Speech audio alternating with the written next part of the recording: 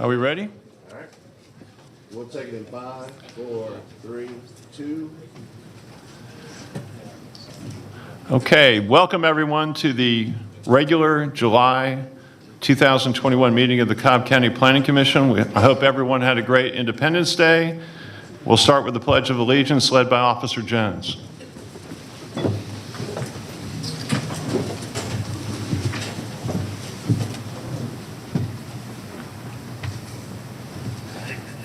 I pledge allegiance to the flag of the United States of America and to the republic for which it stands, one nation, under God, indivisible, with liberty and justice for all.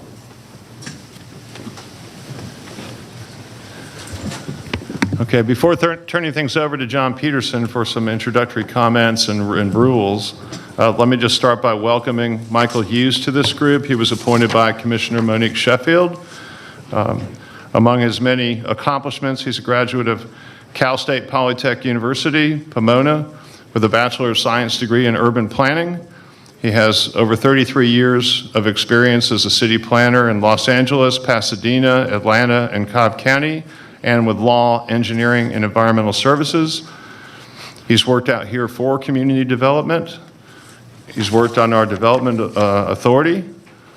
He is a member of the American Institute of Certified Planners, and he is a past recipient of the Golden Goose Award presented by the Cobb County Board of Commissioners and the county manager. He resides in Mableton, Georgia with his wife, Carmen, of 28 years, it says, at least at the time of this printing, and they have 3 children, Michael, Maya, and Maxwell. And they're active members of the Ben Hill United Methodist Church. So we welcome Michael to this group today and look forward to his insights. And with that, John, can you get us started?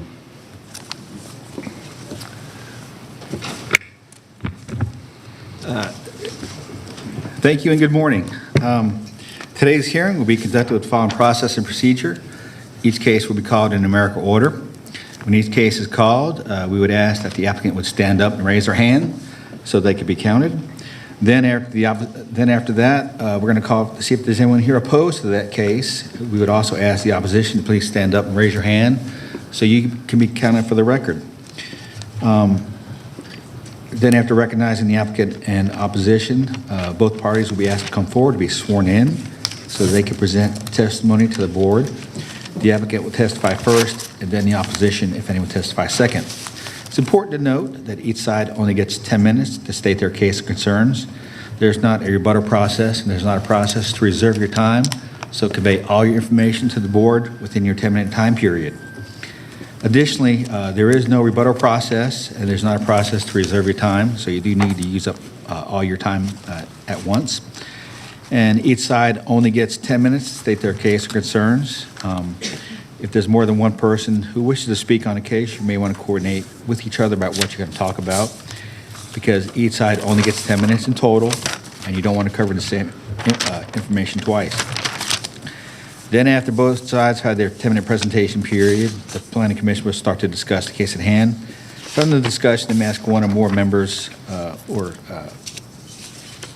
citizens to come forward for more questions and comments. And after that, the board will make a decision to either hold, continue, approve, or deny the case at hand. There are a few cases on today's printed agenda which have been continued and will not be heard today. First case is rezoning case Z-48 of 2021, 5912 Mapleton Parkway, LLC. This case was continued by the staff until the August 3rd, 2021 Planning Commission zoning hearing. So Z-23 of 2021 will not be heard today. Rezoning case Z-33 of 2021, M. Pingle Properties, LLC. This case was continued by the staff until the August 3rd, 2021 Planning Commission zoning hearing. So Z-33 of 2021 will not be heard today.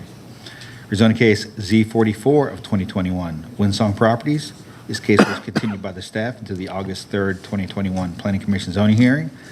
So Z-44 of 2021 will not be heard today. Rezoning case Z-45 of 2021, B&R Investments and Construction LLC. This case was continued by the staff until the August 3rd, 2021 Planning Commission zoning hearing. So Z-45 of 2021 will not be heard today. Also, can I get a show of people here who showed up in opposition to the rezoning case Z-45? Please raise your hands.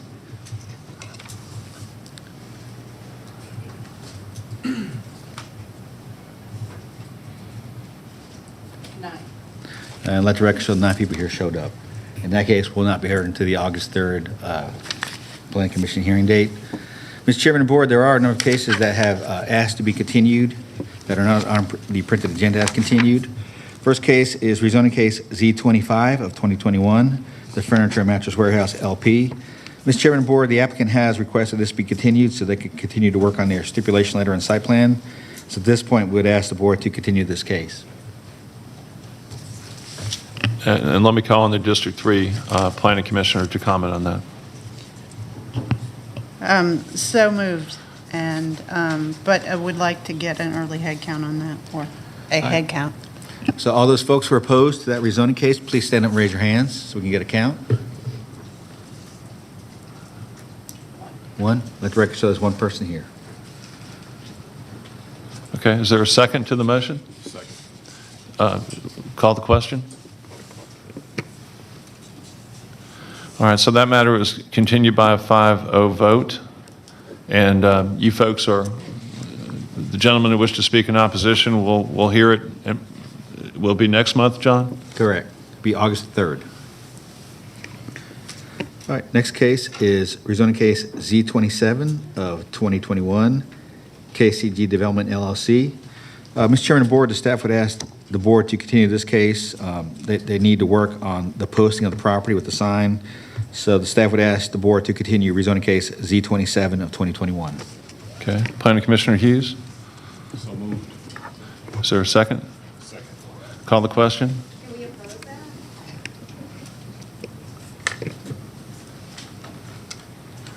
that? That is passed by a 5-0 vote. John, there are folks here. Can we at least register the number of folks here who are in opposition to the matter? Okay, all those folks that are here in opposition to rezoning case Z-27, KCG Development, please raise your hands and stand up. Can I raise 2 hands? I don't think that's funny.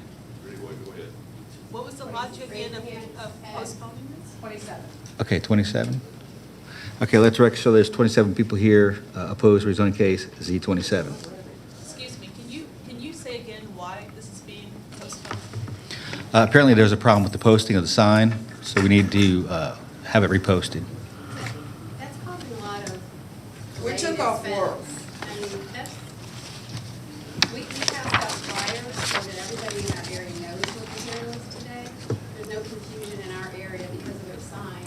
No. They had a month to post their sign. So as I understand it, this is a procedural matter where staffs understand the law is we can't move forward because there was not a proper posting of the sign today. Post the sign and they didn't do it. That's my understanding. Would you like to speak further to that? No, you know, one of the requirements is the signs have to be completely posted for 30 days prior to this hearing, and the signs were not posted properly, so the case needs to be continued so they can be posted in accordance with county code. Who want to come up for vote? It will be heard again on August the 3rd. So we violated county code. Mr. Chairman, you need to take control. Okay. So let me just give a suggestion to you folks. I apologize for the fact you came here today, and a lot of you took off work. I appreciate that.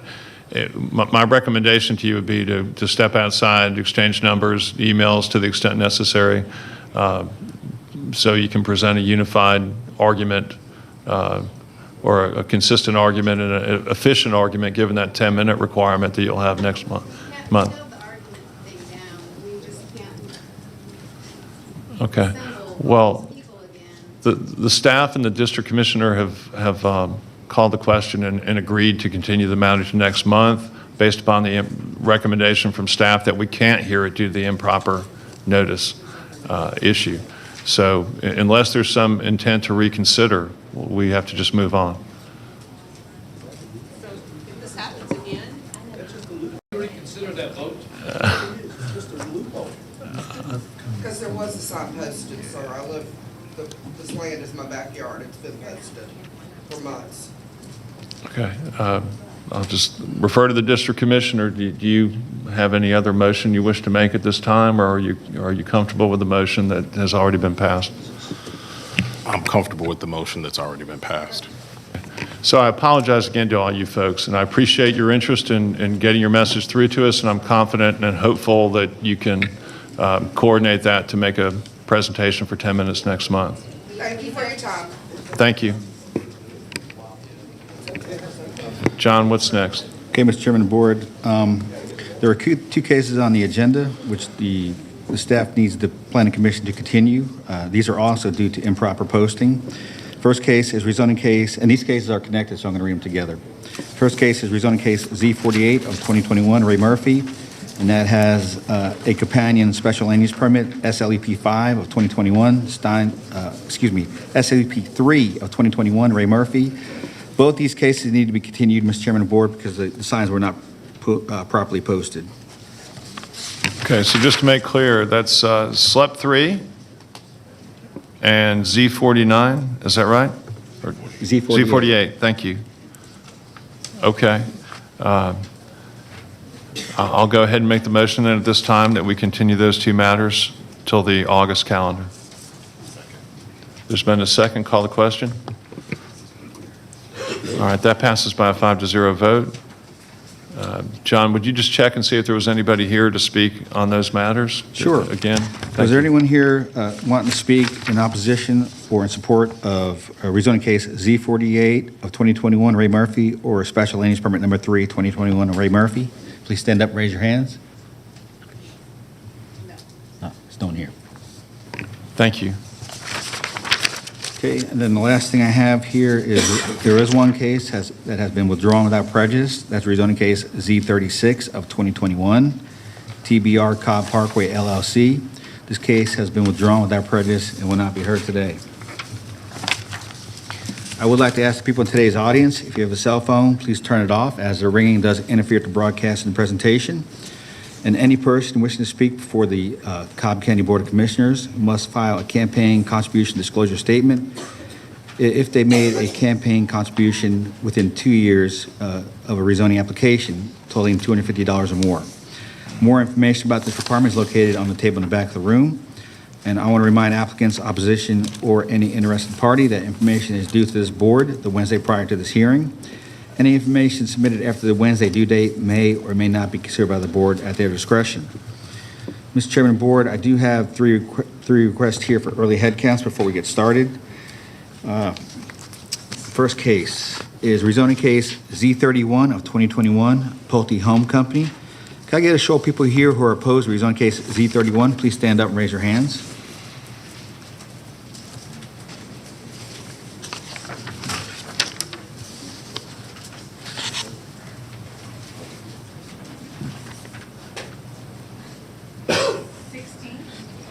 Let the record show there are 16 people here opposed to rezoning case Z31. Also, can I get a show of people here who are in support of rezoning case Z31? Please stand up and raise your hands.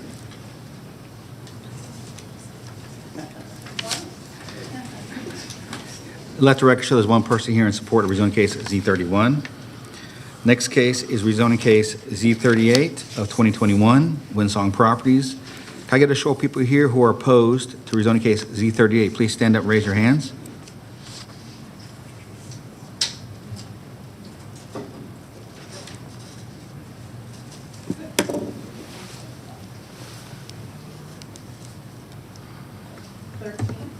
Thank you. Apparently there are people in the overflow. Okay, can you go count that real quick? All right. There are some folks here in the overflow room for this case, Mr. Chairman of the Board, so we're going to count that real quick.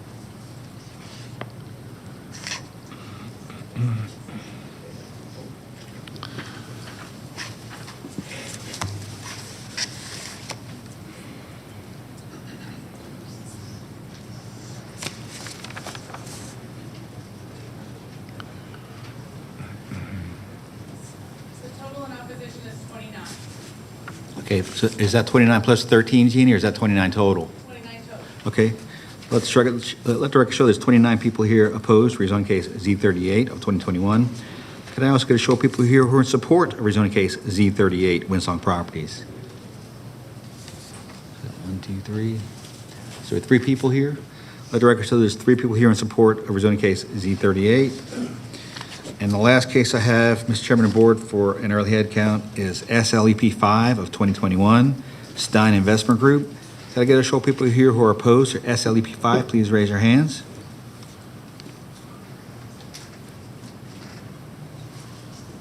No one? Can I get a show of people here who are in support of SLEP-5 of 2021, Stein Investment Group? Mr. Chairman and Board, it looks like there's no one here in support or opposed to SLEP-5. So at this point, Mr. Chairman and Board, I'm ready to start the consent agenda. Thank you very much. Please do so. And it's my understanding we're going to pull case Z-43 off consent and just put it in its regular order? That's my request, based upon staff comments at the work session. Thank you. Okay, so we'll pull that off consent and put it in its regular order. Z-43. All right.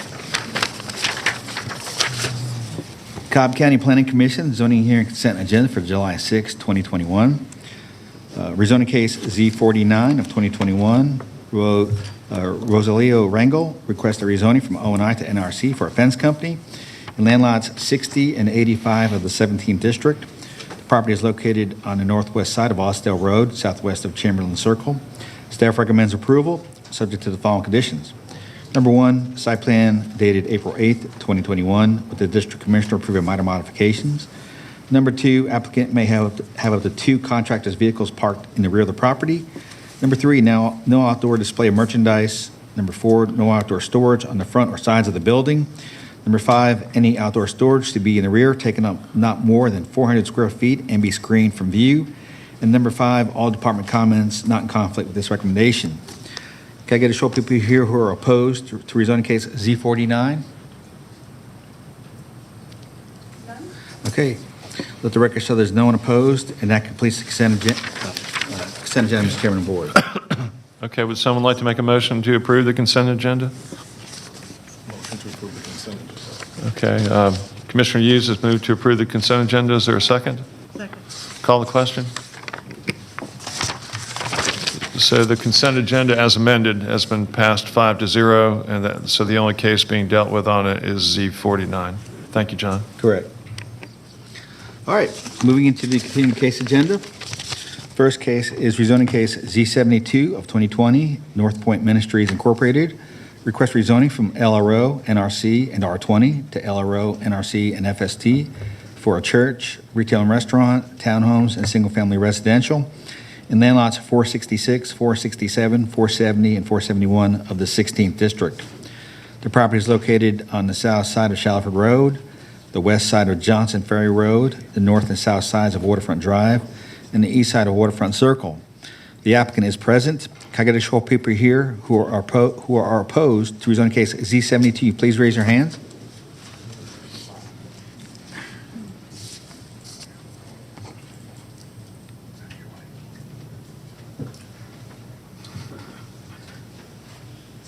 You got that one pulled somewhat.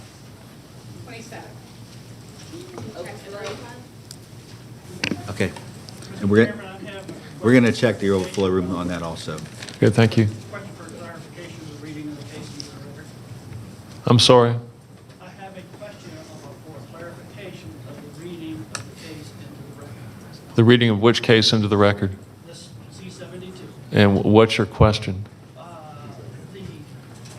On the screen said RM8, Mr. Pedersen said FST, the latest site plan says RA6. Okay, What are they going for? your point's been noted. Let's reserve the argument until the argument period. Thank you. For the applicant, Mr. Moore?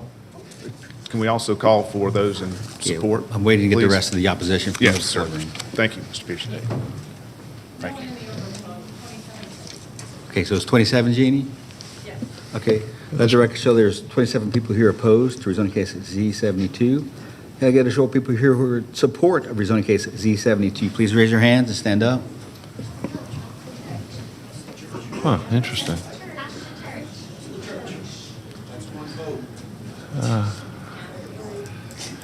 Okay. I do. I live within a mile. That's one vote, there's two. Yes, go, well, let's just, folks, let's just have order in here. We're just taking account. We're not making arguments at this time. Thank you.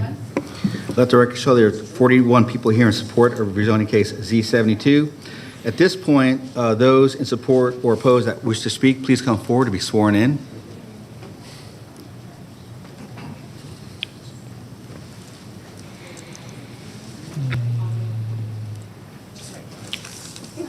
That's fine.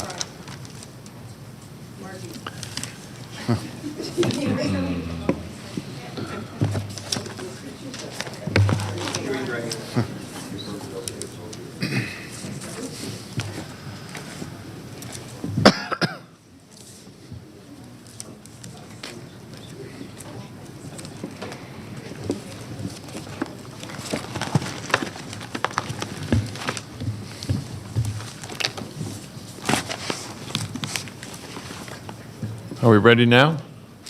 May we begin? Okay.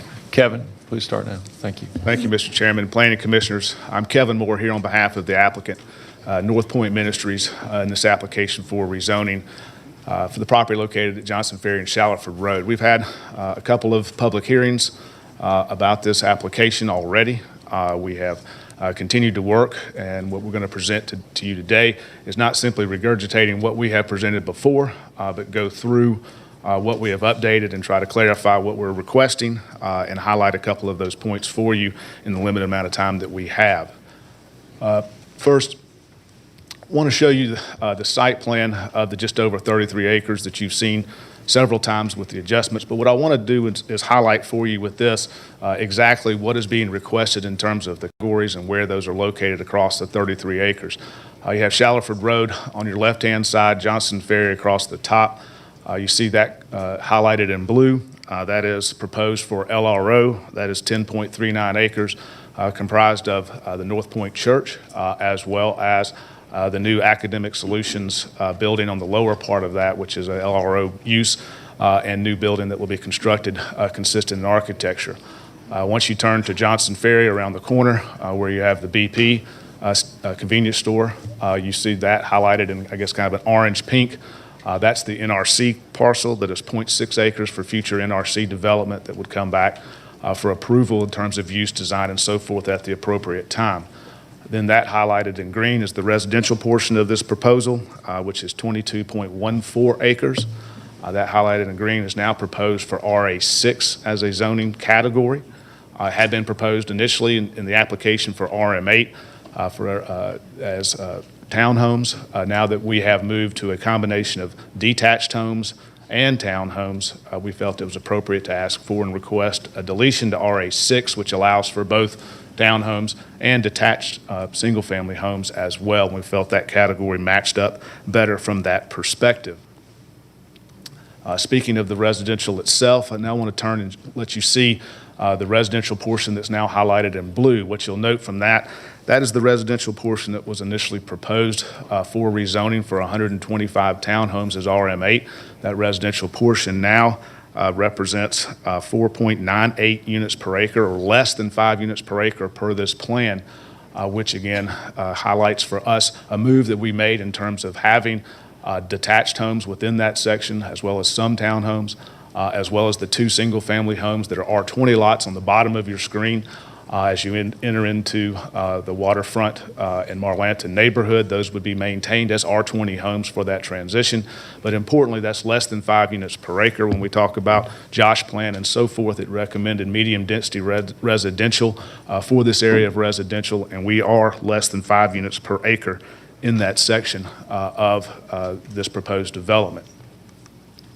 Turning now to the site plan itself, and I want to just go through and highlight for you some of the important parts of this site plan as an update from where we were before. Overall, What we are proposing is a total of 71 townhomes. You can see those townhomes are intentionally placed adjacent to the existing commercial that strings along Johnson Ferry Road, all the way from on our side of Johnson Ferry Road, from the right-hand side of your screen, which is the McDonald's and oil change place as you move up to Johnson Ferry Road, and across Johnson Ferry you have the Walmart and the Kroger and the other out parcel uses where we are fronting the townhomes adjacent to that existing commercial.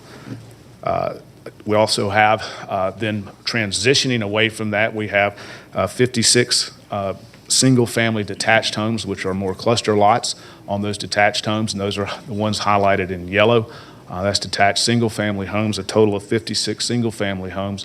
And then finally, at the bottom, which is part of this property, property that's owned by the single owner, in essence, the single owner, we are retaining those as two R20 single-family lots to complete the transition of uses and densities within our property. We're not leaving it to adjacent properties to enable that transition from the intense commercial that surrounds this intersection. We have townhomes down to detached single family down to R20, all within our property, providing that appropriate transition throughout. There's been much discussion as well as it relates to variances and setbacks as it relates to RA6 and what we're proposing with the detached homes. I want to remind this Planning Commission why we believe those are justified.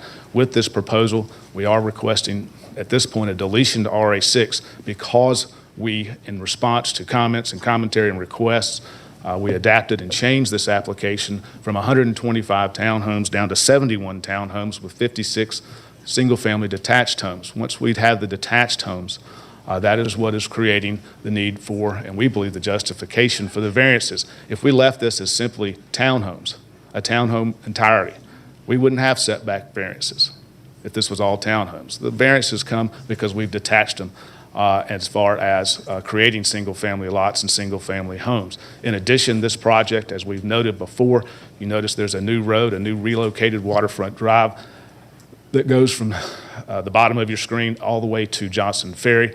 That's a new public road that we will be creating, installing, and constructing at great cost to the church and the residential developer. In addition, the church has made great strides in terms of its details and commitments, in terms of its design and what it's doing, and that's as a church that would be allowed here without any zoning, without any public hearings whatsoever. That church and how it wanted to be built and how it wanted to be designed would simply have to meet the minimum code requirements. However, the church has not has engaged with that and is committed to what is necessary here. In addition, highlighted in red, you'll notice that there is that's really what is a multi-purpose walking trail where we're creating not only a public park area to be enjoyed by all residents in the community, but also that trail continues through the linear park that we're creating and around. In addition, you have a 10-foot multi-purpose sidewalk, again, that's going to be installed, not because that's what's required, because that's what's potentially recommended by Josh, is to have that 10-foot sidewalk along Johnson Ferry. Now we want to turn to some of the design elements to show you how much this is being done in terms of creating a sense of place and a sense of design throughout the entire 33 acres so that when you pass by here or you attend church here or you come to visit here or you walk in the park that you feel like you've arrived at a place. This is from Shallowford Road as you start to approach the church building, and you can see on the right that church building intentionally by the church's own voluntary commitment is no more than 35 feet, which is an LRO consistent standard height from Shallowford Road, and you begin to see also the types of residential elements from architecture as well as what's being done along the street frontage of Shallowford Road. Now you get to see more of those church designs as we move through this area on Shallowford Road, and you can really get a sense of how much the church is responding to commentary and comments about design and elements and bringing this in so that it does reflect the community of which it is a part. Continuing on, you can again see the elements along Shallowford Road as well as the design elements of materials, roof style, pitch, and other design features that are being incorporated. As we turn the corner on the right, you see the upper right is the BP gas station.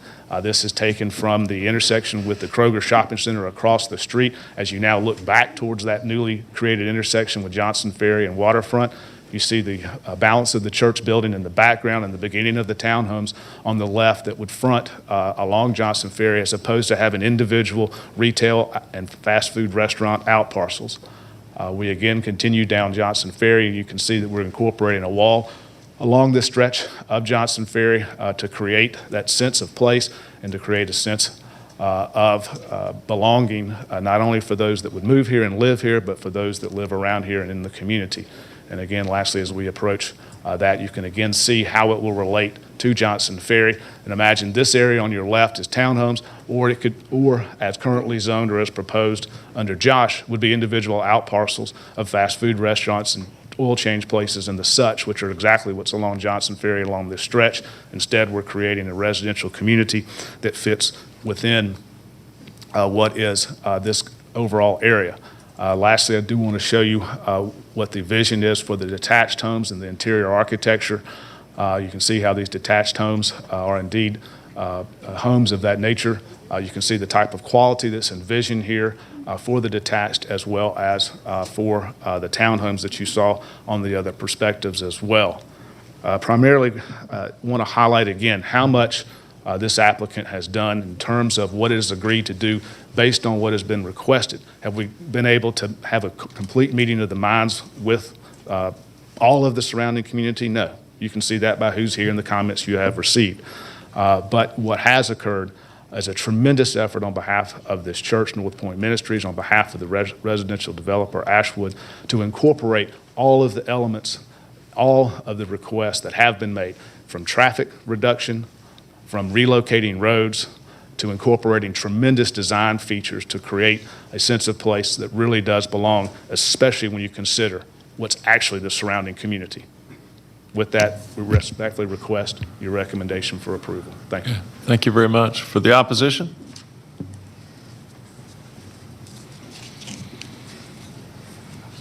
If you could, as you come up, please start by identifying yourself and providing either an address or your why you're interested in the matter. Good morning. My name is Ruth Michels, and I am a longtime resident of the Marlanta subdivision and a close neighbor of the waterfront, the estates of Chimney Lakes, and the Chimney Lakes subdivisions. We oppose this development proposed by North Point Ministries and do reserve our constitutional rights as property owners to challenge any approved rezoning as infringing upon our rights as property owners. This is now the third time we are back before you. The requested zoning for the residential developmental portion of this proposed application has now changed 3 times, from RM8 to FST to RA6.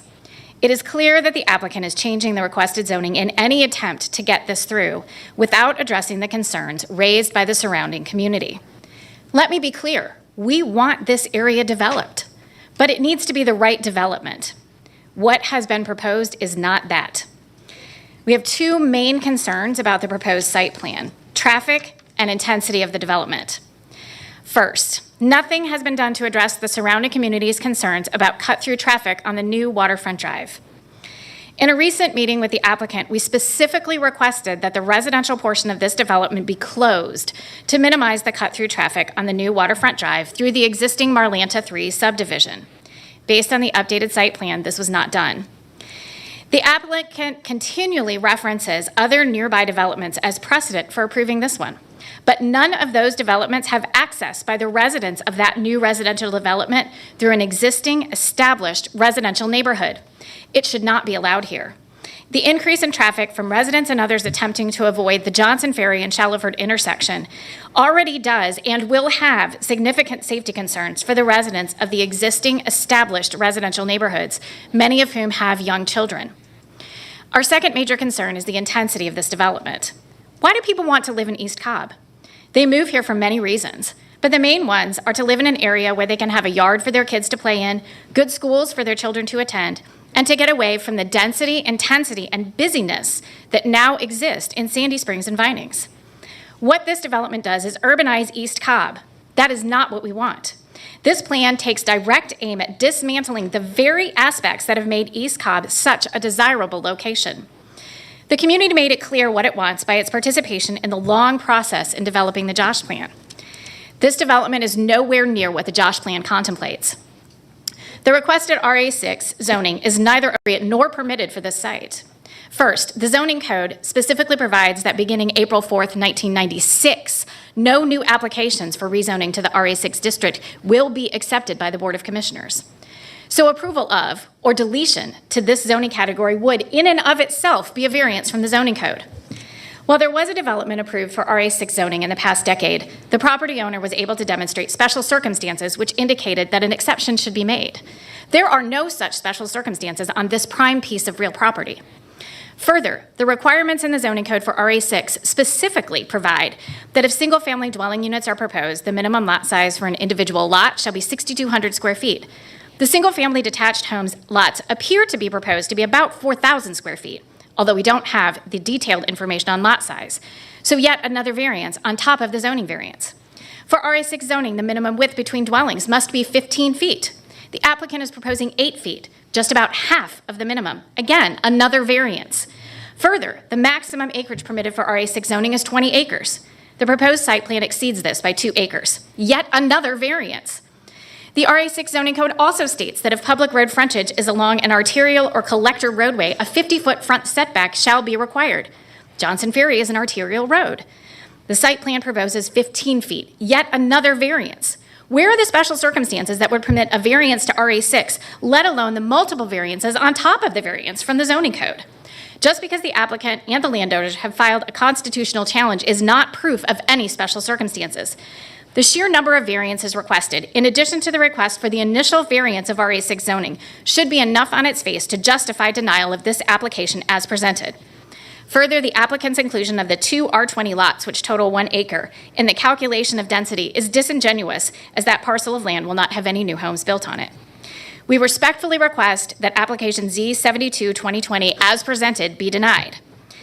That said, however, if the planning commissioners are considering recommending this application for approval, despite the community's strong opposition, we request that such recommendation be conditioned on the applicant making, at a minimum, the following changes to the site plan. Close the residential portion of the development such that access by residents of the new residential development to the new waterfront drive is eliminated. An additional ingress and egress could be added along Johnson Ferry Road. Eliminate access to the new waterfront drive by Academic Solutions to minimize the cut-through traffic by individuals going to Academic Solutions. Thank you for your time. Okay, order, please. Thank you very much. Next speaker. Good morning, Commissioners. My name is Jill Flam, and I am the East Cobb Civic Association's case manager for Z72. Over the past 2 months, some progress has been made with this zoning regarding the church and NRC portion. We have made some specific recommendations to the stipulation concerning these 2 parts, and we sent this email to you on July 3rd. If such strides have been made with these parts of the zoning, why is our list of recommendations increased now to 4 pages, and why are we still recommending the denial of the application? The answer is the residential portion of Z72. The density of this project remains at 5.82 units per acre, which is above 5 units allowed by medium-density residential. However, density is not the only item to be considered in a zoning category, and I quote from the code, "The intensity and density compatibility with adjacent single-family detached dwellings needs to be considered." One of the ways to measure this is by the number and type of variances required to meet the proposed code and their effect on the intensity. And while the applicant has said that if these were all townhomes, there would not be this number of variances, I respectfully disagree with this.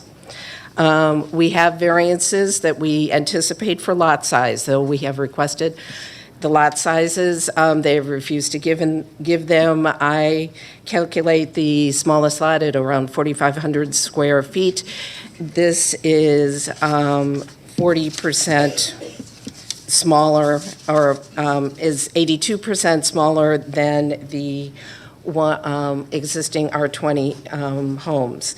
The front widths of the lots are 40 to 46 feet. This is 40% smaller than the existing homes, and variances would be required for this. And what about the setback reductions needed to make this comply with the RA6 category? Side setback reductions are required on both attached and detached homes. Rear setback reductions are required on all homes. And I'd like to address the rear setbacks for homes against waterfront circle. These have been reduced from 35 feet to 20 feet. The landscape buffer is 20 feet. This means there will be no backyard except for the buffer. And I can hear the chainsaws already as people cut down the trees in order to have a backyard. This will be a code enforcement nightmare. Front setback reductions are required on all lots. The proposed front setbacks are 10 feet. They are so small that the applicant has stated no sidewalks are proposed because there is no room for them. Height variances will be needed as all homes are 3 stories tall, and as the applicant is proposing to increase the buildable footprint on every lot by reducing all setbacks, it calls into question whether they can meet the 45% impervious surface limitations. What will this development look like to the outside world? It will appear to be a very intense development with small lots, tall homes built close together with small front and backyards. This is out of character for this community and belongs in an urban setting. A development without sidewalks. This will be the opposite of a walkable community, something we've been encouraging in Cobb County. With narrow private roads, it will not be safe for people to walk to the amenities or to the mailbox. They will be vying for room on the street along with all the delivery vans, landscape trucks, garbage trucks, etc. How will the children be able to get from the school bus stops to home safely? Where will they play? As the applicant has stated, this is an all-or-nothing proposition for this project. The number of open items with the residential portion of this project are significant. The proposed residential community remains too intense compared to the surrounding area. The applicant has stated that this is the number of homes they need to make the project work. To drive down density while maintaining that number, the applicant has reduced the lot sizes and increased the building footprints, causing multiple variances to be required on all lots. This design is better suited for a rack. In the time where we are encouraging people to walk, this plan does the opposite. For those reasons, and including those stated in our email, ECCA is recommending denial of this application. Thank you. At this point, order please. At this point, we're out of time. Could I ask my fellow commissioners, should we allow 1 minute for this gentleman to just succinctly make his points? Do I have a motion in that regard? Thank you. Go ahead. You have 1 minute, sir. Thanks. My name is David Rumrell. I'm a resident of Chimney Lakes. You've heard from me before. I support all of the comments made by the last 2 speakers, so I will bullet my comments. One thing I will say, because there's opposition here, I suspect most of it's in favor of the church, and we as a community are really not against the church anymore. They've been very accommodating, so the part for the church and the part for the NRC is okay. It's the residential area, and we are miles apart. It does not meet county codes. It will require a bucket full of variances. It does not meet Josh's recommendations for the residential. There are traffic and safety considerations. Architectural style versus building type. The terms single family, townhome, attached, detached are thrown around. Those have different meanings and are not compatible to compare if you research the whole world on what those things are. And I would like to hear from the commission what a single family residence is supposed to look like. What has been shown is Mr. Chairman, time townhomes is just up. detached. Thank you, Mr. Romo. That's time. And Kevin or someone else who's in support of the project, we have another minute for you.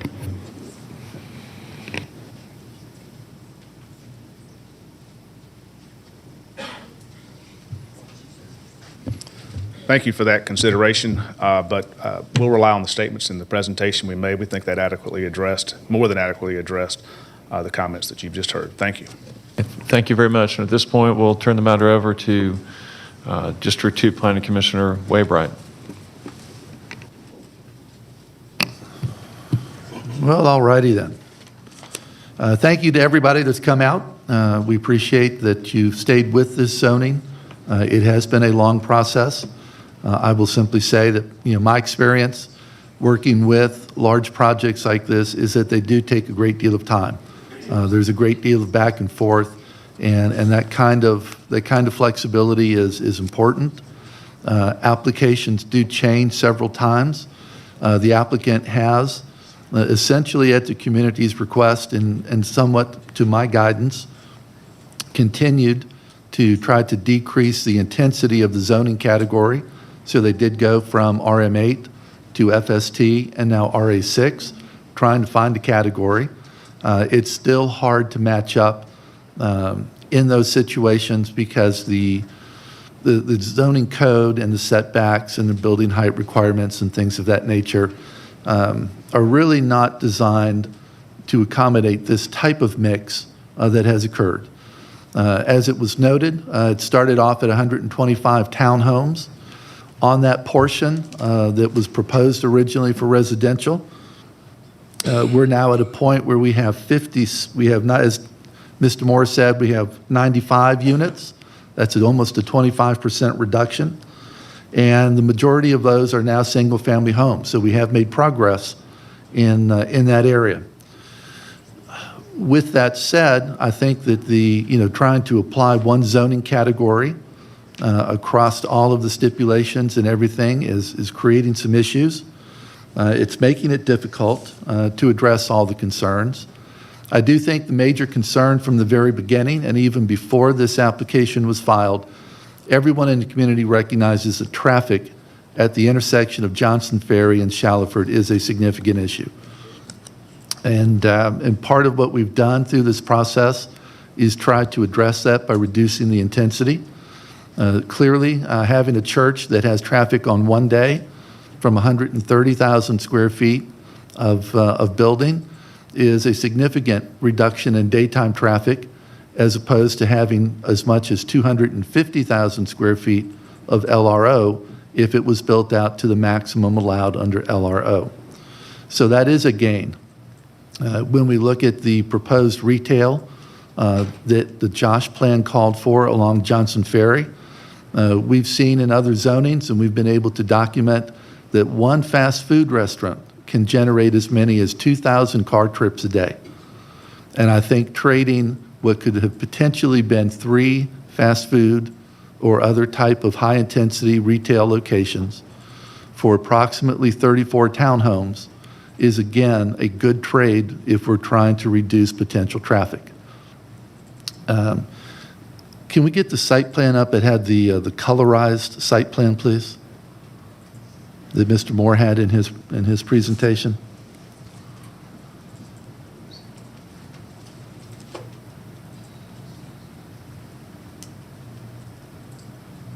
I'm sorry, the artistic colorized site plan.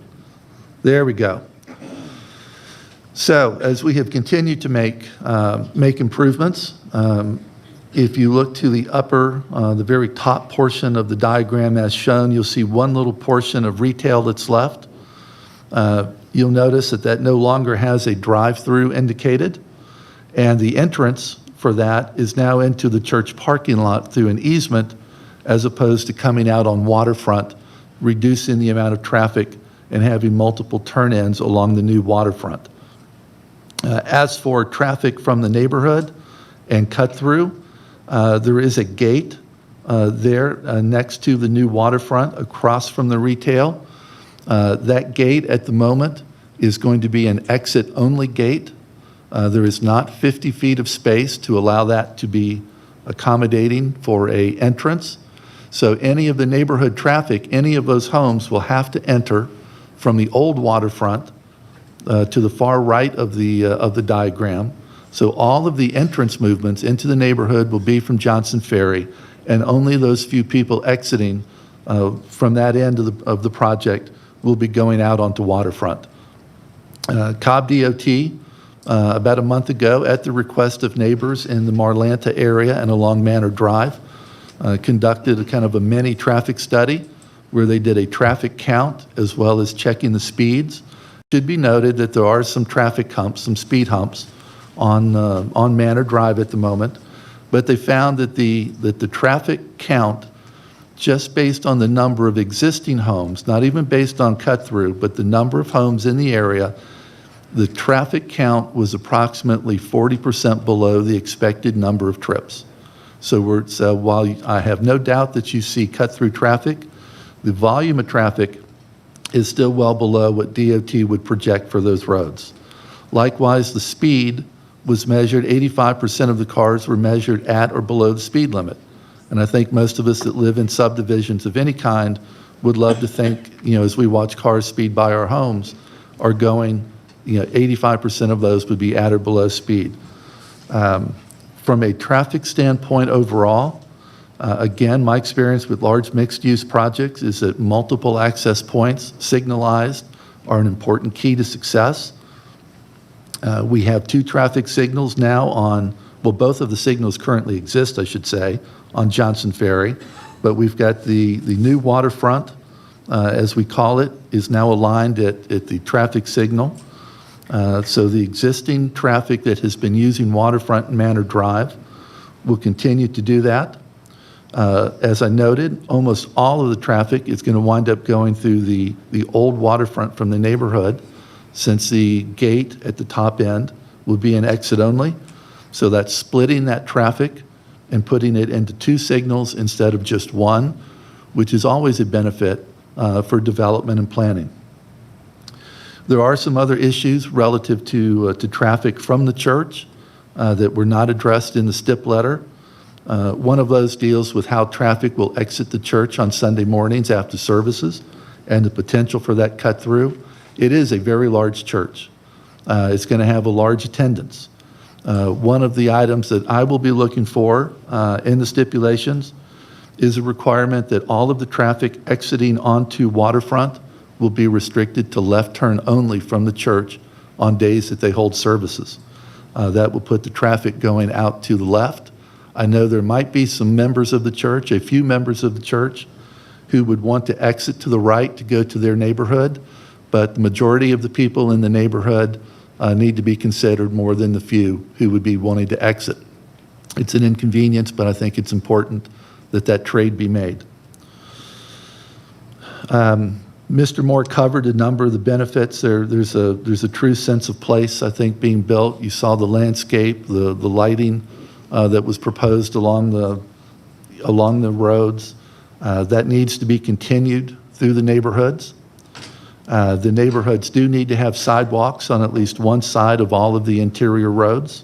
That is an important feature, that people can actually walk through the neighborhoods to get to these other amenities that are being provided.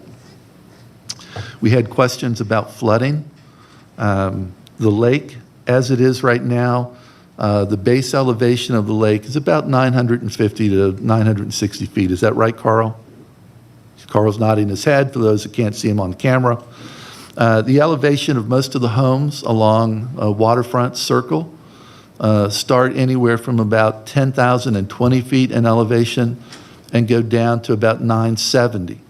So even at the lowest point, those homes are 20 feet above what is at the moment the base level where the creek is running through the old lake bed. We've looked at the water flow. One of the important features that is included in the engineering site plan that Mr. Moore confirmed, when the new waterfront is constructed, all of the water collected into that area on the new waterfront, beginning at Waterfront Circle, will go into the applicant's storm drains and stormwater and definitely be redirected so it is not flowing or could even possibly flow onto Waterfront Circle. So I think we've done what we can there to address the concern that water might be flowing from the applicant's property into the neighbors. With all of that said, the comments regarding the stipulations and the zoning code and the setbacks are absolutely correct. And I think as we have tried to address the big rocks, getting the pieces of the plan to resemble the Josh plan as it was put together, LRO, medium density residential. NRC is essentially gone, but we've replaced that with a less intense residential component. We haven't been able to get where we need to be on these issues. So I think a solution for that, for the applicant, would be to look at the single-family homes, and they need to analyze the single-family homes and those setbacks and rework that plan subject to what would be a RA5 zoning category that would be a traditional medium-density residential. The townhomes, as Mr. Moore indicated, it is a very common situation in mixed-use developments that you provide a step-down in intensity between uses.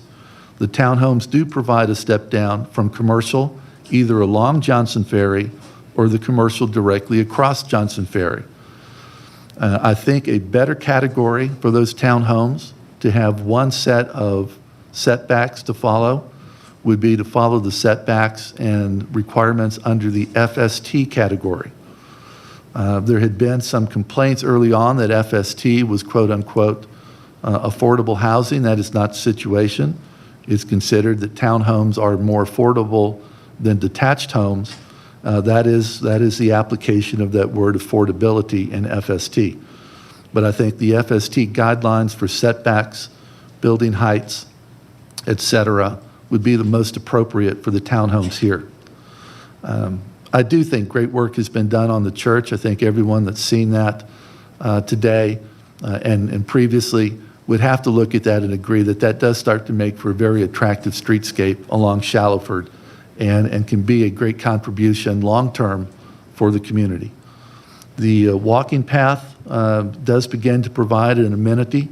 Certainly the park that's proposed, a linear park between the new waterfront and the creek, provides an amenity that's open not just to the community, to the neighborhood there that's being built, but to the entire community. The park along Shallowford is open to the entire community, not just the church and not just the neighborhoods. So we're getting a number of items added in that are good, as Mr. Moore indicated, above and beyond what the Josh plan requested. The Josh plan says that developers should be requested to donate right-of-way for the 10-foot walking trails and the multi-purpose paths.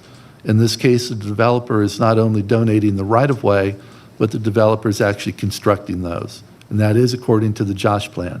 So that is a benefit in that area. So there's a number of items that are there. Let's see, we've talked about traffic, we've talked about the flooding. On the LRO, there's still an indication for a setback variance along Shallowford. We'll need some more information on that as to why that's required.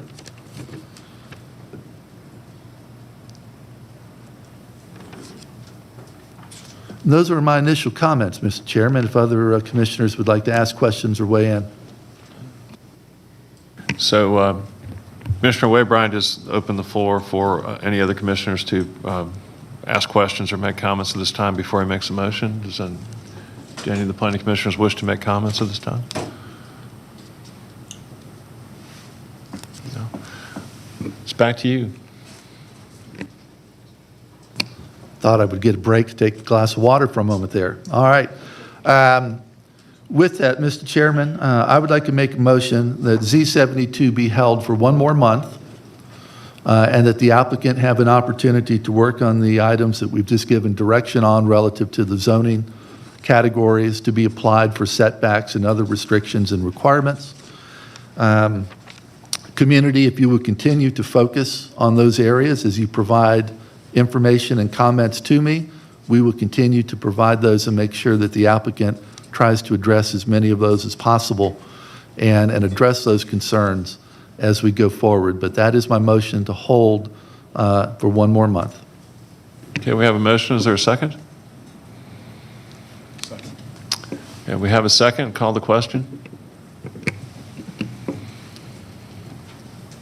So per Commissioner Waybright's motion, that matter will be held till the next calendar with guidance having been given to the applicant and the community.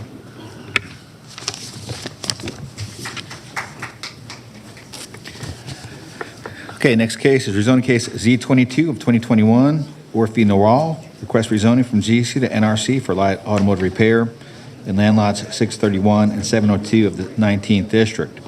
The property is located on the east side of Austell Road, south of Milford Church Road. The applicant is present.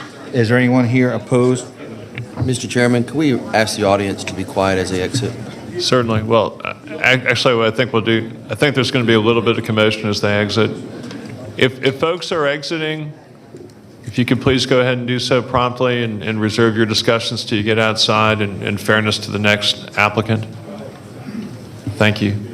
If you want to just wait 1 minute for the room to get quiet for your eloquent oratory to be fully appreciated. Well, you set the bar high. I can't meet that expectation.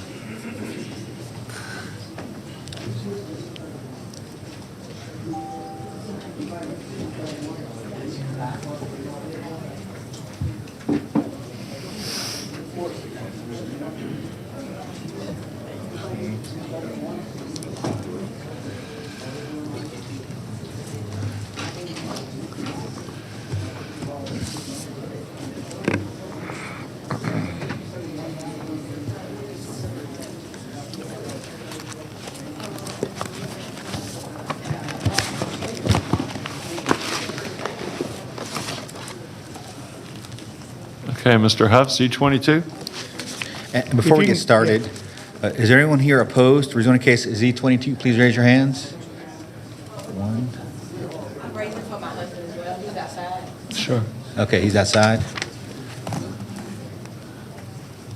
Okay, so we have 2 people here opposed to rezoning case Z-22.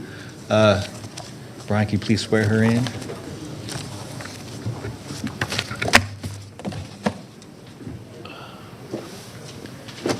Good morning. For the record, my name is Parks Huff for the law firm of Sams, Larkin, and Huff, and I represent Mr. Newall in relation to this rezoning application before you this morning.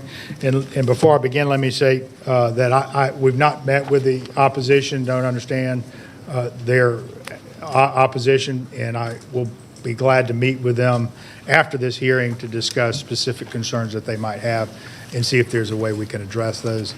Glad to do that. Let me begin by just walking you through the property, and this is the site plan that's in your staff report. This is an aerial view of the property. This was taken in 2000, just after my client acquired the property. You can see it's sitting on Austell Road, just south of the Callaway Roads to your north, and just kind of gives you an idea of the location. And Milford Church is the main cross section just up to the north. The property is currently zoned general commercial. This is one of those quirky cases that is zoned commercially, but because of the land use plan change, it has to go through a rezoning process. So it does have to be rezoned. Denying it is not an option because it's got a commercial zoning on it that doesn't grant any rights. But you can also see in this aerial photograph that a significant number of the properties and south and across the road are general commercial. This has been a commercialized area for a long period of time, although it is converted. Most of them are converted homes that are being repurposed for commercial uses. This, again, also shows you the land use plan and shows that the property is now in a neighborhood activity center, which doesn't allow general commercial uses. So we've asked that the property be brought in and zoned NRC, which is consistent with the land use plan. And one reason why your professional staff in reviewing the application has recommended approval of it. This is the property prior to, I just want to go through some aerials just showing that the property's been commercially used. This is the property prior to my client's purchase. It had been a tire shop for many years and had accumulated some debris on the property. This is, after my client acquired the property, first thing he had to do was get rid of the accumulation over a period of time. Prior to that, this is 2000. It was a timber company that was using it, and you can see the timber store there, the vehicle store there. Again, that was 2008, I think. This is 2000, excuse me. And that shows you the extent of the prior commercial use of this property. So this is not a change in use of the property, really. This is the existing house that has been converted to a tire shop and had been for, approximately 5 or 6 years, had been a tire business and auto repair, brakes and things like that prior to my client's purchase of the property. And you can see a couple things I'd like to point out. This is the existing building that's a house converted. From the aerial photograph, you can see that there's not a lot of space between the front of our building and the road. When my client acquired the property, he was advised by code enforcement that was making a tour saying that you can't do auto repair in front of the building. So he took it upon himself to solve that problem by putting a building behind so the auto repair could take place in that location. He hired a professional company to do that, and they went through part of the process. They went through the Board of Health review that located the septic lines and positioned the building appropriately for that. But unfortunately, his professional company did not come in for building permits, and if he did, he would have found out the property needed to be rezoned before building permits could issue. So this is unfortunate that the professional commercial contractor did that without going through all the permit process. Do want to point out on the left side of this picture, you can see that there's a gate and some wooden fencing in that location. The building we're talking about that's been added is behind that. Very important to understand that it's not intended, nor is it really visible from Austell Road at all. And this is the shop that has been built behind the directly behind the building, and it's located on the site plan that's in your packet, showing that it's centrally located behind the building, behind those fences, and in a place that's appropriate to be doing an auto business. So going back to the site plan, there you can see the location of that building. I'm a little bit handicapped not knowing exactly what the opposition is going to bring up, and I'm not given an opportunity to respond, which may be something the county ought to adjust their rules and allow a little response time. But I can preemptively say, if they live directly behind us, we'll be glad. We in the stipulation letter, we've agreed to a privacy fence along the property line. If they live behind us, we'll be glad to install additional landscaping and things like that. See, specifically, they're significantly below our grade, so there's an opportunity to be able to do some buffering that might be meaningful with the grade, taking advantage of the grade differential with them being lower, us being higher. That's an opportunity there. And if so, they do live behind us, we'll be glad to address that in that fashion. Other than that, I have a letter dated June 28th, which contains the stipulations that we've agreed to, which includes that stipulation, and that the auto repair will take place inside the building, is also agreed to the staff recommendations. The only caveat is the Austell Road design guidelines. As you can see, it's a metal building, but it's not visible from Austell Road. So we can't, it's not visible. There's nothing visual to see. Any remodeling of the building up front, things like that, would be done in a way consistent with the Austell Road design guidelines. So with that, I will be glad to answer any questions that you have about the application. But this is an opportunity for my client to be able to move forward with his business. And as I said, he took the opportunity to address an existing problem that had been there for many years, which is auto repair in front of that building, by building a building behind the building and putting the auto repair in an appropriate location. Be glad to answer any questions you have, and also be glad to respond to the questions and concerns from the opposition. Thank you very much. Is there anyone else here who wishes to be heard in support of the application? Okay, then let's move forward with the opposition. And if you could start again with your name and your relationship to the property, if you live next door. My name is Dominique Boldrick, and I've been a resident of the Mableton area for about 8 years. I stay off of Buckner Road, so I received this letter in the mail letting me know what the zoning was taking place, and I'm here today only in opposition because I didn't understand the piece about the work taking place behind, because I had an issue with it happening in front. Because in this area, we keep tearing down AutoZones and putting more AutoZones up. And it disturbs me a bit because it's not really adding any value to the area. There's a lot of growth and happening, and there, as a Mableton resident, you know how well this area is doing, and I'm not certain why it continues to be littered with auto-related things, while we don't have options for others. So that was my opposition with it. If the auto work is taking place behind, I'm okay with that. I don't live as close to it as I originally thought. This, to my knowledge, was going to be next to a Dunkin' Donuts that's across the street from my house, in which I did have a problem because I don't want to hear air horns and tires being taken out in my front yard. I already have to deal with the storage unit that I tried to fight that was dressed up to look like a house in order for me to get. So that's what I get to look at. But that was my issue and opposition with this particular case. Anything else at all? Any other thoughts, comments? Thank you for your comments. Is there anyone else here in opposition? You indicated your husband was here somewhere? Yes, unfortunately, he is back here. Would you like to be heard, sir?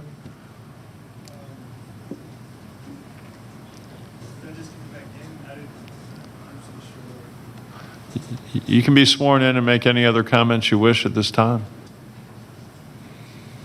I don't have any additional information. I don't know exactly what the issue. Okay. Well, you don't have to. We're not going to force you to speak. It's your option. Mr. Chairman. Yes, sir. Can we clarify that they are addressing the right zoning application, the correct one? We think they might be here for a different application. Were you perhaps here on the, there was a matter that we, I believe, held at the beginning of the calendar. Yeah, Z47, can you provide the address for Z47, please? 800 Did you intend to be heard on that one? Yes. So you don't have opposition to this one? I mean, I do, but the one that I did, now that I realize that it was for the one that's actually across the street from our house, which is another auto parts, which is my issue with all of it. So, Okay. Well, thank you. Well, we received that. No one else wishes to speak in opposition, so the public portion of the hearing is closed. And with that, I turn the discussion over to Planning Commissioner Hughes. Thank you, Chairman. I do have a couple of questions for Mr. Huff real quick. Mr. Huff, just real quick, how long has your client owned the property? He bought it in the second half of 2019. And have there been any code enforcement issues since? Right when he purchased the property, in fact, I went and pulled the code enforcement file on this case because there'd been a lot of history of this over the years. Right after he acquired it, there was a complaint on storage, outside storage. That was based upon him it was literally while he was cleaning it up from the previous owner. But nothing since he's been operating his business there. It was a code enforcement officer who advised that he needed to not be doing work out front that prompted him to find the location in the back to be able to do it back there. Okay. But it wasn't a complaint from the code enforcement division on that. Okay. And then just another question regarding hours of operation. What are the planned hours of operation for the business? I don't know the exact hours of operation, but general hours of operation would be, 8 a.m., I would say 7 a.m. to 7 p.m. Monday through Saturday. Saturday, and close on Sunday? Yeah. Okay. And then I noticed I'm in receipt of your stipulation letter dated January 28th. And I know in here it says, no, the new building, a metal building is not visible from Austell Road, so it doesn't need to meet the Austell Road design guidelines. I want to ask planning staff to come up and confirm that is in fact the case. So Jason, if you could address that. I know it's behind the building.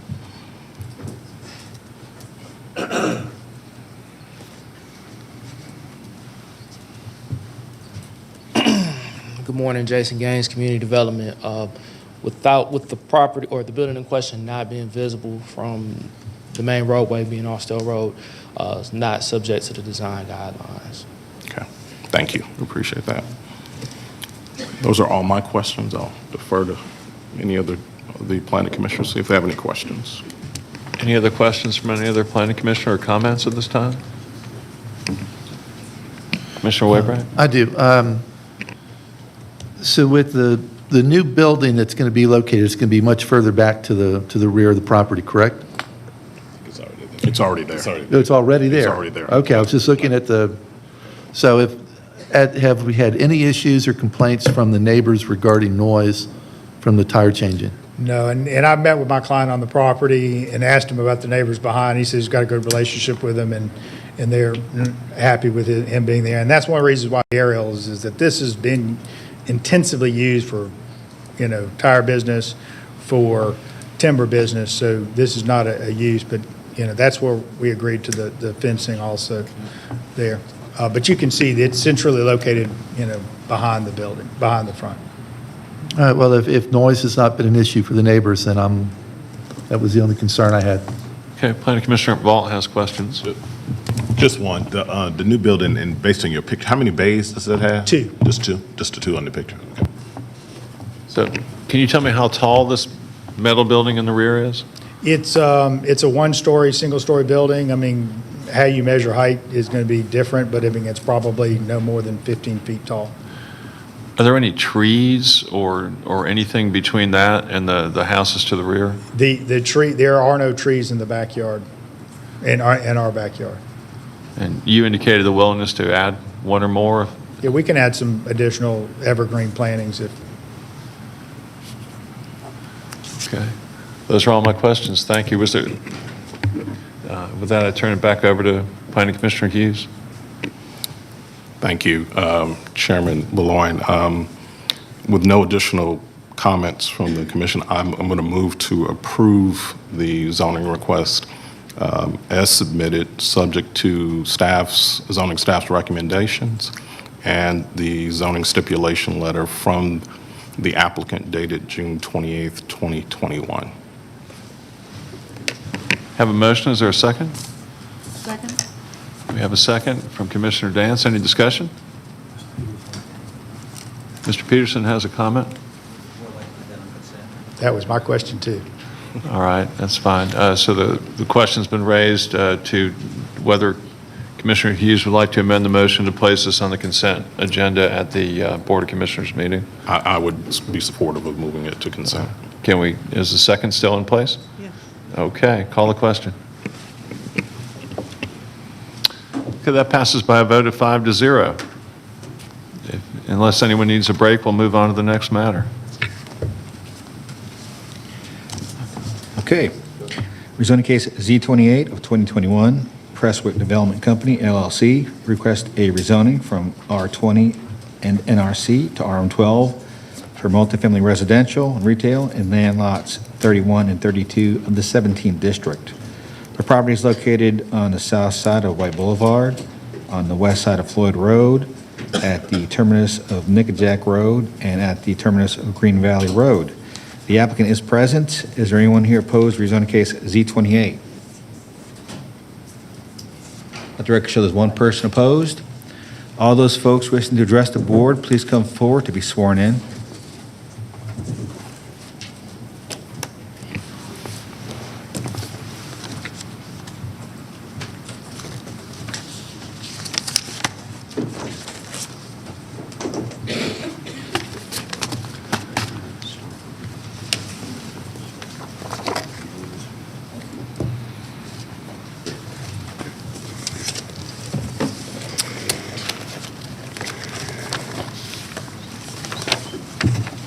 We're ready? You swore everyone in? We're good?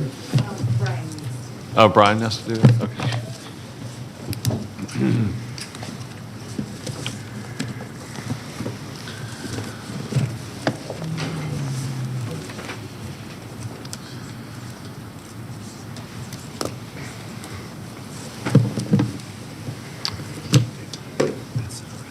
Now we're ready now? Okay, Mr. Sams. Good morning, Mr. Chairman, members of the Planning Commission. For the record, my name is Garva Sams with the law firm of Sams, Vark and Huff here in the city of Marietta. I represent the Prestwick Prestwick Development Company, LLC, concerning this application for rezoning. I have with me today Mr. Chuck Young, who is the Executive Vice President and Director of Prestwick. Also, we have Abdul Amir. Mr. Amir is a civil engineer specializing in traffic considerations, and he's done a full traffic impact study as well as some preliminary studies prior to filing. So the three of us can be available to respond to any questions. This is an interesting application in that it addresses a ton of issues that I won't say newly elected, but recently elected district commissioner is very much interested in. So we started meeting with her, with the Mableton Improvement Coalition, with Madam Chairman, also with the original developer of the mixed-use development within which this particular piece of property is located, to coordinate to make certain that we didn't file what ended up being a surprise and was very well understood with the community, and of course the Mableton Improvement Coalition, who have representatives today. I believe we're going to speak in favor, so we're going to try to leave some time for that. What you're seeing here is an 8.32 acre tract of land. You can see where it's located on the south side of White Boulevard, just west of Floyd Road, near the terminus of Green Valley Road.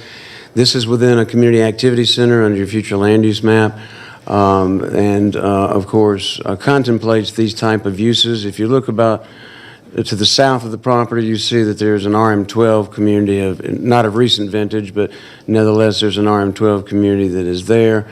The balance of what surrounds the property are the components of the mixed-use development, which were a part of Corner Point's development, which include a climate-controlled self-service storage facility, inline retail, and towards the front, a coffee shop and a bank, which you might suspect. When we went through the original rezoning for the mixed-use development, we left this component zoned in its current classification. So what we're seeking now is a rezoning to the RM12 classification for the purposes of a Class A highly amenitized multifamily development consisting of flats. And there's a lot of difference between flats and just regular multifamily apartments. But what I'd like to do, I just wanted to tee it up for you, but I've got Mr. Chuck Young here, and I'd like to turn it over to him because there's no one more conversant. This is his vision. I'd like him to walk you through this plan, and then I'll come back up.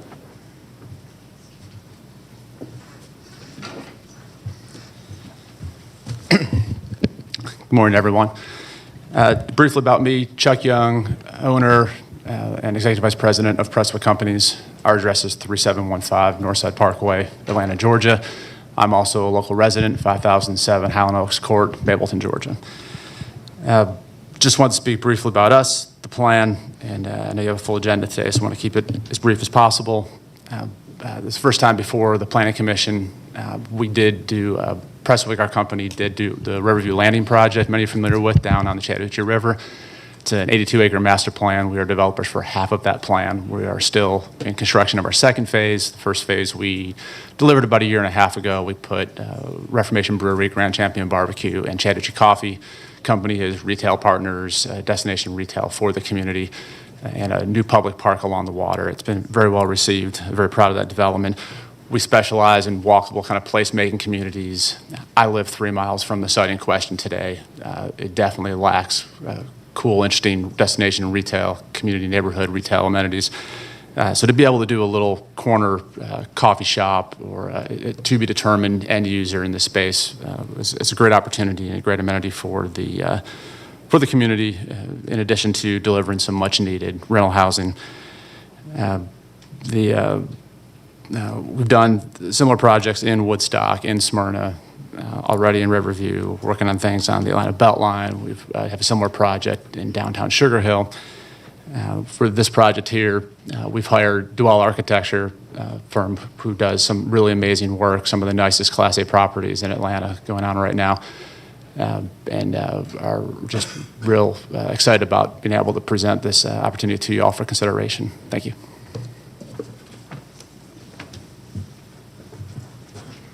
Thanks, Chuck.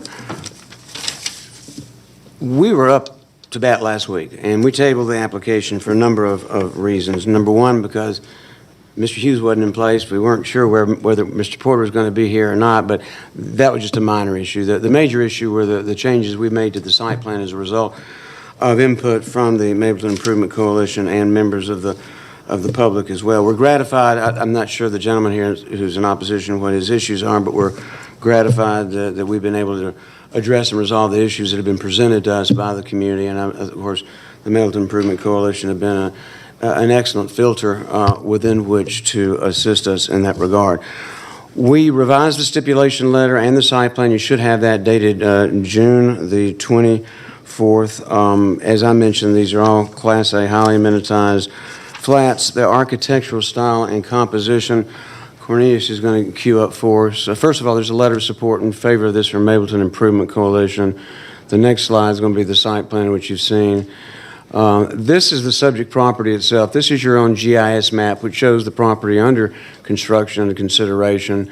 And the next slide, of course, will begin to show the architecture. And we'll go through those slowly, but one at a time. But we are subject to this architectural style and composition. And when Chuck uses the word cool, he really means that. I zoned Riverview Landing back in 2010 in Cobb County. Ultimately, it got annexed into the city of Smyrna, but it has all the components of this, including there's a 1,400 square foot component of one of the buildings is going to have a coffee shop, some conveniences, ancillary retail uses for the residents. It's not going to be seen from the street, so it's not like residential over retail. But for those who come into the site for other reasons, of course, they'd be welcome there as well. There'll be a swimming pool and a clubhouse, a fully equipped fitness center, dog park, electric vehicles, bike racks with stations, carriage house components above the flats as well, and other features such as you might suspect for something of this ilk, that is controlled access points and interior floor plans. I've taken 2.5 pages to talk about the interior floor plans, but so I won't get into the minutiae of that, but you can see that pretty much dictates the price points you're going to see on the inside of these units. And this is market rate multifamily, and you've seen a paucity of multifamily market rate rental in this part of South Cobb County. And I'm going to say something that's cliched, but this part of Cobb County needs rooftops. That's the mantra under which we have proceeded. We have, as I mentioned, a full traffic impact study prepared by A&R Engineering with Mr. Amir here to address and respond to any questions you may have on that. Because of the configuration of the site and its multiple road frontage, there's some challenging configurations and turning movements, and also in terms of maneuverability on the interior and the exterior. We're agreeable to all of staff's recommendations from the fire marshal, from the water system, and from the Cobb County Stormwater Management Division as well. The signage for the proposed development will be ground-based monument style. There'll be a blade sign on the building simply for logo and ID purposes and also for branding, as Chuck mentioned. We've obtained, and it's in my letter that we will obtain, we have obtained the required wetlands permits from the U.S. Army Corps of Engineers dated June 2. We've also obtained a variance from the Department of Natural Resources regarding a variance with respect to an encroachment within the 25-foot stream bank buffer. That's dated June 22nd. I drafted a letter to Carl Carver and found the draft of it in my file, so he hasn't received those documents yet, but he will immediately subsequent to this meeting.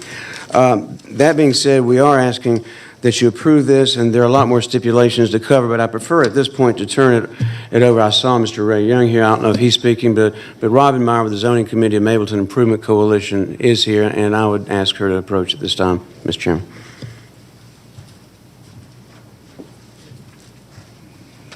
Thank you. My name is Robin Meyer. I'm the chair of the Zoning Committee for the Mapleton Improvement Coalition, and I'm here today in support of this application and ask that you recommend its approval.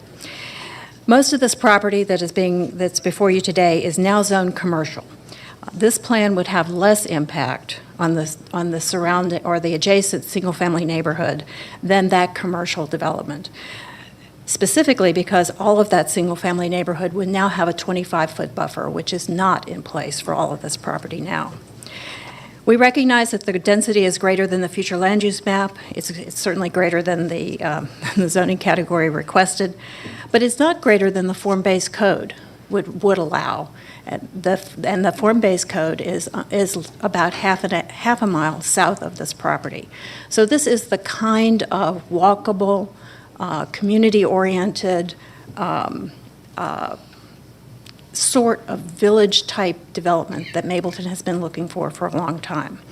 We need more consumers, as Mr. Sams has mentioned, not more commercial. We need consumers for the commercial space that we already have, rather than adding more commercial space. In order for Mableton and South Cobb to be a complete community, we need housing that attracts young professionals. The new teacher at Floyd Middle School or Mableton Elementary, the resident at Wellstar, all those young people who are graduating from college. Can I interrupt you just a minute? We're out of time, but let me just ask you, would the group entertain allowing one additional minute for the applicant, or 1 minute, 2 minute? What would you prefer? 1 minute, okay. By consensus, by unanimous agreement, if you could wrap it up in about 1 minute. Thank you. Thank you. And we also need housing for those folks who are downsizing, people like me who might no longer wish to keep up a single-family home with a yard to mow or roof to repair. We need to keep this talent in Mableton. We continue to lose them to Atlanta, to South Cobb, to Smyrna, to Vinings. We need to keep those folks in our community. Please recommend approval of this application. Thank you. Okay, thank you very much. Let me go ahead and move on at this point to the opposition. If you could come forward. Part of our minutes left. We do respectfully request that you approve as presented today. Thank you, Mr. Chairman. You're welcome. Thank you.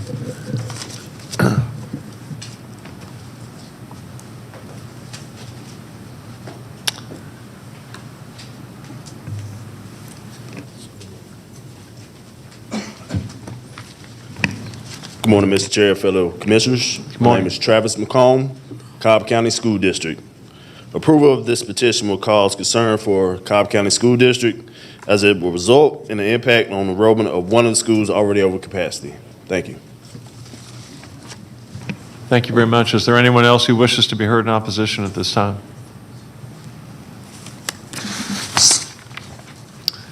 Okay, hearing no one, the public portion of this meeting is closed. And I show this is in District 4, so Planning Commissioner Hughes will lead the discussion. Thank you, Chairman Baloin. This is an area of the county I'm very familiar with as a resident of Mableton, and interesting to watch the area that I think is in transition. Because of my history here in Cobb, I know the county has invested a significant amount of money, particularly in the Floyd Road corridor, improvements with medians, extended sidewalk on the west side, I think, the connection to the Floyd Road Silver Comet Trailhead, Mableton Amphitheater, as well as a form-based code that's in place a little further south. I do have a question for the applicant, Garvis, if you could come back up.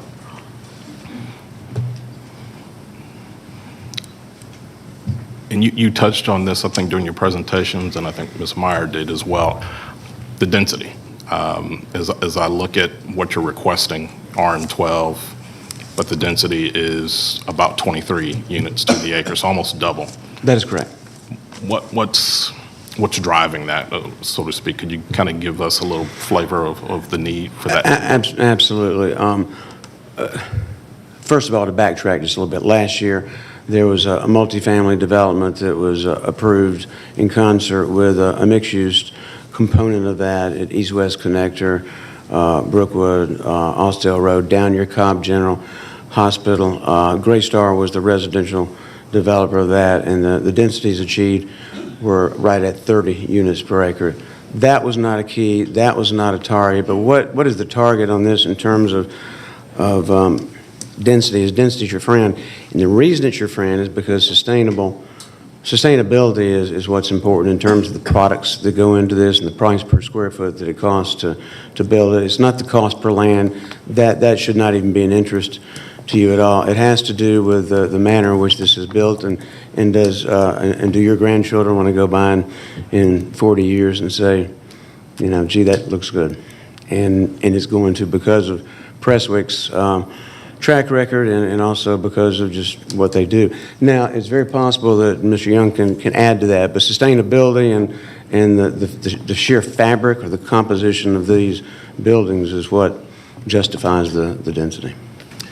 There was a comment made, I don't know if you made it or not, but the distinction between flats and apartments. Can you just touch on what those distinctions are or differences? It's a subtle distinction, so I'm going to let Mr. Young address that.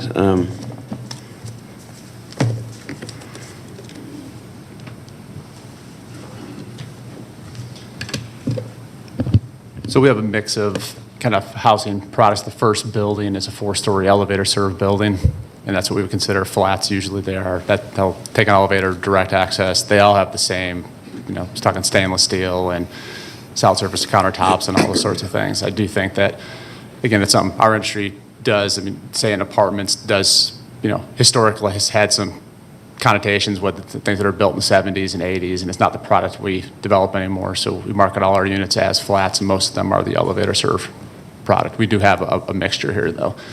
And that was done, frankly, because of just an affordability level of those units. Would like not every apartment to be $2,000 a month. Not everyone can afford that. So we have a few prototypes that will be able to serve most of the community's needs here. Okay. All right. Thank you. I don't have any other questions at the moment, so I'm going to defer to.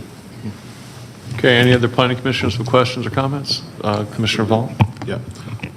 Just quickly, I saw the mix, or at least you talked about the anticipated mix of studios, 1, 2, and 3 bedroom units. Do you have that breakdown by number?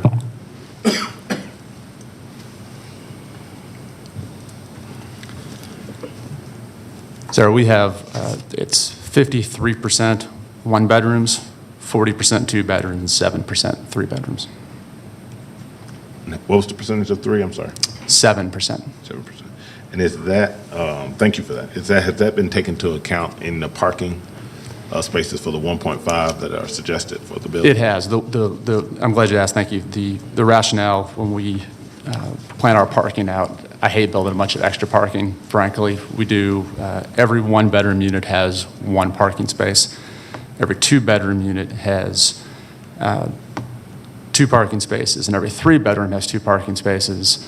That is less than what would be required under the code, but that allows enough parking for, and that's how we do every one of our developments, and allows, not everyone's there at one time. You have, excuse me, and that gives you enough left for your visitors and for we're parked, I think, roughly 9 per 1,000 on the retail, in addition to the visitor parking. So that 1.51 in the amended site plan, it works out to those numbers I just discussed. And so, okay, I'm getting to make sure I got you right. Thank you for the breakdown of the spaces as it relates to the rooms, but you said that also accounts for guests as well as the retail space that you're going to have. That's right. Retail. Okay. So I guess in short, we're properly parked for the intended uses based on our experiences with our previous the other properties. properties that you've done. Okay. Thank you. That's my only question. And just a point of clarification, I'm sorry, and I'm switching to another topic as it relates to the buffer, the landscape screening buffer on the west and south side. So you're proposing to reduce that from 25 to 15? Is that accurate? No, matter of fact, after meeting with the community, we increased it to 25 to remove that variance request. Okay.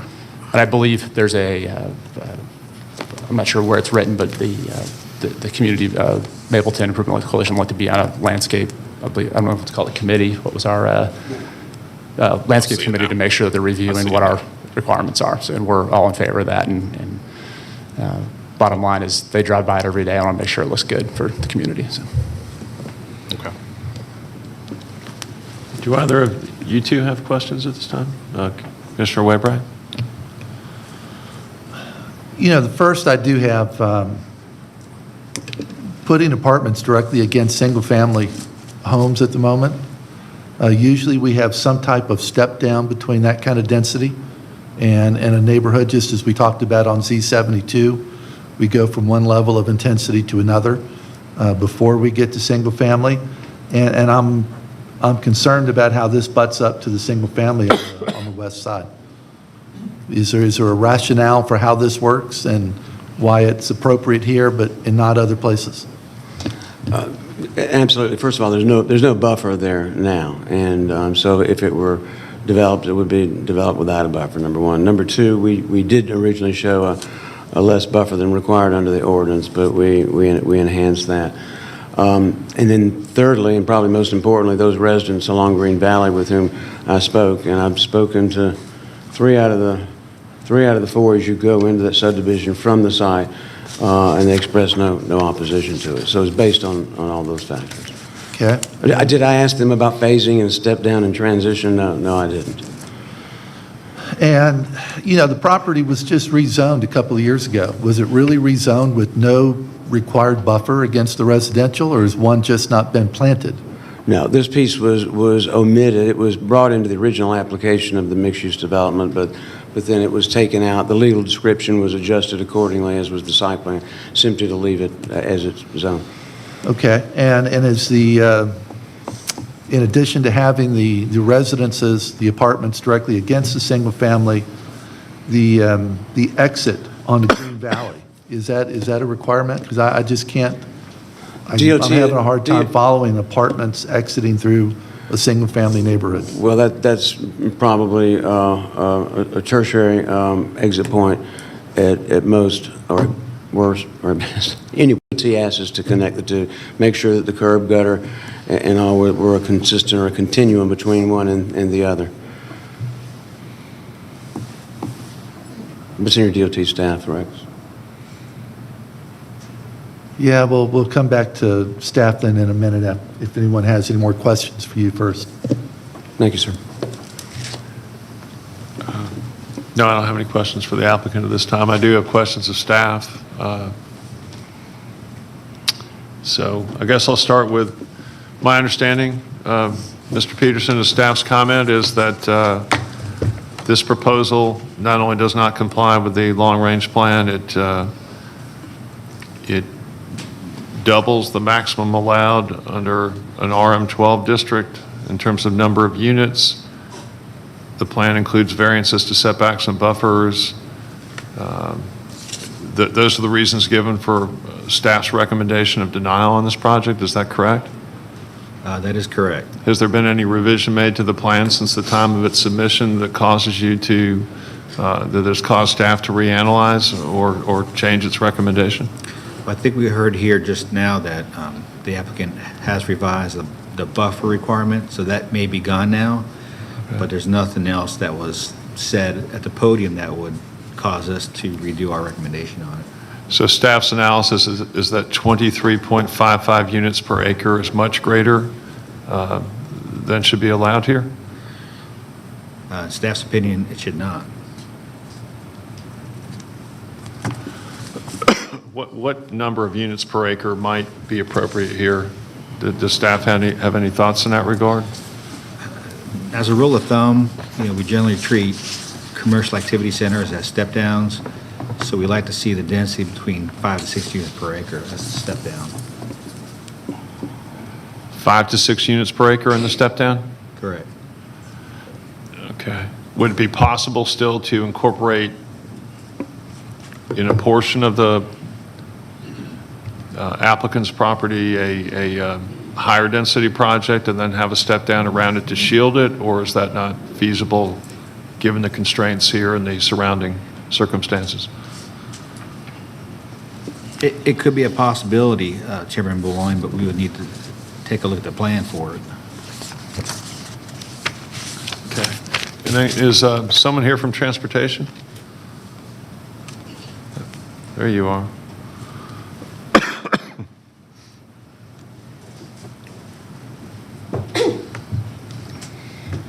Amy Diaz, Cobb DOT. Okay. What are your thoughts on Green Valley Drive, if you could tell us? So DOT generally recommends more connections rather than less. The traffic study sends 1 to 2 peak hour cars back that way. As the applicant mentioned, it is very much a tertiary entrance. If it is the desire of this board and the BOC to close it, it won't make a big impact either way. Okay, what other comments does DOT have regarding this project?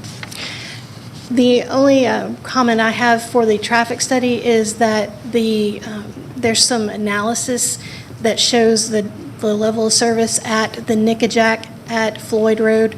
Level of service is higher than we actually have seen and experienced. We did some field observations and such to compare it, and it has to do with a shortfall in the current highway capacity manual methodology.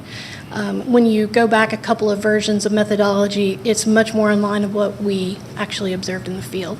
So we don't have concerns that the delays will be as high as they are reported in the traffic impact study. Okay, I'm looking at page 215 of an analysis. It may not be the most current, but it was the analysis I'm holding for Z-48, where it says could cause excessive or burdensome use of streets and transportation facilities in particular. Has staff changed that analysis? That analysis comes from community development. I will say that Floyd Road is a very heavily traveled road, and so any development can add to that traffic, which is significant. Okay. And do you agree that routing traffic onto Green Valley Road would encourage excess traffic in surrounding neighborhood streets? No, because I believe that it will be a very minimal amount of traffic if that connection is there. Okay, so you don't have a problem with Green Valley Road? Correct. You receiving traffic from this project? I do not. What about the number of parking spaces? That is a community development review.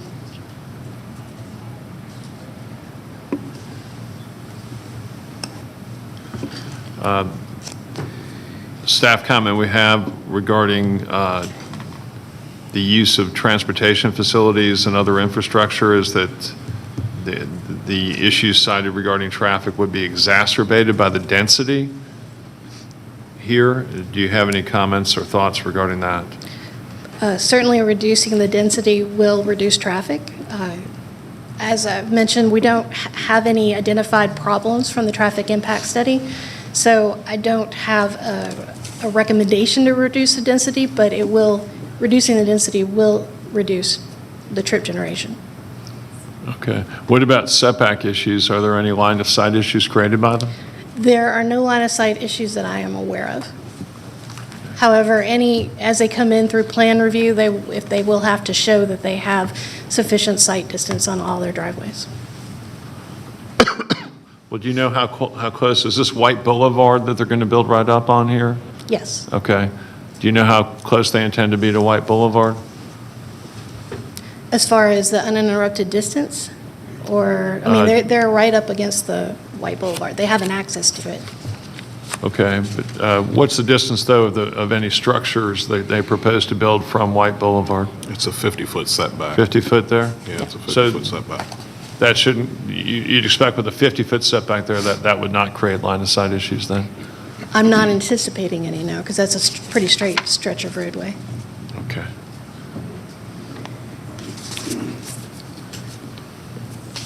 Thank you. So you said somebody from community development would have to address that parking question for me? Correct. Okay. Does anyone else have any questions of Amy? Before? Okay. Okay, let me just pose a question to community development. Let's talk about the parking. The applicant has projected a number and thinks this variance regarding parking is okay. Does community development have any comments or thoughts on that?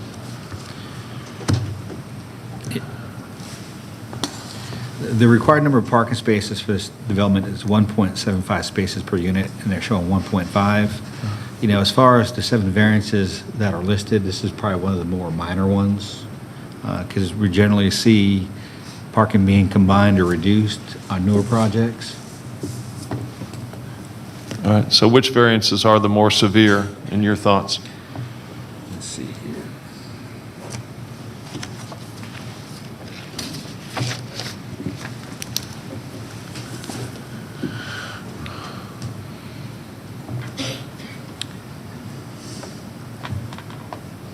Mr. Chairman, while he's looking at that, we reduced all the requests for concurrent variances except for the parking and the increase in density of the zoning district, so there's only the two. Reduced, you didn't withdraw them, you reduced them? Is what The you're site saying? plan changed them, so it obviated them, eliminated them, all except for those two. Okay.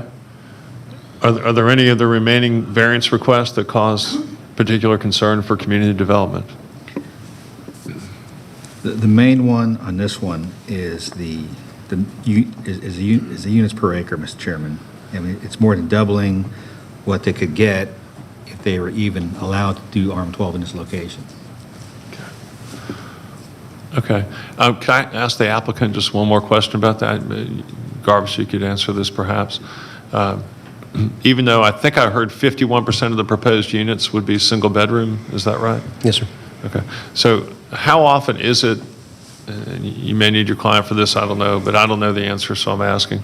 In what percentage of instances in a single bedroom do you have like a married couple or a couple such that there are two people occupying a one bedroom? I will let Chuck answer that, but let me tell you this. It's in response to your question. Yes. Over the past 14 months, of the 4 different multifamily developments which I've entitled, all of them have been parked at less than 1.75 units per acre, and right around 1.47 to 1.55. And the reason for that is the different mix of demographics, number one, the different change in the totality of the circumstances in which we live. Those are very generic, nebulous reasons, but more specifically because of Uber, Lyft, other modes of transportation, combined transportation, and the demographic here, which we anticipate will include some families, but also include a number of double-income millennials who choose to work from home. So we have found, it's not urban legend, but it's empirical data that 1.5 parking spaces per unit, particularly as Chuck described it, when you really have, 1 per 1, 2 per 2, and then 2 for the 3. So as far as how many couples lived in one bedrooms, was that your question? Yes. I don't know. I'm glad I can't answer that, frankly. So truthfully, that varies by development. You're not sure exactly, what household makeup's going to appear at each project when you open up for leasing. But I would say, I would look at it as, will there be units, one bedrooms that a couple shares a bedroom and they each have a car? Yes. But there's also going to be people who rent out 2 bedrooms who have a home office, and so they don't need their car, right? There'll be somebody who has a 2-person household that's a 3-bedroom for an office or media room or whatever. So the blended kind of trade-off between unit mixes gets you to that roughly 1.5 on all of our developments, if that makes sense. Okay. Do you expect a lot of people to Uber or Lyft to work on a daily basis from Mableton? Great question. I think at Riverview, it was just anecdotally, there'd be probably a dozen and a half folks that were, Ubers were swinging by in the morning. So, but we don't have really great data on that %. Okay. Those are all the questions I have. If anyone else has any other questions they'd like to ask at this time. Okay. Back to Commissioner Hughes. And sort of listening to all the comments that I've heard so far, I think I want to go back to what I opened with in terms of this area, my professional opinion being in transition. There are some interesting assets in the area with respect to the Floyd Road Trailhead, which is, a quarter mile north of the site. Again, the amount of money that the county has invested in Floyd Road over time with the median and the trail. I think it's a 10-foot wide trail on the west side. This type of development, I think, is complementary of that. My concern is just the density. I don't know if the applicant would consider a reduction, if that's even an option we could put on the table and look at this, take 30 days to take a look at that. Continuing on with my comments, you have the Mabel House Amphitheater, and then I know redevelopment that is being discussed down in the old Mableton area as well. And so here we go. Commissioner Hughes, whenever that question is propounded as to whether we would consider this, that, or the other, and the answer is of course. I'm not sure where Mr. Young is contractually on this, if he has the latitude to do that. But as far as looking at density, I don't want to speak out of school, but I don't see it coming down to, I don't see it being cut in half. But we're willing to look at the density. We're willing to as Mr. Waybright has said, maybe create some sort of interior transition and the other things that were brought up. But I can't help but comment on the fact that we've totally addressed and resolved all the concerns of the community, every one of them. But of course, we'll do whatever you think's the most appropriate. Understood. Any other comments? I'm ready to make a motion. Thank you, please. I'd like to move that we consider holding this for 30 days.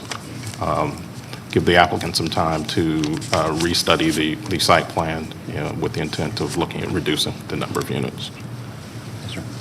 Is there a second? Second. Second by Commissioner Waybright. Call the question. Okay, so by a 5-0 vote, that'll be held for a month, and we look forward to continuing discussions between the planning commissioner and the applicant in hopes of moving forward next month. Thank you, Mr. Chairman. Thank you. Mr. Hughes?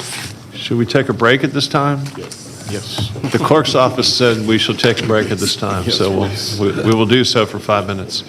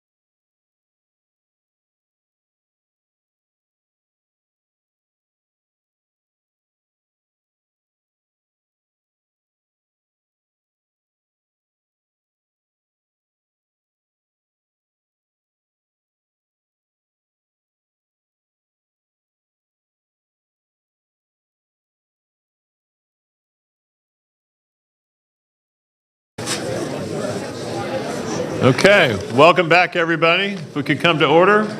John, are we ready to proceed with case number Z30? Yes, sir. Okay. Has everyone been sworn in? Hold on.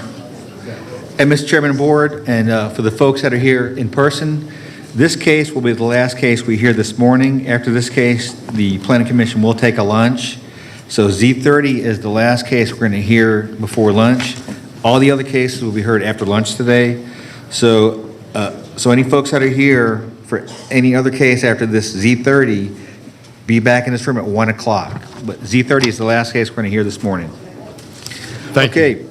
Rezoning case Z30 of 2021, Bonaventure Investments, LLC, and David F. Cooper.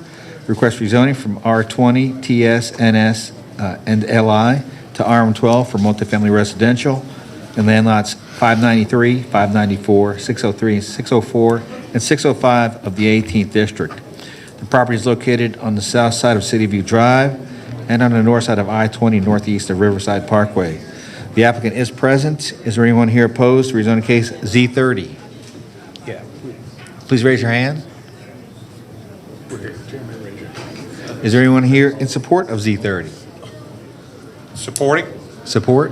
So we got applicant. You oppose that? Okay. Mr. Chairman and Board, there is no one here opposing rezoning case Z30. And are you an attorney, sir? I am. Okay, he's been sworn in, so he's good to go. And Mr. Moss is here. You can go ahead. Bonaventure, if we need to be sworn, happy to be sworn, Brian. Yes. Thank you. Thanks, Brian. All right, counsel. Chairman Boulogne, members of the commission, good morning. David Cooper here on behalf of Bonaventure Investments. You'll recall that at Commissioner Vault's request, we were deferred from the June agenda to this agenda in order to allow some time for us to meet with community members and get some feedback. And I'm happy to report that we have had that feedback, and we have made some minor adjustments to our plan. They are not significant adjustments, and that is largely in response to that conversation with the community. Let me remind you that this is a 27-acre parcel of blended zoning districts, NS, TS, LI, and R20, and we are proposing now to put on 303 apartment units plus 3,000 square feet of commercial space. We formerly had 305 apartment units. We have reduced that to 303, and in direct response to community participation, of which Mr. Hughes was good enough to meet with us and pull together a community meeting. We missed you, Mr. Vault. We made some adjustments to the plan, and you can see the adjustment is highlighted in red. Community residents asked that there be included in our plan a commercial retail component for a coffee shop or a bakery or a small restaurant or what have you. And we were able to fit that adjustment into our plan. This plan and rendering that's before you also adjusts for the 50 feet of donated right-of-way that Ms. Diaz and her department had requested, and we were happy to make that. I've handed to each of you a roster of stipulated conditions that also emerge from the dialogue that we have had with Planning Commissioner Hughes, with Commissioner Sheffield, with other members of the community. They are not revelatory. They do show that there's a need, if we add the retail piece, for a use variance on the application. We were previously just asking for a height variance.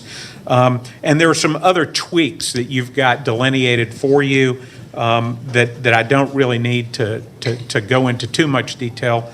For the most part, they are part and parcel of what we would have done as an apartment developer anyway. So you'll see there was a discussion about gates, and so we wanted to be clear that there's some gating for security to separate the retail from the apartment community. We have offered the retail, and we plan to do. You'll see in the upper left-hand segment of the plan a recreational area so people can enjoy a cup of coffee or whatever they want to eat and walk up and sit around and congregate in the rec area. That was in direct response to what Commissioner Sheffield had requested of us, and so we were happy to provide that.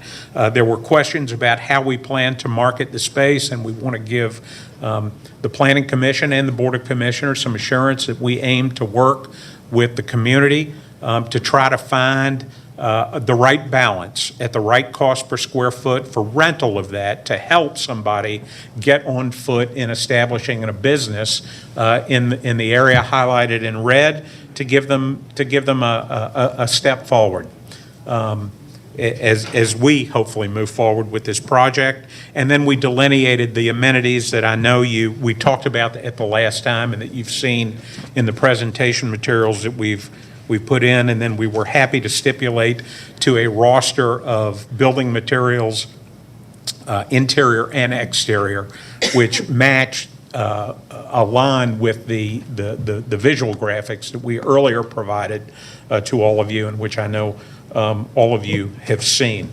Let me note, if I can, for you that we are aware that staff had a recommendation of denial for this. We know that was largely a result of the incongruence of an RM12 multifamily zoning with the CAC designation. But in conversation that I've had with Ms. Payton and zoning staff, they have been good enough to confirm that the zoning staff analysis really didn't account for what the planning department added. And I know, Mr. Hughes, this is near and dear to your heart because in 2012 you participated in the extraordinary work that generated the South Cobb implementation strategy. And so we wanted to make certain that we called to your attention that while this property is not congruent with the CAC land use plan designation, it is very much congruent. Well, I'm going to turn it this way. It is very much congruent with the vision map that resulted from that 2012 study. And I've put sort of an asterisk-looking mark in the area that is this property. And overwhelmingly, the area that's in the amber color is slated for multifamily uses as a result of that overlay study, which called for the revitalization efforts that the county has worked so hard to stimulate. And we want to be a part of it with you.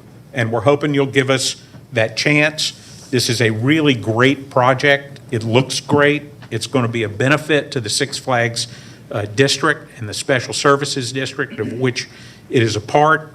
It is proposing to bring what we think is a roughly $60 million investment into the Six Flags Special Service District.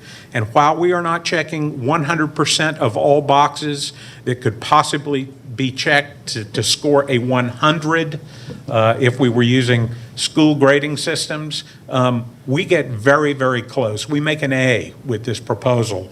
And we hope that particularly in light of the fact that this site is so complicated to develop because of its slope from top to bottom, because of its wetlands, because of its floodplain, because of its gigantic sewer that crosses the site, that which make the site virtually undevelopable for other uses, and others have looked at this. We hope that you will see fit to recommend to the Board of Commissioners that they accept this proposal. Let me try to anticipate a question that I know we're going to get, because we've had a brief conversation before this hearing with Planning Commissioner Hughes. You asked about PVC.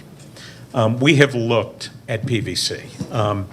Mr. Moss and his team looked at it, and even with the increase in density that we were discussing, the dilemma is we can't develop the site and we can't park it.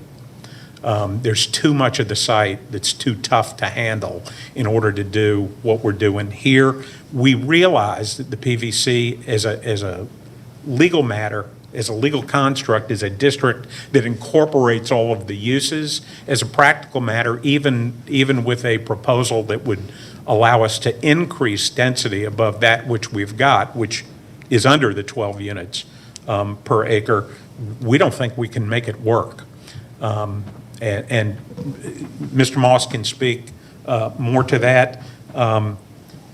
So let me just close by saying we respectfully request your affirmative recommendation on this with the stipulations, which include the site plan and the rendering, and the other things we've delineated. And if there is any opposition, y'all have been very kind about asking questions to allow us to respond, and we'd request that courtesy as well.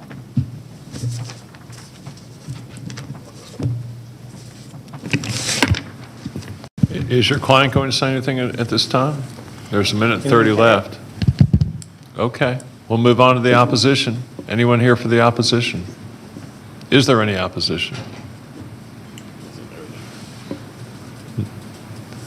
Okay. We had someone, it seems like we had someone last month, but seeing and hearing no one here today, we'll go ahead and close the public comment in the meeting, and we'll move, as we do often, back to Planning Commissioner Hughes. Thank you for the presentation. I do have a couple of questions, I think, of the applicant. I'd like for the audience or those who are left at least to hear a little bit more about Bonaventure, your business model, a little bit more about the company itself in terms of your philosophy of buy and hold, property management, that sort of thing. So if you could touch on that, please. Sure, absolutely. Commissioner Hughes, thank you for that question. Again, for the record, my name is Jeremy Moss, the Vice President of Legal and Entitlements for Bonaventure. Our office address is 104 Hume Avenue in Alexandria, Virginia. Commissioner Hughes, it's always my pleasure to stand in front of a board like yours and to talk about Bonaventure, because I am the beneficiary of a reputation that our company has worked for over the last 21 years. Bonaventure started from relatively small roots. We were a family-based company started by the Dunton family in 1999. Dwight Dunton still is our founder and CEO.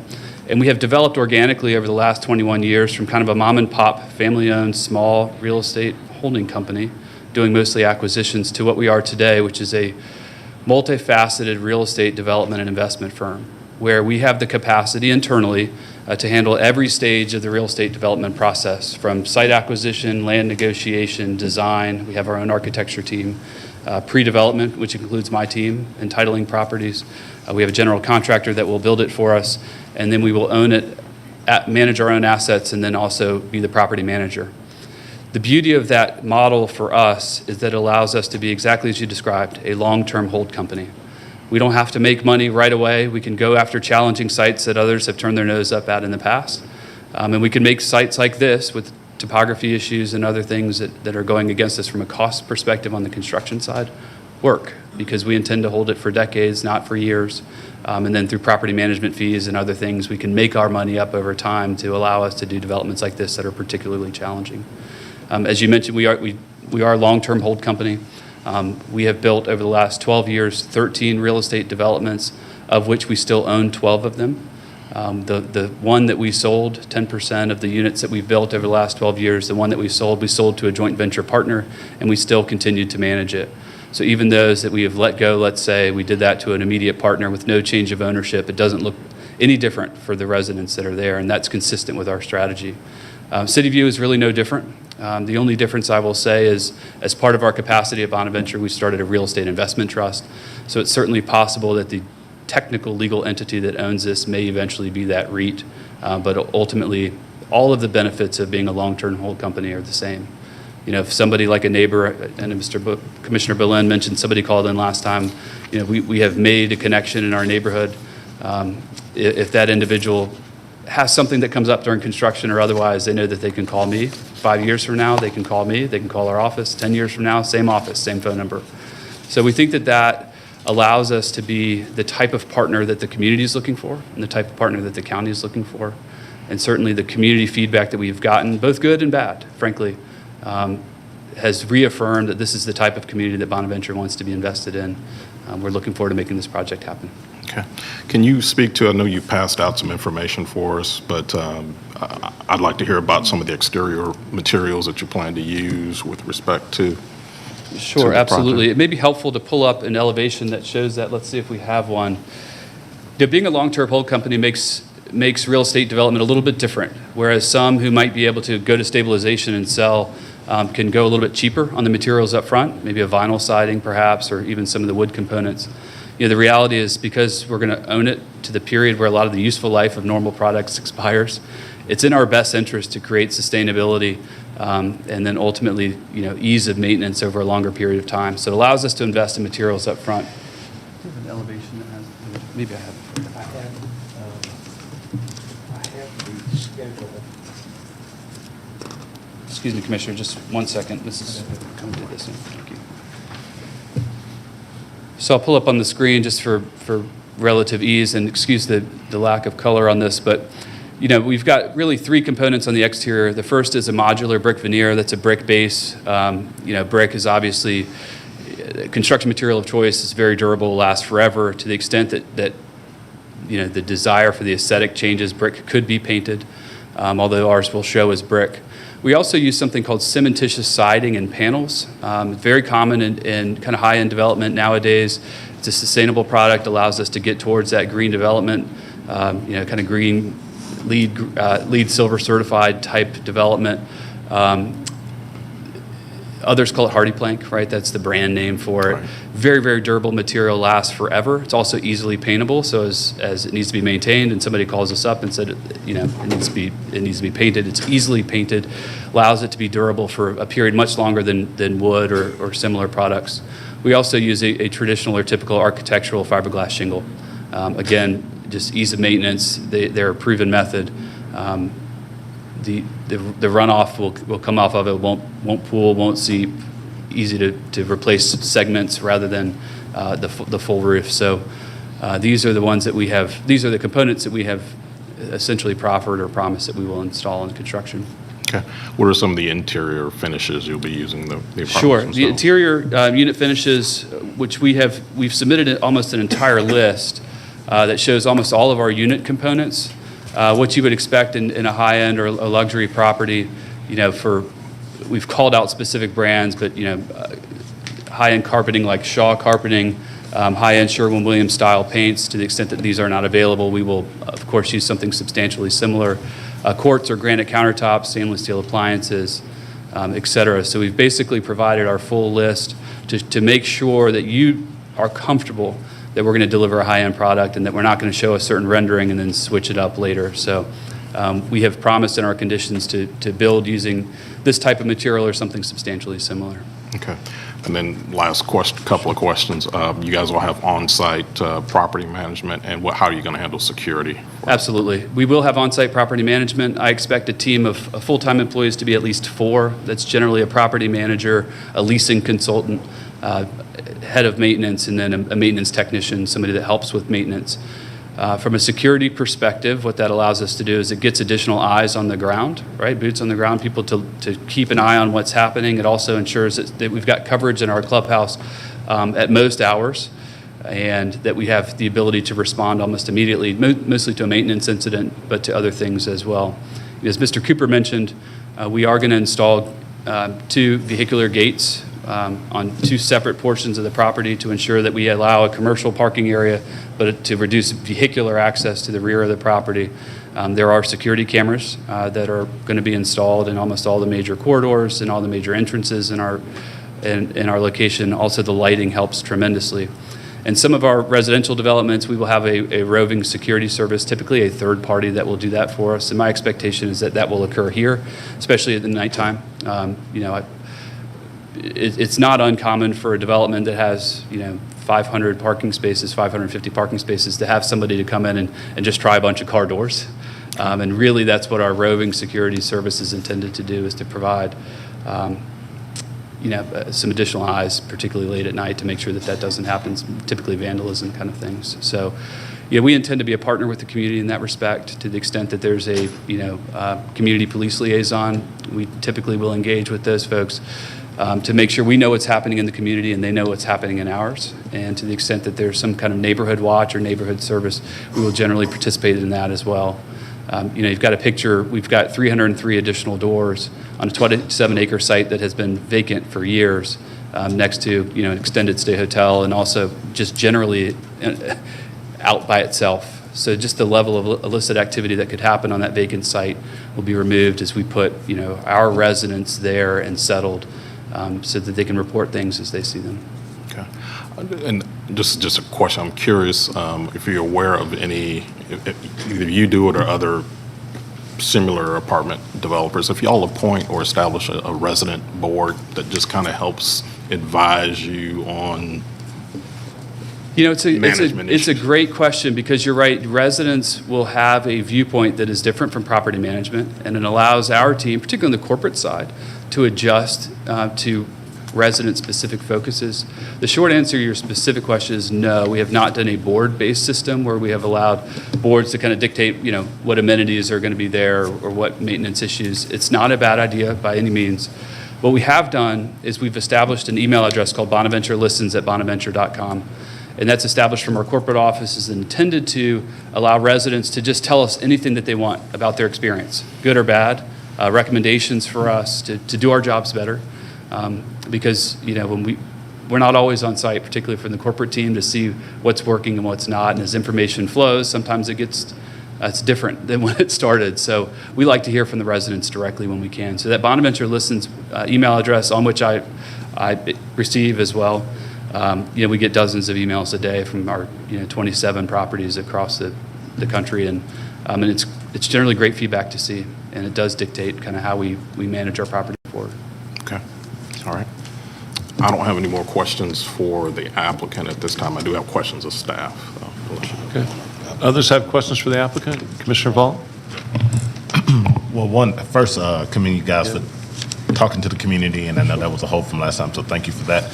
The changes that you made, the reduction in the 2 units, and for the increase in retail, what did you lose in those 2 units? Was that 2 one-bedrooms? No, we lost 2 3-bedroom units, actually. We took the largest footprint we had on that building to establish that 3,000 square feet of retail.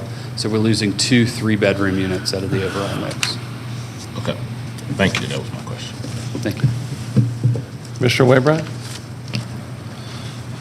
All right, thank you.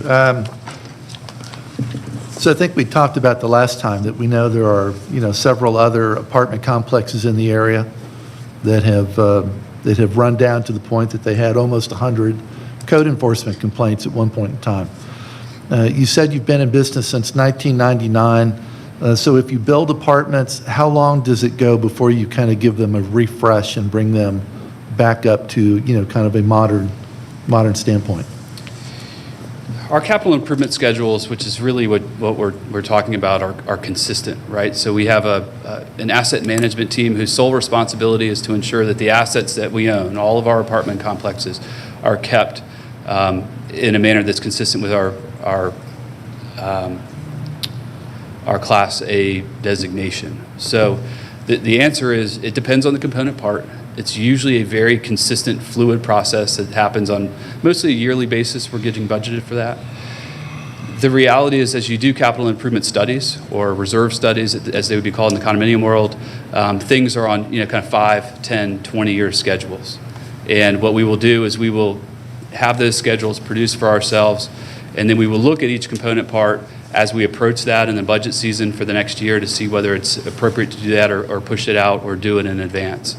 So by having that asset management team in-house, internally, it gives us immediate access to the data. They can talk directly to property management to ensure things get done immediately, or they can get even kind of minor fixes. Let's say it's a painting issue compared to a replacement done right away. So something like a roof could be a 10 to 20 year. Something like Sure. an HVAC Okay. could be longer. So Then within the context, you mentioned the REIT. Sure. So how will you manage or maintain control such that your standards continuously apply and control the properties as opposed to what a more disenfranchised investor might insist on if they're just to have money in the REIT? Sure. It's a great question.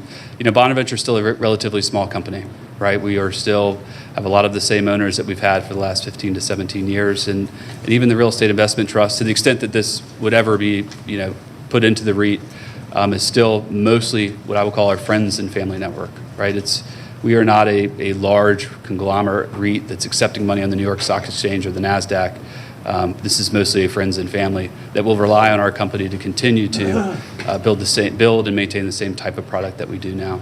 My expectation is that whether it's in the REIT or whether it's part of our general Bonaventure holding, that you won't notice any difference. So I think that the expectation is that the quality will be the same. Okay, great. In the last question, it looks like I'm looking at the dashed line on your site plan. I assume that's a 50-foot setback line that's indicated there? That's right. The intention is that will match the 50-foot setback line, and it will show exactly in the site plan. The engineered site plan will show that more fully. Okay. So except for the areas, obviously we see the penetration for the entrance. That's right. It looks like there's a little penetration for the internal driveway and parking, and a clearing of the property for the open area, open space. How much of the property of that 50-foot setback along City View, across from the existing residential, how much of that would you project to remain as undisturbed natural buffer when you're going through construction? Sure. The intent, especially along what I'm going to call kind of the south and east of our entrance feature, is to leave that area as protected as we can, right? As you get closer to the south and east, you have a wetlands area, and that wetlands area has certain buffers, but our expectation is to continue to keep the trees in place. Helps us in a couple ways. One, it controls the aesthetic. If you pull out of the residential community across the street, our intention is that it's going to look no different than it does now. And we've showed some renderings to that effect. And then it also helps with construction noise, right? So there was concerns about construction, especially during that initial phase where we're digging into the rock. And having that landscape buffer certainly helps with that as well. So our expectation is that existing buffer area will remain relatively untouched. Okay, thank you. Thank you. All right. Commissioner Dance, no questions? I have a few questions. Let's go back to the security.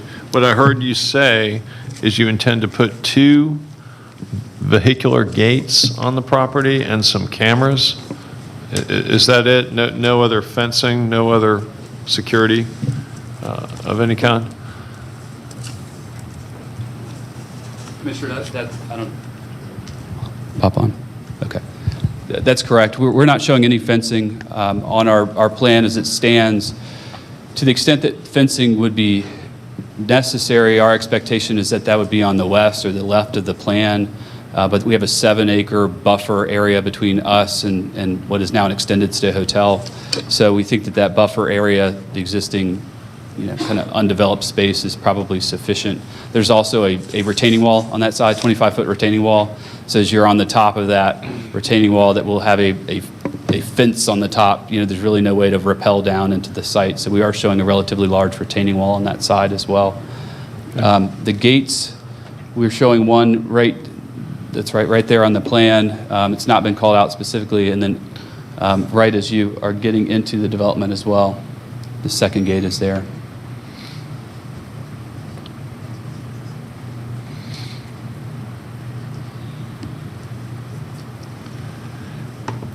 Are you related in any way to the Bonaventure Investments out of Birmingham, Alabama, or is that completely separate? It would be a separate company. We do have a proposed project in Huntsville, Alabama. So there is a Bonaventure Investments application that will be pending on probably an engineering side. So to the extent that they're the same, that's it. Now, if we are licensed to do business in Alabama at this point, that could be our law firm address, I suppose. But right now, we don't have any active apartment communities in Alabama. We have one that's in pre-development in a similar posture as this. Have you done any senior housing anywhere? We have. There are 2 Bonaventures nationwide that do senior housing. There's a Bonaventure out of California that does a significant amount of senior product. We have 6, soon to be 7, what I'm calling age-restricted multifamily, 62 and older, as well as 2 smaller assisted living or memory care facilities. So there are 2 Bonaventures in that senior space. We are the smaller of the 2. And you're in that space where, in Virginia? Virginia and North Carolina. That's correct. So we have one age-restricted multifamily development that's going to be coming out of the ground in Cary, North Carolina over the next 6 to 8 months, probably. Did you consider that for this area at all? We have, and we still are looking in the market for age-restricted multifamily opportunities. This particular site's probably not the best. Why is that? The topography doesn't offer the same pedestrian-friendly setup that you would want in an age-restricted multifamily development, which typically would be more flat. It also, you're looking at a single larger footprint building. Most of your residents in an age-restricted multifamily building should be about 250 to 275 feet from the building core. So that generally forces you into building one building, so you don't have a lot of travel between multiple buildings, especially by foot. So if you're going to do that on a site like this, the drop in the topography just makes it unfeasible. So you folks operate the American Tobacco Center in Richmond, Virginia, is that right? We're the property managers for that portfolio of properties, that's correct. It's a relatively new portfolio for us. We manage it for a third party. So we do some third-party management in addition to managing our own properties. So we did not develop or acquire any of those properties in the Shaco area of Richmond, but that is part of our management portfolio. That's correct. Okay.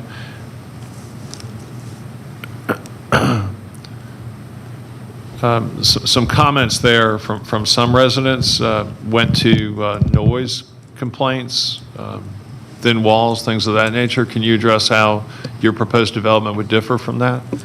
Sure. As I mentioned, we did not develop those properties from the ground up, and just the level of detail and construction are important. Some of those properties are also restorations, where they maintain an older property, and you have to work around the unique capabilities of some of those. These are, as the name implies, I think these are old tobacco factories that are in Richmond, Virginia. And some of the walls and some of the ways that the floors are set up is probably different than modern construction. So I would expect during the renovation, they probably did what they could, but ours being built from the ground up will be built to current standards. And all of those STC or sound transmission guidelines that come from planning and code enforcement and the engineering process will be applicable to our project. Okay, you had one specific complaint in one of your projects there in Richmond saying a tenant's bike was stolen, and he went to the management and they told him the security camera was too blurry to make out any images of who stole his bike. Are you familiar with that situation? I'm not familiar specifically, but what I will say about that particular portfolio is it's relatively new for Bonaventure. So within the last quarter, the last probably 4 months, we've started to take over and transition that portfolio. Things like that, right? Capital improvements, changes are exactly what our property management team is very good at. My expectation is that they've responded to that appropriately, but to answer your question specifically, no, I'm not familiar with it directly. Okay. Do you have a similar project somewhere in the Richmond area or somewhere, anywhere where you do business, which faces a similar number of code complaints in the area, not with the unit, for example, but where you face perhaps some of the same security challenges? And can you tell us how you've addressed those there? Yes, the short answer is yes. We have a existing development called Promenade Point. It's in Norfolk, Virginia, off of a relatively main road called Tidewater Drive. Tidewater Drive is a connection from 264 up near the Norfolk Naval Base down to downtown Norfolk. There's a transitional area along Tidewater Drive that's generally very industrial, not unlike portions of the Six Flags Special Service District. And when we were building Promenade Point, and I have to check my notes to see exactly when it was built, but let's call it 8 years ago, the crime statistics are very similar to what we saw along City View Drive as we were looking at this particular project. So internally, that's been our number one comparison. Now, what we've seen in anticipation of the neighborhood meeting is we went back to the Promenade Point reviews to see what our existing residents are saying about Promenade Point right now. And what we're hearing is that they are satisfied with the level of safety that's currently being provided. It's not dissimilar, right? It's vehicular access restriction. It's additional eyes and ears nearby. It's a mix of security cameras and systems, and it's a roving security service. So we have seen that area of Tidewater Drive pick up over the last several years with additional retail. And again, that's the closest that we have statistically to what we've experienced along City View Drive. The other thing that I would point out is in our research, we looked at Riverview at Eddy, I think is the name of the development, that had a crime map. The way that the crime map in Austell or in Cobb County is put on the GIS, it's like a heat map. So it's orange or green compared to whether there's a large amount of property and personal crime compared to not. And pre-development, that was at an orange, and at this point, it's at a green. So we are even seeing anecdotally and locally that developments like this help with vibrancy and reducing crime in the neighborhood. And we talked a lot at our neighborhood meeting about that, because the concern of the nearby residents is that this would increase crime, not decrease it. It would invite people into the neighborhood that aren't there currently. And I think that while I understand those, it's not well-founded necessarily. And my belief is that the increase of the number of doors in the area, especially with a professional property management team, will reduce especially the property crime in the nearby neighborhoods. And does Promenade Point have any security features that you're not planning to offer with this project, such as gates? The gates, it has a vehicular gate. There may be a fence along Promenade Point, and the reason that I say that is Promenade Point it backs up along the Elizabeth River. There's a river component, so there may be some gating that will keep folks from climbing into the kayak launch ramp. So there may be some differences there. Now, our development will have gates in certain areas as well, around the amenity areas, the dog park, the pool area. So in a way, they're very similar. But there may be a fence. I'm not certain. Well, as you envision it, what would stop anybody from the area from walking into your pool area? Walking, not driving. Right. So that's where I think that the fence around the pool area is more significant. It's fob controlled, so you have to be a resident in order to actually access it. You go through the clubhouse area. So the fence around the pool area is what we are proposing to reduce that from happening. Pedestrians from coming in and just walking right up to the pool. Yeah. So I happen to have a son who lives in Alexandria, and until recently he lived in an apartment complex, but there was fencing the whole way around it, even though it was in a reasonably nice area. Sure. And you had to have the passcode basically to get through any pedestrian gate. But that's not something you've strongly considered here at this time? Well, go ahead, Dave. Commissioner Boulogne, if you'll take note, we have got this commercial retail piece that we've added that needs to be open to the community. And the recreational piece that we added up along City View is a piece that was implemented not just for the residents of the apartment complex, but for the community. And these requests were in direct response to comment that we received. And so we're really trying to balance the issues that, as you know, all apartment operators have in terms of providing security, with also providing a lot of open space and rec areas and walking paths that the community asked us to consider including as part of the plan. So we can't do 100% of both. How many square feet of retail are you proposing here? 3,000 feet with 15 parking spaces. Okay. What would you expect to get in those 3,000 feet? I'm not sure I understand what do you mean to get? What type of retail? The community has asked for a bakery, coffee shop, and something that would serve residents internally, and also you can see it vaguely in the shaded area across the property. Folks can walk up and get a coffee shop and go grab a beverage and sit on what we think will end up being tree-lined bench area, almost like a park setting. If we gate that off, we can't allow the community to take advantage of those amenities. Except to just indicate they're going to the coffee shop and coming through, say that at the gate and get buzzed in during the day or something. Well, I mean, right. It's one or the other. point and counterpoint. Right. And we've just, I think that's why having a roving security detail will help with any security issues you've got. Okay. Back to you. And we hope your boy is safe. Oh, well, he's left that complex for another that's not gated, but no, I found it interesting where someone chose to manage an apartment building and project in that manner, and it seemed to be successful. I don't have any more questions of you. I wanted to have staff come up. Amy, just a quick question.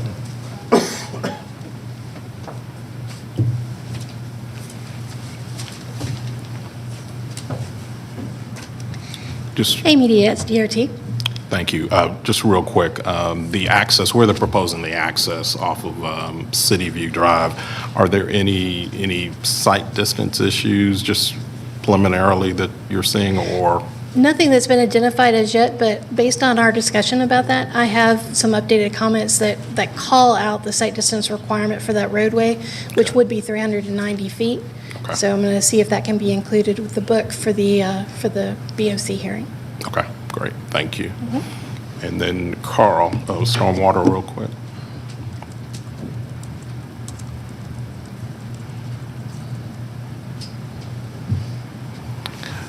Carl Carver, Cobb County Stormwater. Thank you, Carl. Just real quick, they mentioned stormwater and I guess the main pipe that goes underneath the property there. Are there any unique issues there from a site development standpoint that are challenging? They're showing a stormwater management pond, and the only real issue with that is that, it would need to be located outside the floodplain and above the floodplain so that it can drain properly and not be impacted by any kind of potential flood. All right, thank you. Those are all my questions. Any other planning commissioners have questions of staff? I don't. I have a couple then. I'm sorry, I should turn my microphone on, I apologize. John, my understanding from reading staff comments were that staff recommended denial of this project, and if I understand it correctly, it was just generally because there were already a number of apartments in the area, and it was felt that another apartment here would not be beneficial. Is that a accurate paraphrase? Well, the staff did recommend denial on this. Chairman Boyne, in our staff analysis, there's five criteria that we look at regarding the project. And each one we had concerns with something about the project, whether it's consistency with the area, consistency with the land use plan, the fact that, we've been trying to redo the apartments in the area because the apartments have been the main obstacle for redevelopment in the area. And we had concerns also about traffic and the effect on traffic in the area. Okay. Is there something this applicant could do to alleviate those concerns, or is it just simply an up or down on whether to, notwithstanding those concerns, to allow an apartment? We definitely could consider some other things. Could be a reduction in density, a change in the category of use, a change in the concept. But, we wouldn't be able to comment on that until we actually saw a plan.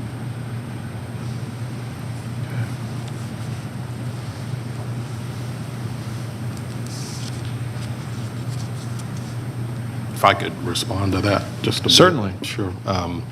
I think to compare a Class A apartment complex, and by the applicant's words, $60 million to 5 apartment complexes that are, a quarter mile up the road that were built in the late 70s, early 80s is not an apples to apples comparison. So I would take issue with that. I guess the other thing too, I don't think the analysis reflects the fact that this is adjacent to an interstate, a major interstate. So I would take, it didn't even mention that it's adjacent to the Interstate 20, so I think that's something I would note as well.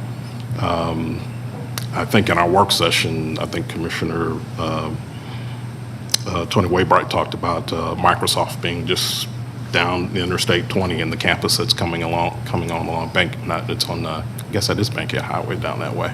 And this is just providing another option for residents who may not want to live on that Microsoft campus, but over time, that'll be a huge campus. And this, if they choose not to live there, this would be a nice option for them. So those are just my comments. I think the applicant has done a good job of reaching out to the community. I think they have shown their willingness to work with community in terms of reducing the number of units, adding commercial, adding the space up front, the recreational space as well. So those will just be my comments. Okay. Well, I appreciate all your hard work on this, and what I'd like to do is just get your thoughts on the concept I asked of the applicant, which is it's clear they're trying to do something to incorporate a coffee shop, to incorporate a sense of community here on this property. I'd just be curious as to your thoughts as to whether this particular project might be more successful if it were if it had more fencing and more security along those traditional lines rather than the methods proposed by the applicant. I'm comfortable with what they're proposing now. I'm not sure additional fencing is necessarily warranted at this point. You've got, it backs up to an interstate, so I don't know how many people are going to be accessing the property from the interstate. There are 2 gates, I think they indicated, that would be on site, and I know that will stop vehicular traffic from coming in. I think, I don't know that we can solve everything right now. I'd like to give them an opportunity to see if it's warranted, and at some point, they as a property management could certainly install fencing if it's determined necessary. I don't know that we need to address that right now. Did you have some questions, Commissioner Dance? No, but I would like to make a comment. I mean, as to Michael's comments about the Class A, Michael and I, over the years, were involved in a number of matters in the area, and there is a great need for Class A apartments and for a standard being set in the area. So for that reason, I'm supportive. Commissioner Hughes, any other comments, questions that you have, or do you have a motion? I have a motion. I have a motion to recommend approval to the Board of Commissioners for Z-30 2021, subject to the applicant's stipulated conditions dated July 6, 2021. I'd like to add to that, if they're amenable to it, one item. And this is in reference to, hold on for just one moment. I don't know if you're familiar with crime prevention through environmental design, SEPTED. If y'all are familiar with that standard, if y'all would consider utilizing some of the standards associated with that. It's called crime prevention through environmental design, SEPTED. And so if that's something y'all would be open to and applying some of the features from that design criteria, I would respectfully ask you to consider that. And I can ask Jason Gaines, if he's here, could just touch on some of the concepts associated with this. Sure. We'll go. And I'm sorry to interrupt my motion.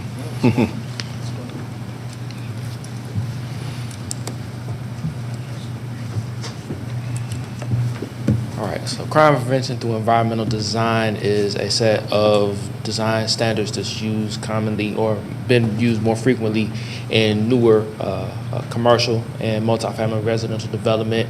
There are actually some elements of it that are utilized in public facilities as well. I know Cobb Parks has utilized it in some of its refurbishments and some of its facilities around the county. But essentially, just to kind of condense it, it involves creating conditions that allow for improved lighting, reduces hiding areas for potential stalkers, attackers, or whatnot, and other things that help enhance personal safety for people frequenting an area or facility. So that's just a general sense of it, but there's plenty of information about it available online. Thank you. Commissioner Hughes, with that explanation, I can tell you that Bonaventure is open to considering all of the security measures that make good sense. And we've got a couple of weeks between now and the Board of Commissioners hearing, and we are happy to huddle with you and anybody else about specific design components that you want us to fold into the plan. And let's just continue to be in touch so that we can get you what you think we need. Thank you. That's my motion. If that was clear. We have a motion for approval. Is there a second? There's a second. Call the question. Okay, the motion carries 5-0, and we'll stand adjourned for lunch at this time. It's a good one.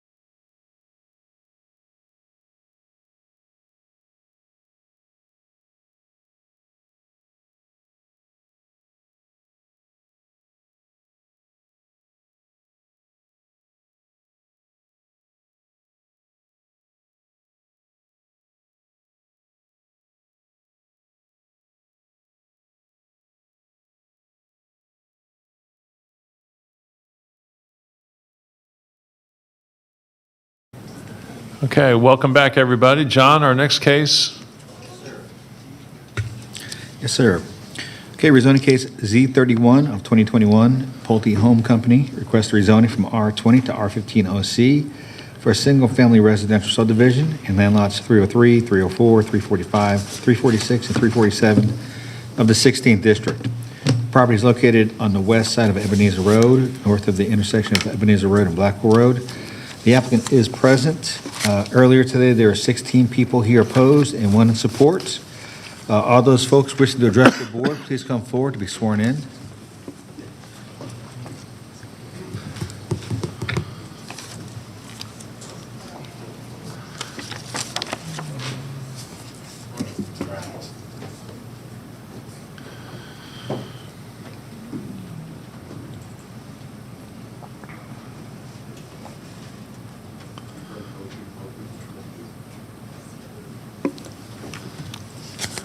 Okay, Mr. Hozak. Thank you, Mr. Chairman. Good afternoon. My name's Rob Hosak. I'm with the consulting firm of Taylor English Decisions. I'm here this afternoon on behalf of Pulte Home Company, the applicant for Z31, and the landowners, Tom Phillips, longtime owner of the land, and we are requesting a rezoning for our project to go from R20 to R15 OFC. Just to orient the commission, Mr. Chairman, our site is located along Ebenezer Road, encompasses one entire lake and half of another lake that's shared with the Autumn Ridge subdivision. Have a number of adjacent zonings that are range from R15, R20. There are actually a couple of larger lot projects as well, I believe, zoned to R80. The current proposal that we have before you will contain a number of what we think are positive features, 2-story, quality-built single-family homes, each with 2-car garages, minimum square footage of 2,500 square feet, moving up, price point starting at $500,000, moving up as well. We are also providing a passive recreational feature in the form of trails and a lake. And by utilizing the OSC overlay criteria, we are going to be able to preserve 17 plus or minus acres as open space that will be maintained in perpetuity to include the pristine pond and lake that's on site right now. We are also including in our stipulation letter mandatory HOA responsibilities just to ensure that the community will be maintained into the future, including its components as well as some of the amenities. Also wanted to note we do have, as the most projects, underground utilities, internal sidewalks, decorative street lighting that'll be included within the project. Original site plan that was filed, we received some feedback through Mr. Phillips as well as myself, Dan Byers, and I believe Ms. Danson, Commissioner Burrell, hosted a third community meeting. We have received some input and found out pretty quickly that the original site plan that was at 2.24 units per acre did not meet the expectations of the community. So after receiving input through those different meetings, we last Wednesday filed a new site plan as well as a new stipulation letter. We are hoping that the new site plan, as well as the stipulation letter that we submitted, Mr. Chairman, is an attempt to address the community concerns that we've heard through the 3 different meetings that we have engaged with the community in. I will say, understandably, I think the community was a little concerned at first with the original minimum house size proposed, which was associated with an active adult project that Pulte has really done well with. Smaller size house, obviously after hearing from the community that that wouldn't work here, we quickly changed that and moved actually to what we think is a request from the neighborhood to go with the luxury line, which is known as the Wheeling line that Pulte acquired a few years ago. Additionally, we have been working through and with the DOT and will provide some right-of-way specifically to accommodate some improvements along Blackwell Road specifically left turn lanes at each of the 2 entrances, as well as decel lanes at each of those 2 entrances as well. We have also reduced the density of the project in an attempt to be consistent with the density of other projects nearby ours that are zoned R15.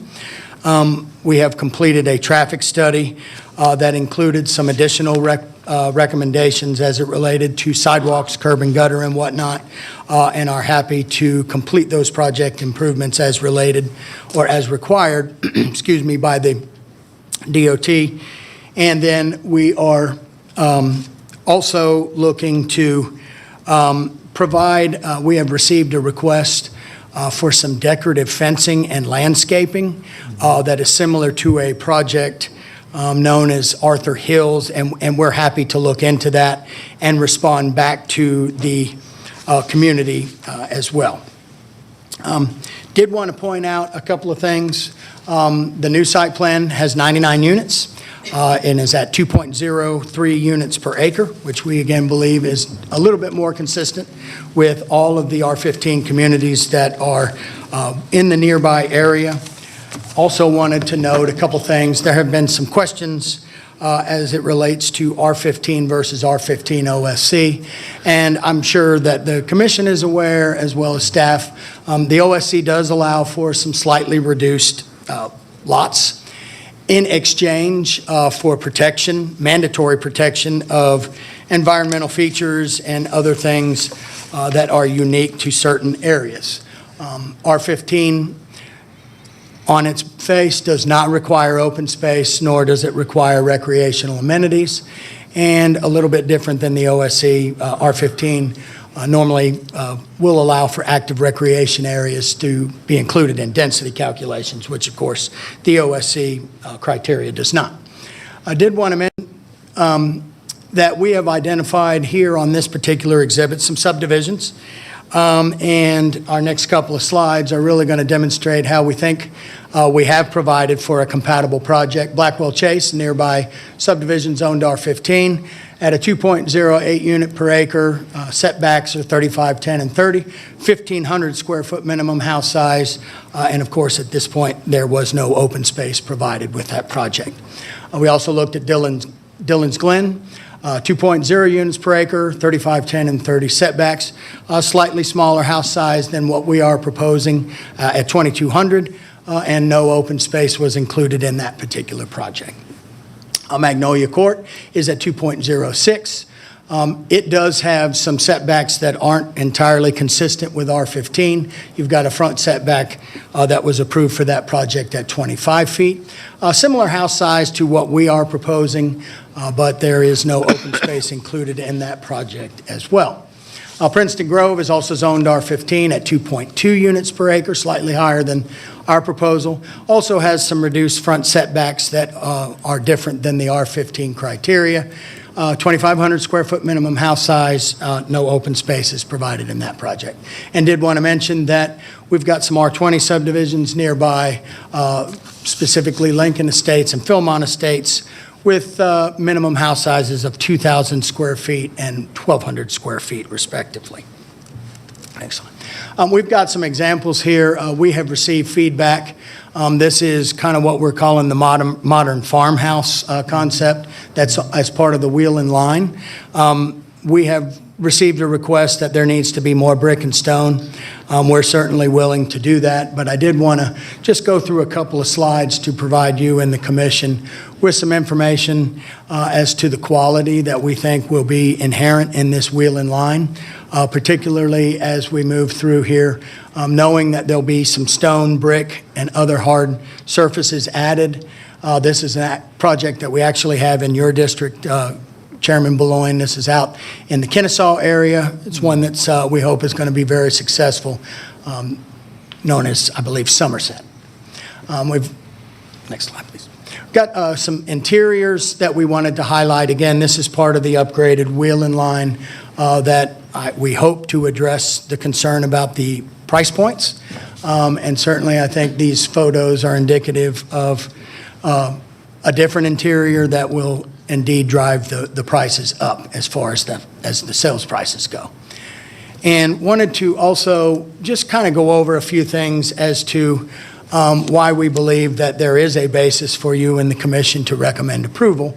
I think most importantly, the professional staff has recommended approval and identified no anticipated impacts upon adjacent properties or the infrastructure. As noted in the staff comments, current site plan indicates an increase of 13 lots above what is allowed by the existing zoning. That existing zoning, I'm sure as you're aware, does not require open space, nor are there going to be view sheds to protect open space or view sheds associated with that open space. And then we were also pleased to note that the school board provided comments that are somewhat unusual in that they did not anticipate any impact on the enrollment of schools. There were no variances or deviations identified by staff, which is a little bit different than some of the R15 projects that have been approved recently within the area. And again, those projects do not have open space or recreational facilities. Did want to also mention that we believe that the proposal accomplishes a number of opportunities that are identified in the adopted comprehensive plan. The view corridors are certainly being preserved. We are attempting to ensure protection of environmentally sensitive areas, improve water use efficiency, connectivity. I think we're encouraging some development flexibility as a way to preserve open space and just promoting a compatible distribution of land uses. Is that pretty much it? Have we covered it? Okay. Yes, sir. Okay, thank you very much. Now we'll hear from the opponents.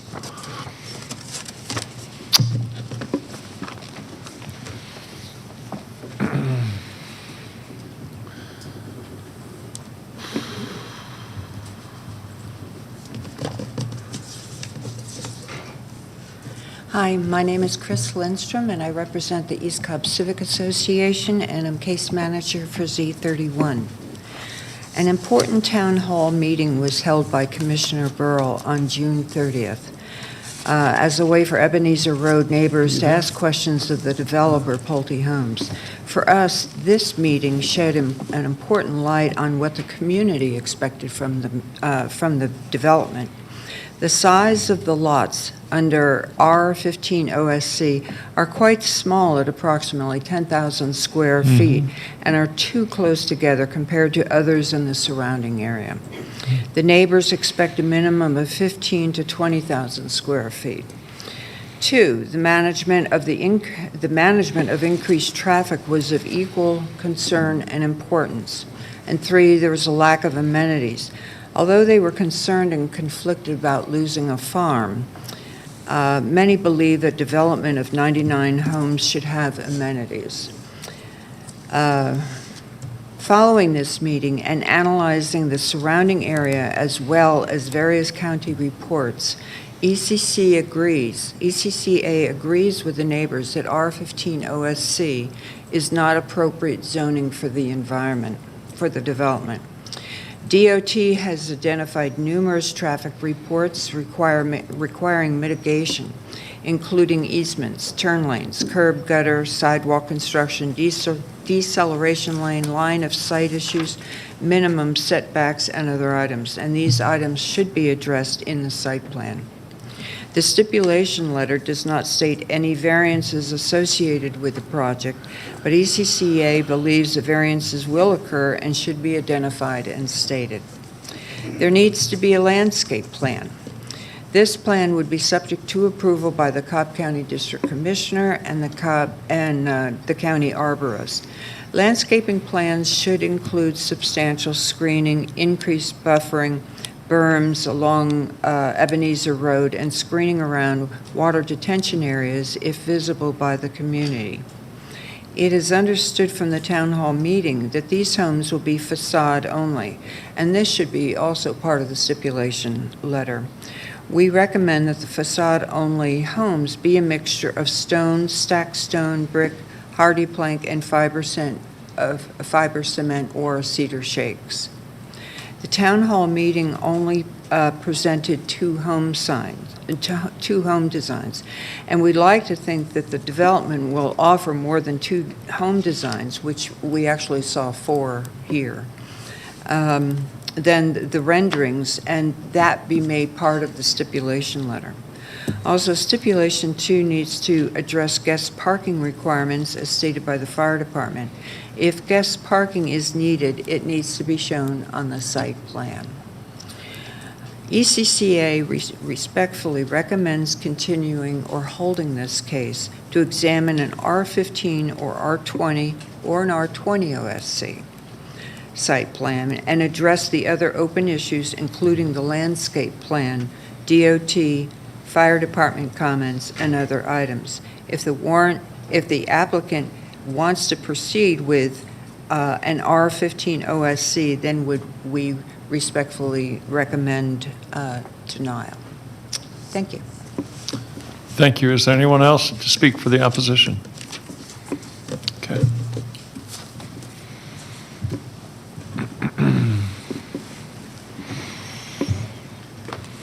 Good afternoon. My name is Tom Dilbeck, and the neighbors have asked me to present the views of those who live next door to the property. We have questions we would like to ask through the chair that just haven't been answered. Is that okay? Can we do that? I won't answer them right now, but I mean through the chair to staff or whoever the appropriate. feel free to ask whatever questions or make any comments you wish. So what is the buildable area of the land? Can either or both of the lakes be drained to increase that buildable area, or do they required to stay in position? And then just confirm our understanding that there is no R15 OSC from east of Canton Road to Blackwell along Ebenezer or anywhere else. That this would be a unique zoning category for this area. We've had 2 meetings with Pulte representatives prior to this meeting with the Planning Commission. Pulte was unyielding in those meetings to our concerns. They basically said it will be a R15 OSC or we're not going to do anything. It's kind of a cram down. The first thing we would like to do is ask the Planning Commission to hold this so that we could continue our efforts, because what they proposed, frankly, isn't terrible. It just needs to be brought up to standard and it needs to be better. If you decide not to hold it, we would request that this be rejected because of the following objections. The Open Space Community Overlay District is not intended to significantly increase the overall development densities, yet we're talking about increasing the density from what would have been about 63 homes to 99. So it's increasing it by half again. So just using the word significantly increase, we think that basically increasing it by 50% is significant. You've mentioned some of the problems we have with traffic. Most of the houses along Ebenezer Road actually face Ebenezer Road, so we're looking at the front of everybody's houses, not just the back of a bunch of white, brown, or, just a bunch of white siding, for half a mile of the back of houses. From a traffic standpoint, a lot of us have to actually back into our driveways because we have to come out onto Ebenezer facing forward. So the traffic in this area is already kind of a problem. There's times of the day where it backs up and becomes gridlocked for about a quarter of a mile right there at the intersection with Maybes Road. So we do need to look at density because it is going to increase cars as proposed, another 200 or 300 car movements a day at least. We also need to work more on the setbacks and a berm and fencing to preserve the sight lines along Ebenezer Road. I don't know if any of you have been over to this area and driven along it, but Mr. Phillips has always been a fantastic neighbor. Our children go over and fly kites in his yard. There used to be a little pull-off there where people would go and feed his apples to his horse. This thing has functioned very much like a public park, although it is not. It's just due to the generosity of the owner. We're losing that. And in as much as we can preserve that open field, we would love to do so. Thank you. Is there anyone else for the opposition? Seeing and hearing no one, that closes the public hearing portion of this case, and Planning Commissioner Deborah Dance will lead the discussion.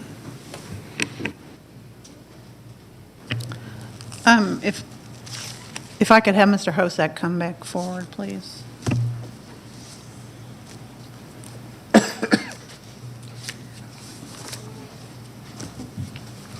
Yes, ma'am. Hey, Rob.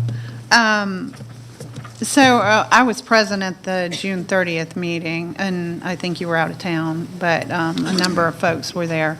And at that meeting, Mr. Phillips made the representation that he was interested in making sure that the community supported the plans as they existed. I would agree with the characterizations today that there wasn't that support that emerged from that room, nor has there been that support that emerged from the string of emails that has occurred since.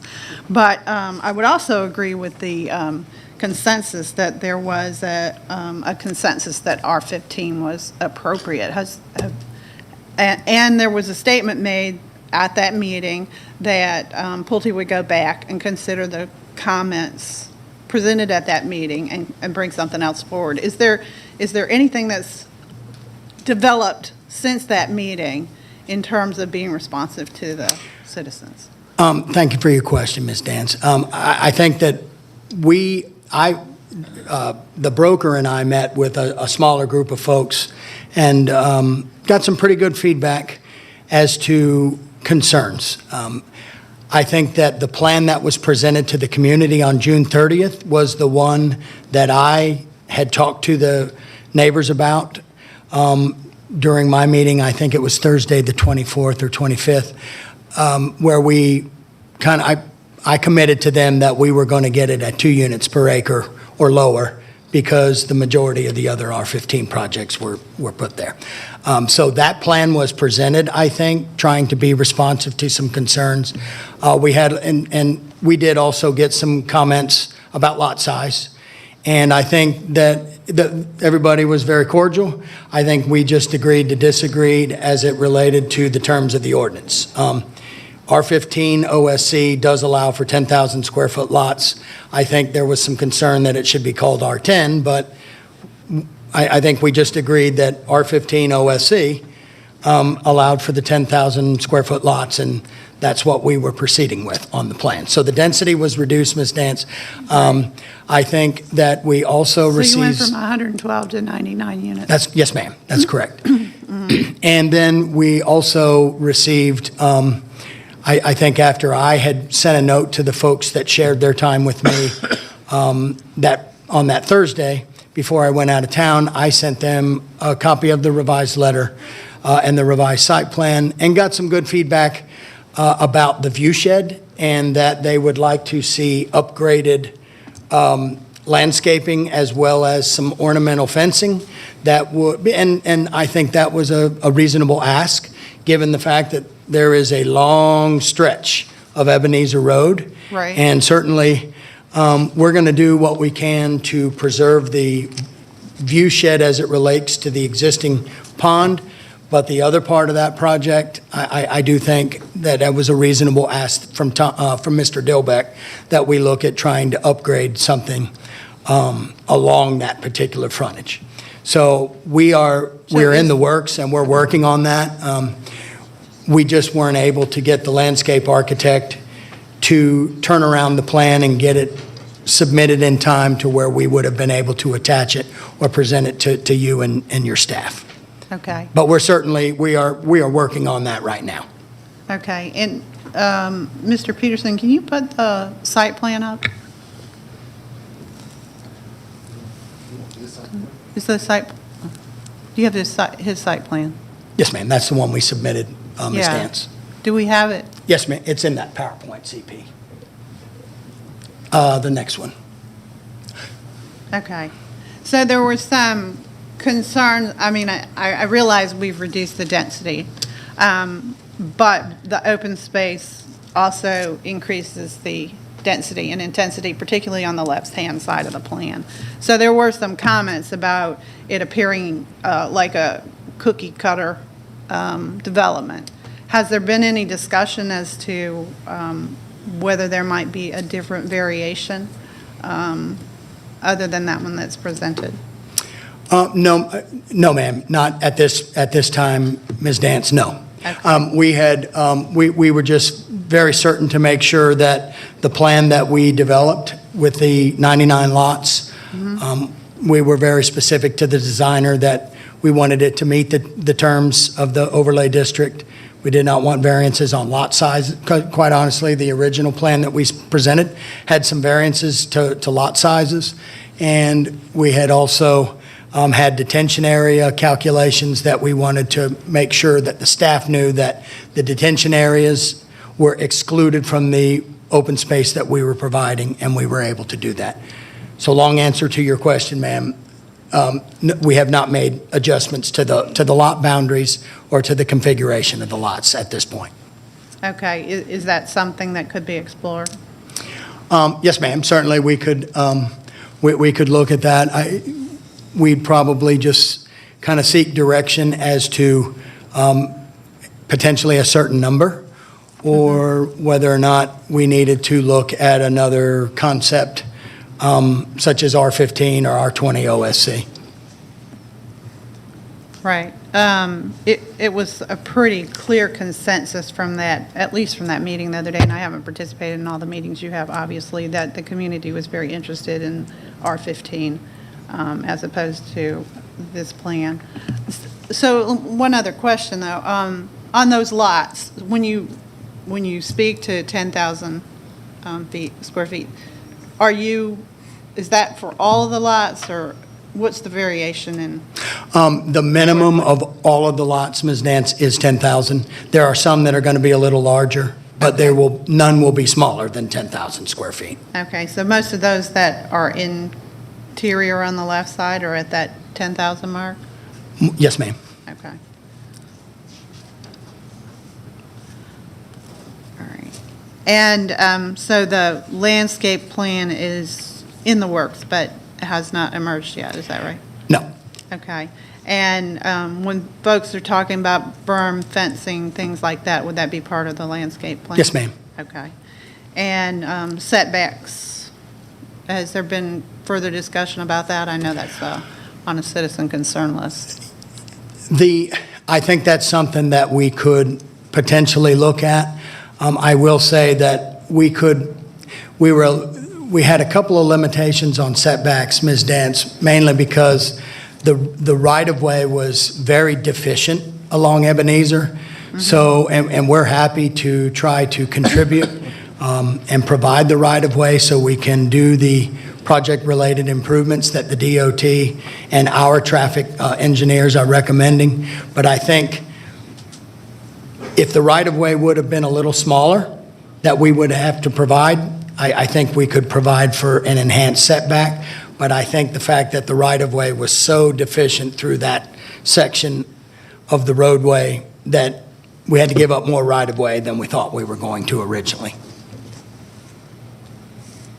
But we feel like it's the right thing to do in order to address the project-related improvements that DOT is recommending. Right.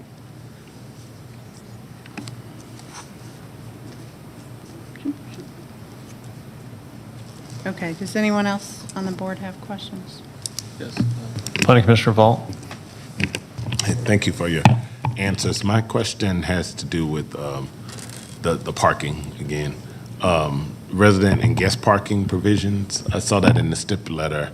You said they would be applicable to the county zoning ordinance, but have you taken a look at parking, particularly for guests, and where that parking would be per the site plan? Mr. Vaught, more than likely, if you noticed on the site plan, there was a mail kiosk area that was identified in a lot of the projects that we have done. Normally, we'll try to accommodate a portion of those in the mail kiosk, but I also believe that there would be an opportunity for them to be placed parallel to the right-of-way. There'll be a 50-foot right-of-way throughout on all the local roads, so that would be potential areas. Normally, what we try to do is avoid, particularly for something that we think might change due to grading, as to where the location might be, just to not give somebody an unrealistic expectation that guest parking might be here, but later it has to get moved because of you're bucking grade somewhere, or you've got to flatten a slope and the parking won't work, or you wouldn't be able to meet site distance. But we're certainly prepared and know that we will have to meet the guest parking provisions. Thank Long answer to your question, sir. I would say the majority of them normally go to where the mail kiosk area is located. Thank you. That's all. Any other planning commissioners other than me have questions? I'd like to hear them first. Okay. So let me start with you. I understand, my understanding would be 10,000 square feet is what's required of a ROSC lot, correct? Yes, sir. R15 ROSC lot. And then 15,000 feet would be square feet would be what's required if it was a straight up R15 lot, correct? That's correct, Mr. Chairman. Has any consideration been given to having the lots along Ebenezer Road, something in between, just make them wider? So they might end up being 12,500 to 13,000 feet, but they'd present differently than they will if they're 10,000? We have not contemplated that, Chairman, but that is certainly, I think that's something that we could take a look at. Yeah. I don't purport to substitute my judgment for that of the district commissioner, the district planning commissioner, you, your client, or the East Cobb Civic Association. I just am curious whether that was something that was considered as a possibility. You could get the density bump on the interior, preserve the large open spaces, but yet give the appearance along Ebenezer Road of a more spacious project. And it's a very good question, sir. No, we did not contemplate that. I think that depending on, what you and the commission would like to do, that we're certainly open to looking at something similar to that, or conceptually looking at trying to create an appearance of larger lots along that section of Ebenezer Road. Okay.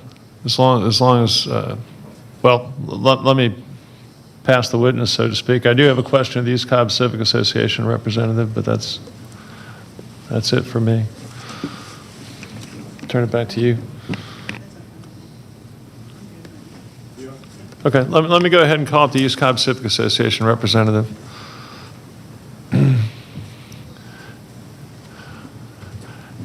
Just to help everybody have a clear sense of direction, is there just an absolute abhorrence of R15 OSC as a category, or a desire to keep it out of the neighborhood, so to speak, as opposed to trying to utilize that category with some modifications to project a project more in conformity with the area?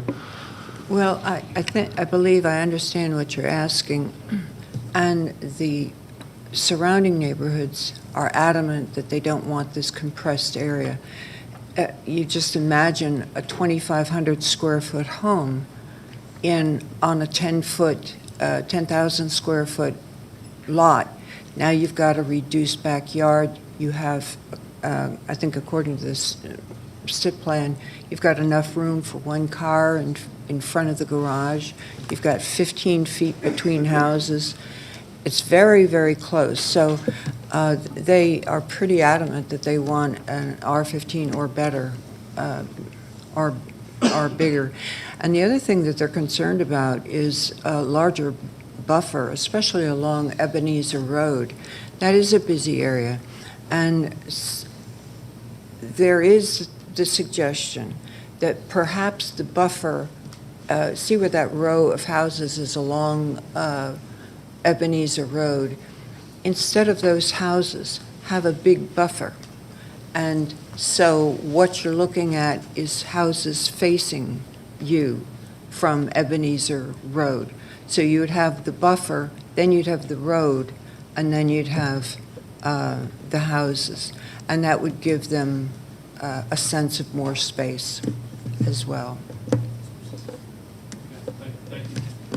Thank you for answering my question. Commissioner Dance? Yes, if I could have DOT come forward, please.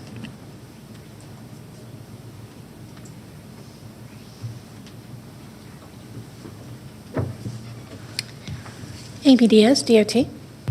Hey, Amy. So you've heard the comments here today about what your comments were on this site. Can you just describe them for the board? Yeah, so our comments for this site are typical for this type of development on this classification of roadway. We would ask for the left turn lanes and the right turn lanes for safety reasons, not necessarily capacity reasons. We do have a traffic impact study dated June 15th. They're currently revising that for the new site plan. They expect to get it to us sometime toward the end of next week, beginning of the next. And so your current comments relate to the data you had prior to this time, right? Correct. Okay. Do you expect there would be changes? I don't, because the peak hour volumes generated by this development are, compared to the volumes in the area, relatively slight. It's a relatively small percentage. So I don't foresee that the comments will change. But Okay. I'd have to see their study to give the final. Okay, thank you. Anyone else?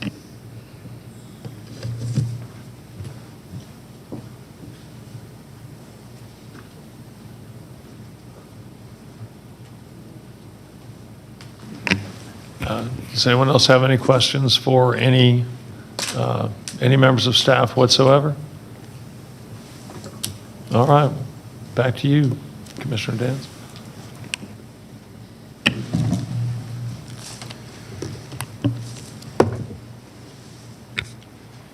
Okay, at this time, I feel like the deal has not been made between the developer and the community, and there is additional work to be done. My inclination coming into this meeting was that, based upon community feedback, it ought to be deleted to a straight R15 with direction to the developer to accomplish that. I'm not certain that's actually in the best interest of everyone, because the community comments that I've heard is that everybody appreciates the view and the sense of place, if that's what you call it, that exists on Ebenezer, and so that everybody is pretty much unified in wanting to preserve that. So I would like to make a motion to hold and give direction to the developer and the owner to look at an R15 layout, or to explore an alternative layout that might involve preservation of aesthetic open space as is captured in the current plan with the open space designation, but while looking more toward increasing square footage requirements that are in the R15 category for them to also generate the landscape plan and bring it back, for them to provide the traffic study to DOT so that it can be looked at, and then also to examine setbacks and any other variances that might be required. Can we have a motion? Is there a second? Second. We have a second. Is there any discussion? Call the question. Motion to hold carries 5-0 with some directions to the applicant that we hope will be helpful. Next case. Okay, rezoning case Z-32 of 2021, Taylor Morrison of Georgia, LLC. Request rezoning from R20 to RM8 for a townhome community in land lot 847 of the 19th District. The property is located on the south side of Hurt Road, north of the terminus of Story Drive. The applicant is present. Is there anyone here opposed to rezoning case Z-32? Please keep your hands raised. I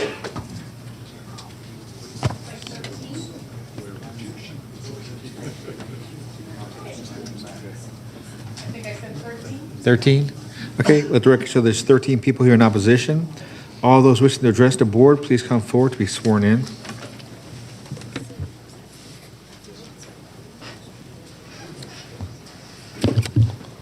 Hey, Joe.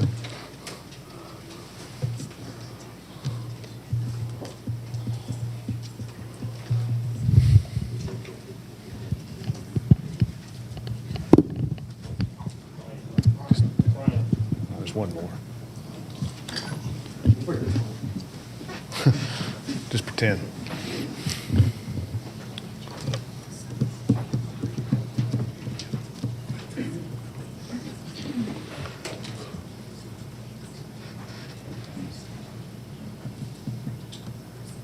Please begin, Kevin. I'm sorry. Thank you, Mr. Chairman. Planning Commissioners, I'm Kevin Moore here on behalf of Taylor Morrison in this application for rezoning. This property is just over 16 acres, 16.09 acres. It's located on Hurt Road, just west of the intersection of Hurt Road and Austell Road. I'm going to step over. I want to show you this surrounding area because I think it's very instructive and instrumental in the consideration of this particular rezoning application.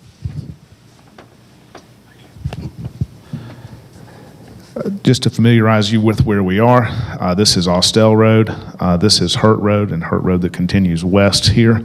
The subject property, 16 acres, is this tract located right in the center. Just to further familiarize you, as you see the blue, that's O&I that feeds down. That's the medical offices and medical complex associated with the hospital, the Wellstar facilities and medical offices throughout this area here. As you can see where this property is, located in close proximity to this intersection, which is a community activity center in this general area here throughout as we're approaching Austell Road and intersection of East-West Connector just off the page.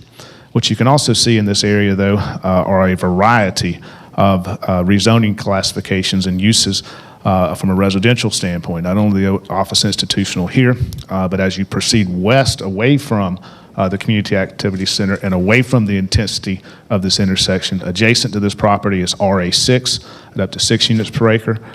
You additionally have R20 across Hurt Road and also west.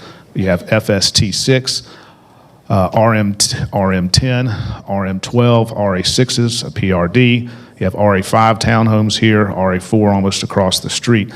In general, you have densities that range anywhere from an R20 type density of 1.7 units per acre up to 10 and 12 units per acre in any form or fashion of townhomes, apartments, as well as single-family homes of some sort of density in that range in not just the general area, but in the immediate area of this property. Turning to our request itself, we are requesting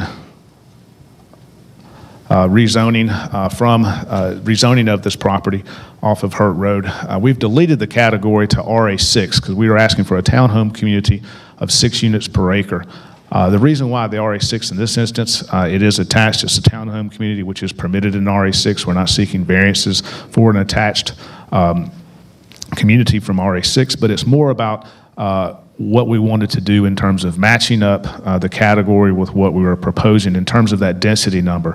This originally was submitted as an RM8 application for 109 homes. That's now been reduced to a total of 96 homes or 6 units per acre.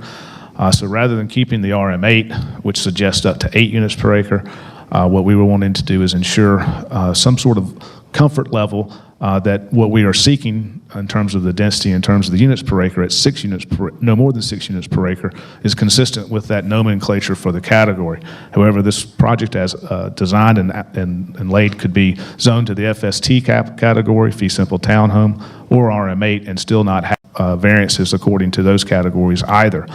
So that's the reason for the change in the category or our request, so that those numbers would match up. Also, given that you have RA6 immediately adjacent to us, also in the area. You have older townhome categories likewise in the area. Those are categories that aren't used any longer, were zoned and developed back in the 70s and early 80s without the level of stipulations and conditions that we put on projects today and that you've come accustomed to. As we turn to this site plan, I want to highlight several things for you.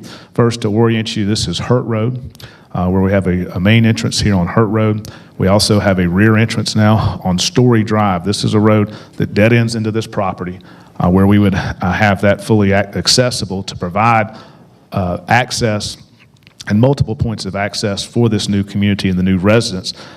Going out through Story Drive leads you directly to Austell Road in another location, as opposed to simply having all traffic directed on Hurt Road to the Austell Road, Hurt Road intersection. This helps disperse that traffic and helps take burdens off of this section of Hurt Road.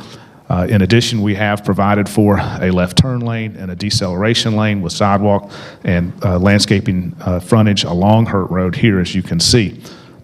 Also, I want to add, we were requested at this entrance if it would be possible, or if we would agree that left-hand turns would be prohibited out of this community, new subdivision. We would have left turns in, right turns out, right turns in, but no left turns out to try to eliminate and mitigate traffic impact to areas further west on Hurt Road that have reportedly had sometimes difficulty getting in and out, and that would help eliminate at least a path of traffic, and that is something we are agreeable to eliminate that left turn out at this direction.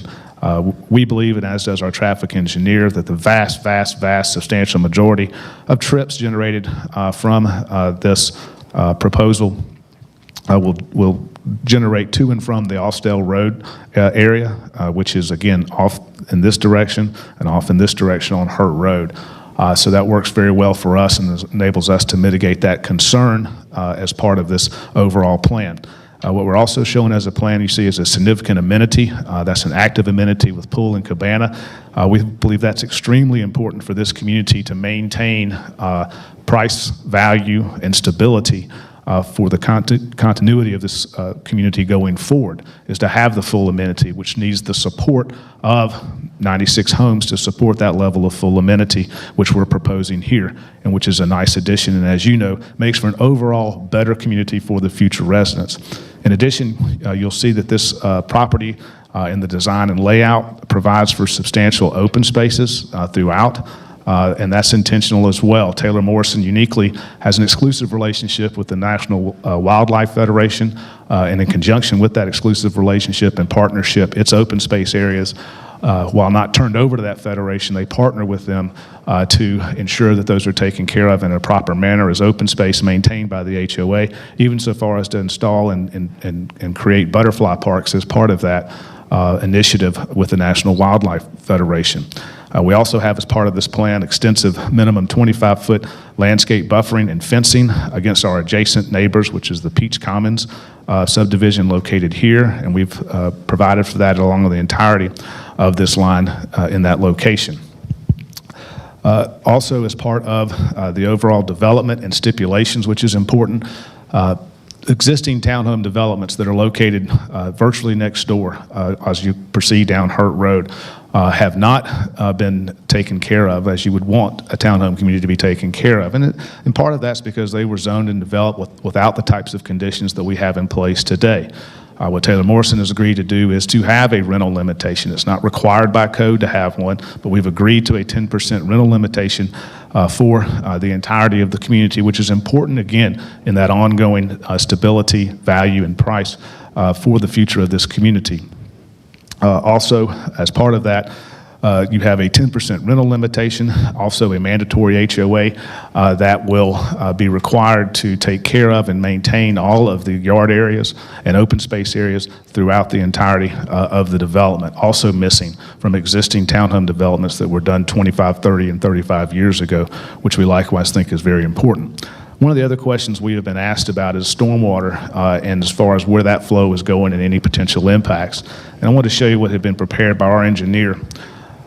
This is the common boundary with Peach Common subdivision, which is adjacent to us. Right now, this area and these homes here continue to receive stormwater flow across this property, which is unmanaged, and it comes into their backyards, and it tends to flow in a direction that provides additional water and stormwater to them.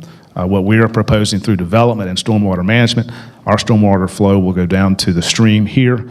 It will not, and nor are we permitted under Cobb County stormwater ordinances and regulations to have stormwater that goes into their yard, even if it's doing that today.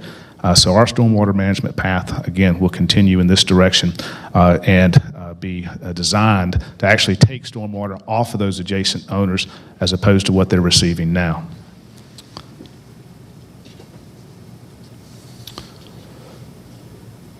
Here you go.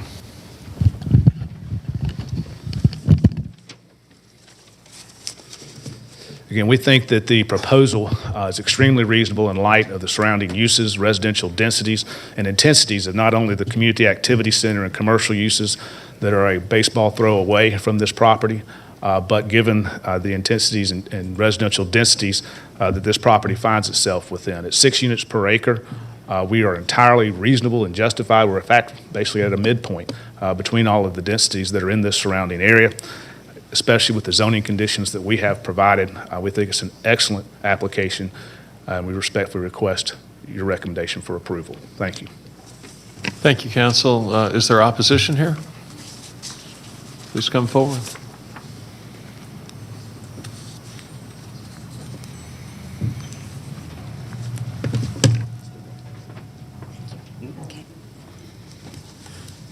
Good morning, or afternoon, commissioners. We've been here a while. And ladies and gentlemen. It's still morning in California, but we're here. My name is Joan Shore, and I'm the spokesperson for the people of Hurt Road community that will be affected by this development. And we are opposed to the request of rezoning as submitted. And we've collected also a petition of 343 people that are opposed to this. I live in Jana Lane, the one he just mentioned, and I will say Kevin did a great job, so hopefully I'll be as persuasive. We are opposed to this for the following reasons: the neighborhood density, the increased traffic on Hurt Road, stormwater runoff, and security concerns. The current proposal suggests a development of 96 attached residential homes on 16 acres of land. These are medium-density townhomes that have 3 to 7 attached units. While the density may conform to the area that he talked about, more to the point in terms of the area that is right off of Hurt Road, most of these are single-family detached homes. And what's happening recent is the development have been supporting detached single-family homes. On Old Tennessee Road, there are 24 detached single-family homes that are being built now. On Shady Side, where there was a property there was some property for sale, there are 6 single detached family homes. Haley's Ridge, which is right off Hurt Road, that was completed, that was Z-117 several years ago, started out at RM8 and ended up as RA6, and it was 93 all detached single-family homes, and they were coincidentally on 41 acres. And then 4370 Floyd Road is still pending, and it's a mix of single-family, detached, and townhomes. So the proposal wants 96 attached homes on 16 acres versus the one that was completed on Haley's Ridge that was 93 on 41 acres. Pretty high density, I would say. In addition, we believe the proposed development will devaluate existing property values. Medium-density attached homes that are usually sell lower than the detached home prices. Holly's Ridge started at mid-300s to 380s. They're already at 400, 450. And the impact to Garrett Middle School is substantial. The Z-32 application states that the local middle school will be over capacity with the current density proposal. Reducing this density will bring the number back in alignment. And I think Travis will speak to that as well.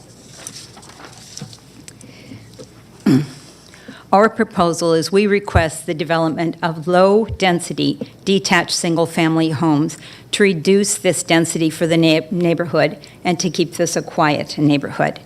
This will preserve the character of existing neighborhoods as stated in the Cobb Comprehensive 2040 Plan and will be more in line with the existing area where we live. Furthermore, RA6 is stated as of 1996 that should not be used.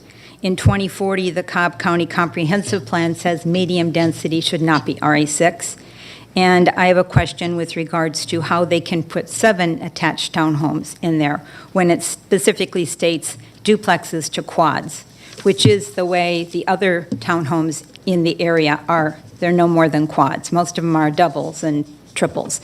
And to the point of Peach Commons, the RA6, that was the first developer. They did 2 duplexes, and the rest of them are all single-family detached homes. The second thing is increased traffic on Hurt Road.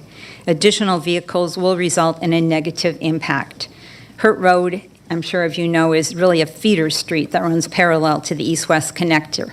The density of this development will severely impact the residents' ability to enter and exit on this 2-lane Hurt Road. The addition of Halley's Ridge has already impacted the value of the Hurt Road on Powder Springs. Amy Lane and Pine Needle Drive will see additional cut-through traffic. There are 206 homes in that area. A 2009 traffic study showed there were more than 1,700 cars per day cutting through that traffic, which resulted in speed humps added to that area.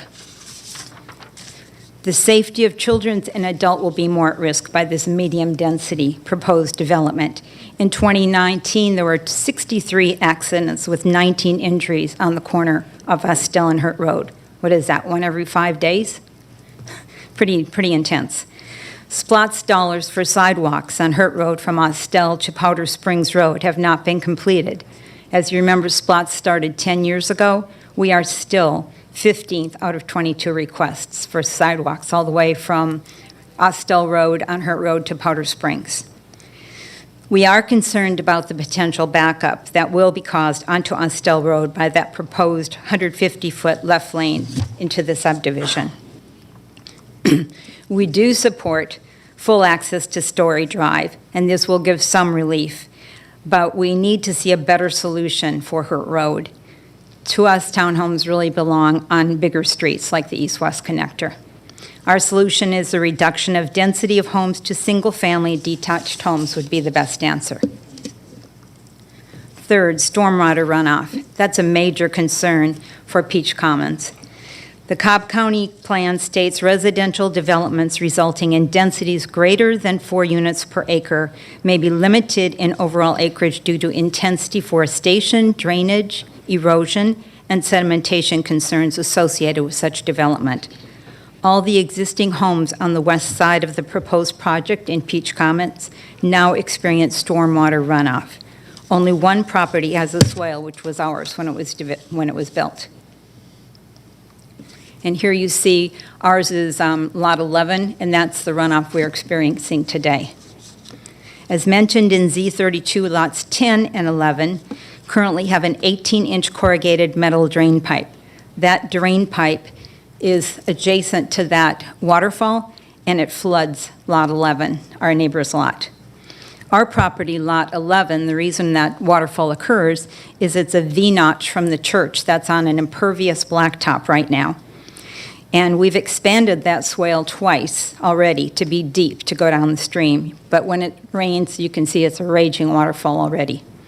Current infrastructure cannot handle uncontrolled stormwater from deforestation of trees and more impervious surfaces. Clear cutting of all those trees and adding a substantial amount of impervious surface with the existing proposal of 96 attached townhomes on 16 acres will severely impact the neighborhood. We also request special attention made for landscaping buffers around the retention ponds. Solution again, decreasing the density, allowing for green space and yards around detached single-family homes will minimize the stormwater runoff issue. Without reducing this proposed density, this project could damage the homeowner's property and create water damage to the Peach Commons area. Fourth, security concerns. We're concerned with privacy of our existing homes and trespassing through our properties. Homeless people in tents, peeping toms, and trespassings have all occurred in the past, and we've been there 25 years. A homeowners association does not guarantee things will be enforced after the developer leaves the property. HOAs are forced to be run by volunteers and often lose their effectiveness as the development ages. All security issues need to be addressed during the building development process. We request a fence and trees be installed around the development where there are existing homes. So to recap, the Hurt Road community concerns shown are neighborhood density, which will change the landscape of this development, or the neighborhoods, increased traffic, a concern for all of us, stormwater runoffs, and security concerns. We understand development and progress will occur. However, we would like to see zoning for this development as single, detached family homes only. Thank you. Okay, thank you. Is there anyone else for the opposition? Yes.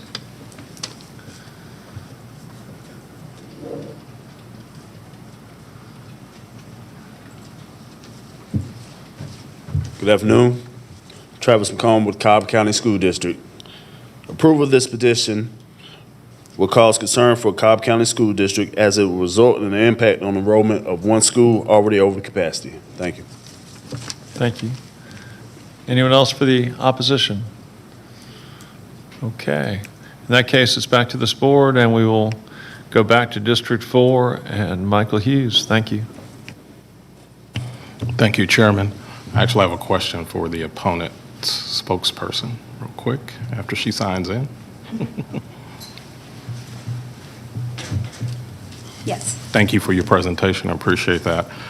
In your presentation, you mentioned several nearby neighborhoods that I think there are single-family detached units. Can you kind of orient me where those are in relation to the actual site itself?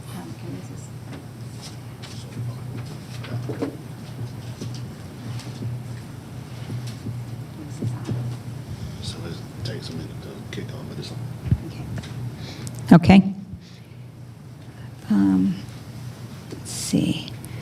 This is RA6, which is where we live, and there's only two, although it's RA6, there's only two duplexes, and the rest are all detached homes. All through here is detached. All through here is detached. All through there is detached. And all through here and there, they are all detached homes. So this whole little area through here is detached. And this one here, this is Howley's Ridge, that's all detached. And then the new homes off Shady Side are over here, and those are detached. Okay, thank you.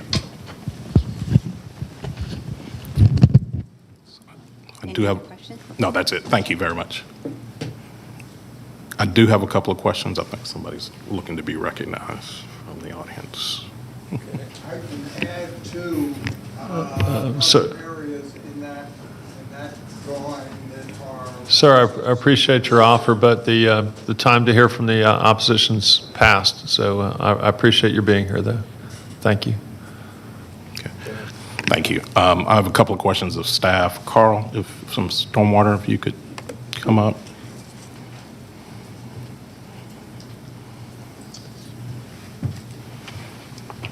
Carl Carver, Cobb County Stormwater. Thank you, Carl. Just a couple of questions. I think this is somewhat of a revised site plan for what was originally submitted with the rezoning application. Have you had a chance to look at it from a stormwater standpoint, and what are some of your observations? But the one thing I did notice is along the western boundary, they have removed some units to allow for the storm drainage to come down to the stream, which is one of my recommendations, is that to keep it off of the adjacent neighbors and to bring it down to the stream within their property. Okay. That was the major one that I had. And I think the applicant or the applicant's representative mentioned that they're prepared to install stormwater infrastructure to handle the runoff that would potentially come through, that I guess is inundating lot number 11, if I remember that correctly. Are you?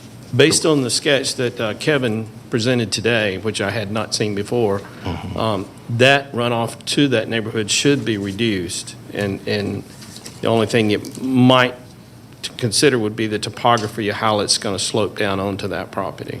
Okay. But that could be handled during plan review. Okay. Let me ask my other fellow commissioners if y'all have any other questions of Carl while he's up here from a stormwater perspective. Anyone else?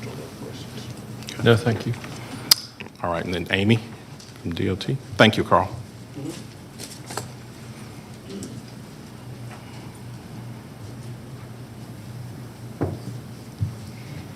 Amy Diaz, DOT. Okay. The opponents have indicated some concerns with respect to traffic, along Hurt Road that might be created by this project. I'm just wondering, has a traffic study been done, or what's your? It has, the traffic study that was done did not have the connection to Story. And to do the connection to Story, there were a couple of other intersections that we had wanted them to look at. So we found out about the connection to Story last Wednesday when they submitted their stipulation letter. And we have been in conversation with them about that revised traffic study, but it has not had a chance to happen yet. Okay. Okay. So, but we do know there's a lot of traffic in the area. There's also a nearby elementary school that our school representative and DOT has raised some comments about. So we're definitely taking a close look at it. Gotcha. All right, thank you. And the next question is for zoning staff. John, if you could just tell us what the staff's recommendation is. The staff's recommendation was to deny it, but that was based on the original RM8 with a lot higher density. You know, this new plan, the recommendation could have been probably a lot different than how it ended up. Okay. Because the zoning stipulation letter that I have, at least I think dated June 30th, deleted it to RA6. Right. Okay. Yeah, and there's RA6 right next door, and beyond that, there's some RM12 and some of the zoning categories in the area. Okay. Those are all the questions I have at the moment. I'll defer to my commissioners. Any other commissioners have questions of staff at all? John, just briefly then, based upon what I just reviewed, and that might have changed also, you'd initially recommended RA5 with 5 per acre, is that correct? That's correct. Okay. Has that recommendation changed? It's still the same right now, Mr. Chairman, until we have a chance to really redo our recommendation. But I can tell you it probably will change. And well, let me just ask Kevin.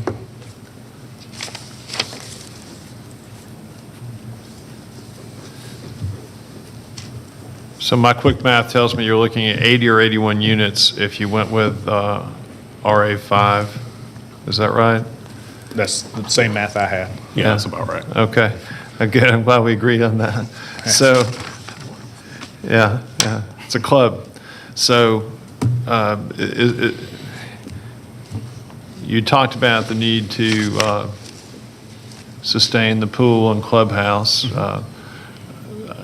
I just want to check on a couple other things here. Is that a sidewalk, a designated sidewalk crossing at one point not far down from the pool and clubhouse? Yes. In the plan?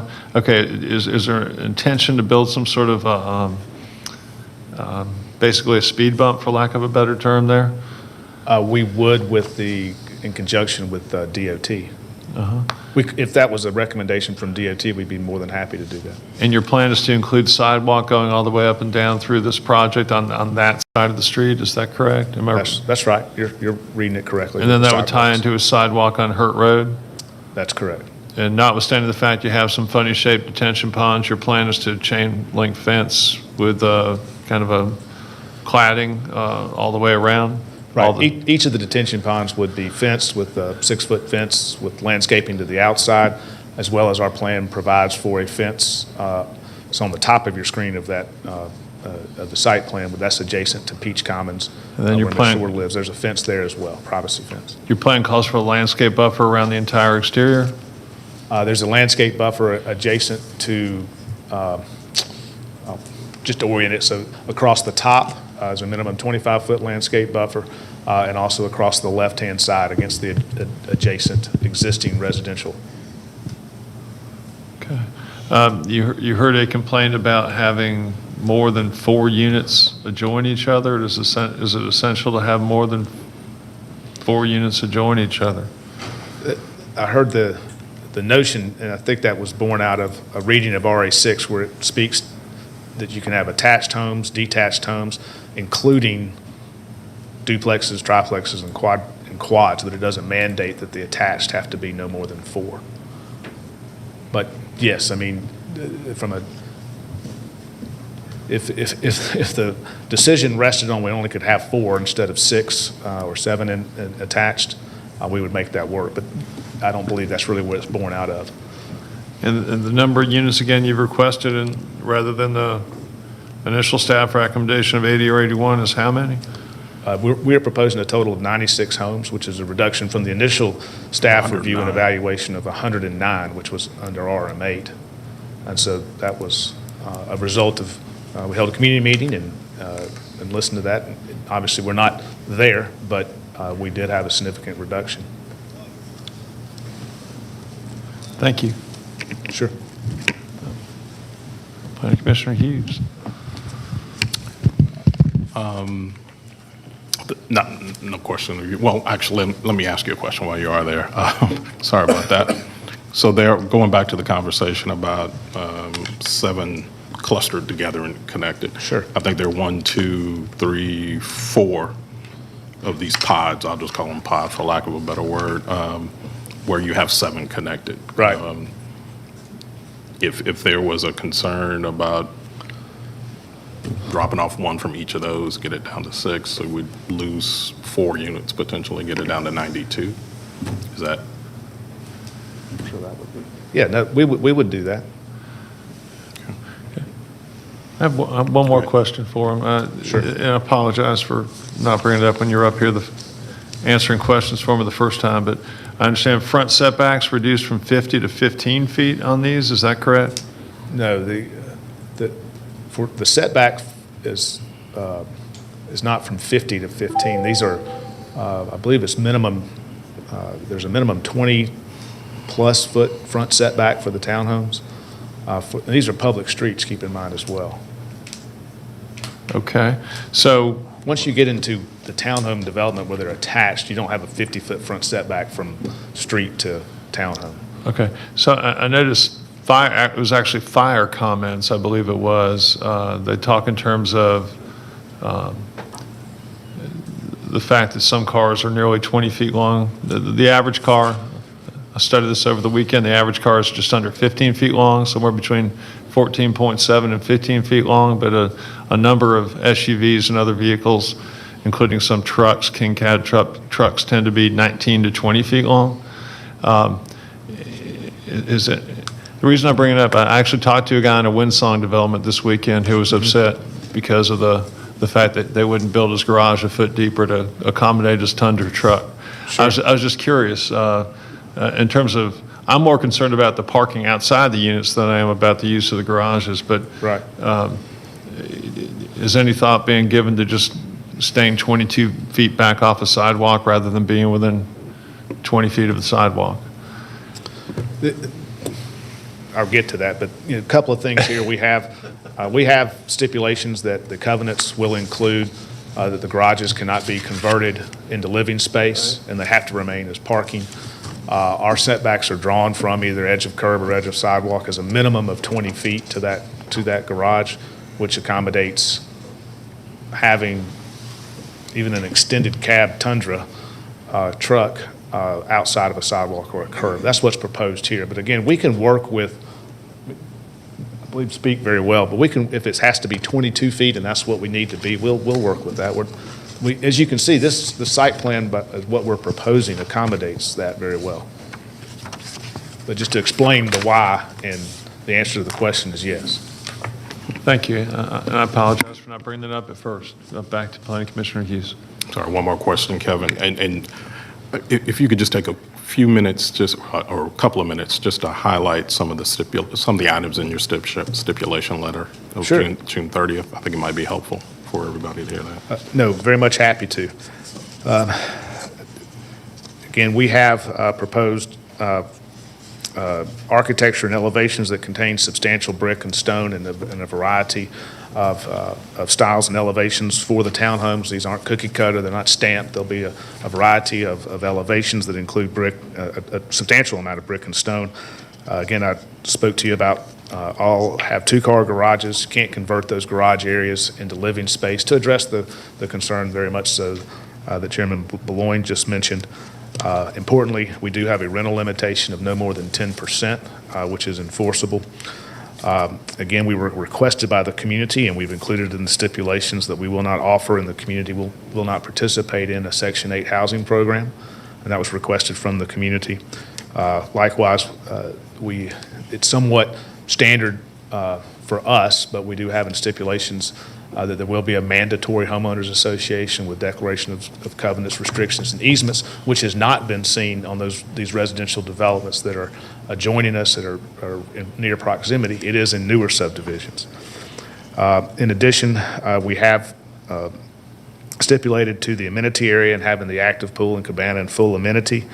Also, we have provided and stipulated to the landscape buffer that I mentioned before that has a full landscape buffer, minimum of 25 feet with fencing along Peach Commons, which was also requested and which Ms. Shore brought up as well. and that's part of this stipulation letter. We've also stipulated to the road improvements as recommended by Cobb DOT, left turn lane, decel lane, as well as to the fencing and landscaping of all stormwater detention facilities, as well as agree to all Cobb County stormwater comments and recommendations as well, which Mr. Carver gave you a brief version, but those are all incorporated into this plan. Thank you. Appreciate it. Sure, thank you. Any other questions? I'm sorry, this format does not allow for that, but thank you. Thank you, Kevin. Thank you. Amy, I have one more question for you. Sorry about that.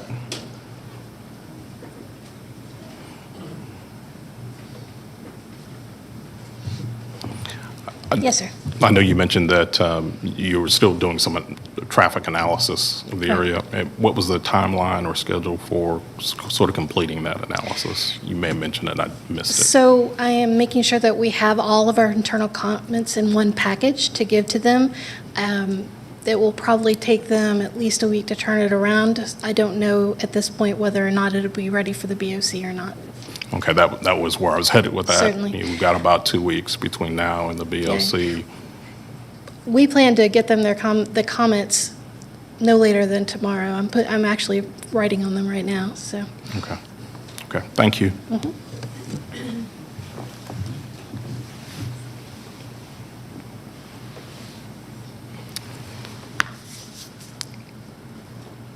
Kevin, I've got one more question for you.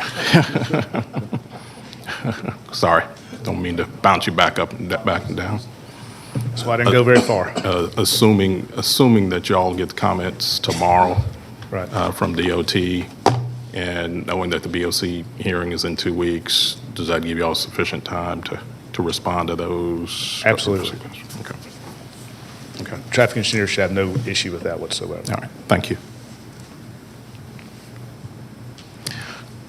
With that, Mr. Chairman and Commissioners, I'm ready to make a motion to recommend approval of Z-32 2021, subject to the zoning stipulations described in the June 30th, 2021 letter from the applicant's representative, but add to that an item reducing the number of units from 96 to 92. And that's my motion. Is there a second? I'll second. Second from Commissioner Waybright. Second, Michael, question. Yes, sir. How do you want to handle staff comments? Do you want to incorporate all the various staff comments on this one? I apologize. Amend that motion to include staff's comments as well. Does your second still apply? And second is, yes. Okay, is there any discussion at this time? Okay, we can call the question. Okay, the motion passes 5-0. Thank you. And question, do we need a break at this time, or are we all good to? Okay, a request has been made for a break at this time, so we'll take about a 10-minute break. We'll try to convene at 2:28.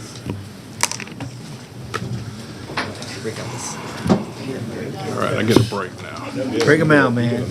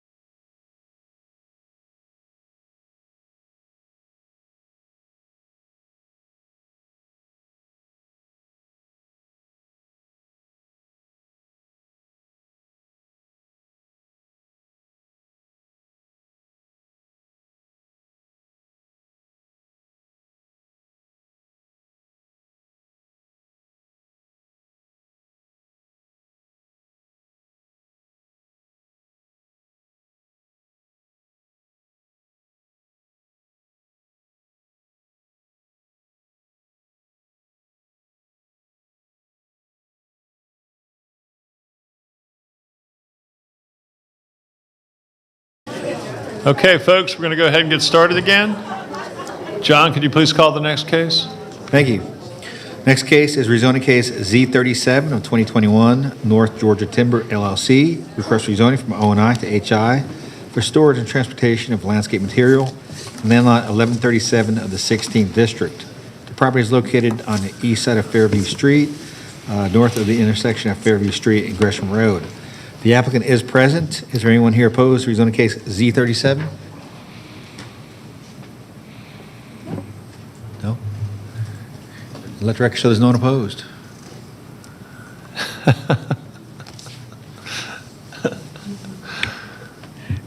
Yeah, I know. Good afternoon, Mr. Surprised you. Didn't mean to surprise you there. For the record, my name is Parks Up with Sams Larkin and Huff, and I will explain why we don't have opposition anymore this afternoon. And I represent North Georgia Timber in relation to this. I know we had a full hearing on this last month, so Mr. Hughes is a quick study, so I'm sure he doesn't need a full presentation, but so I'm not going to go through all the details. But this is a piece of property that's on Fairview, just north of Gresham Road. As you're very familiar, Tip Top Poultry is just to the bottom left. It's a very industrialized area. This property was owned by Wametco and then Comcast. It was a staging facility for their operations, and including storage of heavy equipment and materials and such. This is an industrial compatible area in your land use plan. And I do just want to preach a little bit that we need to protect these. I mean, industrial is almost more important than retail, because industrial provides jobs that cannot be filled by Amazon. I'm talking your tradesmen, your plumbers and electricians and things like that you can't order from Amazon. And in this case, we've got North Georgia Timber, which is a local company. He's here in Marietta, and he provides timber services for folks around Cobb County who need trees removed. We love the great trees, but we also, if you have a home with a greatly treed lot, you know that eventually sometimes trees have to come down or have to be trimmed. And so he handles that. And one of the things he does is handles the waste that is created by these trees and allows them to be recycled for different uses. The property is currently zoned O&I. We are in for rezoning to light industrial. As you can see to the north is heavy industrial. To the west is a light industrial piece. And to the south is R15. And that was the dialogue we'd had with Ms. Summerhour regarding her property, which is just to the south. After the last meeting, we were able to meet with her on site, and we were able to explain the buffer as we proposed it. She was okay with the buffer, and I have a zoning stipulation letter that was submitted to the county last week, and then I submitted a revised one that I placed on your table, Jay, to July 3rd. That was because I made the mistake of making some tweaks to this stipulation letter, and instead of going to the last stipulation letter, I went to the one before that. So I had to go back and retweak it. So the one that's on your desk is July 3rd, which has the tweaks that were contained in the previous letter that were requested by Ms. Summerhour. We met again this morning, and there was a couple of minor changes that I sent to Ms. Dance that are reflected in the email that I sent to her, and I will read them verbally on item number 6. This was at the request of Ms. Summerhour, that it says that the improvements to Fairview Avenue, and by removing the gate within 45 days of notice from affected property owners, period. So it's striking adding affected, and then striking the rest of that. Just didn't want it limited to determining who has access rights and such. So I think that was a very fair comment for her to make. And then on number 10, we're adding a sentence at the very end that says, additionally, the applicant agrees to relocate or remove Comcast and AT&T lines so they do not interfere with property owned by Ms. Summerhour, by Summerhour Property LLP. And so her property is just adjacent to Fairview on the east, and so there's some lines that traverse there. A couple of them are rather low, and so we've agreed to take care of that and added that as a stipulation. That was a revision from this morning, and why Ms. Summerhour is no longer here to oppose the application. That really leaves only really one issue that came up after the last meeting, and that is Fairview is a public road. It has been a public road. In fact, when my client purchased the property, there was a sign on the property that said they're about to repave it. And the property to the left, when the LI portion of property was in for zoning, there was a stipulation that they would pay $10,000 towards the resurfacing and repaving of Fairview. DOT has come back and asked us for $95,000 towards that repaving. We've agreed to $10,000 towards that cost of that road improvement that would pave Fairview. You can see the property is currently O&I, currently was used by Wometco and Comcast for staging of heavy equipment and materials. And we are also sharing that road with a light industrial property that is paying $10,000 towards the repaving of it. We think that that is a fair and equitable division, and this gives you the buffer that we talked about with Ms. Summerhour. And then this gives you the light industrial to the east and shows you that their access, they have two access points. They do have one close, and that's one of DOT's comments is, well, we're only having to improve it to that section, but technically their light industrial property goes all the way to the north, and you can see they have another access point there. There's nothing to say they don't change this site plan and have heavy trucks going to the north. And so we think that the $10,000 is detailed in my stipulation letter in item number 6 is an appropriate contribution. It's consistent with what was offered before. Going from O&I for its use to light industrial for our use should not be something that is triggering this type of additional expense. This property's been paying property taxes for many, many years, and would expect that the road that accesses it, that is a public road, that be paid for by the taxations that have been collected for many years and will continue to be collected. Having said that, we think because the $10,000 was offered before, that's a reasonable contribution. That's pretty much the only issue that's remaining. I think everybody else is in agreement. Staff recommended approval of the application. Ms. Summerhour was able to meet us on site and address the concerns that she had, and we're in agreement with her. And we'll continue to work with her because of the proximity of her property. So I'm here to answer any questions you have. So my client is here also to address any questions that you may have about him and his business. But this is a great opportunity to put, how many times do you have these type uses come in close proximity to new subdivision? And this is an industrial area designated by your code. It's where it belongs, and it's going to be a great addition, great business to expand in Cobb County. So appreciate your time and consideration. Thank you. Thank you, Mr. Huff. Is there anybody else who has shown up for the opposition? Anybody else want to speak up on behalf of North Georgia Timber while there's still a little bit of time? Okay. That closes the public hearing portion of the meeting, and Planning Commissioner Deborah Dance will lead us forward. Thank you. Ms. Diaz, if you'll step forward again, please. Thank you.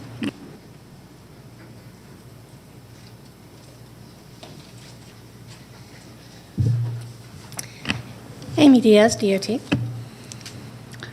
Hello again. This time we're talking about the project that Mr. Huff just referenced, and I know that you had given opinion with respect to the contribution being requested for Fairview. Can you describe what your recommendation is? I can. So as he mentioned, the yellow area is currently scheduled for repaving. That goes up to the first driveway of the material handling site, which was a 2014 stipulation case. In 2014, the stipulations for that case actually said that the roadway would be improved after development of the corner property, which the corner property doesn't belong to either the current applicant or material handling. It's a separate piece of private property. Because of that stipulation, they negotiated with DOT and the county and the district commissioner to basically pay into the paving because they were having to do it before that corner developed because they needed it for their access, but the stipulation had required it after the development of the corner. So is that clear? I need to clarify anything else there? So if I can just, I don't know how best to have her review a document. I'll walk it down. Okay. You can keep asking questions. So, I mean, you prepared an estimate of what the 95, what the basis for the $95,000 estimate? Correct. Well, I didn't personally, but DOT did, yes. Okay. So what And it is this a copy of it? This would be an improvement from that yellow portion up to the driveway for Z-37. Okay. So it's not marked on the plan that's currently overhead. Yes, and that's the estimate there. And then I want to show you a couple of photos of the roadway conditions to try to get across why there is such a difference in price between the two. So, Okay, but the bottom line on this document, and if you could just push it up just a little bit further, is the $95,000 is what DOT's estimate is. Correct. Of the contribution to be requested. to pay from the material handling driveway to the driveway for Z-37. Okay, and now you have some photographs. Yes.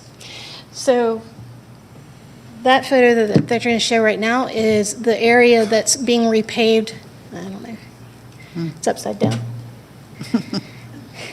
So that's the area that's going to be repaved. It's hard to see because there's a lot of trees in the area that will need to be cut back. But the pavement is in pretty good shape from where the material handling driveway is going to be up until Gresham Road. And so what the current plan is, the current project is basically just mill and overlay. It's not a full reconstruction of the road because the road itself is in pretty good shape. Now I need to change the picture.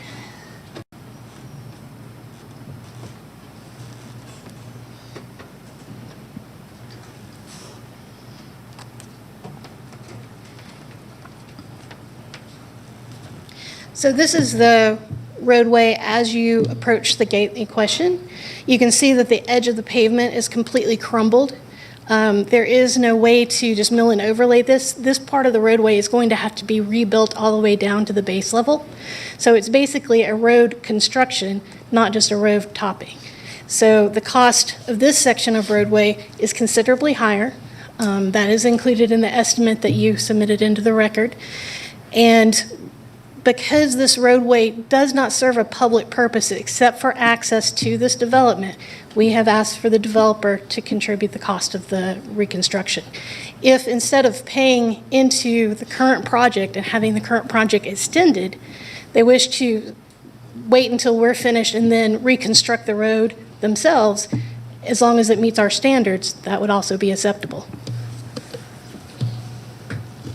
Okay, but the necessity of the road improvement is due to the change in the use. Yes, it needs to be an industrial standard, especially since they have said that they will be using tractor trailers, 18-wheelers. Okay. Anybody else have any questions? All right, thank you.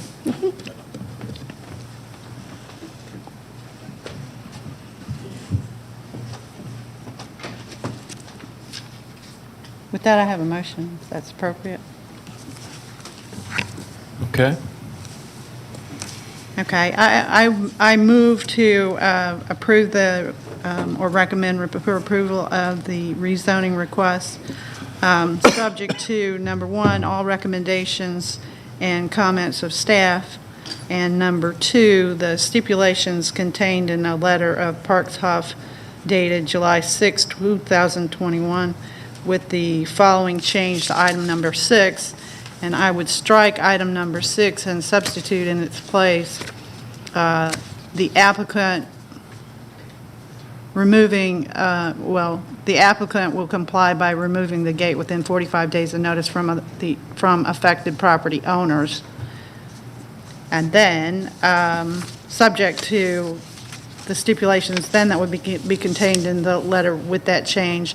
And then number 3, adding a further requirement that pursuant to the recommendation of Cobb DOT, the applicant enter a development agreement and contribute $95,000 toward the necessary improvements to Fairview Avenue. And that would be my motion. I'll second. Yeah, we have a motion and a second. Before I ask for discussion, does the county attorney have any concerns or questions? I just, In what regard? Are we fine with the motion, notwithstanding the fact that the former county attorney made the motion?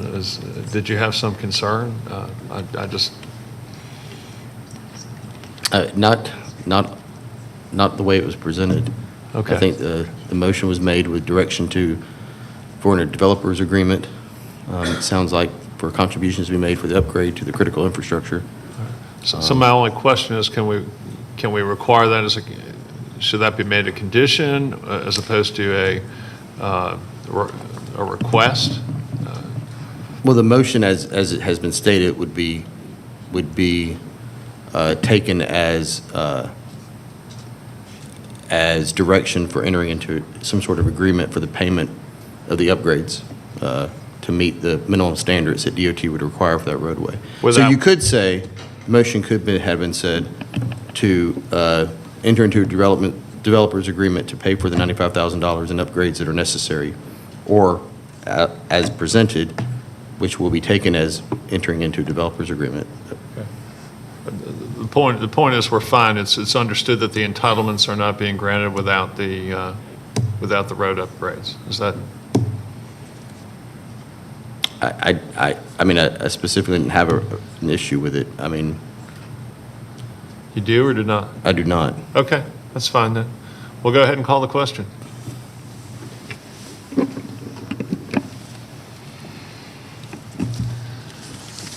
Okay, the motion passes 5-0. Next case. Rezoning case Z-38 of 2021, Windsong Properties, request rezoning from R30 to RSL for residential senior living, not supportive residential, in land lots 179 and 180 of the 20th District. The property is located on the south side of Ellis Road, on the east side of McDobbs Road, southeast of the intersection of Ellis Road and McDobbs Road. The applicant is present. Earlier, there's 29 people here in opposition and 3 people here in support. All those wishing to address the board, please come forward to be sworn in.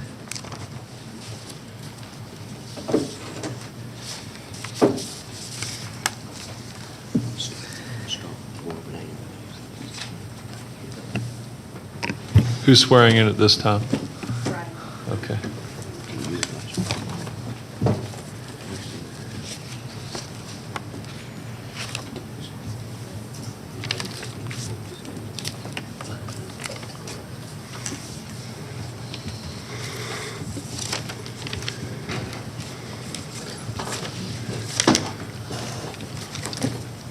All right, Mr. Sams.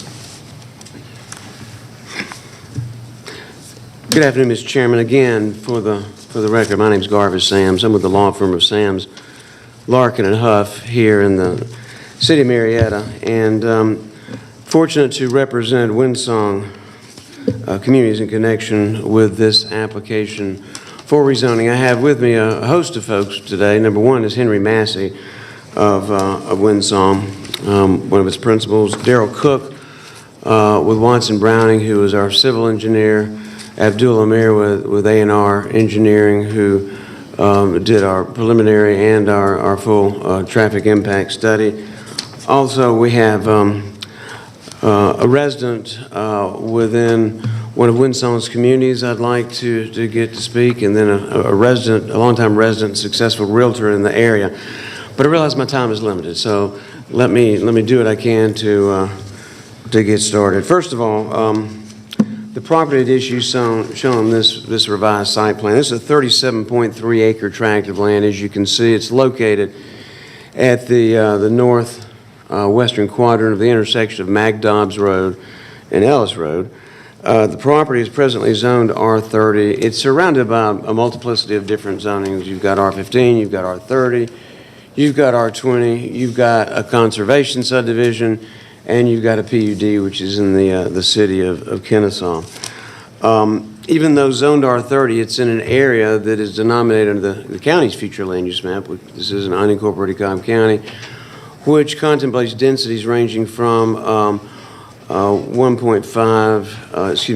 2.5 units per acre. Windsong's proposal is to rezone this to the RSL non-supportive for the purposes of the construction and development of an age-restricted single-family detached residential subdivision consisting of a total number of 82 homes at a density of 2.49 units per acre. It's a significant deviation from our original proposal in terms of density and the number of homes. Also, in addition to being consistent with the future land use map and the comprehensive land use plan, the county's staff has recommended approval of the application at a maximum of 2.5.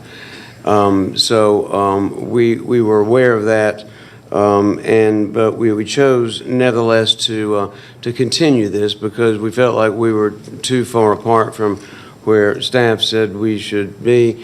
And from a land use planning perspective, we frankly think that what we've come up with in terms of the reconfiguration of the property and the lots therein is much superior over what we had originally. Winsong's proposal also meets a demographic. I mean, I know it's cliche to say, the baby boomers are going to keep booming, but the fact of the matter is they've boomed, but what's left just keeps thriving and striving, and it's just a matter of accommodating that demographic over the next 10 to 20 years before it plays out, so to speak. I hate to put myself in that category and talk about myself that way. That sounds dismissive. But anyway, I can't help what age I was born in. As I said, this was originally scheduled for last month. We wanted to wait for the full TIS, which we have. In addition to Cobb County staff, we thought it was appropriate to meet with the City of Kennesaw's professional staff. I mean, this is not their jurisdiction, and much has been made of the fact that they have nothing to do with this, but as a courtesy, even though this doesn't require any kind of compliance with an intergovernmental agreement, I thought it best to do that, and so we were able to establish a dialogue with them as well. We submitted a revised stipulation letter and a revised site plan on June 18th. But before I get into that, I'd like to call up here a resident of Encore subdivision, which is nearby, along with others, a nearby Winsong development. So if she could come up right now. She's easy to spot. She's wearing a very dull color, but she...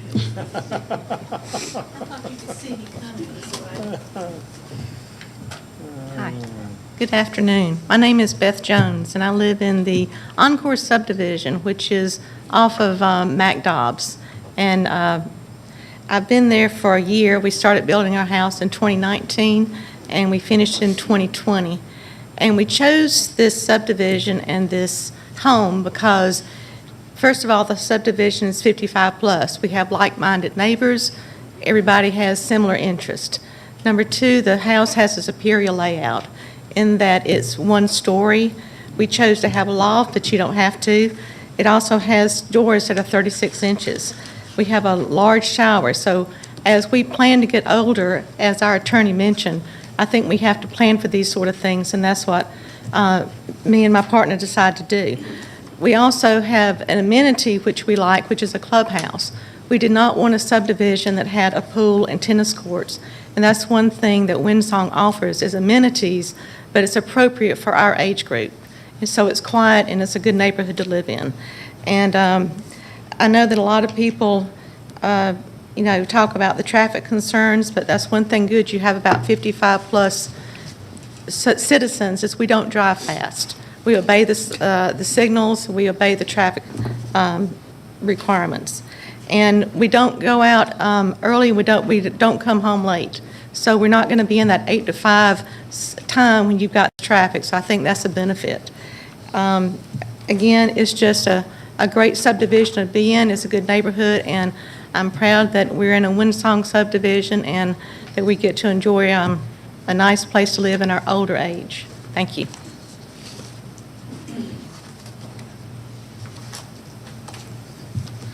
Mr. Chairman, in one of the other applications, you mentioned that you were in one of the Winsong developments and encountered an individual who had some consternation regarding the size or length of his vehicle. Here, the driveways will all be at least 20 feet in length, and they'll be able to accommodate those type vehicles, plus without getting or encroaching on the sidewalk. But on the June 18th stipulation letter, of course, you got the revised site plan. It's 82, a maximum of 82 units. However, that's cut during plan plan review to accommodate a max of 2.49. We've hit 55% impervious. We can't exceed that. I've told you about each of the homes have 2-car garages, sufficient width, depth, and length to accommodate 2 more vehicles. We have 42 guest parking spaces. We only have to have 41. We think they're strategically located on the northwestern side of the lake and on the southern side of the lake. I know there's always that yearning to spread it out, but we wanted it to be meaningfully and strategically positioned. The architectural style and composition of the homes, we have a number of examples of that, beginning with this, and this is in your handout as well. Cornelius, if you don't mind just kind of strolling through that as I talk, just to kind of give you an idea. We'll have a master mandatory homeowners association with covenants, conditions, and restrictions, which will cover the landscaping, the signage, the entrance, the streets, and those type things. Now, the question was brought up, well, what about detention and water quality? Well, we have, of course, the lake that will be used have a detention component, but there are other ponds throughout. The county requires, and Mr. Carver can concur with this, a yearly maintenance agreement that we're required to enter into. So from a contractual perspective, and we're willing to make that a condition of the zoning, but we're required to do that in a private street situation such as what we have here. The landscape plan that we'll be submitting is going to be absolutely fascinating.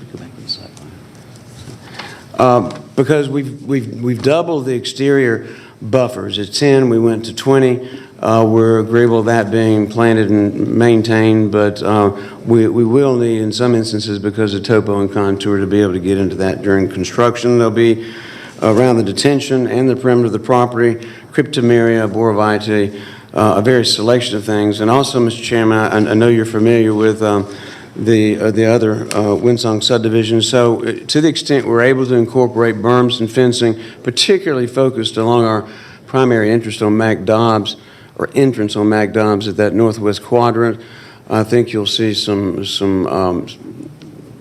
berming and some fencing there. This is different than Serenade, and with Serenade, which I know you've been to, it's more hilly, it's more demanding, challenging topo. But with this, you're going to see that. Plus, I think our commitment to double this perimeter buffer is good.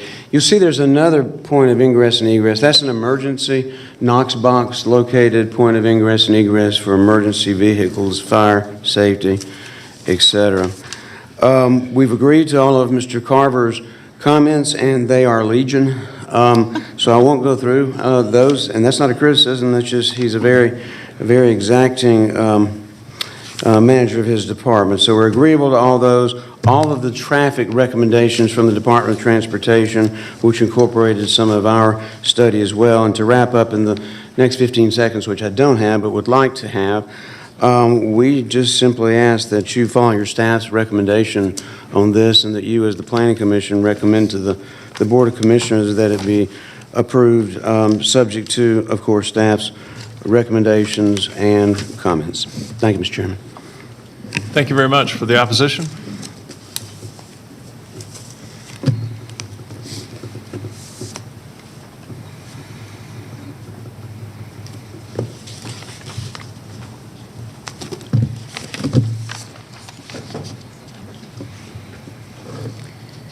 Thank you for your time today. My name is Sharon Cobb, and my family and I have resided in the Butler Creek subdivision on McDobbs Road since 1993. I am representing my family as residents impacted within 1,000 feet of the proposed Winsong development, and I'm also representing the Butler Creek homeowners in the capacity of the president of their HOA. And I'm also representing single-family homeowners on McDobbs and Ellis, and subdivision residents in Kenyon Farms, Tamarack Falls, Signal Point, Chandler Ridge, and Kings Row, which I have spoken with. All are located with homes less than 0.2 miles from the proposed development. The early head count that was pointed out was 29, and I'm currently still getting signatures on online petitions, and we'll have those later this week to the commissioners. We're up to about 225. Our concerns over the proposed development pertain to health, wealth, welfare, and safety, and a general disregard to the character of the Mulkey property and the surrounding area. From a health, welfare, and safety perspective, the property is located in a FEMA-designated floodplain. Wetlands and spring activity potentially exist on this property. The property drains into a tributary to Butler Creek, which impacts land outside of the proposed development. The Stormwater Management Department's comments state potential or known drainage problems currently exist for developments downstream from this site. Butler Creek runs along the nature trail in our subdivision, and we are concerned about the negative impact from the proposed development. Structural fill will be required, and that has an unknown impact to the existing drainage issues. The existing lake dam and spillway will need to be updated to current standards and regulations, and again, the impact of these updates is unknown. The development is not close to any recreational or community activity areas easily accessible to the residents, which is the intent of RSL zoning. Examples of easily accessible communities would be the RSL developments at Due West, behind Bank of America, Mackland, behind Publix, and Barrett Parkway, behind Publix. Even with the reduction from the original 98 proposed homes to the current 82 proposed homes, the density is still high at 3.92 homes per buildable acre. Initial traffic studies indicate this will result in roughly 500 additional round trips per day on McDobbs. We have the following concerns related to the limited traffic study that was conducted on Wednesday, April the 21st, from 7 to 9 in the morning and 4 to 6 in the evening. Wednesday was a virtual school day, which automatically reduced traffic during that 7 to 9 a.m. time frame. The 60 minutes that was selected for the morning and evening traffic baseline may not have been the best hour to select. We would suggest the hour be shifted to start 15 minutes later, with the result of possibly 5 to 20 cars being added based on the road and the lane selection that's being analyzed. We would like to understand the data and the underlying assumptions from the cited trip generation report of similar facilities nationwide, which was used to approximate the impact of the proposed development. And we take exception to the comment, over 55 age communities do not tend to be active at peak times, which is contained in the Zoning Division's Department's comments. Statistically, people are working longer, they're retiring later, and they're entering second careers to restore retirement funds, which were negatively impacted by the Great Recession, the recent pandemic, unanticipated job replacements, and to offset the increase in costs of health care. As it relates to the character of the area and the property, the proposed extremely high density of 3.92 homes per buildable acre and the requested 30-foot to 20-foot setback variance is not required when working with a property of this size. Even with the 37.3 acres less the 16.4 designated open space acres, there is 20.9 or 21 acres to work with. Sufficient acreage to be developed and still be consistent with the actual adjacent zoning of R30 and R20, which is the majority around the property. Also, please note, the Summerbrook Phases 1 and 2 that's located within the City of Kennesaw's limits and was cited in the initial and the revised stipulation letters is 0.7 miles from the subject property. The Summerbrook development does not have direct adjacency to the proposed development, and it should not be used as a comparison. The proposed development seems somewhat like an infill development containing unprecedented high density when compared to the directly adjacent properties, rather than a thoughtful strategic development that is in keeping with the beauty of the property and the surrounding area and community. Finally, the proposed development will be the third RSL unsupported development within 1 mile, which, to be quite frank, is excessive. We would like to note that previously approved RSL unsupported developments do not set a precedent, and the approval of each proposed development is an independent decision based on the characteristics of the property to be developed and the adjacent properties. We, the concerned surrounding homeowners, do not feel Windsong's revised proposal meets the intent of Cobb County's comprehensive land use plan, and we respectfully ask the Planning Commission to take the existing character of the Mulkey property along with the surrounding area and properties and request a significant reduction in the currently proposed 3.92 homes per buildable acre. We request a much lower density factor based on buildable acreage, which will be more consistent with the actual adjacent properties.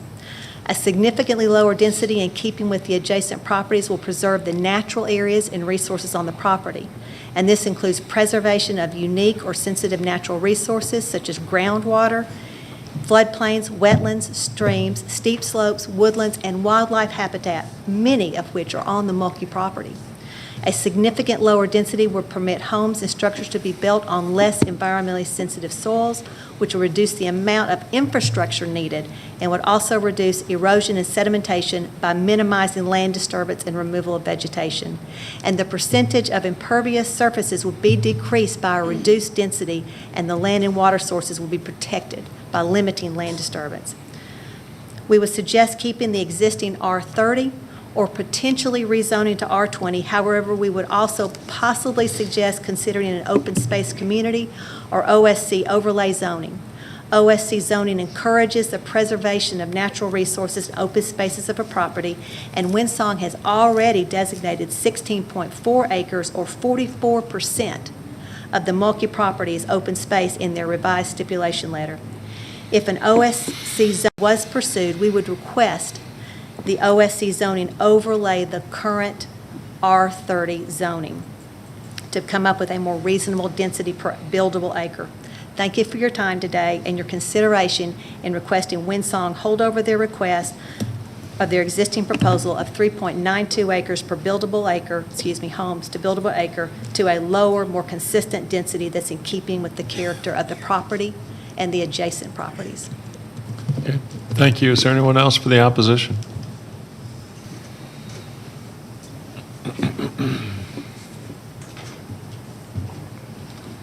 Thank you. I'm Jim Dotson. I'm with Tamarack Falls. I'm adjacent to the same property on the other side of McDobbs. I'm over the HOA there.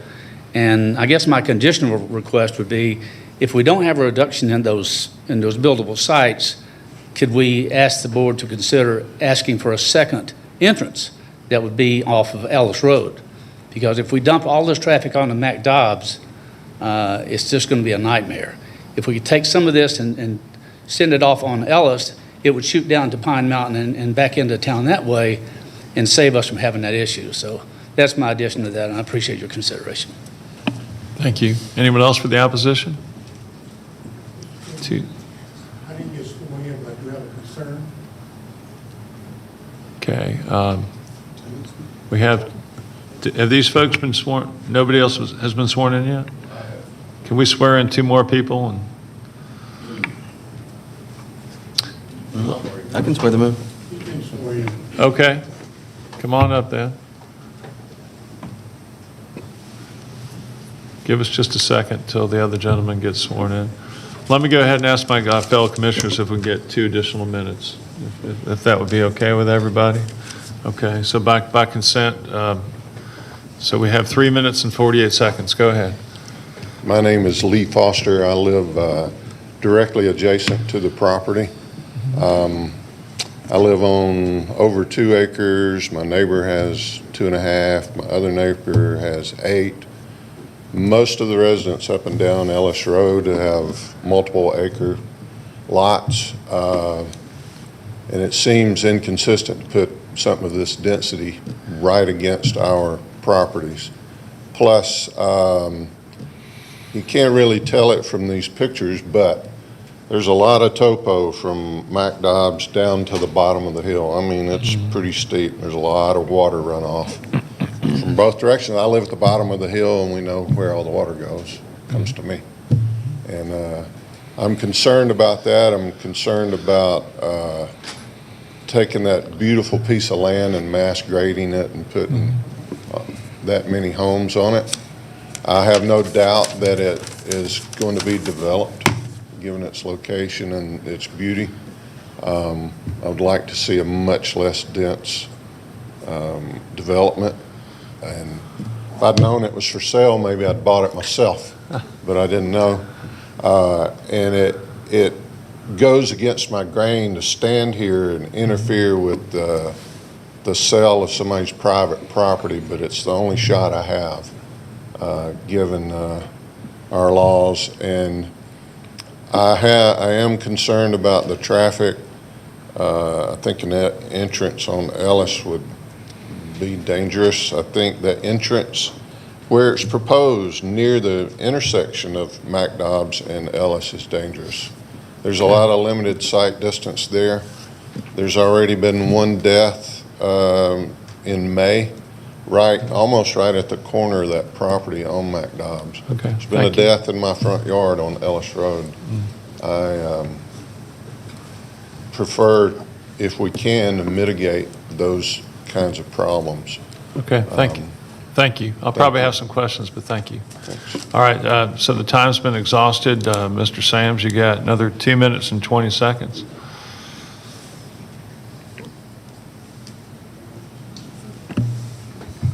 Mr. Chairman, did you want to allow the other person to speak and just give Mr. Sams some extra time, or? I can just ask him a question. I can just ask a question as to any points that weren't already covered. Thank you. What I'd like to do, our engineer is here. Raise your hand. Here he comes. While this is Darrell Cook of Watson Brown Engineering. While he's approaching this, you can say 3.92 units per buildable acre all you want to, but the way this was calculated, it comes out to 2.49. It was done correctly. It was done appropriate. So it's within what your future land use map shows. As far as the beauty of the Mulkey property, Ron Mulkey's a friend of mine. I've known him for a long time. He's associated with Mount Perrin School, and he agrees with you. It is beautiful, and the upkeep and maintenance of it is quite challenging. But to state, as has been stated, that it is distracting to the eyes to have to look at a subdivision that's developed as uniformly and as aesthetically pleasing as one that Windsong does is more than a little disingenuous. But what I'd like for Darrell to talk to is along the southern property line. There's relatively little topo on the property, but there is a big drop there. I'd like for him to talk about that and also the stormwater management issues. Darrell? How much of that 2 minutes and 20 seconds is left at this point? What's that? There was none. There was no time left. That's why I had asked if you had wanted to allow the. Oh, I wanted them to have an extra 2 minutes and 20 seconds, but if you could just quickly summarize what points you wish to make. Well, the points are based on some of Carl's comments downstream, and I think we've chatted with my staff as well as what we've already done some investigation downstream, so we're confident that we can make things better downstream. We certainly have opportunities on this property. We also have a lot of area that we're not going to get involved with. We're staying out of flood areas. We're certainly staying out of creek areas and buffers, which we think will be a good positive with that. The lake, we definitely need to update the dam itself. It has trees on it and whatnot, but in that process, we'll be able to basically store some additional stormwater on that, more of the effect, just so we have appropriate freeboard and dam safety, which we think is an issue right now. Work with Carl, and I think we can find some great improvements to downstream conditions, working with Carl and his staff. So. Thank you. Okay. That'll close the public hearing portion of the meeting, and it's back to me this time. I wish it were going to Commissioner Hughes, but this one's back to me. But I'll ask the help of all 4 of my fellow planning commissioners on this one before it's over. All right, let's start with Amy Diaz. There have been some questions raised about traffic, so let's start there.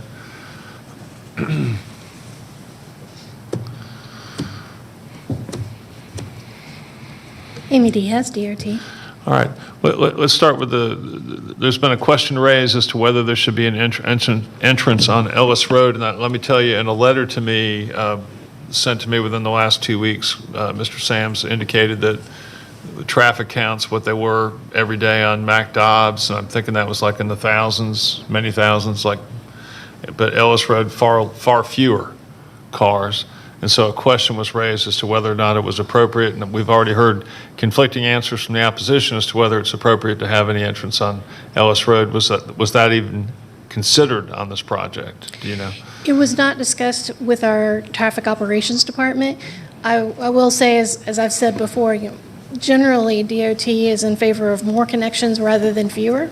Okay. But it is something that I would want to run past them in case there's any operational concern on Ellis Road that they want to highlight.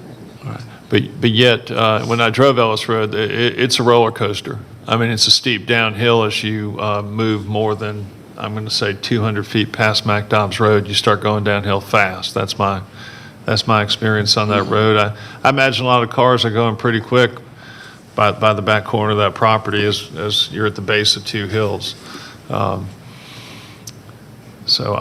Is it prudent generally to put an entrance? I guess we do have a lot of entrances in this county on steep graded roads. That's part of it. But is it preferable?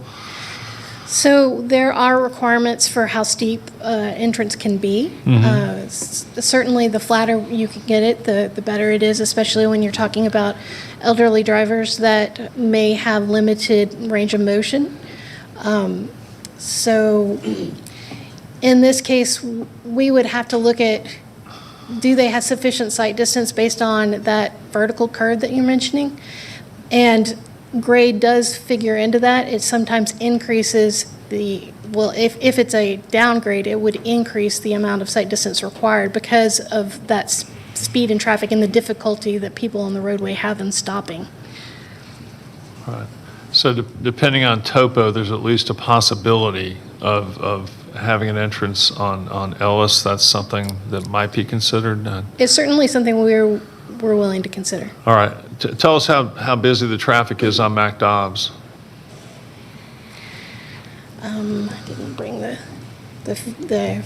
printout with me up here. So in your notes, there's a level of service based for Mac Dobbs. And then the traffic impact study did not identify any critical issues there. I do recognize that the citizen that mentioned the adjacent school, that is something that was also flagged by our internal school department and something that we'd like to get addressed. Tell us what that issue is, just so we know about that. Basically that the school was not in full operation and apparently was in complete virtual operation the day the counts were taken. So they need to add counts to the roadway for when post-COVID there's people actually traveling there during the drop-off and pickup periods for the preschool. Okay. How soon do you think we can get more accurate traffic information? They could generally turn it around very quickly. Okay. So we could certainly have that well before the next work session? Yes. Okay. Well, at least from our perspective. Okay. Any other DOT comments that we should consider? No, if the connection to Ellis Road is being given serious consideration, that would affect, of course, the traffic study. And so we'd like to get that resolved before we ask them to revise other things. Okay. Thank you. Let me go ahead. All right. Does anyone else have any questions of Amy? One of the mentions was that the entrance on Mac Dobbs is close to the intersection with Ellis. On the other hand, when you look at it, you can see that it was done to align with the Kenyon Creek Drive that comes in from the other side. Are we better aligning Kenyon Creek or shifting it further south and separating it? If we could get a separation of 125 feet, center line to center line, that would be acceptable to DOT, but we don't want them offset by a shorter distance than that. Okay. Thank you. Anyone else? I'm sorry, any other questions for Amy at this time? Okay, thank you very much. Let me turn to stormwater. Carl? Carl, as you come up, you can go ahead and say your name. Carl Carver, Cobb County Stormwater. You should just be aware that Mr. Sams at least commented that they were willing to accept all of your comments, but he didn't comment on my comments, so you're more favored than I am, but go ahead. Tell us what you know about the topographical conditions here, the dam, and particularly about that comment about potential or known flooding conditions.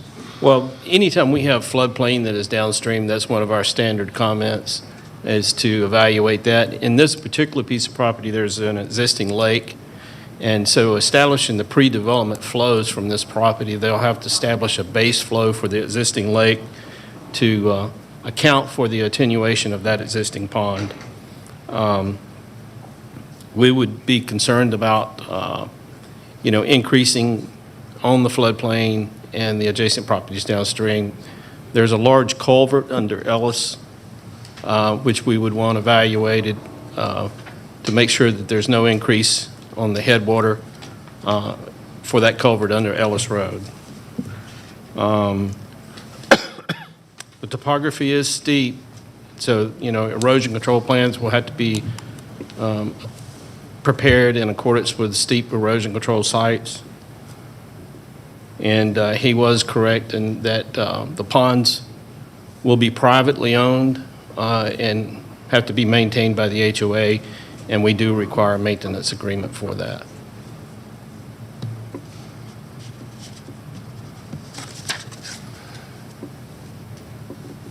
Okay, let's go back to erosion control plan and the concept of mass grading as brought up by Lee a little bit ago. Do you know whether this project would require mass grading? And I can ask the same question of the engineers for the applicant. That's a broad term to use, but I would think that there's going to have to be some areas that are, what you would call mass graded, but there are going to be some other areas that's probably not. Based on their plan, they're going to try to preserve the streams and the lake, so what's probably in the backyards will probably stay more natural. Okay. So you're thinking the property nearest to the western boundary would require less of that mass grading, is that correct? Is that your understanding? The area, well, yes, the southern portion would be, can I get their site plan back up? Yeah, as you can see, the stream buffer comes all the way up to McDobbs. And so there's going to be some areas in there that probably will not be mass graded. The areas along the southern boundary, they will probably have to grade those, but that's some of the steeper portions of the site. And then around towards McDobbs and Ellis, where their entrance is located at there, those areas would probably be graded, but that's not as steep existing in that area. Okay. Any other questions from anyone to Mr. Carver? His remarks have been legion. Okay, yes. All right, thank you. All right. Let me go ahead and go semi-logically to the engineer then for the project. If you could address those same comments regarding the extent to which there has to be any mass grading out here. Yeah, I don't see this, and by the way, I'm Darrell Cook with Watson Browning. I don't see this as a mass graded site. I see it as more of a selective grading, and of course the design is based on avoidance of some of the steeper parts of the property. So we've tried to work with what we can without having to do any what I would call mass grading. There will be some areas where there's going to be some that, but we have plenty of room separation from the property lines to where we would be doing any grading. We will limit that and have some undisturbed areas to also have that protection, if you will, from where any erosion control measures would be. We would also have diversions to make sure, the one gentleman said he's down in the low area, we're going to divert plenty of water to facilities so they don't go onto the neighbor's property. This would go right into the floodplain. So our goal is to get that into the floodplain area with reduced flows, probably pretty extensive lower peak flow rates to look at the downstream situation, but from a erosion control, this is pretty simple. We do a lot in Cherokee County and other areas, and this is a pretty modest, what I would call selective grading plan that we would be looking at. Do you have that plan prepared yet? I do not have that plan, but I've been doing this for 30-some-odd years. I've got it in my head, and I can draw it out pretty quickly for you if you need it, so. All right, could you have that for us before the next work session? You got it. Thank you. Okay, let me move back to the Mrs. Cobb or Ms. Cobb. Yes, come on back up. I have a few questions.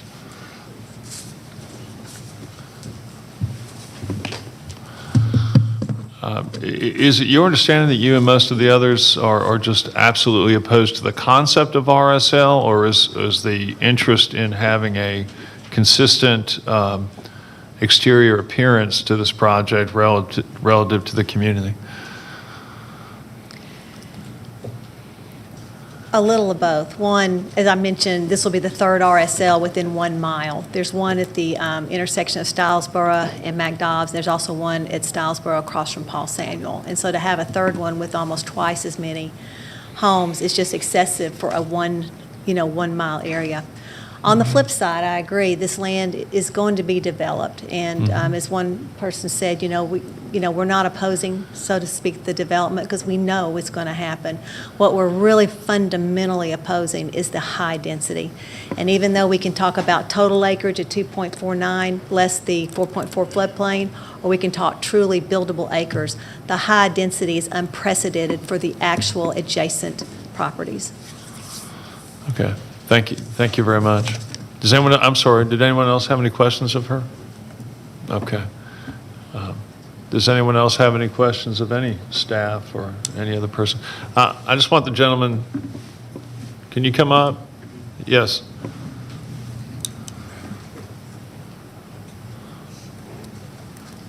Was there any topic that you wanted to address that we have somehow failed to address in the prior half hour? You've covered it some. My name's Darrell Gentry, I live at 3186 Ellis Road. Been there since 1970. I've definitely seen a change in the traffic. So the gentleman that spoke about the entrance or the intersection of Ellis to McDobbs, it's a bad intersection. Okay. I'm 75. I take a chance. I can't see to the right very good. Can't see to the left right now because the pine trees have grown in size. So we're asking 55 plus and older to come into that intersection correctly, and also an intersection to their subdivision just down the road about 150 feet. To me, that's putting us in a bad situation, being a senior. The other thing is, talking about the hills, the topology, during the school time, and I'll say it's young, and I'm not just saying it's young, but during the school times, morning and evening, zooming down that road, taking no precautions. I've been there all this time, and I've seen 2 deaths with young people because they lost control. We've got to do something about how people are approaching this hill. That's my concern. Okay, thank you. And Mr. Sams, just in fairness, I gave somebody else another word, so let me give you a 1-minute rebuttal before to address the comments you've just heard. Well, I have been responding to your question, notwithstanding the fact they take the form of cross-examination, but I'm used to I'm used to that from another term. What I would like to say to you is this: the first iteration of our site plan did have an access point on Ellis Road. We can do that. It would be a right-in, right-out type of access point. My understanding was DOT not only wanted the alignment with the street across on McDobbs, as opposed to an offset, but prefer that. So, but we can go offset there too. Either way, McDobbs doesn't start diving until where you, right about 50 feet above where you see that emergency point of ingress and egress, and then it dives like crazy. There's a 15 to 20 foot drop. In fact, our houses will be below the actual houses that are on the R20 to the south. Okay. Did you folks look at the possibility of doing Ellis as like a sole or primary entrance point? Yes, sir. We did at one point. What were the thoughts there? Do you recall? I You're almost my age, so I can try to find out if you recall. I think I'm past you, Mr. Chairman, but he's been on all the iterations. I've been on about 3 or 4, so this is Darrell again. Yes. I've walked the site, I've gone up and down Ellis Road for sure, and it's just not good for any left turn type movement out of the development. We can certainly do a right in, right out. Along Mac Dobbs, I think there's opportunities, but I think the gentleman mentioned there's a lot of trees that have grown really into the right-of-way, and that would be something that would be taken care of, which we'd have a better opportunity for sight distance in these intersections. And I think that's our goal with that. Sounds like we have an issue where we should try to work on fixing sight distance irrespective already, but perhaps, yeah. Okay. Thank you very much. Thank you. Okay. Does anyone else have any questions or comments of any, for any staff or anyone? Okay.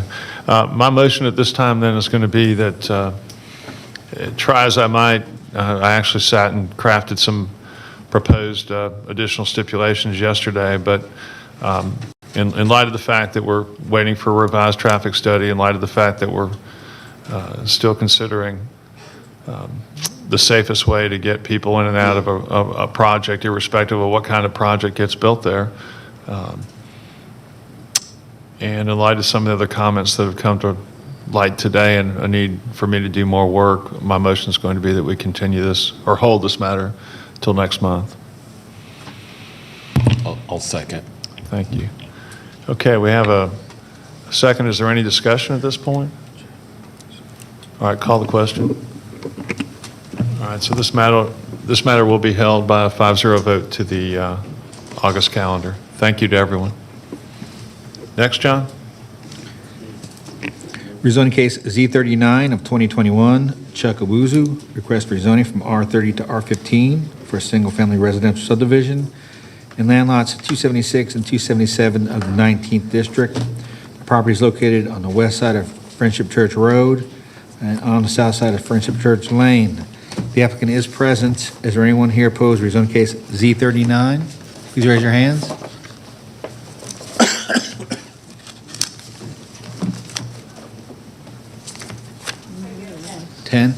Let the record show there are 10 people here opposed to rezoning case Z39.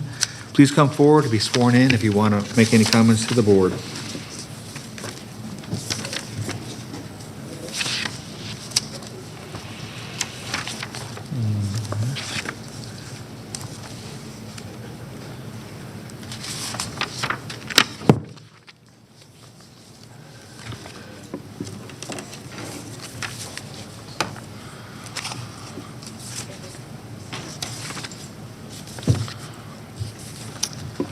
So before you start, people mispronounce my name all the time. Let's see how you pronounce yours.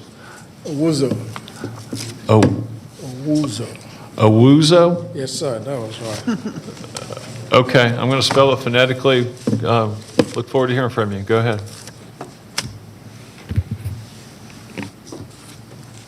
Good afternoon.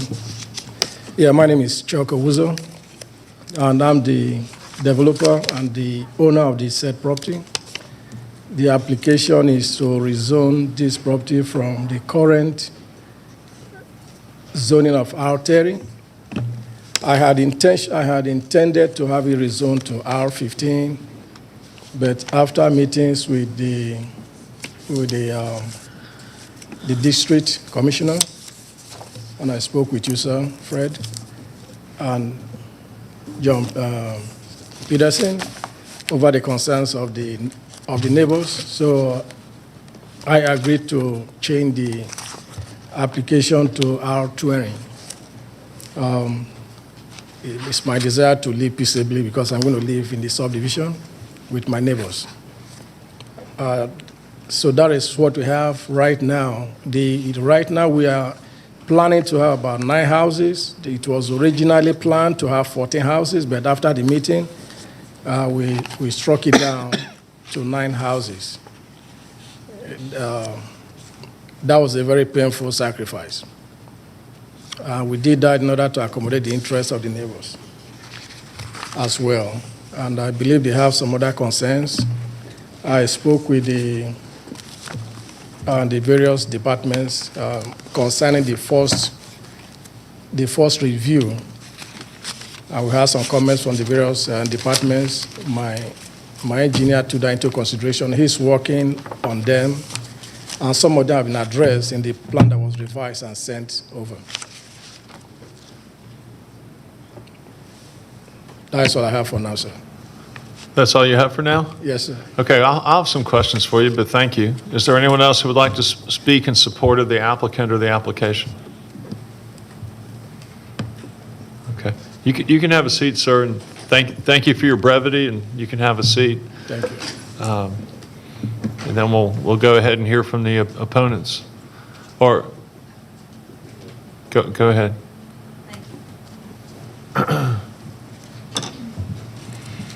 Good afternoon. I have some handouts for you all that I'm Elizabeth Smith, and I live on North Cook Court, which is a neighborhood, it's an R30 neighborhood on the south side of this parcel of land. So the handout that I'm giving you today has just a brief overview for you, a letter that I previously submitted, and some photos that I hope is helpful for you. Thanks.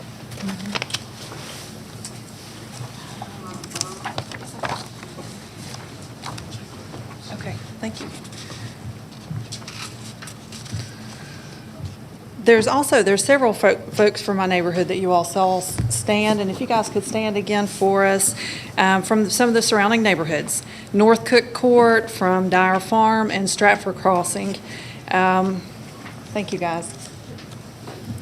We come here today with concerns and request the land remain as an R30 or not changed to an R20. There's some challenges with the site that we'll go over and talk to you about. We're not opposed to the development. We just want to make sure that on the front end, some of our concerns are addressed proactively so that we don't spend a lifetime of dealing with the after effects of them. You know, our community, I'm so grateful for where we live.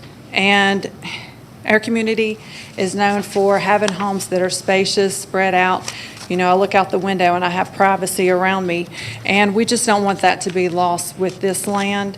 When you look at the parcel that's on the screen, the star is the property that we're talking about today, and my neighborhood and most of the folks that are here today, our neighborhoods are listed as R30. There are some that are listed as R20, but majority of the properties right around this property are R30. So that's one reason why we feel like it would be best suited just to keep it at that and not change it to R20. Let's see. Some other concerns I'd like to focus on today is dealing with the stormwater runoff. When it rains, the water runs off from this property and some of the surrounding properties, and it flows right through my backyard. Sometimes it feels like it's a little creek, or it can be pretty fast-flowing creek that's right close to my house. So I just have concerns about the development of this property. How is that going to impact my property? There's also some natural springs on this property. There's two at the back side of the property, which is close to the North Cook Court where I live, and also Dyer Farms. I'm concerned with the wetlands potential there. Where the detention pond is proposed to be, there's also another natural spring. So I just want to make sure that's taken into consideration for wetlands potential. And I'm requesting that the development be sure to keep this in mind to make sure that there's not any water runoff or flooding on these neighborhoods, since we have older infrastructure with our neighborhoods. I know my property was developed about 30 years ago, so it's an older property. A third thing I'd like to talk about today is the property was previously used as more of a grandfather junkyard, dumping ground type area. So when you walk around on the property, there's some big bury holes that have, old refrigerators, washers, dryers, that kind of thing. So I am concerned about leaching, and just would like to make sure that there's a phase 1 environmental site assessment that's performed I don't want any chemical runoff into any of the neighboring properties, and I also want the homes that are built there for it to be a safe environment for those families as well. And lastly, I'd like to just talk about the road safety concerns. I'll show you a couple of pictures, but actually Carla will jump into this more. You can see that. Thank you. I'll work back here. Thank you very much. With this, where the property is located, there's actually 2 blind spots on each side of the property on Friendship Church Road. So I just want to make you aware of it. There's a lot of concern for blind spots from either side, where the proposed road that would be created for this development is right in the middle of that. So you've got blind spots from each side when you would be pulling out. I have concerns for bus drivers when you're pulling off to the side and then trying to re-enter the roadway. That I'm sure the DOT will speak to that, just to make sure that's properly addressed so it's safe for everyone. So lastly, I'll just sum it up by saying, you know, our preferred recommendation would be for this property to be an R30 zone, and that all the stipulations that are outlined from the different departments and the comments that are on file, for those to be stipulated in the voting of this property. Thank you. Thank you. Is there anyone else to speak in opposition? Yes. Do you mean to keep the picture up? Okay. Good afternoon. Carla Pierce. I live in Stratford Crossing subdivision. And Commissioner Boulogne, you're in receipt of a 5-page detailed letter that my husband and I submitted to you. It was dated June 25th. And as we stated, we are not anti-development, but however, we do request that you maintain the R30 on the basis of several specific real-time concerns for road safety, stormwater, environmental, and sewer. With regard to road safety, a realistic review of the needed minimum site distances should reflect that while the posted speed limit is 35 miles per hour, the actual speed limit for most drivers going through our community and around these blind curves is actually 45 miles per hour. We live this every day trying to exit Stratford Crossing subdivision, which does in fact provide more site distance than the proposed development. There are many days where we have close calls from being hit due to speeders. For your consideration, I represent 30 years of living in this community and driving in this community and trying to exit my subdivision. That's why we're so concerned about these particular blind curves. So in order to protect public safety, we're asking you to please understand that meeting any minimums for Cobb DOT will not yield a good result. Instead, we request that you please explore options for utilizing the existing county road at Friendship Church Lane, and also please consider a traffic analysis for us to protect all of us, including the people that will live in the new subdivision. With regard to stormwater, we request specific information on where the retention pond will discharge to, especially after reaching capacity. If it's downstream to the other older infrastructure between Stratford Crossing and North Cook, these properties will incur significant negative impact, namely flooding, because we already have that problem. With regard to environmental, if not already done so, we do request that you require an environmental assessment for the property, given the history of the old grandfather junkyards and the current trucking operation that is occurring on an adjacent piece of property. As we noted there in our letter, there is a potential for downstream heavy metals impact to this parcel of property along Friendship Church Lane, and concerns about what may be buried along the edge of the property bordering Dyer Farm. And then it's already been noted that we do have concerns about the existence of wetlands in the area, and we hope that that will be assessed by the Corps of Engineers. With regard to the sewer easement, I do wish that this had been handled in a more open and transparent manner. Instead, it was not disclosed to all the homeowners in our affected cul-de-sac, which is where I live. Nor was it factually presented to the impacted easement homeowners, who are now having to seek their own remedies. They stand to lose on this, as well as end up with 2 sewer manholes on their actual property, and that is reflected on the current site plan. And finally, in addition, as homeowners in Stratford Crossing, we're rightfully concerned with sewer load issues and sewer backups with our old infrastructure. And I believe this has been noted in some of the county reports for water and sewer. And then some things were noted in the stormwater report. So if perhaps you would consider holding this over to next month so that a lot of these issues could be looked into with more detail to minimize the impact to the 3 named subdivisions, we would certainly appreciate that. But if you do feel that you must vote today for anything, if you're not considering keeping it R30, perhaps you're considering the R20, we would just ask that if you take a look at the different county department reports, there are some things that appear to be stipulations. There are some things that appear to be recommendations. We just ask that you take all of those and make them binding stipulations for any type of approval that occurs today. Thank you for your time. Thank you. There are 32 seconds left for someone.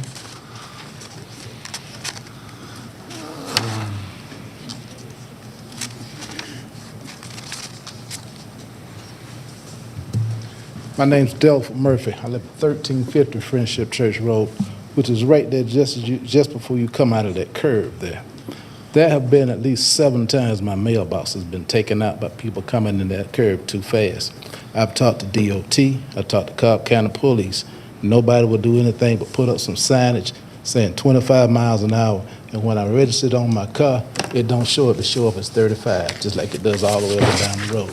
So I would appreciate if y'all could get it to where it's 25, a legitimate, enforceable 25 miles an hour before somebody gets killed. At some point, somebody gonna take my mailbox out and not make it out of there.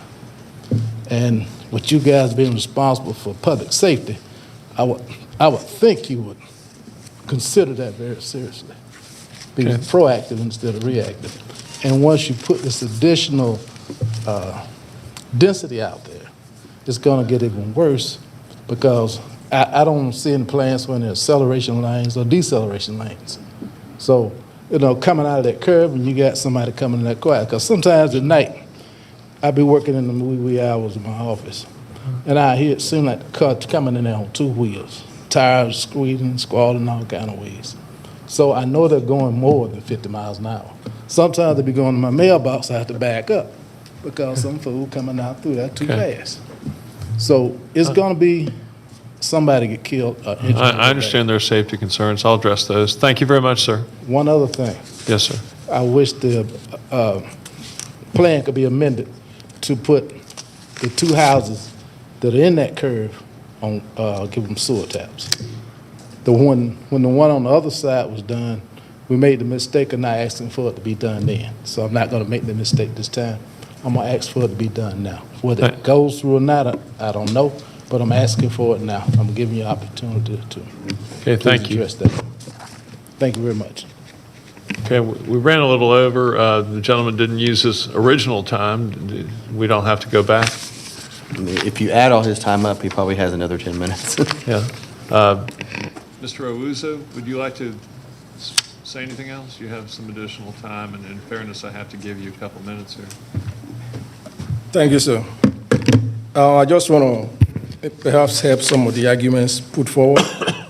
If the road is 35 miles per hour and people are driving 45 miles per hour, I guess that is a question for the Cobb County Police or maybe DOT.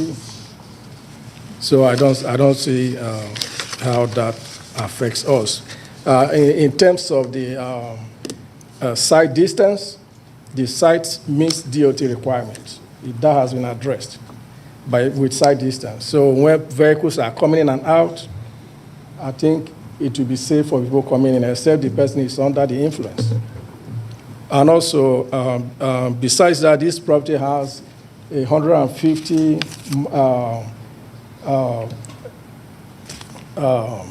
what do you call that?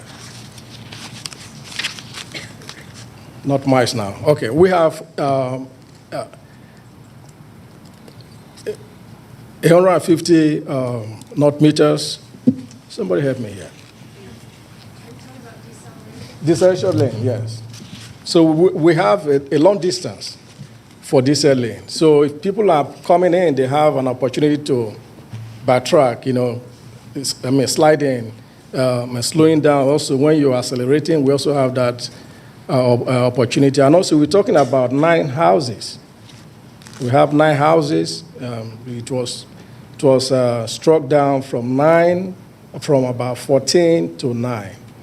And also, when it comes to the storm, I think Carl is here.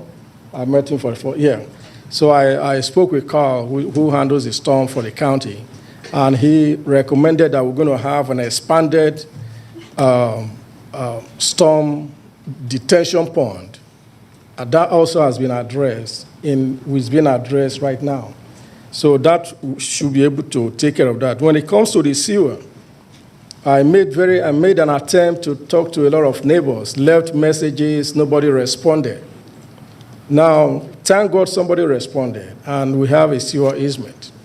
So when it comes to the location of the sewer manhole, is maybe legally we can say within the easement zone, but between me and the person that granted us easement, we're going to address it to make sure that the manhole is not in a place where to jeopardize the residents or the owners of the property. Okay, sir, time is up, but I'm going to have more questions for you. You're going to have a chance to come back up. Thank you. Thank you, sir.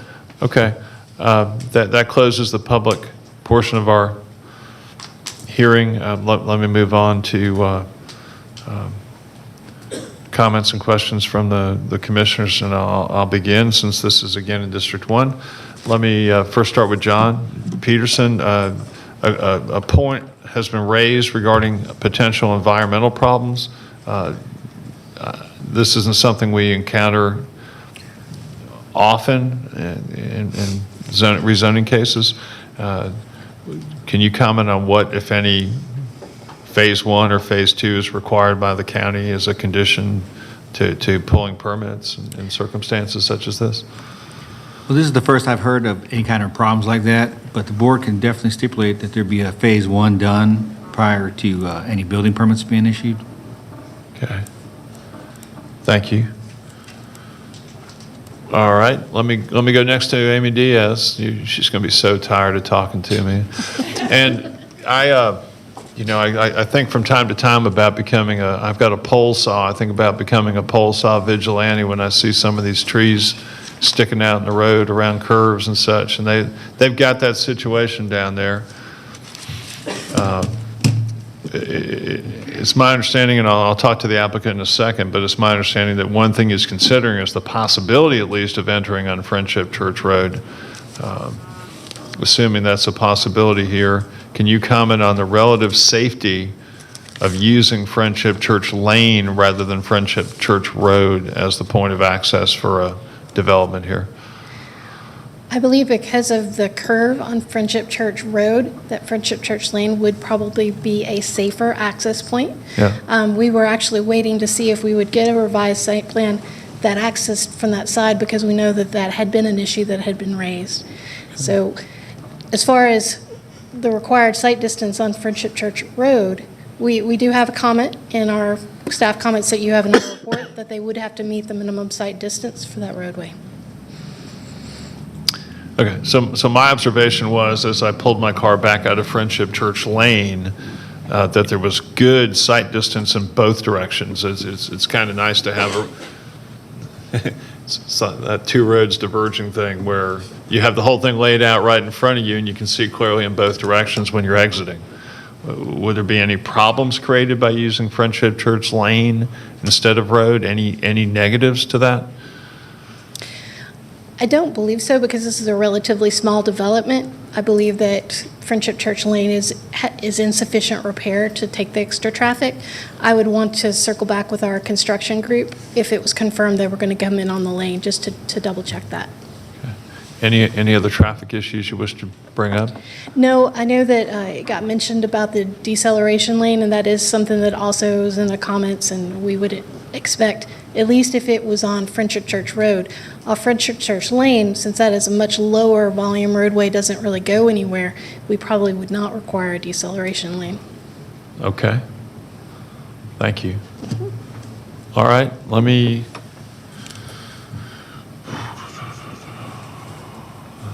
go to stormwater.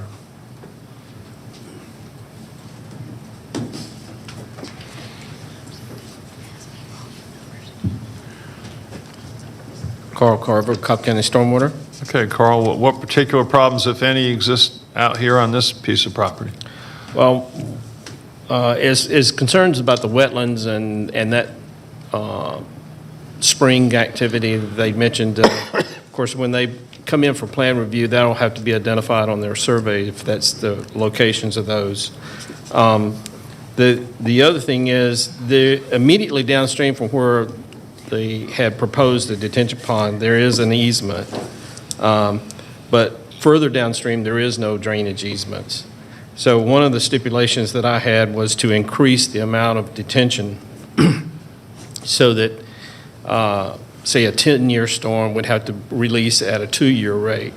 So the stormwater management facility is going to get larger and reduce the runoff for the development. Okay, but with those comments, you think it's manageable to develop this property?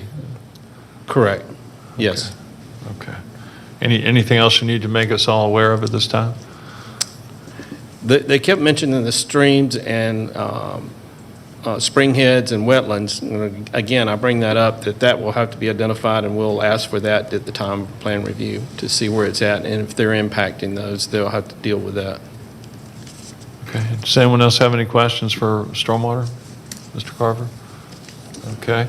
Let me get Mr. Owuzo back.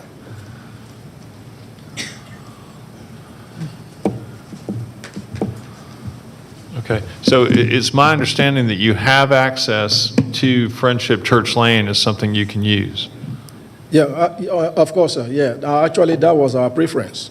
Okay. We have, we prefer to come in from there and go out from there as well. Friendship Church Lane? Yeah, we're okay with that.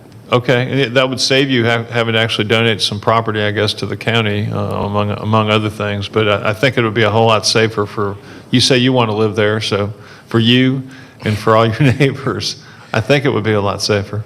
It will be, but there may be a restriction on there because land there is going to be more dedication of right-of-way. So if we can strike it down, so we don't have to dedicate excessive amount of property by making this adjustment. Okay. And you started off with an application for 2,500 square foot homes, and last we talked, you were talking about building perhaps 8,000 square foot homes? Yeah, my one would be about 8,000. Majority would be about 3,800. Okay. 3,800, 4,000, some maybe 5,000, but one may go up to as much as 8,000. Okay. Do you have some? Can you bring us next time? I'm probably going to make a motion to hold this. Assuming we do hold it, can you bring us next, or can you file with us maybe within a couple weeks, some images of what those things will look like? Yeah, I sent it to you, sir. Okay. I sent it to you. I sent it to John. Okay, I apologize then. Yeah. Let me go with the next one. How about a site plan with an entrance off Friendship Church? Do you have that? I have that, but I don't have a way of showing that with the current zoning for R20. I have it in R15 format, but Okay. We can revise that within a week. How soon do you think you can get us R20? I can get it to you as early as next week. Okay. Yes. Very good. Thank you. Go ahead, have a seat, and I'll go ahead and make my motion, and we'll see where it goes from there.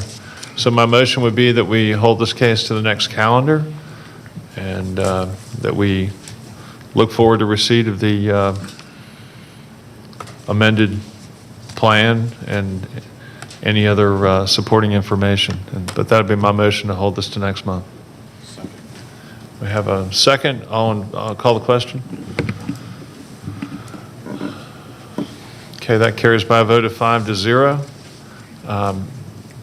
John, thank you, certainly. John, we've had a request made by Mr. Huff, who has believe it or not, has other business, other files and other cases not before us.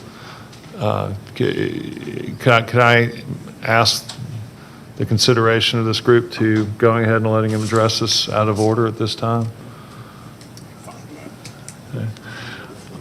Do we need a formal motion on that, council? Yes, we do. Okay, so I'll make a motion that we take up Mr. Huff's case of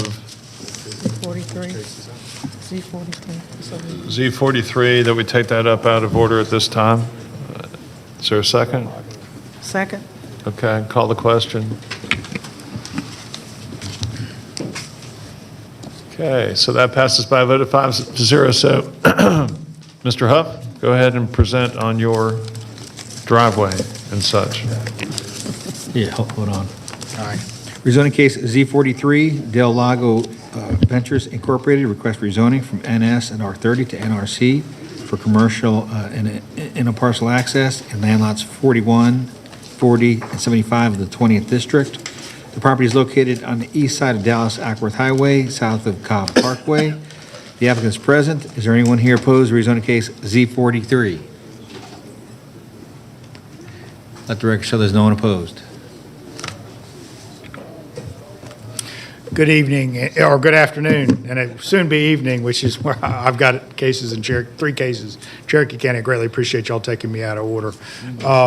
This is a case, and one of the reasons why I asked it to be heard quickly is there's been no public opposition. We've had a lot of outreach. There are a group of folks that are very interested in zonings in this area, and they understand about the application and had no objection, so did not expect any public opposition. There's just a couple of kind of technical questions and concerns. This is a property that is on Dallas Ackworth Highway, also known as Highway 92, just south of 41. I always get the directions mixed up because I think 41 should be going north-south and 92 should be going east-west, but that's what we have in this location. The corner of that property, right at 41 and 92, is been owned by Racetrack for many years, and they are planning on developing that as a Racetrack convenience store with fuel sales, which, if you know this area, is a greatly needed asset to this community. One of the reasons why we don't have any public opposition. During the pendency of their ownership and during the development phase of this, they've had a lot of dialogue with GDOT. There are improvements to Highway 92 that have been designed, and the timeline for those improvements were pushed back to late 2020s, but now it's being moved up to be in the next couple of years. And those improvements have a median break, a median being developed on 92 and a median break. Racetrack understands the importance of being able to have commercial access to median breaks. So you have, and the whole point of median breaks for Cobb County DOT and Georgia DOT is to be used. I mean, you put a median break in, you want them used. This is the subject property we're talking about there. The property is currently has a split zoning residential and commercial, but the entire property in the land use plan is a neighborhood activity center. So the county has anticipated commercial going down to the lower edge of this property. You can also see one of the points and here you can see the split zoning on the property, and that is you've got R30 and NS, and then the Racetrack properties to the north are NRC. And so the goal is to have interparcel access for all these properties, which is what we all want to achieve, and get to a median break that's going to be constructed at the realigned Ackworth Dallas Road and Dallas Ackworth Highway. If you can see across Highway 92, there's Dallas Ackworth Road that comes in at a 45. You know that that's dangerous and no one likes 45-degree angles. That is being redone with this road project. That is going to be realigned, so it's going to be at a 90-degree angle directly across from the southern edge of our property where a median break is. And this shows that median break. So you can see how Ackworth Dallas Road is realigned, median break. So what you're going to have is this, we will be now accessing the property at the median break, which will have interparcel access all the way to 41 and tie all these properties together. You spend an inordinate amount of time in talking about Sprayberry Crossing and the signal that was installed there and the median breaks and how those were not coordinated to provide efficient and appropriate interparcel access. It is, and this is a technical term, it is stupid to not coordinate access and get interparcel access to median breaks. And so that's what we're doing in this location here. And this shows you exactly how all that will work together. What Racetrack has permitted is a convenience store that's, and this depiction is on a very lower portion of the property. And then this will allow us to have a driveway that will connect to that median break that'll align with the realigned Ackworth Dallas Road at 92. And then so our customers will have full access to be able to turn left on 92 further from the intersection as designed by DOT. And if these properties were developed independently, you could see a scenario where those properties would be developed by someone separately and not provide the interparcel access, and everyone be sitting here like we did at Sprayberry Crossing and thinking, why in the world don't we have interparcel access connecting everything together? So that is the whole point of this zoning application, is to be able to connect all those NRC parcels consistent with that land use plan to be able to get down to the median break. I've submitted a letter dated June 30th, which details the conditions that we've agreed to. We've agreed to all the county staff recommendations related to this proposal. The water and sewer comments, the fire comments, that the DOT had a couple of questions, and I've talked to Ms. Diaz about this. We have been working with GDOT on it, on how this plan will work presently, and as Cobb DOT noted, there is a painted gore at this location, and we can't cross a painted gore, but that would be redone with the realignment and the GDOT permits, and if it's not coordinated, we'll remove it. So this is all handled by GDOT. Our access is handled by GDOT. GDOT wants us to be able to access this median break. That's why they're doing a median break, is so people access them. And so all that's handled through there, and I think Ms. Diaz is comfortable with GDOT controlling the access and understands that we've been in communication with them. We have listed some prohibited uses: pool halls, tattoo parlors, group homes, self-service laundry facilities, adult bookstore. Glad to talk about any additional additions to that. We think those are appropriate to exclude from this case. But as you can see, this is a good, what I call good forward-thinking zoning. Racetrack initially was negotiating with that property owner to have a interparcel agreement, but they found out it would just a lot more comfortable for them to actually buy the property and actually own it and put the driveway in themselves rather than negotiate an easement. So they will own it, and they will provide interparcel access for all those NRC properties. So that is the case in a nutshell. I'll be glad to answer any specific questions you have. As I said, we're fine with all staff comments and recommendations and the stipulations that we've added in my letter dated June 30th. Okay, thank you. And this also is in District 1, so there are no other persons wanting to speak at this time for in the public? And I do want to, I have Mr. Brown with Racetrack, who's here on the front row to be able to answer the questions you have. Okay. And Thank I you. did not take all my 10 minutes out of respect of you taking. Would you like to? No, I'm good. Okay. You can have a seat then. I'm going to call Amy Diaz up again until she refuses to get up anymore.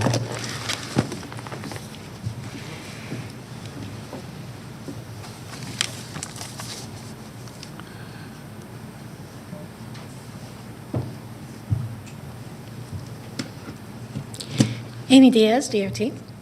All right. I'm sorry, wrong place. Let's start with where we are with respect to, why don't you explain to us that the gore issue, if you can. So, as he mentioned, the painted gore restricts turning movements across it. You're not supposed to turn left either from the side street or from the main street across the painted gore.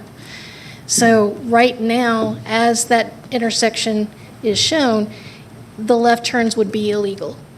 So if that driveway is to be anything but right in, right out, it would require restriping the intersection, but that is, as mentioned, a GDOT roadway, so that's something that would be under their approval. Okay, so are we in a chicken and egg situation? A little bit. Okay. But we would require GDOT's approvals for all the access points as part of the plan review process. So what we've done is we've made all the comments, and they're in our staff report, and then we checked with GDOT and talked to Daniel Parker with District 7, and he said that those were the same comments that they have provided to Racetrack in their meetings with them, and so we're comfortable that when they handle all of their questions and comments and get the approvals to bring to plan review, that our comments will be addressed as well.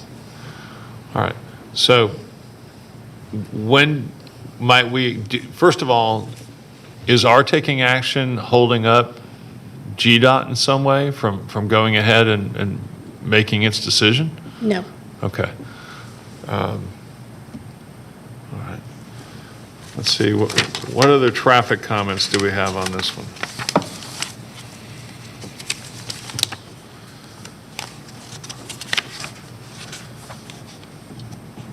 Any other traffic comments or concerns on this?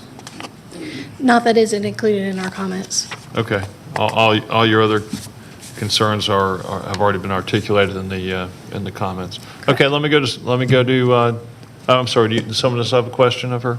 Go ahead. Go ahead. Amy, would the analysis change if we had more specific information on the uses for the other parcels? So for instance, a portion of Racetrack's current property is currently on sale, to be used for, a second parcel. That's the parcel next to the stormwater detention. And whatever happens with this rezoning would create a second parcel.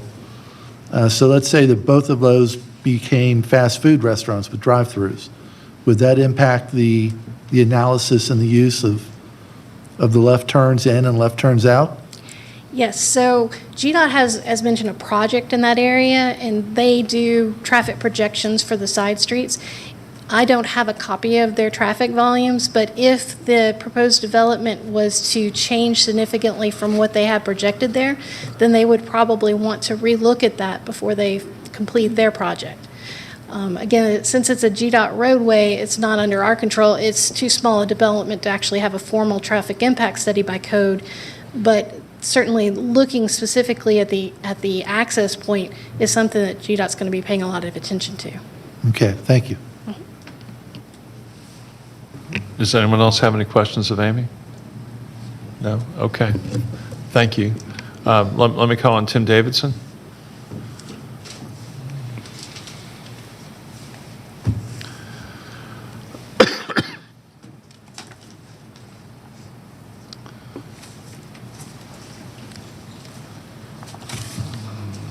Tim Davidson, Cobb County Water System. Okay. And can you tell me what, if any, concerns were expressed by Stormwater? Stormwater? Or, I'm sorry, Cobb Water System. Wrong guy. My only comment was it appears that there's a house on this property with presumably a septic system, and if that access road impacts the septic system where it needs to be relocated, they'll need to call the Environmental Health Department to get that permitted because sewer's not available for this parcel. Okay. Do we need some sort of stipulation that sewer is not available and the applicant will not seek sewer, something to that extent? I guess that'd be up to you. Okay. As far as I know, just by definition, sewer's not available to this parcel. All right. Thank you. Let me go to Stormwater at this time.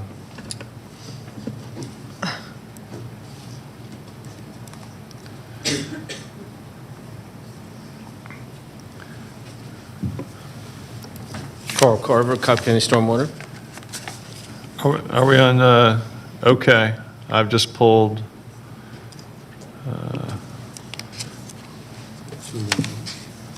I'm going to make sure I'm on the right number case before I ask these questions. Yes, okay. Comment number 4, revisit design, reduce pavement area to reduce runoff and pollution. Am I in the right case, or did I end up in the wrong world? That don't sound familiar. Z-43. Let me get my file.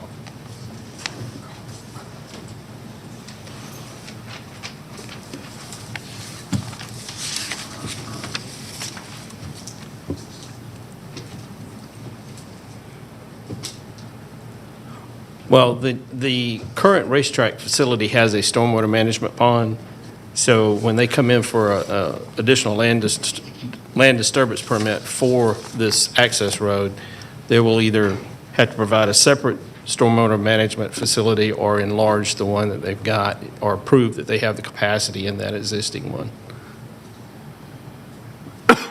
Okay, let me try to get all that again. What do they have to do when they come in for plan review? Well, the current racetrack facility is already in for plan review, but it does not show this access road.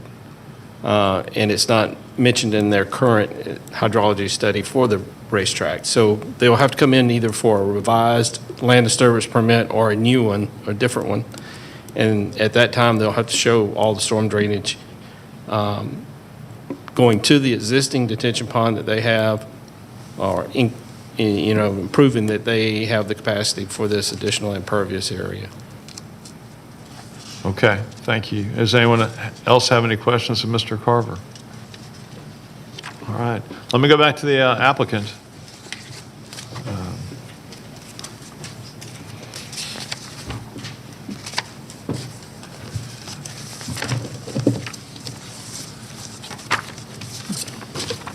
So, do I understand the chicken and egg question properly, that you got to wait in any event to proceed till you till you get a head nod from the Georgia DOT? Yeah, I mean, we've agreed that we also have had a lot of dialogue with GDOT and provided them with a traffic study that supports the full access, and they have told us they support the full access. We just will have to, the present condition has a painted gore out there. That has to be removed, but we don't do that. As you said, it's a chicken and egg problem. But yeah, you're not approving anything that GDOT, you can't, I know you're very powerful, but you can't override GDOT. No, I've never tried to override GDOT my whole life. I represented them once. I've never tried to override them. We will comply with GDOT, and GDOT's been in communication with Cobb County. Okay. So what you have is a proposal for a road that will infringe to a degree on a buffer that is currently required. Is that correct? That is correct. On the very southern edge, there's a property to the south, and we've had a lot of communication with them. They're very much understand the proposal, and they will likewise have easement access to that median break, which is a benefit to them and to the county, quite frankly, to have interparcel access that accesses median breaks. Where will that be? Wherever it needs to happen. It'll have to be offset. I mean, it'd have to go through Cobb DOT approval. Okay. And do you have a landscaping plan yet for what this is going to look like when you're through? No, that's the reason why we have in the stipulation that the landscape plan would be developed and approved by the district commissioner. Okay, well, let me go back to Amy then one more time.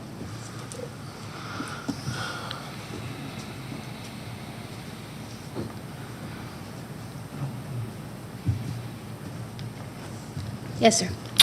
You didn't say Amy Diaz, did you? Thank you. We know who you are. Thank you. So, in terms of interparcel access, which is not shown on this, are there any limitations on where that can be? Do you mean, well, they have an interparcel access when they have this roadway that basically the only thing on the parcel right now is the roadway. Right. But he's not talking about just that parcel. He's talking apparently about the parcel to the south.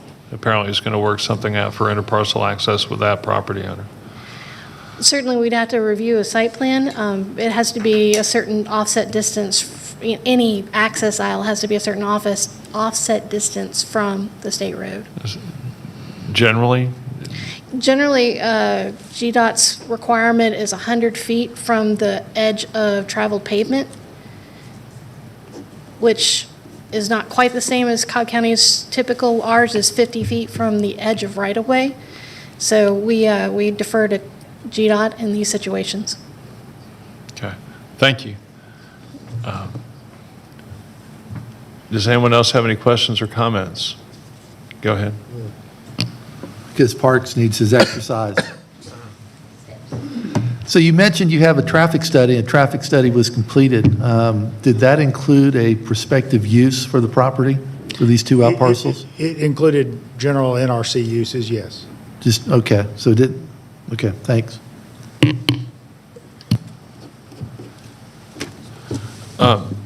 Much to the chagrin of the applicant, my motion is going to be at this time that we hold this matter for 1 month so I can craft appropriate stipulations and conditions.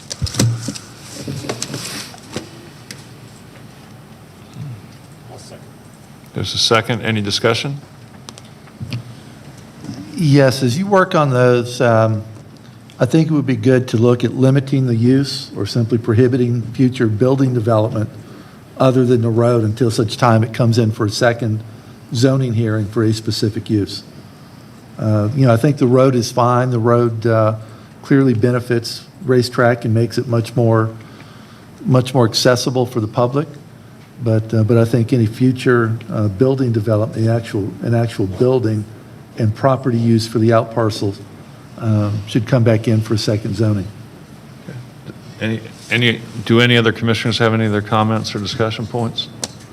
No other discussion points. I saw, make sure I have the right one. I'm like you now, make sure I'm on the right case. But it looked like they had some prohibited uses in there. But are you saying you just want them to provide some possible uses? Because I'm thinking it's that unknown is what some of the questions are around.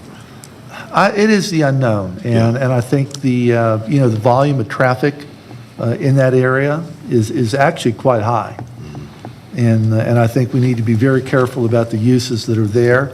Obviously, we understand that they cannot give us what those uses would be today. Right. So I think the easiest way is simply to let them get started with the road, and then once they get ready to sell the additional parcel, then at that point in time, they can come back in and get the use approved. Okay. But I'm just kind of loath to kind of zone a dark box, not knowing what might or might not be used. And as we've heard, that would potentially impact the traffic analysis. So at that point in time, we can review a revised traffic study if necessary. Yeah, no, understood. Thank you. Any other comments from planning commissioners? Okay, call the question. Okay, so by a 5-0 vote, we'll hold that for a month, and within that month, I will get you draft proposed stipulations. Yeah, and if we could change the NRC code to say that all uses, just no permitted uses, and we just everything come forward for Board of Commissioner approval. We appreciate your comments. Thank you. Enjoy Cherokee County. Does anyone need a break at this time? Okay, then we'll call the next case, John. Okay, rezoning case Z-40 of 2021. Brazos Hicks LLC request rezoning from R20 to RA5 for single-family residential subdivision in land lots 27 and 28 of the 17th district. The property is located on the north side of Concord Road, on the east and west sides of Bezos Drive, and on the east side of Hicks Road. The applicant is present. Is there anyone here opposed to rezoning case Z-40? We got 3. All right. Let the record show there are 3 people here in opposition to rezoning case Z-40. All those wishing to address the board, please come forward to be sworn in.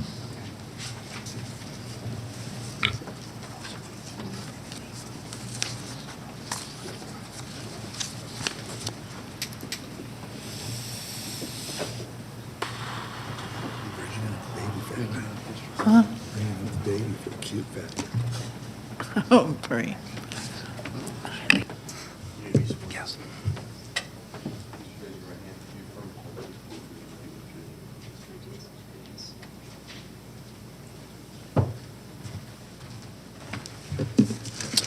Okay.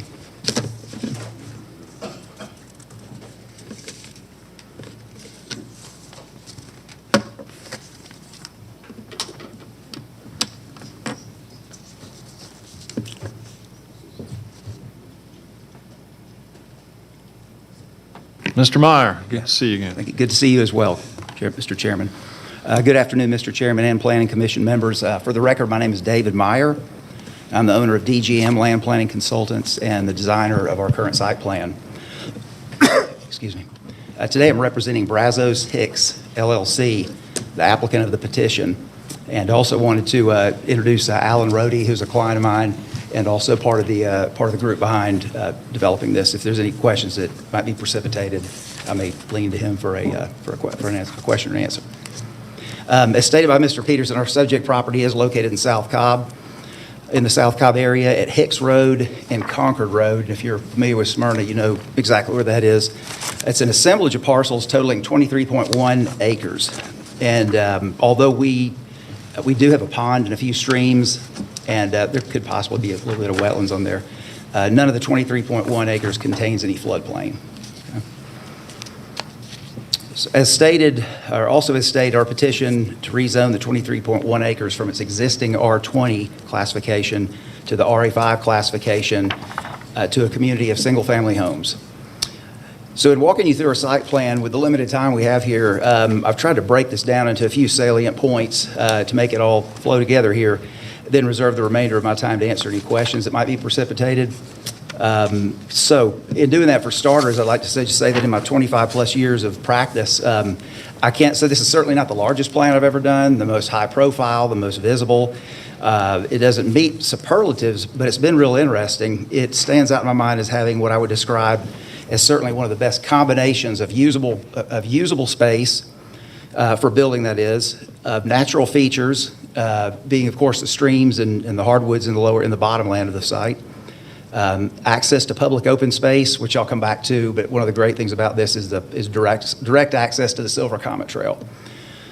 And its desirable location. It just seems to be, all those seems to fall in line much more than many other projects. So in short, this is a unique piece of property for the area. We have an excellent opportunity here to integrate recreational and alternative bikeway networks. And this will be relating to the Silver Comet Trail. And we can hopefully continue to take a few cars off the road with those kind of programs being available here. So when you step back and look at the big picture, this area is really a convergence of Austell, Mableton, and Smyrna all coming together at the Silver Comet Trail, which is kind of interesting. So at this juncture, also I wanted to thank, we had about 12 to 15 neighbors who agreed to join us in helping to collaborate with the design. And we had some YouTube meetings that worked very, very well. We feel like we were able to integrate many, if not all, of their suggestions regarding open space and a couple other issues. So we're very grateful for that. Their suggestions mostly pertain to, in nature, to green space, natural features, water presentation, parking, sewer access, and trail security. So those are all important issues to them. But one of the most notable is that in working with with Concord Springs community to our east, as you can see on the site plan, it's lots 39 to 51. That is adjacent to the Concord Springs community to our east. And we agreed to actually give up another lot, which we've done and it's reflected on here, in order to, in good faith, try to expand our lots to get a little bit closer to the width that they are. Now that subdivision went in a long time ago. Their widths are roughly 100. And we've raised ours on those lots from our minimum 70 that we declared all the way up to, we got them up to 81.4, 81 and a half feet of width along that stretch, which worked out well. Excuse me. Okay, we agreed to give up that lot, and we used that space to widen those lots and to bring them to 81 and a half. And they're now much more in line with the existing Concord Springs community. And also wanted to point out and thank Mrs. Robin Meyer, no connection, no relation, I guess as you'd say. She spells her name just like I do, though. Miss Myers of the Mableton Coalition, of course, and she pointed out right away that our site was just out of her 30126 zip code, which she focuses on. But even that, she was still kind enough to meet with us for over an hour through a Zoom call, and we were very grateful to her sharing her comments, opinions, and wisdom that she's gained through her great experience with Mableton Coalition. So, on to my first point, and that's going to be with regard to the Cobb County future land use plan map. As you can see, we're being classified as LDR, which is, of course, low-density residential. And that suggests a range of 1 unit to the acre up to 2.5. We're asking for a density of 2.1 units to the acre with a minimum 7,000 square foot lot size. So we're well within that range and really right in the middle of that range. Now, as you've seen, staff has made a recommendation to delete our application to R15, and that's a huge part of what I'd like to address tonight. With all due respect to Cobb County staff, and I really do mean that, they're great to work with, and they've helped me out many, many times, and we've had a real good working relationship. And we agree a lot of the times, as in this case. In this case, our disagreement is only ever so slight, and that's what I'm going to show you right here. This is kind of the crux of, in terms of density of where we stand. R20, as it's currently zoned, allows 1.75 average density, which would give you 40.4 units, okay? Obviously, you don't have 1/4 of a unit, but that's just straight math. R15, as staff has recommended, allows 2.1 units to the acre, which would be 48.5 plus or minus, all right? At RA5, we're requesting 51 units, which comes to a density of 2.21 units to the acre. So at the end of the day, we're talking about a difference of 2.5 lots between what could come if it was R15, and I'm going to talk a little bit more about that. But 2.5 lots is a separation from deleting us to R15 versus having approving the RA5. So if the property were to be developed at R15, there's a minimum lot size of 15,000 square feet. And that means that in order to create the 48 or 49 units that they could potentially have, in order to create those units, there'd be virtually no open space provided at all. It would take that much room. None required and none would be provided. And I say that because those 49 lots at 15,000 square feet would use up virtually everything we had on site in terms of space. And we still got some portions of it, of course, they couldn't build in with the stream buffers and everything. Okay, so you'd be looking at your typical, archetypical, as I'd say, standard R15 subdivision, and that would certainly not be any kind of improvement to the character of this area, which we've discovered is very, very important, and we discovered this through the community input.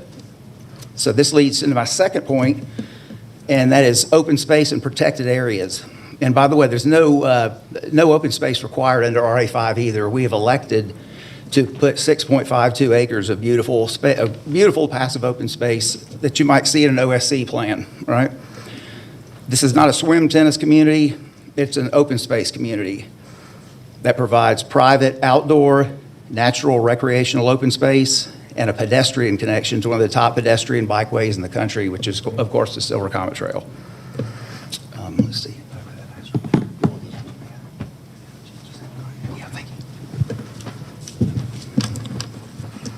So our 6.5 acres of open space will include, as you can see on the site plan, it will include a fishing pond with a pedestrian trail. Then the balance of the property will be mostly just left totally forested, with the only exception being a mulch surface walking trail, which will go through that open space. Also, we've heard suggestions and agree with them too that just a small community pavilion or fire pit area would work very well the scale of this neighborhood, and that would be placed down there to be used for social events and get-togethers just within the neighborhood.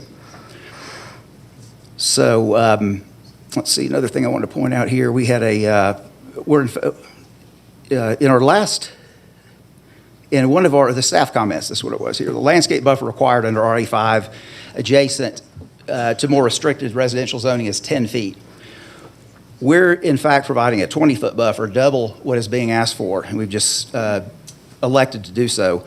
This buffer will consist of a combination of evergreen screening and preservation of quality trees and vegetation that already exists. In our first review, it had come out in error that somehow seeking to ask for removal of this buffer, and I don't know where that ever started or happened, but it was misinformation. Hopefully we've corrected in the letter of stipulation and the updated site plan as well.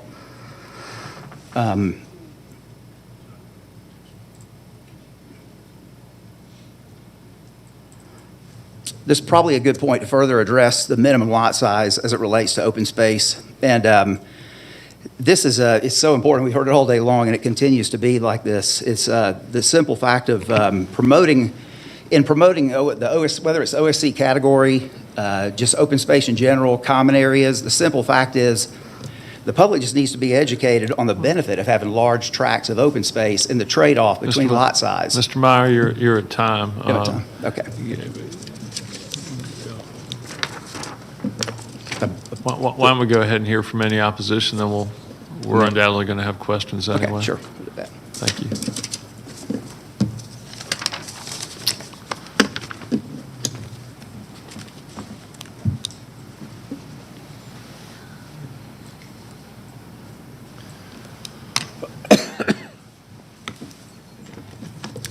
Thank you.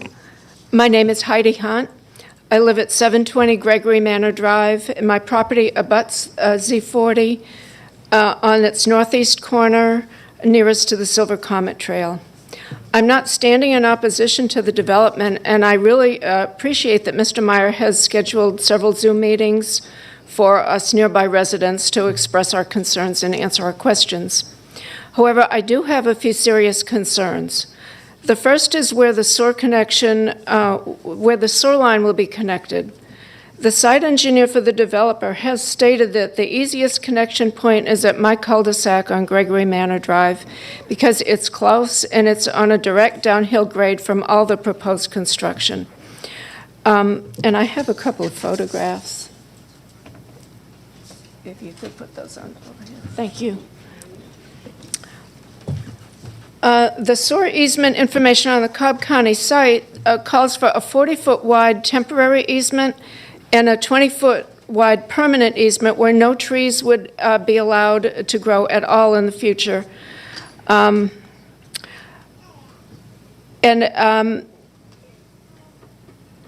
you can see in this photo, this is between 720 on the left, on the right, which is my property, and 721 to the left of me, to my left. That's my driveway and the edge of the cul-de-sac. And the stream bed is right parallel with my driveway. So you can just see the heavily wooded quality of our properties. And the second photo is going to be between, that's to the left of the one I just showed. That's between 721 and 711. And again, you can just see the huge mature trees.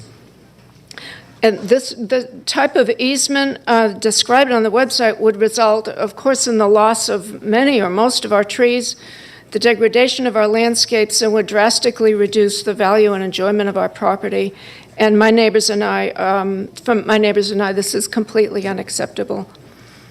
The Cobb County website also describes a quote, developer acquisition assistance program where a developer can apply to go through a process to force a property owner to grant an easement. My neighbors and I are concerned about the possibility that this might be invoked, and we're asking that it not be invoked to force us to grant an easement, and that this be written into the stipulation letter. This was just, this is information on the website, and we have not, we haven't, I mean, we have to take that into consideration that, well, this could happen. The Cobb County Stormwater Analysis notes that there may be wetlands on the site. The creek runs through the Z-40 onto my property, parallel to my driveway. And so I'm concerned, greatly concerned with the stream health. We also think the stream may be stream may be spring-fed. And I just have a serious interest that all the buffers be observed, strictly adhered to, and the health of the creek be maintained. There may be Civil War fortifications on the property, and I think that Mr. Myers already agreed to have a site analysis conducted to ascertain if this is true. Mr. Meyer mentioned the 20-foot landscape buffer at the rear of the properties on the perimeter. There's a 13 spot guest parking lot between lots 38 and 39. Could you put that big map back up? Thank you. And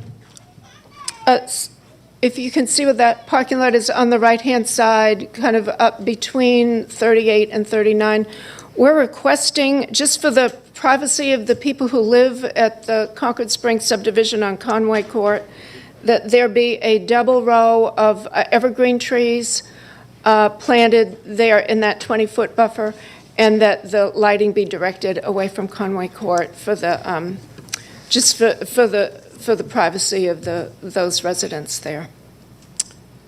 So, thank you.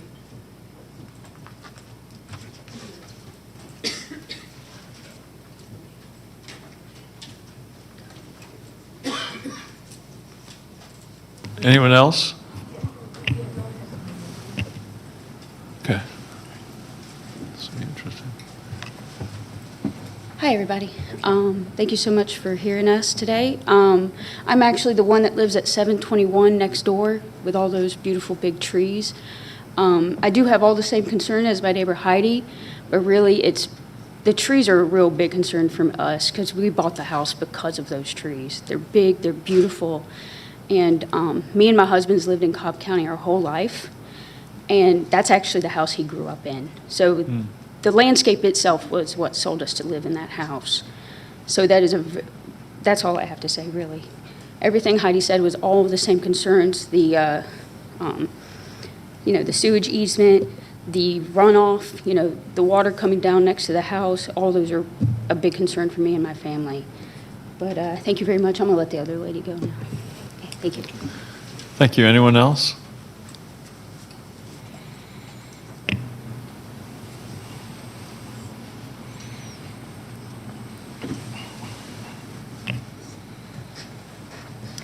My name's Melissa Cooler. I appreciate the opportunity to be able to speak today. My address is 4380 Conway Court. My property backs up to the property on Brazos Drive. We've been in our house there for 37 years. We were the first house built in Concord Springs. We love the area. We've always loved the area.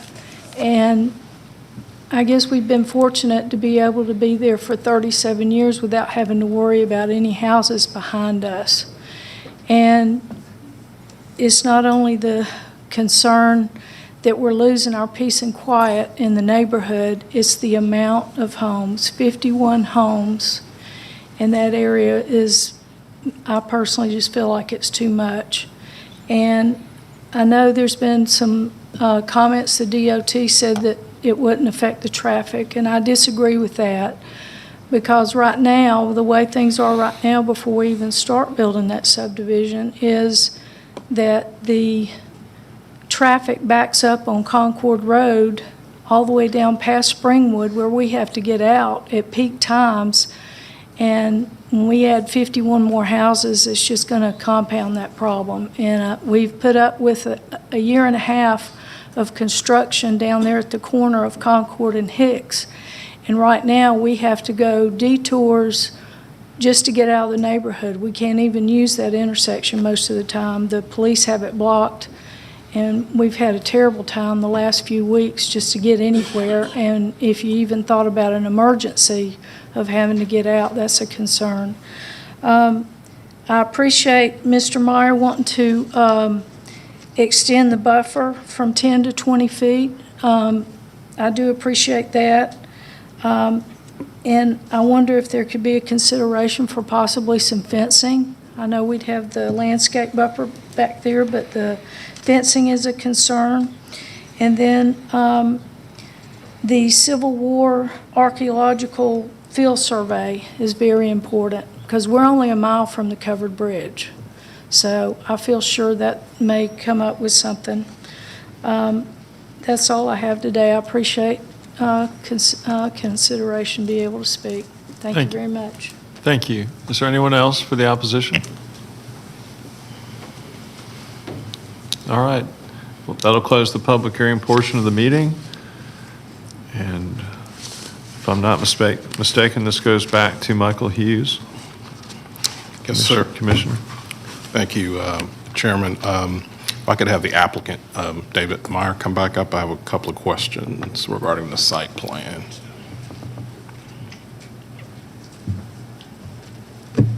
Yes, sir. And I meant to point out, wanted to thank you also for going out of your way to meet with us and on a couple Zoom calls, as well as Commissioner Sheffield. We greatly appreciate that. Not a problem, not a problem. A couple of things. Let's see.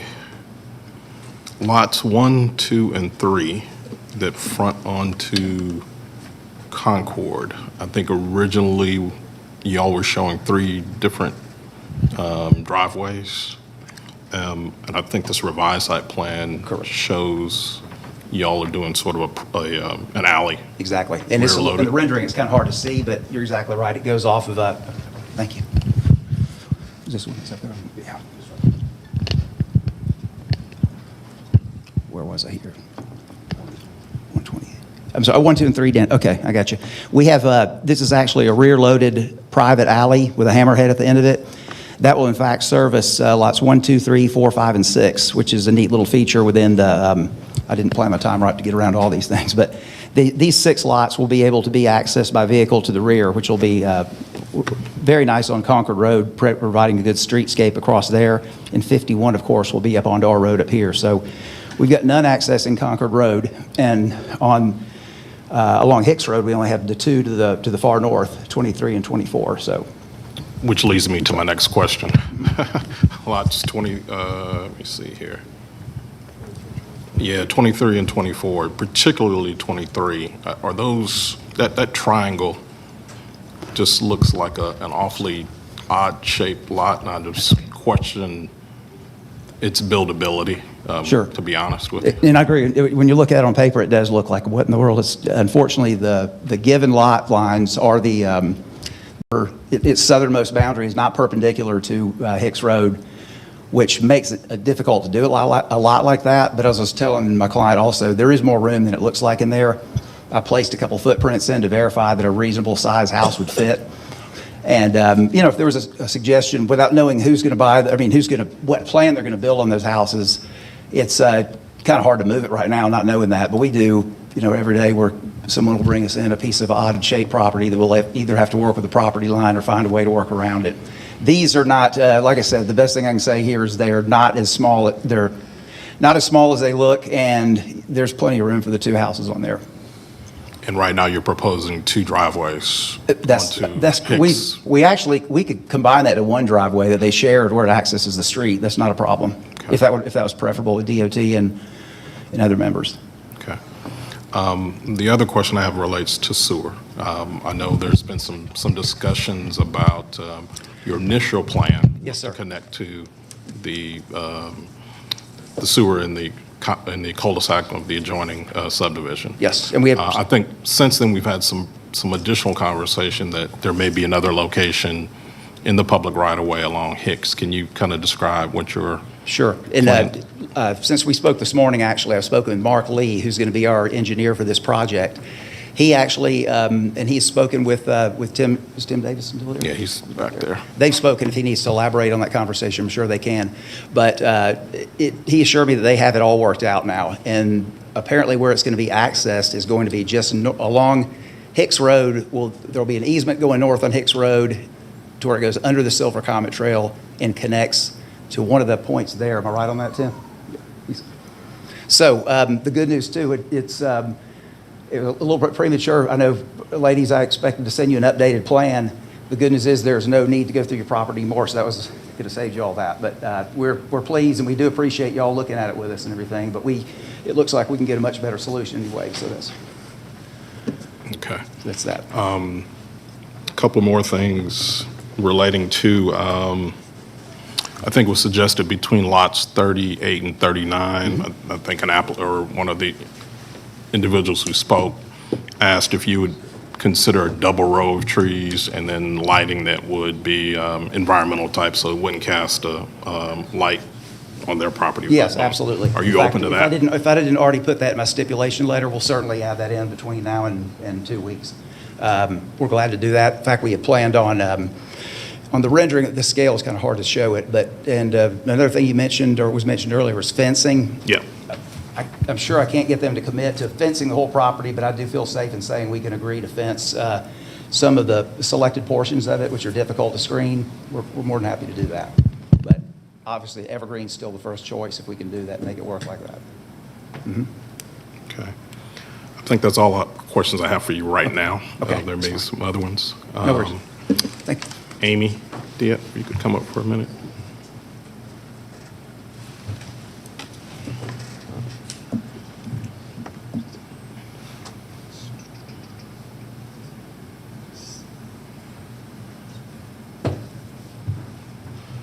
Amy Diaz, DOT.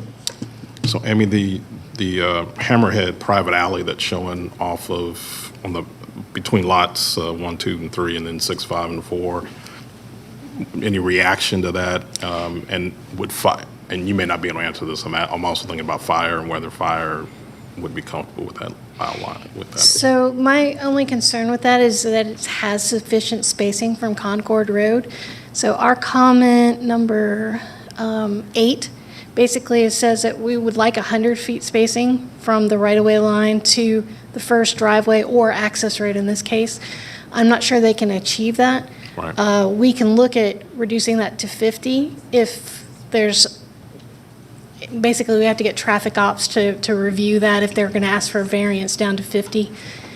Since Concord Road is a major collector, we would normally like to see the 100. Gotcha. And then I'm going to ask you the same question, just in lots 23 and 24, well, I guess they can go down to one driveway. They've indicated that they could perhaps do it with one shared driveway. And if they're amenable to that, then we would prefer that, assuming they can get the easements for the two properties. Again, both of these roadways, Hicks Road as well, is a major collector, so it's on our major thoroughfare plan, and we like to have shared driveways when we can, when we are using those roads. And going back to your comment about the rear alley again, I guess lot 51 might have the same issue Correct. because of the driveway. Yes.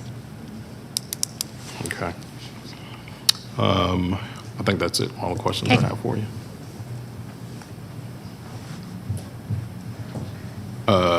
Timothy Davidson, since you are here.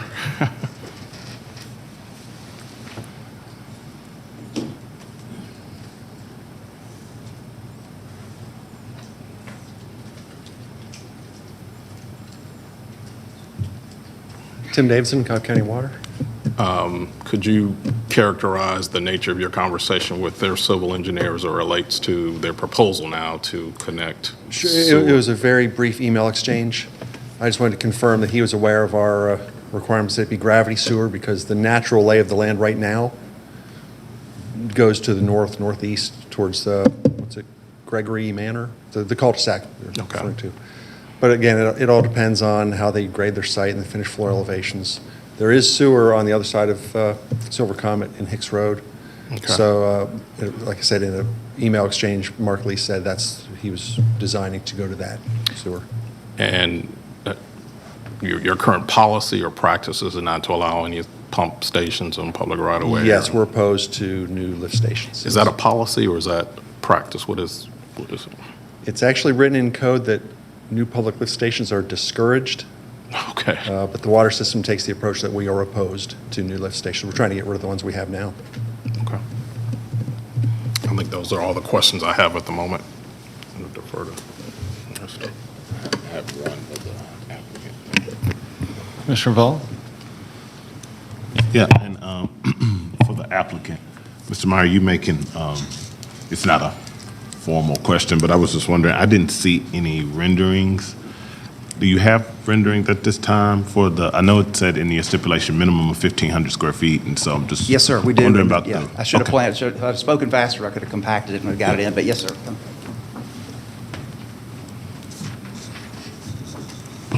Sorry, I should have asked that while you were up there.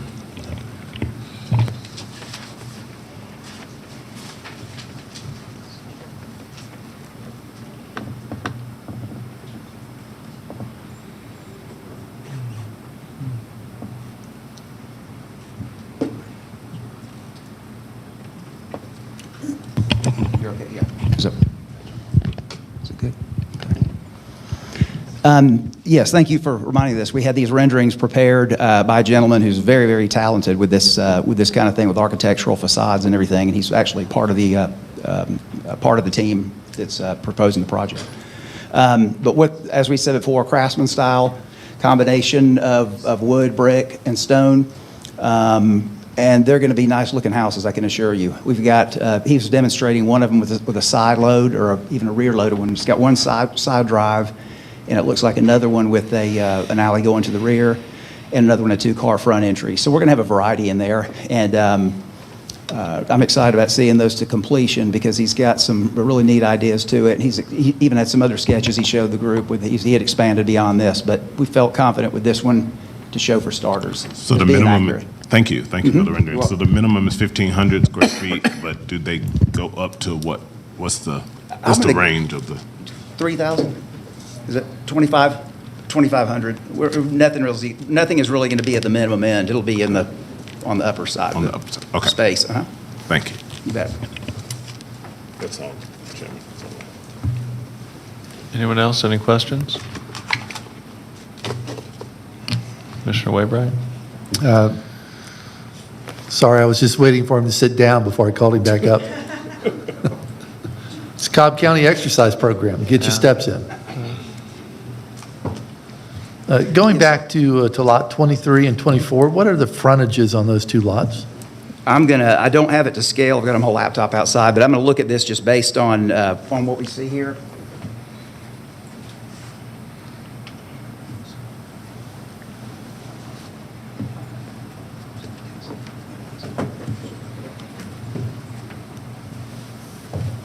I'm going to estimate, just looking at the scale bar and everything on this one, that 24 probably has 50 to 60 feet of frontage, okay? Sorry. Has 50 to 60 feet of frontage, and if it was a little bit under, we could shift this line or even cant it slightly to give it whatever it needs. 23 to the bottom has probably just over 100, maybe 105. That's just eyeballing. We can find you those exact dimensions, though. Okay, but you said you could shift the line between 23 and 24? And I'm sorry, go ahead. So in the event, if we can do something there, and if they have a shared driveway, I guess my concern would be making sure that driveway is a sufficient distance from the trail, because obviously the cars are going to have to be conscious of that. But we also have Bates Drive that comes in opposite, from the left-hand side of your site plan, almost right there at the trail. So just trying to make sure we have enough separation between the driveways and the other turning movements that the cars are going to be paying attention to. And I would just answer that we're certainly agreeable, first of all, to having the one shared driveway. Secondly, whatever DOT recommends as far as the location of it. Obviously, it's got to go between points A and B, which is the frontage of both of them combined. But we're certainly open to shifting it. And with an easement, you could, theoretically, you could put the entrance way down at the south end of 23 and then have it wind around and serve 24. We want to get the most efficient way, most practical way possible. But there's several ways to get that worked out. We're confident we can. Okay. Can I add something about the sewer? Is that okay? A comment? After Tim had spoken, Mark Lee, who I spoke with this afternoon, he felt very confident. And in one of the emails, he said something about a 20-foot difference in our lowest point versus where we're going to. I could have that stated wrong, but he felt very confident that gravity was not going to be an issue. So. While you're up, let me Sure. give you one more question, David. So what would the front setbacks be on lots 23 and 24? Especially lot 23? We've not stated otherwise. I guess first choice would be to have the same as we've had on the others, which is 20 feet proposed. But we're open to adjusting that if necessary, and if DOT recommends for safety or access reasons or whatever, we're certainly open to changing that. Okay. Then you heard the comments from a couple of the folks who objected to this project regarding their concern about their loss of trees and such. Yes. Good. Can you address that? Sure, absolutely. I would just say that as far as, first of all, with the stream buffers, they're policed very, very well. And any kind of silt or or sediment which comes through, the whistle gets blown right away. I can assure you of that. So, and not only that, we want it to be that way. We want it to be a nice looking. Nobody wants to see a creek silted up. No one wants to see even the border of a creek just decimated by garbage and not maintaining it. So we want it to be nice looking and aesthetic to the community as well. We have every intention of putting our BMPs, which includes silt fence and the like, to help prevent that. And as you can see, even more than just the stream buffers are being left in open space. So we feel like we got that taken care of. And then there was another question she had asked about with respect to that. I can't remember what it was. With respect to the something that was going to be in the green space, or a concern about planting. I know I can't ask a question, but if anyone remembers what that was. Well, I think they wanted to, I think their concern was you were going to run an easement through a portion of their property. I think that was a concern which we've addressed. But I Yeah, thought there was another. they're Maybe now I'm mistaken. connecting in Hicks. I'm sorry? They're connecting in Hicks Road, not through that subdivision any longer. Is that accurate? Say that again, I'm sorry, Commissioner. So they're connecting to the sewer via Hicks Road, not. That is correct. Yes, sir. Not the adjoining subdivision That's any correct. longer. Correct. So it'll go off our property and somewhere it'll go in the right-of-way of Hicks Road for a certain distance, and then I haven't looked at the details with the engineer, but he's confident that we got that worked out. And it was staff's comment initially to delete this to R15. Correct. Your comment in response to that was you wouldn't have any open space in the plan Yes. if you went to R15. And that is true. It's not required under R15, and it's not required under our RA5 either. We've elected to do it. And I did need to point out one other thing that's very important. Our average lot size, I calculated it yesterday, just out of curiosity in case it came up. Our average lot size here is 10,918 square feet. So we've got the minimum average for an OSC plan or anything like that. The reason, and I'm surprised this didn't come up, but why not OSC? The reason is on this one is you're required to have 35% open space, which is pretty onerous with a minimum 10,000 square foot lot. Under R15 OSC, 10,000 square foot is the minimum allowed. So we've got most of that met. We've got a few that are under that we had to have in there in order to make our economics of it work too. But even if that was taken away, the lot size, the fact of the matter is we don't have enough open space right now. We'd have to expand more and couldn't make that up anywhere else. So that's just one of many examples how the OSC category is broken, in my opinion. But this should be a perfect candidate of a site for OSC. But because of those restrictions, this is a much better fit. And I served on a community to help create the OSC category about 15, 20 years ago, and we had a good plan, but it's been adjusted through the years, so there's not much benefit in it. And if any of y'all, I know this is not the forum to discuss it, but if y'all ever want to do that, please contact my office, and I'll be more than happy to go over everything about it that makes it difficult to use right now. And I may have missed it, but have y'all submitted a zoning stipulation letter? Y'all Yes, sir. have done that? Mm-hmm. What's the date It's on been that? turned in with the latest site plan. Okay. What was the date on the zoning stip letter? I want to say June 30. I'll send it to you right when I get home. I apologize. We should have sent it separate there, too. I'm going to guess it was June 30th, somewhere around there. All right, thank you. Mhm, thank you. Okay, old school. Okay. Anyone else with any questions here? No? Okay. Michael, it's back to you. All right, Amy, I'm sorry to do this, but I do have one more question for you. Amy, I'm sorry.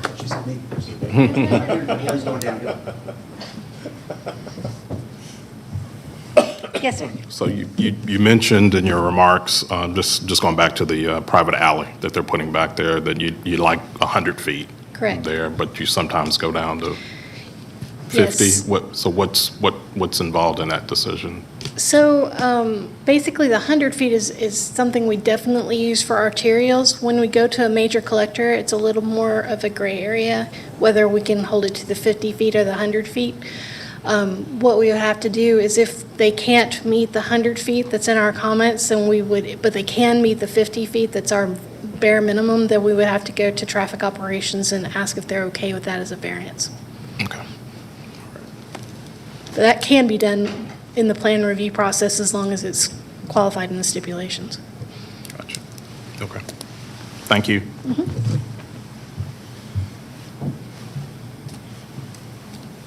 Any other questions of the commissioners? All right. I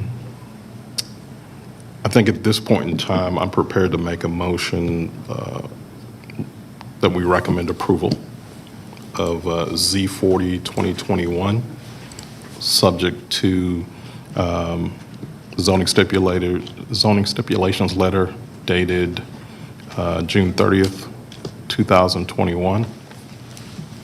I would like to add a couple of stipulations to that with respect to providing some additional, between lots 38, 39, the request to include a double row of trees and environmental lighting so that lighting doesn't reflect on the adjoining property owners. And that fencing be installed. And I guess I need to defer back to the applicant in terms of fencing.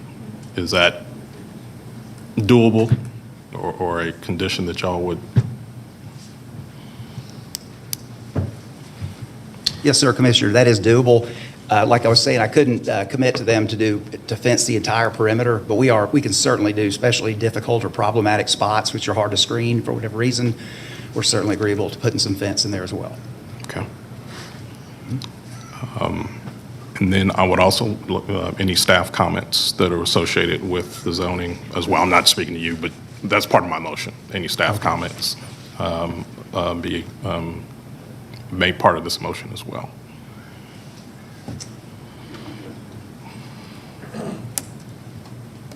Is there a second? I'll second. Okay, any discussion? I'd just like to understand why we're not expressing any concerns about density. I personally have some, and that would echo what the citizens have raised.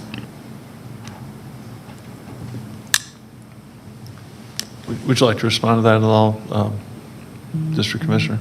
Yeah, I think for looking at the site, and I guess I place a value on preserving open space, so they're able to preserve about 6.5 acres of what I think will be valuable open space, and at the same time incorporate lots that are meaningful. And I guess the other issue too is the density is 2.21, which still falls within line with the low density residential category on the future land use map. So I don't know that density for me is that big an issue. District 2 Commissioner? No, I think, density is an issue. And looking at the site plan and the way that they've designed it at the moment, they are trying to be cognizant of the neighbors and things with setback and buffering.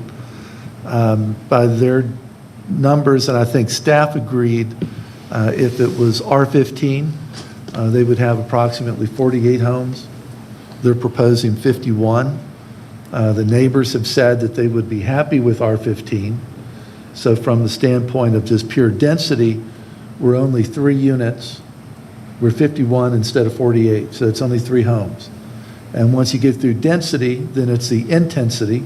And if the buffering is sufficient and everyone's happy with the green screens and the setbacks, then I think that addresses any issue of intensity as it appears from the road. So I hear you, but I think with 3 units, if that's what makes this project go, if it generates the green space, which is a plus for most of the neighborhoods in the area don't have it, and with them taking advantage of the access to the Silver Comet Trail, then I think that creates a great amenity, for the neighborhood. It will make it an interesting, unique, contribution to the area at that density equivalent to R15. So along those same lines, just a quick question to John, and I apologize for bringing this up this late in the proceedings, but So what the applicant's telling us is he can't do an open space plan that fits conveniently in an R15 category, right? And he wants to do an open space. By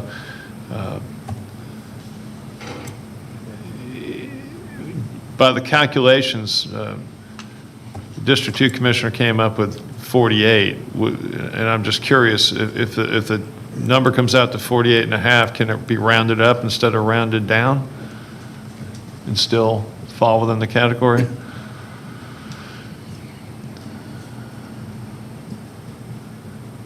That's a good question. I think it'd be safe to round it down. It has to be rounded down? So the question posed is whether,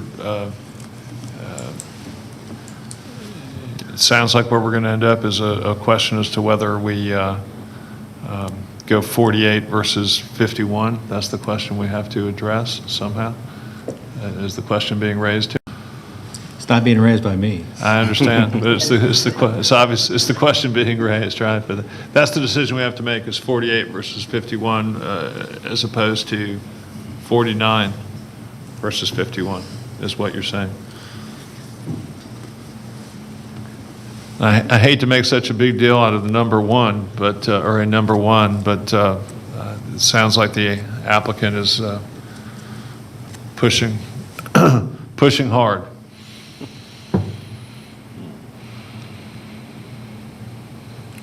Is 49 a doable? What I want to point out is we've dropped, it seems like it was one, and then we dropped another one last week after discussions with the neighbors next door. So I think it's going to be difficult on selling my client and their group on doing that at this point, just because of what they've had to give up to get to this stage and all that. So I'd have to say it would be, in the density, like I showed you with the numbers, the way they work, we're at 2.2 right now, where someone could come in with R15 and get with 2.1. We're just so doggone close like that. And I know it's not, rezonings are not about economics, and you can't ever stand up here and say we're not going to make enough money, because it doesn't work that way. But we all know economics are reality. And I can assure you this group has gone through with a fine-tooth comb to find every way they can possibly give on it. So, and just knowing that we feel like we're right in there, that we're certainly within the density range. And then I pointed out earlier, even though we got a minimum 7,000 square foot lot, that doesn't apply to many of them, because our average is 10,918 like it is. So. District 3 Commissioner? Yeah. Just because you said it, and maybe I missed it before. Sure. What have they done what have they given up? I mean, what do you mean when you say that? They can't give up anymore because they've already given up so much. Sure. So can you just explain that to me, please? Absolutely. Well, a couple things. One, while I was on it, is that there's actually been 2 lots that were dropped. One goes back a little bit further, and I'm trying to remember the reason we did that one, but the most recent one was the one we spoke with the subdivision next door. And we agree, the width of our proposed lots was so important, and we wanted to come as close as we could. We gave up another lot and spread that wealth among those 9 or 10 lots, whatever it was, bringing them to 81 and a half feet. So those are the 2 in terms of what else they asked for. I think they may have been the ones adjacent neighbors asked for, having some walking trails or the barbecue or fire pit area, which we agreed to. And I think those are the main things. Okay. And did y'all specifically speak to the folks that spoke to us today? Have you had discussions? I have spoken with this Miss Heidi on the phone. At the Zoom meeting, that's correct. And Miss Redwine, is that correct? Okay, I don't believe you and I spoke on the phone yet. But, and again, I apologize for not, I meant to get a revised plan to Heidi, the latest one, and that would have shown that, or we could have pointed the STIP letter and all that pointed out how sewer is going to be accessed. So I dropped the ball on that one, I apologize. Are you open to having discussions with them in the intervening time here? We're certainly open to. In fact, we're going to chat outside a little bit right now. We're still, lots, we've got those whittled down, I think, as far as they'll go. But in terms of other issues, we're open. Anything that's reasonable. We want the neighbors to be happy. We want it to be a development that sells well, and so, yeah, we're happy to. And I meant to mention, we've got another Zoom meeting scheduled next week, is that correct? So for further comments or anyone that wants to call in at that time.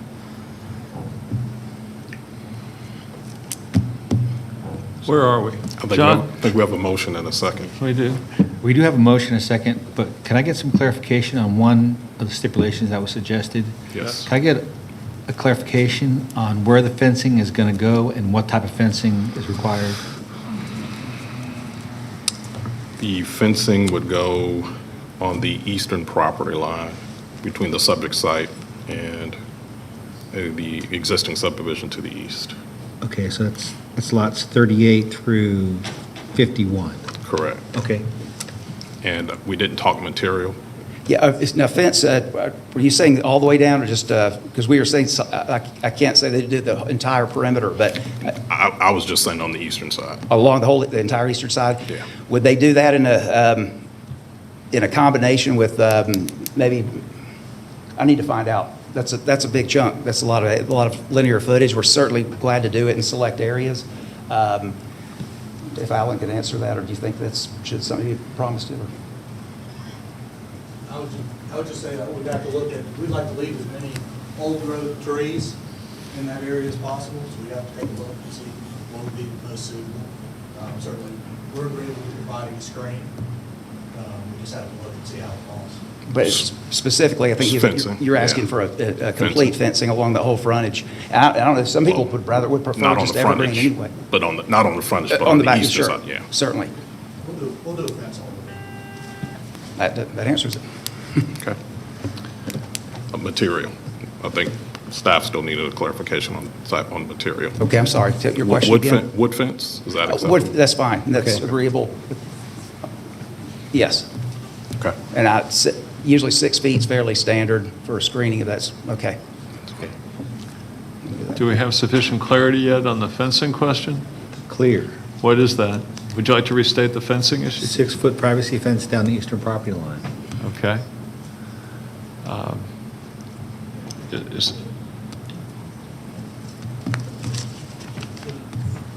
The neighbor's okay with the chain link fence. She's just concerned about back and forth. That would be easier. I think it's safe to say we do that. You prefer chain link over wood, but we can talk about those details, and I'd prefer wood personally, but that's Yeah, that we're open. gives it a different look to me. It does, and you can have the dark hunter's green color to it, and it blends right into the woods, which is nice too. I like that look. Is any other discussion or on matter before fencing material? Before calling the question? I mean, there's two schools of thought. One is that the wood deteriorates, which it does. On the other hand, I'll say that the cedar fence that we put up around our backyard 25 years ago is still standing. So I think if you can get that long out of it, that's a substantial length of time, if it even approaches that. And I think if you're going to do it, I think wood just provides and blends in with stuff better than a chain link. I would agree. Wood.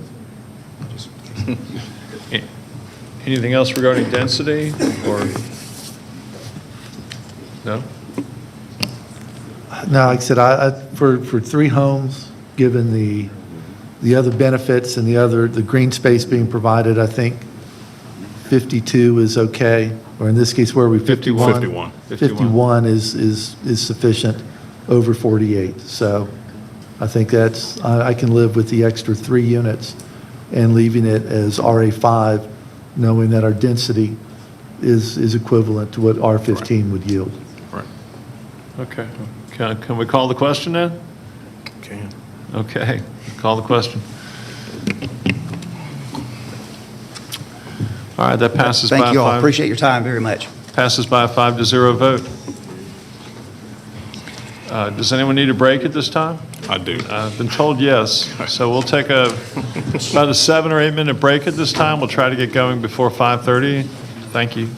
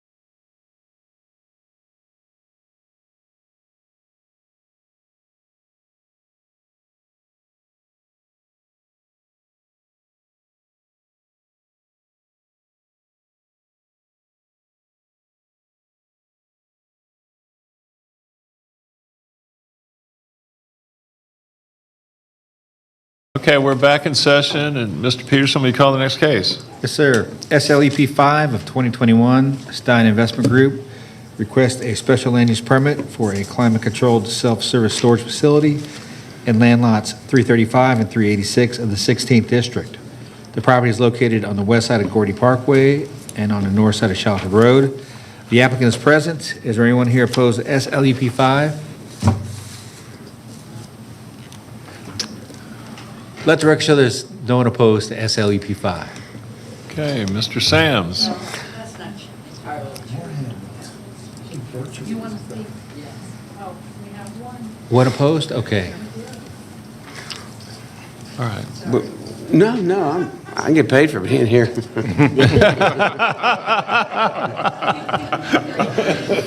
want sympathy from us? I'm cool with that. No, I think, and I think what she's saying is, Ms. Lindstrom is saying is she has some technical difficulties, or not difficulties, but details, but in all, ECCA has given a letter in support of it if there are certain criteria met. So that being the case, I don't want to shortcut it to the extent that I prejudice myself, but let me just tell you a little bit about this. Well, first of all, good afternoon or evening. My name is Garvis Sams. I'm with the law firm of Sams, Larkin & Huff here in Marietta, and I have the pleasure of representing Stein Investments. And I have with me this evening Mr. Jason Linscomb and Mr. Daniel Ginberg. Raise your hand wherever you guys are. There, right there. So they've been waiting, and they're experts at this. Stein, by the way, has developed over 40 climate-controlled self-service storage facilities throughout Cobb County, metropolitan Atlanta, state of Georgia, and even throughout the nation as well. So that's who you're dealing with here. We have filed, this is a special land use permit application because the property is already zoned general commercial, but we've also filed another business application. It'll come up contemporaneously with the board hearing this application in 2 weeks, assuming that we get approval. If not, then we'll table the OB. This is an application that was filed on April the 1st. What you're looking at here is the subject property. This is a theater that was in existence for years off Gordy Parkway, and it fell into tough times after the Great Recession and whatnot. But you can see that's recent imagery as of this month imagery. So you can see the building there and how it's surrounded by just an inordinate amount of trees and woods and things of that nature. So that gives you a good idea. And if you're looking at the northern part of that, if you need to see an exhibit with an exact computation, that's 304.43 feet from the edge of our pavement to the nearest house. So this is Zone GC. It was zoned back in the late 80s. None of you are old enough to remember that, but it was Henry Hayes and Larry Thompson. It was the Gordy property at the intersection of Sandy Plains and Shalford Road, and it was a huge development. It was a complex development, a lot of layers, a lot of parts, a lot of moving parts. One of the parts of that was that they established at that time, and rightly so, an ACC, Architectural Control Committee. So it's consisting of, I think John may be either official or an ex officio member, Henry Hayes, Tony Carlson, and some other folks that have been on it since its inception.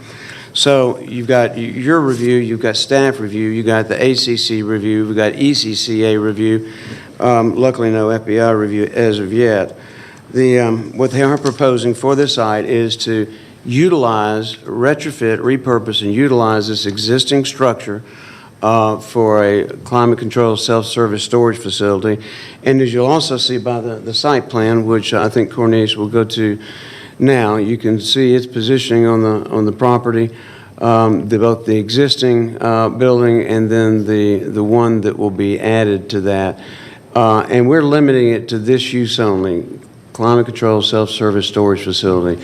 Now, there is an out parcel along the frontage, along Shalford, that's a part of the application, but it has to come back to the board as another business application. So we're not asking for a slup on that piece. It's just part of what will be as far as the other business, but it's not this other business. It will be one down the line whenever they get a user or a use in place for that, and so there'll be a separate process for that. Being zone GC, that means that's the third least restrictive classification under your ordinance. So having the most innocuous use under your ordinance is advantageous for the neighbors. And just so you'll know, we've talked with both the leadership in Highland Park, Highlands Terrace, Northampton, which are the subdivisions that virtually attacked. The Lidl made an aborted attempt at this about 3 years ago and just did everything. If anything could be done wrong, they did wrong. Ended up filing suit when they got denied, poisoned the world out there for a time being. So a lot of the folks out there were skeptical as to the use that would be coming in, but we have vetted those questions, answered, responded, we think, favorably to them, and then those that were also representative of the East Cobb Civic Association. So unlike many of these you see, I've actually had delightful conversations with the neighbors, with Ms. Lindstrom, with ECCA, with Henry Hayes, who headed up the ACC as well. Friday of last week, to answer Mr. Peterson's question, we got the final results from the ACC, and they've approved everything. They've suggested that we may want to look in the interim between now, assuming approved, and the BOC to see if we can create some sort of an additional buffer on the north end of the property. And we take the position, at least for purposes of today, that we don't need it. We also take the position that, well, heck yes, we'll look at it, and we'll continue that. That'll be a part of the dialogue with the neighbors and the ECCA as well. As a result of our conversations thus far, we do and have received staff's recommendation for approval on the special land use permit. I would say in some instances with some applications I have that this was mere attrition that leads to the number of people that are not here in opposition, but quite candidly, Ms. Lindstrom's been here all day and I haven't seen any others. So I really think we've addressed and resolved the concerns that we need to. We revised our STIP letter when we got ECCA's letter incorporated. We thought most everything that was into that letter, and we submitted that on June the 22nd. If you look in the handouts that you have before you, and did you queue up? I'm going to show you some of the architecture that we have. We'll start with that. And if you'll scroll on, there you go. It's sort of architecture blended into reality. What's actually there tree-wise, and this is how it looks, or how it's proposed to look as well. So the design, the exterior, the architecture components of that have been approved. Now, that being said, it may sound easy to repurpose a building. It's got great bones to it, but it's not as easy as it looks. So we think what they've been able to do with this is tremendous. You can probably see it a little better on your handouts.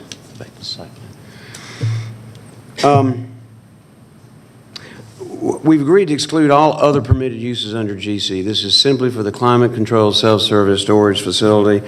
And it's not going to involve here the rental of any trucks or trailers or equipment, gas stations, or any other car-centric type use for this site. And as you know, the traffic generated by these, I've done time-lapse photography over a 72-hour period and seen a total, not on this site, but before, seen a total number of 12 to 14 people over a 72-hour. Thank God it was time-lapse because you could watch it pretty quickly. But they don't generate much traffic. Our hours of operation are from 9 to 6, Monday through Saturday, 1 to 6 on Sunday. The building is accessed via a key card punch code. And of course, everything's going to be monitored by strategically positioned video surveillance, both in and out. Although to get in, you've got to pass all the security. This will be low-intensity environmental type lighting used for this. The landscape plan we'll submit. We formed a landscape committee in the context of the stipulations. A representative of Highland Park, Highland Terrace are kind of one entity, although two separate HOAs. Northampton, a representative of Stein, and then Mr. Peterson and the community development designee will be the final arbiter. No, excuse me, the district commissioner will be the final arbiter, but he'll be an ex officio member of it as well. That is, Mr. Peterson, should he accept that assignment. We're putting in security fencing in the form of faux wrought iron fences and gates, as you've seen on these. It'll be very attractive. There's no outside storage, no parking of vehicles. There's no dumpsters. Well, there's dumpsters, but they're inside the building. So anything that is refuse will not be left outside. Of course, in many instances, people do that in shopping centers and all because you don't want rogue people dropping things off. But since we're gated, no one could probably do that anyway. But it's just a more efficient way to dispose of any refuse. And when I say refuse, I'm talking about paper boxes and things that people generally have when they're moving. This is under an overall planned detention facility. We'll be adding a water quality component to that, but it's not actually on this property. It was to serve the entirety of the Gordy Parkway development. But we'll also be entering into, with Carl, that sewer facility maintenance and access agreement, and that'll be, when I say Carl, Mr. Carver, during the plan review process. We're agreeable to all the other stipulations and conditions staff has set forth, including those from fire department, which are pretty extensive. That's the best thing. We met with Commissioner Burrow, she said no variances, so we're not asking for any concurrent variances at all, which is unusual in this day and time. So that being said, we would like for you to incorporate the minor modifications provision, and my time is up, so we respectfully ask that you follow your staff's recommendation, Mr. Chairman. Thank you. Thank you, counsel. We can hear from the opposition now.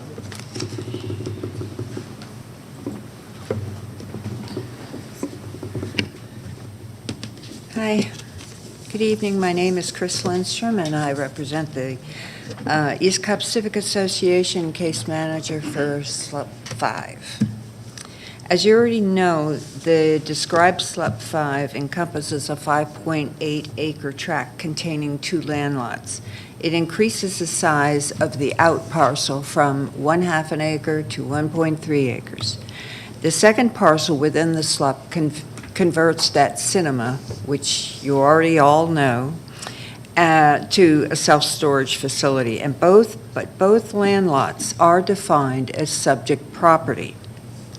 And although ECCA believes that the type of storage proposal will be an excellent fit in that area, there are key issues that we would like addressed. Our central concern is that the SLUP 5 selectively separates out the out parcel away from the SLUP stipulations. Tongue twister. This is confusing. We do not know if it's possible to write stipulations for only one part of a SLUP while excluding the other part of the subject property when the SLUP has already defined the SLUP subject property. You got that? That's confusing. We do know that this is unusual, and several county people have been asked, and no one seems to know the answer to this. This issue is relevant to stipulations 3 and 9. Our recommendations would prohibit the rental of vehicles, trucks, RVs, trailers, equipment on either of the lots within the subject property, and no gas stations would be permitted on this subject property. Now, assuming it's acceptable to divide up this SLUP, we submitted our recommendations and additions to you as our final recommendations to the Planning Commission. And we've also sent this to Mr. Sams. We do recommend the following additions to the stipulation letter. 1, prohibit dumping of any construction chemical, paint, material, or other trash into the water detention area. 2, the sidewalk needs to be maintained and open during construction along Gordy Parkway and Shallowford Road. 3, an emergency number to be made available to the surrounding neighbors and posted to the construction site during the construction phase. 4, trees along Gordy Parkway and Shallowford Road shall remain. 5, install a tire washing station on the property for vehicles and trucks. And 6, all construction vehicles to enter and exit from the property from the existing Shallowford Road entrance. The neighbors do not want trucks to use Gordy Parkway as a shortcut from Sandy Plains Road. And we recommend the following changes to be made to the stipulation letter. Stipulation 1, we recommend all stipulations where not in conflict with this letter to stay in place, and it does not say that currently. Stipulation 2, sentence 1, replace the word consistent to in compliance. Stipulation 2, sentence 2, remove the word substantial. So the sentence would read, the architectural style of the building shall also be in conformity. Stipulation 3, paragraph 1, remove the first sentence. And it's that first sentence that's separating out that out parcel. Stipulation 3, paragraph 2, and the sentence after the word prohibited. So the sentence would read, the rental of vehicles, trucks, RVs, trailers, or equipment, gas stations, and other such uses are not expressly provided for hereinafter shall be prohibited. Stipulation 5, sentence 3, remove everything after the word aspects and add will be supplied at the site plan review. So the sentence would read, the lighting and photometric aspects will be supplied at the site plan review. And then stipulation 9, paragraph 1, sentence 2, remove the reference to the CCSSF property. So the sentence would read, additionally, there shall be no gas stations constructed on either of the lots of subject property. ECCA respectfully recommends the approval of SLEP 5, subject to the submitted site plan, the renderings, and subject to the recommended changes listed above, especially stipulations 3 and 9.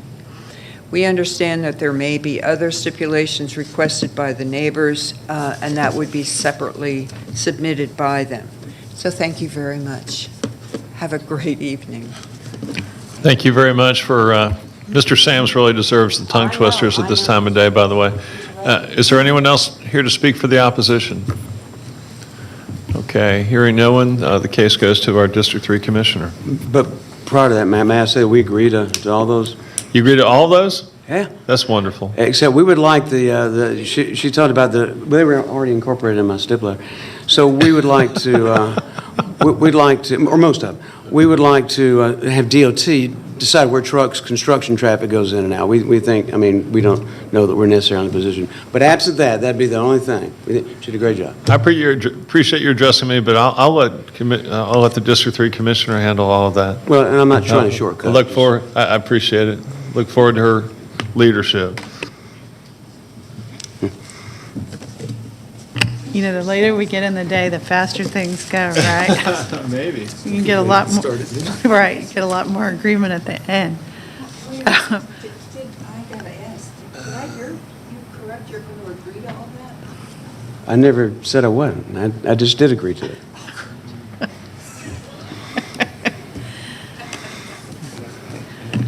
So, let me just walk through your stip letter, how about that? Yes, ma'am. Okay, I just had a couple questions.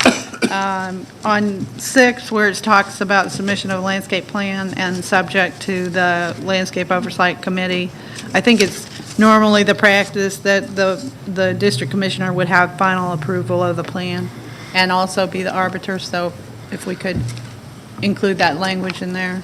That is absolutely fine, and I have no problem with that. It puts another job on the ACC, but that's fine. I think Commissioner Burrow probably wants the final. Right. So, Well, that's what I mean. Yeah. That is what she wants. Yes, And ma'am. so I just think that ought to reflect that. On number 11, it talks about your agreement to DOT recommendations. A says applicant consider entering into a development agreement, but does that mean that you will enter into a development agreement? yeah, I've always thought that's funny how DOT worded that, and it goes back to Janice Killian, because I used to take it that wasn't a stipulation, it was more of a recommendation, but we are agreeing to do it. Okay, so applicant will enter? Sure. Can we do that? Okay. And so, if I heard you correctly, you can take the provisions she had in her proposal and analysis, right? Right, but And if they're included in here, yes. they're in here, but if they're not, if there's something else that's in those items, then that could be reflected in your next Yes, stip ma'am. letter? Okay. It will be. Okay. Anybody else have any questions? Any questions? No questions. We're ready. There's a question. So as I understand the site plan, at the moment, it looks like the property has two parcels. And Yes, sir. one of the smallest to the front at Shallowford is half an acre. Yes, sir. Approximately, and that's being combined with a portion of the larger parcel to create a new 1.3 acre out parcel. No, sir. The out parcel stays separate and distinct. It's not a part. It's not something that it has to come back before the Board of Commissioners and other business. So if we take what is only a half acre parcel that would have limited developability and make it 1.33 acres so that it could be developed for any number of items, what are the restricted uses that we're going to have on this rather than having a general commercial zoning sitting in a CAC, which, John, correct me, but you can develop a general commercial, a GC parcel in a CAC with very few restrictions, right? That's developable as is. The piece of property you're talking about is not included in the special land use permit application. That piece is before the board with another action currently through another business item. And that piece at the corner is governed by a site plan from 1990 regarding its use. So anything that goes on that property at the corner has to go back to the Board of Commissioners to be approved. Yes, sir. But that piece is not included at all in the special land use permit. Okay, so for the special land use permit, are we approving or doing anything with the property line as presented? No, what you see there is a zoning line.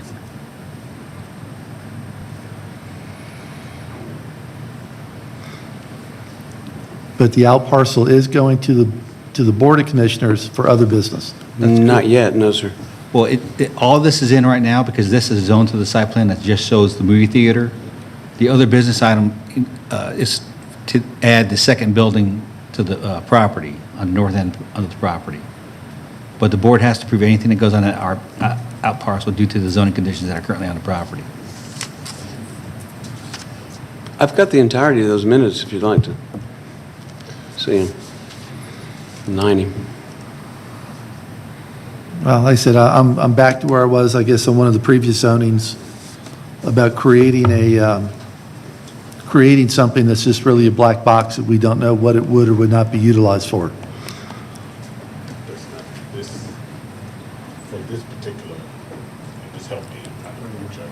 Sorry, is this what we're looking at now? Is just the land use permit for the existing piece? We can't even take into account the out parcel, right? Or That's correct.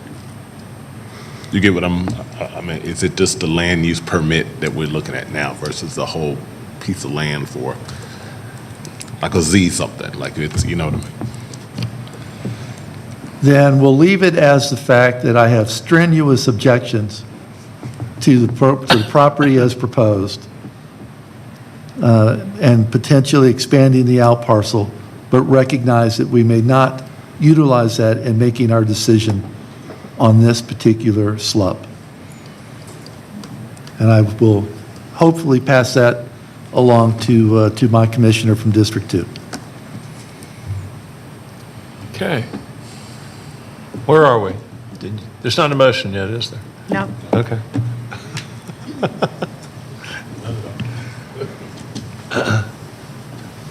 I do have a couple questions, and they're just, I was interested and pleased to hear you're going to reuse the existing building structure. Yes, sir. Most movie theaters, you kind of walk downhill as you go towards the screen. How do you, just out of curiosity, is this more just a curiosity thing? It's kind of like me questioning an entomologist at a trial. No, it's a great question, and I have the same. This is Jason Linscott. I'm going to let him approach or address that. So were there like risers in that theater that you can just tear out, or? There is, but there is a sloped slab, so that we have to level out. We've actually done it before in a movie theater in Savannah. We've actually done it, bowling alleys have the same condition, because where the ball returns are, they actually have a sloped slab where the balls come underneath the floor. So we just level it out, basically using GAB, use rock, and then put a new slab in, essentially, this level. That's impressive that you're able to reuse space that way. That's good. I'm glad you said that. Yeah, we've been doing a lot of reuse of buildings, and I like reusing buildings. This one's kind of fun because the movie theater look is kind of cool, and we've sort of tried to, go with it, so it has a cool look to it. But yeah, that's the program. Very good. That's an environmental plus. Thank you. Okay, back to Commissioner Dance.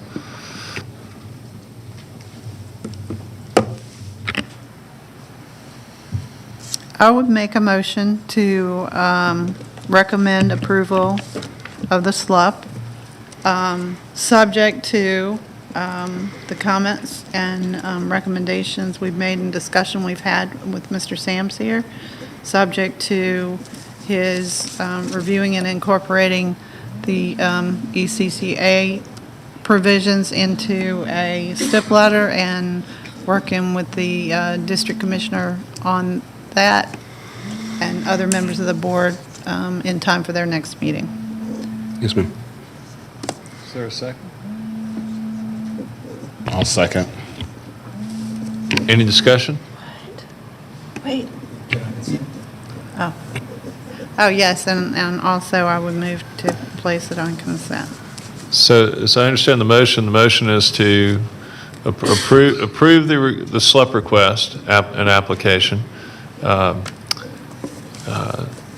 subject to Mr. Sam's agreed stipulations, subject to the ECCA's recommendations, and with any, what are the issues to go to the district commissioner? So I understand it correctly? Just to make sure that he reviews all that with the district commissioner in advance of that meeting, which I would assume you would normally do. That Mr. Sams will review all the conditions and plans with the district commissioner prior to their acting upon this recommendation. Did I restate the motion? You restated the motion except for the consent part? And it goes to the consent agenda. Okay, so we have that motion and a second, and I'm clear on what it is. And are we ready to call the question? Is there any further discussion? No further. A second on both portions? There is. Okay. No further discussion? I'm not agreeable to the consent, but that's fine. Okay. Do you want to break it down? Do you want to? Send it, I'll just. Send it. That just gives me a reason to vote no. Thank you. Oh, call the question. Your Okay. exercise of power. Thank you, Mr. Chairman. Thank you. Are we ready for the next case? Ready for new business. You mean we're to this month's agenda? We're done with last month's agenda. Now we're going to do this month's agenda. Okay, rezoning case Z-41, Century Construction and Technologies Incorporated, request rezoning from GC to CRC for light automotive repair and online furniture sales in land lot 1301 of the 19th District.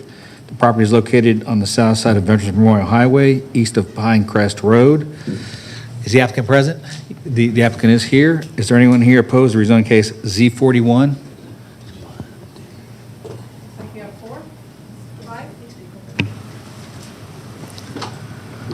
Five. Let the record show there's 5 people here in opposition. All those wishing to address the board, please come forward to be sworn in.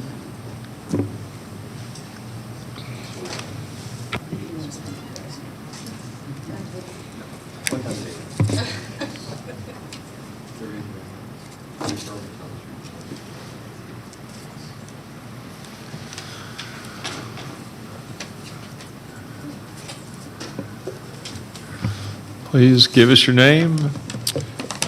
My name is Thomas Orok. I'm the developer and owner of the project, Century Construction and Technologies.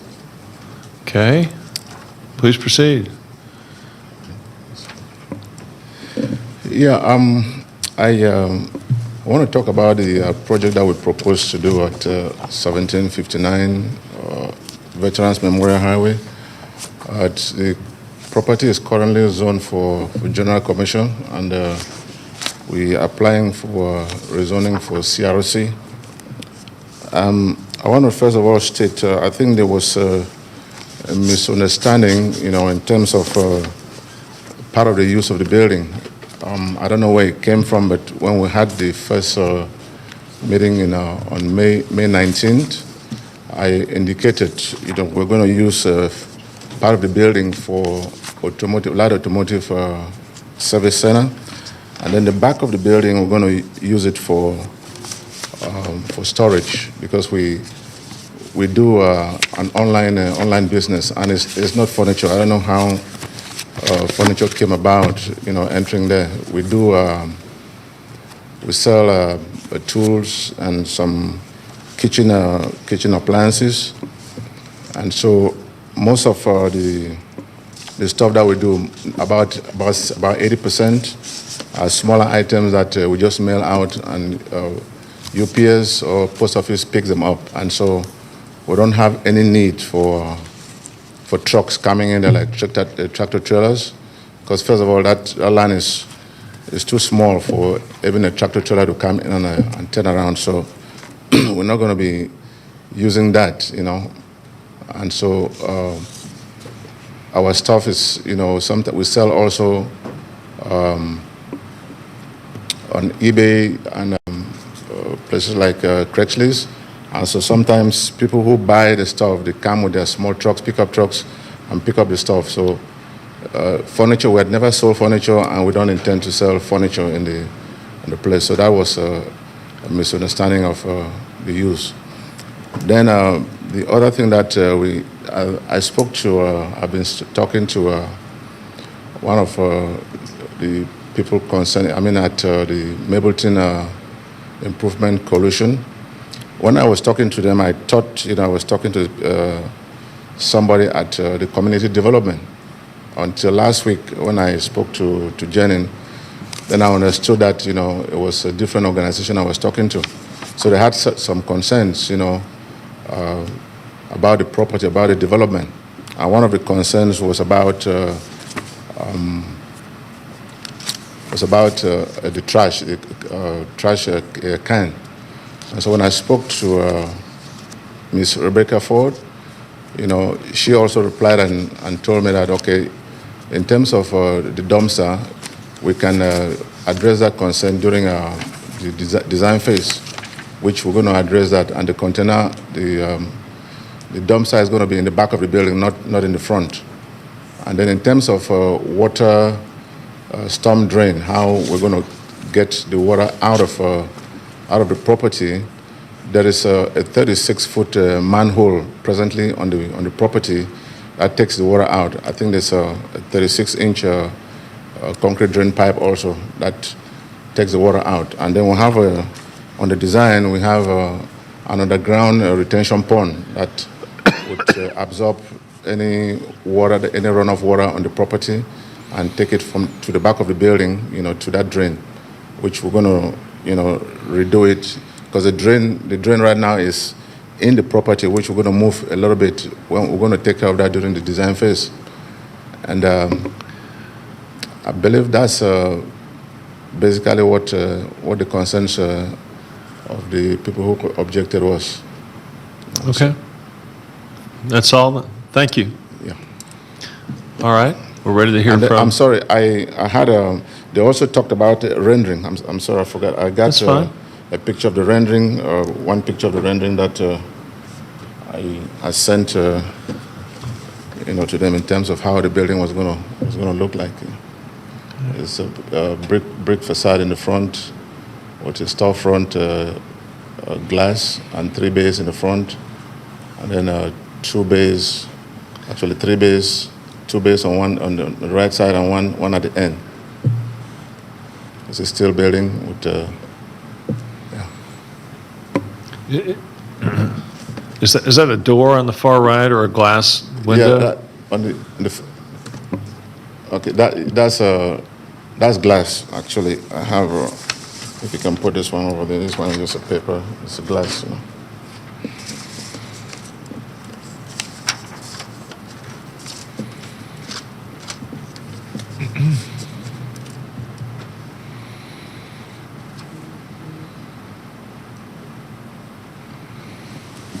That glass side is going to be the office, the waiting room and the office for the building, the business.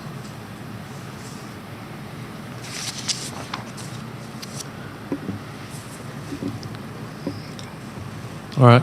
Thank you very much.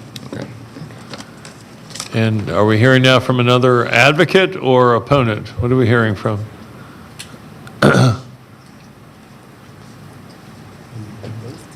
like to speak in opposition. You're the opposition? Okay, very good. My name is Robin Meyer, and I'm with the Mableton Improvement Coalition. I chair the zoning committee. And we would ask that you recommend denial of this application because of all the uncertainty as to the use. A member of our zoning committee, Rebecca Ford, has spoken with the applicant on numerous occasions, and we have frankly always been a little confused about the warehouse space. Even if the material sold from the warehouse is not furniture, we learned of that from the final staff analysis.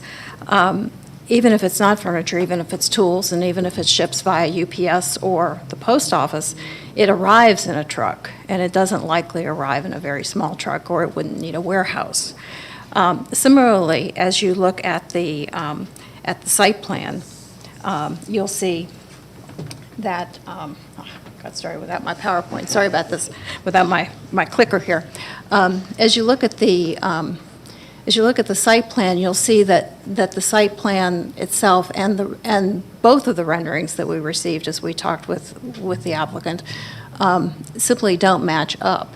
So along with the fact that we also don't know where the dumpster is going to be and whether there's going to be room for the trash truck to get back there to it, we find that we find the site plan needs a little bit more work before it should move forward. Similarly, this site requires a impervious surface variance, which is something that at the get-go we find concerning. This site drains directly into the Sweetwater Creek Basin, which, as you know, has had flooding issues over the years. So certainly we don't want to make matters worse. We'd like to make matters better.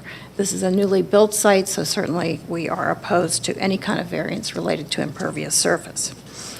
The other issue related to this application that is foremost in our mind is the saturation of auto-related uses in this part of Mapleton and Austell. We have so many car repair, used car, body shop, towing locations that it discourages the location of other businesses in this area, businesses that the residents who live here need. We have a growing community in this part of Mapleton. There are new subdivisions and townhouse developments coming up out of the ground as we speak. And those residents need the kinds of services that most of us are used to. They need a grocery store, they need a drugstore, they need a doctor's office, they need an insurance agent's office. And filling up all of our available space with yet another auto repair or auto-related use is simply not good development for our community. So we would ask that you deny this application. Thank you.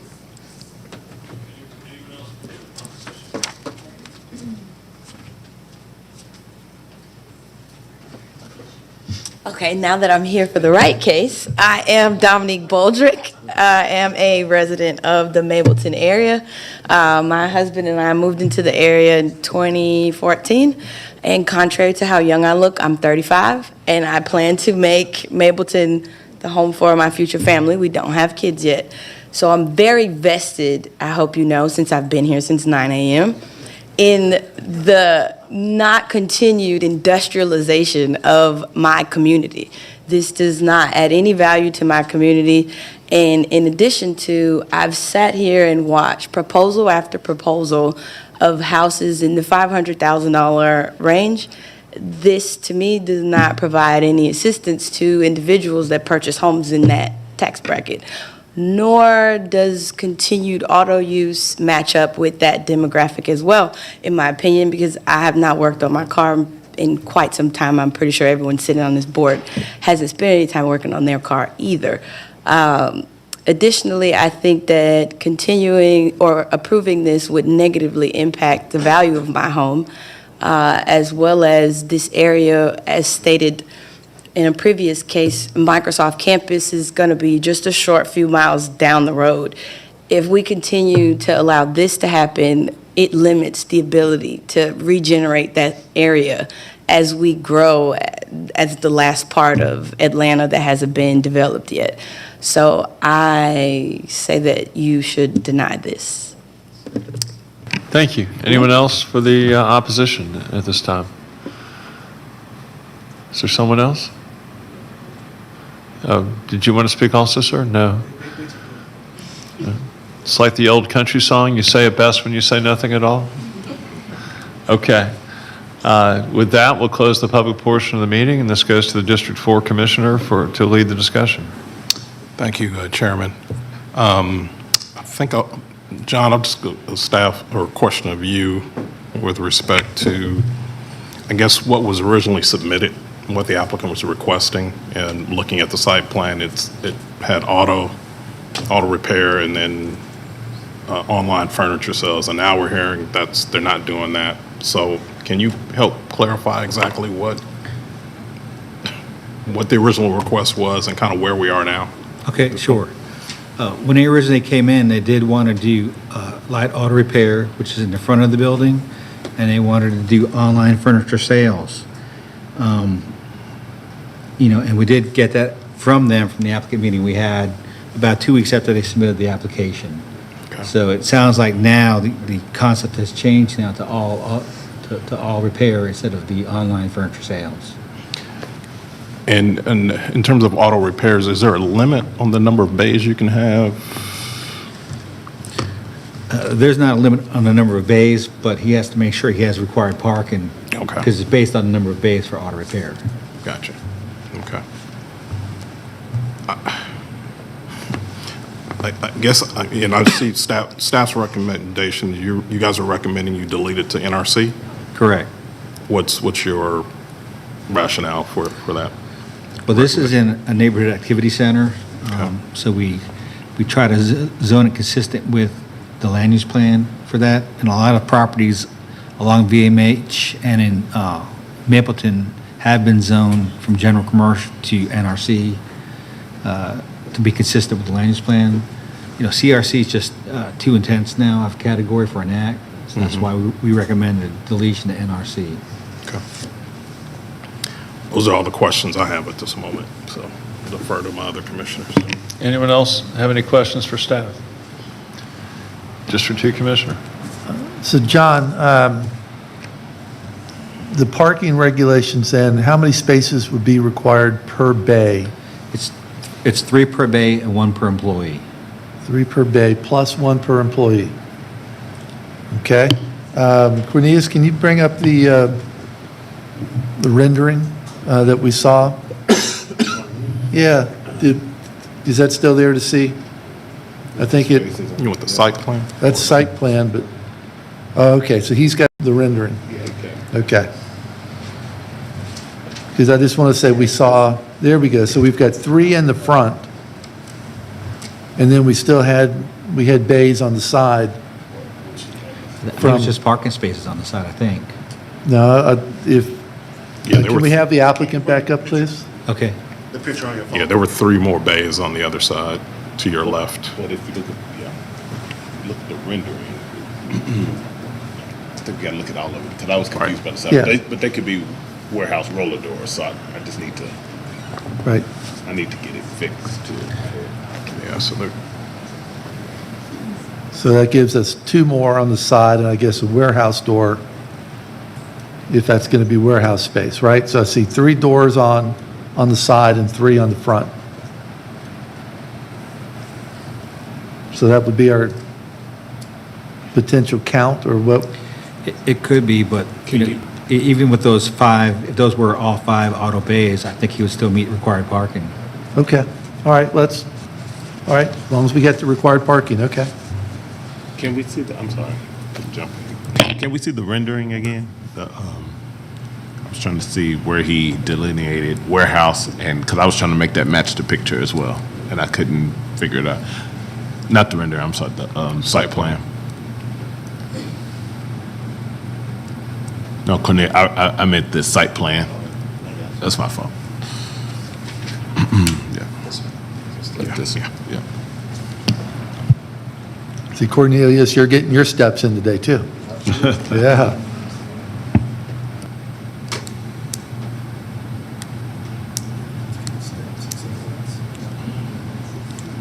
Okay. So I see on here it's called out the 3 bays, but then I was just trying to figure out this warehouse piece. And it looked like there are parking spaces where he had bays or roller doors on the side. So that's what I was trying to make sense for me. So if I could get the applicant to come up, and I have a question, I just want to be sure I understand.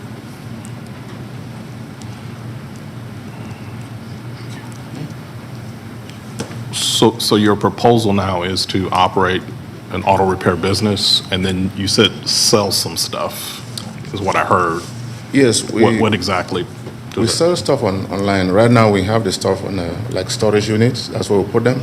And so we said to ourselves, we pay this storage. We're putting a building. We might as well use the backside, to put some of the stuff that we sell online. And so that is the reason why we decided to put. It's not like your typical warehouse where you have trucks coming in there, or like a loading dock. That is not the kind of. It's just like it's for storage. It's not a typical warehouse. So would your customers come there to pick up We the mail merchandise? stuff out. We send stuff out. Then sometimes, if we sell locally, sometimes somebody can come there and pick up this whatever they bought. You said you send it out. We mail out the stuff that we sell online. We sell on eBay. We sell a lot of stuff on eBay, and so we mail them out. So UPS, FedEx, UPS, DHL FedEx, yes. would come. Interesting. Okay. What is stuff? Can somebody clarify what stuff is? That's not very clear. Yeah, we sell tools. We sell kitchen equipment, stuff like that. Yeah, we sell a lot of miscellaneous stuff. So we're not really specific in the things that we sell. We sell a lot of different kind of things, household stuff, stuff like that. Okay. Thank you. I don't have any other questions at this time. I think based on the applicant's responses and some of the feedback I've seen from the community, my recommendation is that we deny the request. So I'm making that in the motion. Staff have made a recommendation to delete to NRC. Is there any consideration in that regard, or just simply to issue a denial? I don't know that deleting it to NRC still addresses some of the questions with respect to what stuff is. Okay. All right. So the motion's for denial. Is there a second? Yes. Second from the District 3 Commissioner. Is there any further discussion? All right, call the question.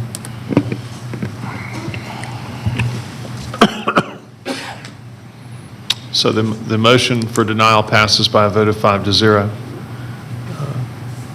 Can we move forward with the next case, or does anyone need a break at this time? Move forward. Here we go. Rezoning case Z-42, Scannell Properties, number 475 LLC. Request rezoning from O&I to OS for a parking lot for a distribution facility in land lots 428 and 437 of the 16th District. The property is located on the west side of Chastain Meadows Parkway, south of Chastain Road. The applicant is present. Is there anyone here opposed to rezoning case Z-42? Got two. Let the record show there's two people opposed. All those wishing to address the board, please come forward to be sworn in.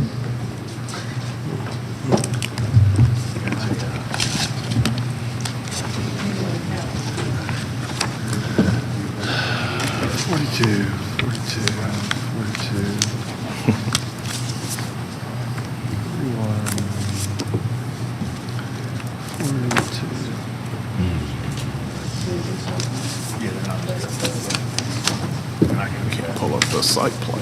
That's what I'm trying to get up to. For some reason, it won't let me do it.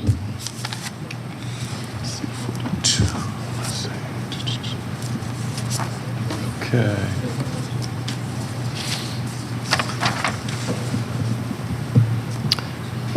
We're ready for the applicant? Yes, sir. Thank you, Mr. Chairman. Commissioners, my name is Kevin Moore, here on behalf of the applicant, Scannell Properties, for this application for rezoning. This application is just for property that's just over 9 acres, 9.14 acres. It's located on Chastain Meadows Parkway, south of the intersection of Chastain Meadows and Chastain Road, and north of the intersection of Chastain Meadows and Big Shanty. The purpose is to rezone it from its existing office institutional O&I category to office services OS category, for it to be combined with an adjacent tract that's zoned OS for a distribution facility that's going to be located and being constructed and developed on the OS tract. So I want to go through that with you to help explain what we're proposing and point out what we think are some very important component parts. But primarily, the important thing to remember is the OI to OS is only for the parking. It's some additional parking that's necessary, needed for the facility, and so the OI portion of this property, the OI piece will be used exclusively for parking. All right, to turn to the overall zoning and uses in the surrounding area, because I think it's extremely important to understand where we're talking about. This OI tract is the 9 acres here, located on the west side of Chastain Meadows. You have Chastain Road here, Chastain Meadows, and Big Shanty. You'll see you have a large OS tract, currently zoned office services, that's located at the intersection of Big Shanty and Chastain Meadows, is where the distribution facility is being and will be built. As you can see in the surrounding area, the west or the east side of Chastain Meadows, from Big Shanty all the way to Chastain and New Chastain, is all zoned office services. You'll see that this property here is O&I. This tract here, that's just office institutional, is currently under development for a medical office building. Then you see the balance of this property here. This OI tract here, as well as some of these zonings, were done actually in the early 90s and previously, even before there was a Chastain Meadows. This currently is zoned office institutional, has a site plan for office buildings and parking that was no longer buildable now because Chastain Meadows is a part of this, and this was an entirely different type of an arrangement at the time when it was zoned. What we are proposing to do is, and I'll show in the site plans, is combine this OI tract here with the OS tract, so it will be OS and part of one single project, and I'll show you what that's like. But again, just to highlight for you, you've got this entire quadrant of this intersection that's zoned office services. All of this is zoned office services, and we're simply trying to have this zoned office services to use it exclusively for parking. First, to the site plan for the proposed rezoning and property, oriented just slightly different. So this is Chastain Meadows Parkway. Towards this end is intersection with Chastain Road. So this property is being currently developed adjacent to it for the medical office building. And then to the south here, adjacent in this direction, is that OS tract that I showed you on that previous slide. What we were proposing, as you can see, is parking. The parking is for the delivery van parking, overnight delivery van parking for the distribution center and facility. Not a lot to explain as far as a parking lot site plan, but that's what is proposed exclusively for this property. To give you some more context, because this is the only property this 9 acres is in for rezoning, when you see the overall site plan so that you can see how the pieces fit together, and I could back it up just a hair so it gets it in completely. You can see the overall site plan. Thank you. Again, Chastain Meadows here, Big Shanty in this location, where I'm putting the pointer down across. This is the line where everything to the south is already zoned office services, and this proposal is a permitted use for that distribution facility and center, and it is not under consideration for rezoning. The only thing we're proposing is to add this additional overnight van delivery parking, which is currently zoned O&I. Interestingly, if you look at O&I, one of the permitted uses is parking for vehicles, is a permitted use under office institutional. However, if you're going to use that parking for vehicles in O&I, it's got to be for an O&I permitted use. So the reason we're in for rezoning is because it's associated with an OS permitted use for the distribution facility. Kind of some tongue twisting there, thanks to Mr. Peterson with that ruling from the zoning division, but that is a correct interpretation of that ordinance. But you can also see now how this fits together with the accesses that we have here on Chastain Meadows, access here on Big Shanty at this intersection. A little bit about the proposed distribution facility. It will be bringing approximately 140 new jobs, full-time jobs, as part of this distribution facility, and that does not count the approximately 230 delivery van driver jobs that go along with that. Those are separate and apart, just so you can start to see the economic impact of this type of facility at this location, which is zoned for this in a prime location at Big Shanty, Chastain Meadows, with easy access to all of those large parkway-type roads for the distribution that would occur from this facility. Easy access to interstates, easy access to large roads to facilitate that. In addition, a little bit about the operation that I think will help in your consideration as well. The way this distribution facility operates, the larger trucks, the tractor trailers, so to speak, that are actually delivering goods to the distribution facility, those arrive and drive at night. Those come at night to this facility. The delivery vans are loaded in the early morning hours through the early morning, and actually delivery vans do not leave the site until off-peak traffic times. Usually start to leave about 10 a.m. in the morning. So they're off-peak in terms of how it actually operates from a day-to-day basis. Also importantly, we felt was this area along Chastain Meadows, particularly for this parking, and that is to take great care in making sure that we attributed landscaping frontage along Chastain Meadows in this location. As part of our stipulation letter, we did submit a proposed landscape plan, which is in excess of the minimum requirements of Cobb County Code for landscaping along Chastain Meadows. I want to show you a couple of images of that as we go as a visual representation of the landscape plan that's in our stipulation letter. This is the area I'm speaking of, and you can see throughout this area here, large tree plantings as well as a lot of shrubs, bushes, and additional trees throughout this area to provide for visual screening. And then that's kind of more of a bird's eye view. And then we kind of come out to more of a street level view so that you can begin to see how that really is affected. This is that entrance to that parking, the two parking areas that's on our site plan, and you can begin to see the extensive landscaping that will occur there for purposes of visual screening. We're certainly happy to also agree that landscaping plan, the final landscaping plan would come back to the district commissioner for final approval to ensure it has sufficient landscaping in concert with the Cobb arborist to provide for full visual screening as well. We do have a stipulation letter. It's not a lengthy one like sometimes they are, but this is not a complicated project as far as the zoning for this 9 acres for parking.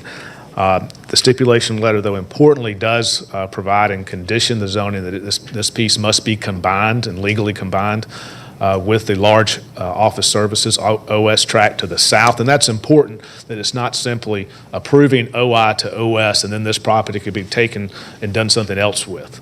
It's important when we provide that it must be legally combined. That's an actual process where it becomes now one large tract instead of two separate tracts, and that's a separate process that's legally undertaken through the community development, also with the property tax assessor's office, to combine that into one tract for purposes of this development.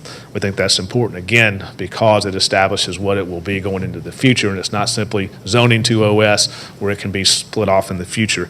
In addition, your Cobb County Planning and Zoning staff has recommended approval. It has conditions which we are agreeable to as well.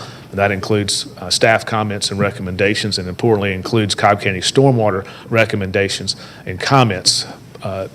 Particularly of note As Cobb County Stormwater states in its comments, this property is a part of and an agreement with Cobb County and utilizes for detention purposes the Chastain Meadows Regional Retention Facility as part of an agreement that was made a long time ago with Cobb County. This property is a part of that for purposes of detention.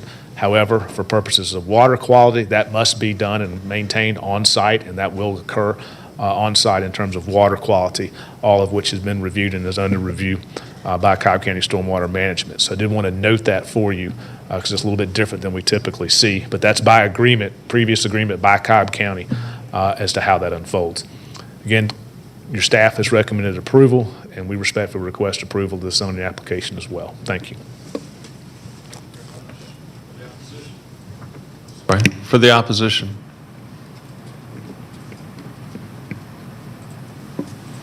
I tried to vote.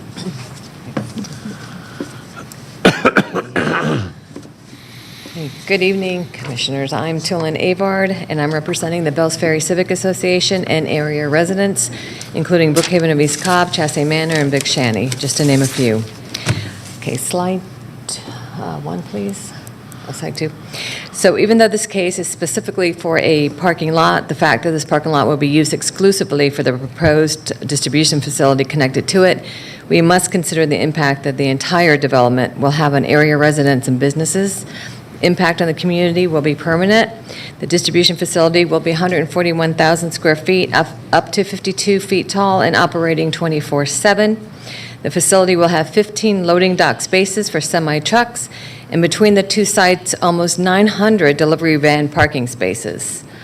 Yet there are only 242 parking spaces for associates. So we were just wondering what the discrepancy in numbers were. I know Kevin just said that they would be 200-something van drivers, but we're just wondering why there's parking for 900 delivery vans. The BFCA area residents and several businesses oppose the parking lot and distribution facility, but we realize that since the distribution facility property is already zoned OS, that it will not be heard by the county. However, we do have concerns with the 24/7 nature of this operation as it relates to additional traffic, noise, pollution, stormwater runoff that creates flooding, increased ground temperature, and the bright LED lighting to surrounding communities. We request that the following suggestions and stipulations be included to lessen the impact of this development on our community, home values, and quality of life. Slide 3, please. Contrary to staff comments, this proposed parking lot is not surrounded entirely by commercial. There are several residential neighborhoods to the northeast, southeast, and southwest within 100 feet of the proposed facility and parking lot. The yellow X's on the slide are the surrounding neighborhoods. Large distribution facilities such as this one increase the value of commercial properties within 2 miles of the facility, but decrease home values due to the increased commercial truck traffic. Slide 4, please. Chastain Road already has seen a substantial increase in commercial traffic, which is increasing every year. Up to 60 dump trucks a day travel between the quarry and Quick Creek on Canton Road via Chastain Road, and semi-trucks frequent the other warehouses in the immediate area. In addition, thousands of KSU students and staff travel along Chastain Road and Big Shanty daily to attend classes. Are we a college town, or are we a warehouse distribution area? Chastain Road is already deteriorating and filled with potholes. Who will pay for the upkeep of the surrounding roads? It will be the taxpayers, of course. Slide 5. Where will the detention ponds and water quality processing facility be located? Kevin did mention that the water would run to the Chastain facility, and we're just wondering which way will it run? Is it going to run to the west side and down, or to the east and down? And we're glad to hear that there will be a water quality processing facility on site. Has the current stormwater system, though, been checked for integrity, such as pipe deterioration and blockage? Will it have the capacity to handle these additional developments? Will the discharge from the site enter near the detention facility, above it or below? In Cobb County, developers are required to use a basin simulation model to show the effects of their project on stormwater runoff and peak flows. The baseline they have been using is from 2004. Therefore, there's no modeling that shows the collective effect of all the new developments along Noonday Creek since 2004. How can this model be valid if it is still being used? As a reminder, Noonday Creek flows north through the various subdivisions to Lake Allatoona, which is our primary source for drinking water, And we're always worried about these subdivisions having flooding issues. Slide 6. We are aware that we cannot stop this overall zoning request. However, we ask the following measures and stipulations be incorporated to protect area residents and businesses. The parcel, there appears to be two versions of the parcel as shown on this slide. Which one is correct? If the parcel does extend to Chastain Road, we request that stipulations be added that there can never be an entrance or exit at Chastain Road, and the undeveloped piece of the parcel to the north can never be developed or sold because it is counted in the previous percentage. We ask that it be donated as an undisturbed passive park. In addition, there should be a variance request for no setback on the south side of the property since the parking lot runs into another parking lot. Slide 7. According to the 2018 ARC Traffic Operation Report, many of the intersections are already at a C and D rating, and this report is already 3 years old. We would like to see an updated traffic report for the entire development. Contrary to staff comments that the delivery vans will not coincide with rush hour, delivery hours tend to be 6 a.m. to 8 p.m. Delivery vans in groups of 72, because on the site plan they show that they have room for 72 delivery vans at a time that come in, they load at the same time, and then they exit the facility at the same time. So we've got 72 in groups. And so one group will follow another group, and the process will continue for several hours. Vans typically return when they have finished for the day, so those hours will vary. And reminder, this facility is requesting parking spaces for 900 delivery vans. Slide 8. Site plan shows several entrances and exits from the development onto Chastain Meadows with cut-throughs allowing vehicles to turn left onto Chastain Meadows to go north to Chastain Road. We request road configuration so that no traffic is allowed to turn north out of that development. Southbound traffic only onto Chastain Meadows Parkway and no U-turns at the medians so that vehicles must either turn onto Big Shanty or travel south to Barrett to access highways. Even with these measures, unfortunately, there will still be excessive amount of delivery van traffic using Chastain Road to return to the facility. Other concerns is currently there's only one employee entrance and exit from the facility to Big Shanty, as shown on the slide, the second slide. And we believe there needs to be a truck entrance or exit as well. Otherwise, all semi-truck traffic will use Chastain Meadows. And lastly, we request limited delivery van and semi-truck hours. We were disappointed to hear the semi-trucks are coming in at night. Slide 9. Not only will the entire property be clear-cut of all the existing trees, but the pollution generated from vehicles, delivery vans, and semi-trucks will be a detriment to the air quality in the surrounding area. Many of the vehicles will sit idling while waiting to load and unload. We need to keep as much of the natural buffer of trees as possible. Without privacy screening, the parking lot will look like a van dealership with 9 acres of delivery vans. We would like this area hidden as much as possible from the public road. Keep the buffer surrounding the site undisturbed. Keep the mature trees along the frontage of Chastain Meadows, but add several staggered rows of evergreens at a minimum of 6 foot of planting. And do the same thing along Big Shanty. Also, keep a large buffer of trees along I-575 border or install a sound barrier, at least the height of the distribution facility, to ensure that the highway noise does not exceed the federal noise abatement criteria. Slide 7, please. As stated by the BOC board, this area is an environmentally sensitive area and the potential unknown drainage problems exist for developments downstream of the site. County claims that adding a massive distribution facility and parking lot that will consist of over 30 acres of impervious surface is being environmentally sound.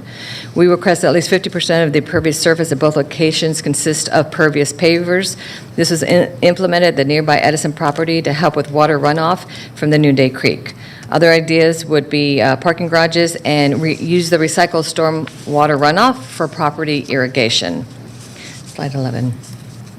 And we also do not want this rezoning to set a precedence for the remaining interior 40 acres to be rezoned OS. So in summary, the BFCA area residents and several businesses oppose the parking lot and distribution facility, but we realize that distribution facility is a given. However, we have concerns with the 24/7 nature of this operation as it relates to traffic, noise, pollution, flooding, and lighting, and request the above-mentioned suggestions and stipulations be included to lessen the impact that this development will have on the immediate community. Thank you for your time. Okay, anyone else for the opposition? All right, hearing no one, it's back to this board and the District 3 Commissioner. If I could have Kevin come forward, please.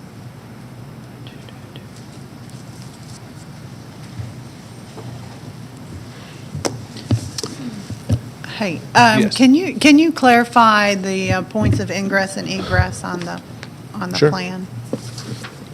And can you also explain how the traffic will queue so that there wouldn't be backup on the roadways?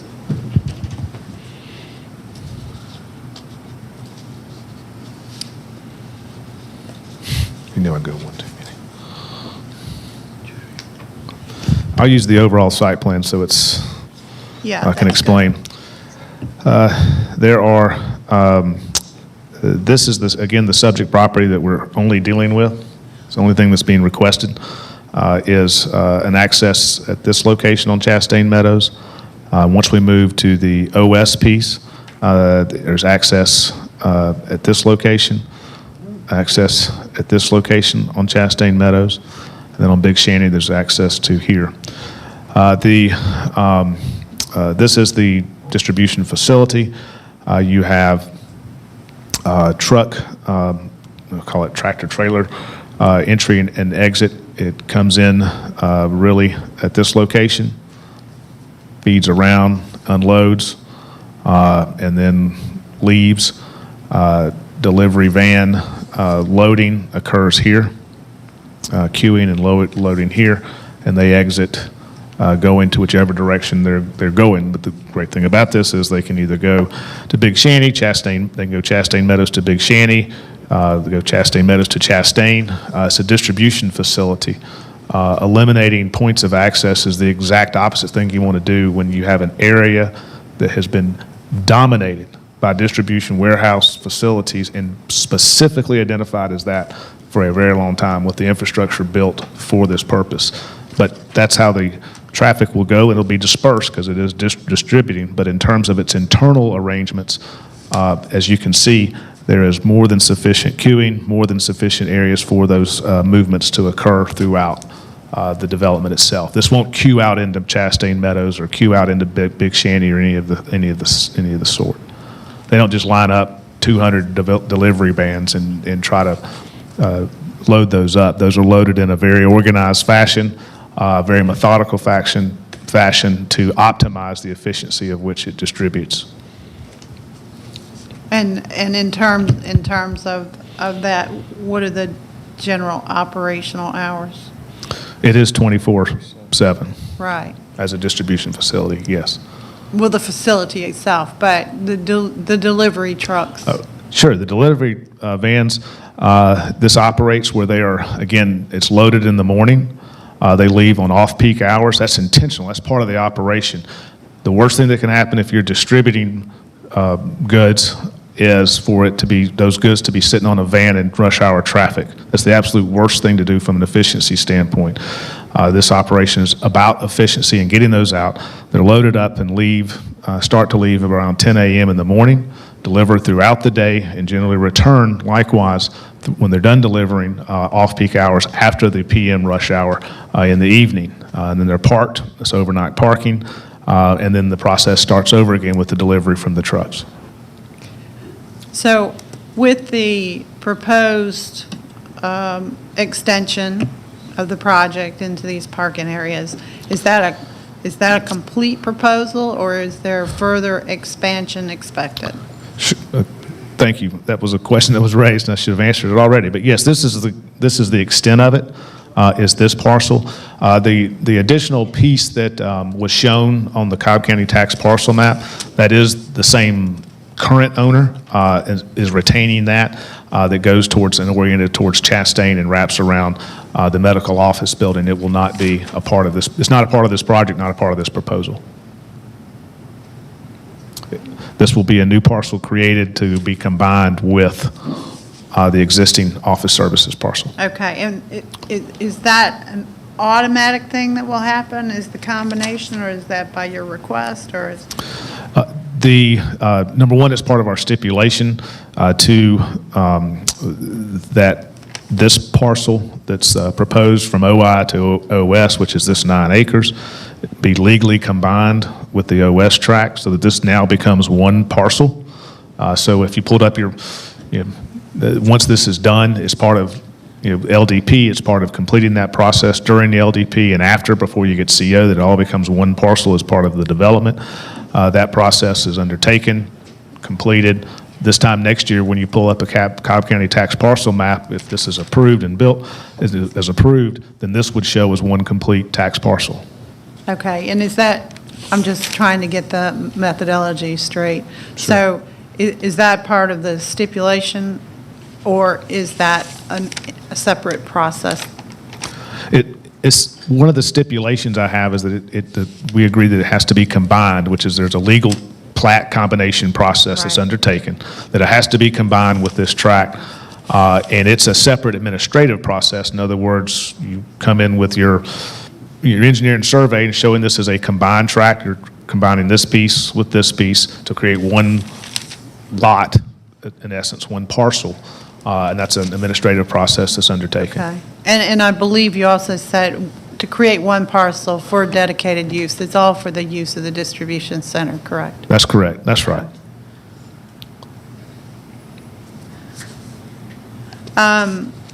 So, as I understand, you may have already had some discussions with the opposition on this.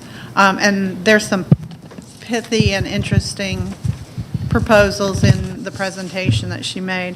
Sure. Is this something that you could work with Bells Ferry Civic Association and Commissioner Burrell in the next couple weeks on to see if there are stipulations that are agreeable? Sure, we're always happy to discuss, and I'm always happy to discuss with Bells Ferry Civic Association, and we've provided them the information that they use in their presentation, and happy to continue to discuss those with them. I'm not sure how much we'll be able to agree on, but I'm sure there are some things that we can and work with them on, and we'd be happy to do that. Sure. Again, we're only talking about zoning the 9-acre Right. O&I piece, not a distribution facility, which is already allowed and to be built here. Right, but there's obviously things that can occur from good Sure, conversation, and right? we'd be, especially as it relates to the landscaping, we're happy to keep going on that and see how much we can put in there. In addition to that, we're happy to Yeah, especially the those. landscaping to. Absolutely. Along the parkway. So, what's the build-out time on this? Fairly immediate. Okay. Okay, and, Yes, fairly immediate. okay. Is there a projected end date? Let's see, the schedule would have it probably operating by 2022. Okay. Sometime first part of 2022. Okay. I understand it. Does other people have questions?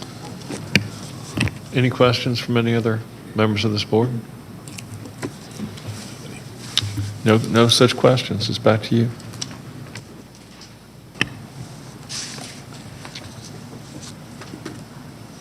At this time, I make a motion for approval of Z-42 for that particular parcel, and with direction that the applicant meet with Bells Ferry Civic Association and the district commissioner in advance of the next Board of Commissioners meetings in order to determine whether or not there are agreeable stipulations. Is there a second? Second by Commissioner Hughes. Any discussion? I'm sorry. We also have for the motion on staff recommendation not to conflict. Yes, we may. Motion's amended. The second still stands? It does. Okay. Any other discussion? Call the question. The motion passes 4-1. Zoning case Z46, Southeastern Natural Gas Services of Rome Incorporated, request rezoning from R20 to LI for special contractor and land lot 22 of the 18th District. The property is located on the west side of Joe Jerkins Boulevard, north of Humphreys Hill Road. The applicant is present. Is there anyone here opposed to rezoning case Z46? Let the record show there's no one opposed.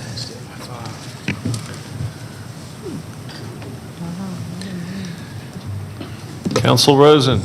Thank you, Mr. Chairman. Good evening, Planning Commission. Adam Rosen with Rosen and Rosen LLP here this evening on behalf of your applicant, Southeastern Natural Gas Services of Rome, in Z-46 of 2021. This is a request to rezone 3.65 acres outlined here in blue for you on the west side of Joe Jerkins Boulevard. You can see that this is one of the remaining, we'll call unincorporated islands inside of the corporate limits of the city of Austell. So that darker shade is all city of Austell property, with the remaining Cobb County properties, our property, and then north of us. Z46 and this property may seem familiar to you, especially for those of you that were here last year. This property coincidentally also was Z46 of 2020, but a much different application, and we'll show you that, and also an entirely separate applicant and proposal. Your applicant, Southeastern, the principal, Mr. Alan Keene, is here with us today. Their business is the construction installation of natural gas pipeline. They're a contractor primarily working with Austell Gas, a couple of others that they contract with, but they're the primary provider for Austell Gas, which is the reason for this location and being close to what's north of our property, north on Joe Jerkins Boulevard. There's some Austell Gas and some City of Austell properties, but primarily for being in this general geographical area where much of their business has been for many years and they expect to continue for many years. Much different than what was last year proposed as Z46. And I'll show you that site plan here in a minute. Just to get a little bit closer so you can see the property as it is, has been undeveloped its entire existence, so it's 3.65 acres of wooded property, same with the properties to the north of us. But I've identified here for you some of the surrounding properties. And if you've driven along Joe Jerkins, you can recognize the majority of this area is taken up by the Caraustar Mill and the Boxboard Paper Company southeast of us, but some of the other properties that are undeveloped are still owned by those related paper company entities. And then I'll show you further on north on Joe Jerkins Boulevard some continuation of that mill operations. So that's our property, 3.65 acres, almost squared. This is the zoning map from Cobb County. Again, most of what's surrounding us is the city of Austell. So here's the city of Austell zoning as well, general commercial and light industrial, with our properties that are R20. Our request is to rezone to light industrial, as Mr. Peterson said, for special contractor purposes, limited to Southeastern, limited to this applicant only for his business. What's important also about these, what appear to still be residential properties, is that they have for a long time been expected by you as a planning commission and by your staff to be industrial. This gray is the Cobb County property, all of which is industrial compatible. Across the street from our development, that small gray box that I've got IC in, that's a residential property now. Even that is expected to be industrial in the future. Again, if you've driven along this area, you would understand why that is and why staff has, and you as a planning commission have that right. So the site plan in this case is rarely, and it's not revised. This is the site plan that was submitted with the application. Just to kind of look at the way the site is proposed to operate, it's simply a driveway on Joe Jerkins Boulevard, one point of access, and that driveway is proposed to be paved or concreted with a hardened surface all the way into what's approximately 100 by 100 fenced gravel storage area, and that's it. This is the limited amount of use that Southeastern needs for its operations here. Most of its operations take place on the side of the road where their contracts are with Austell Gas.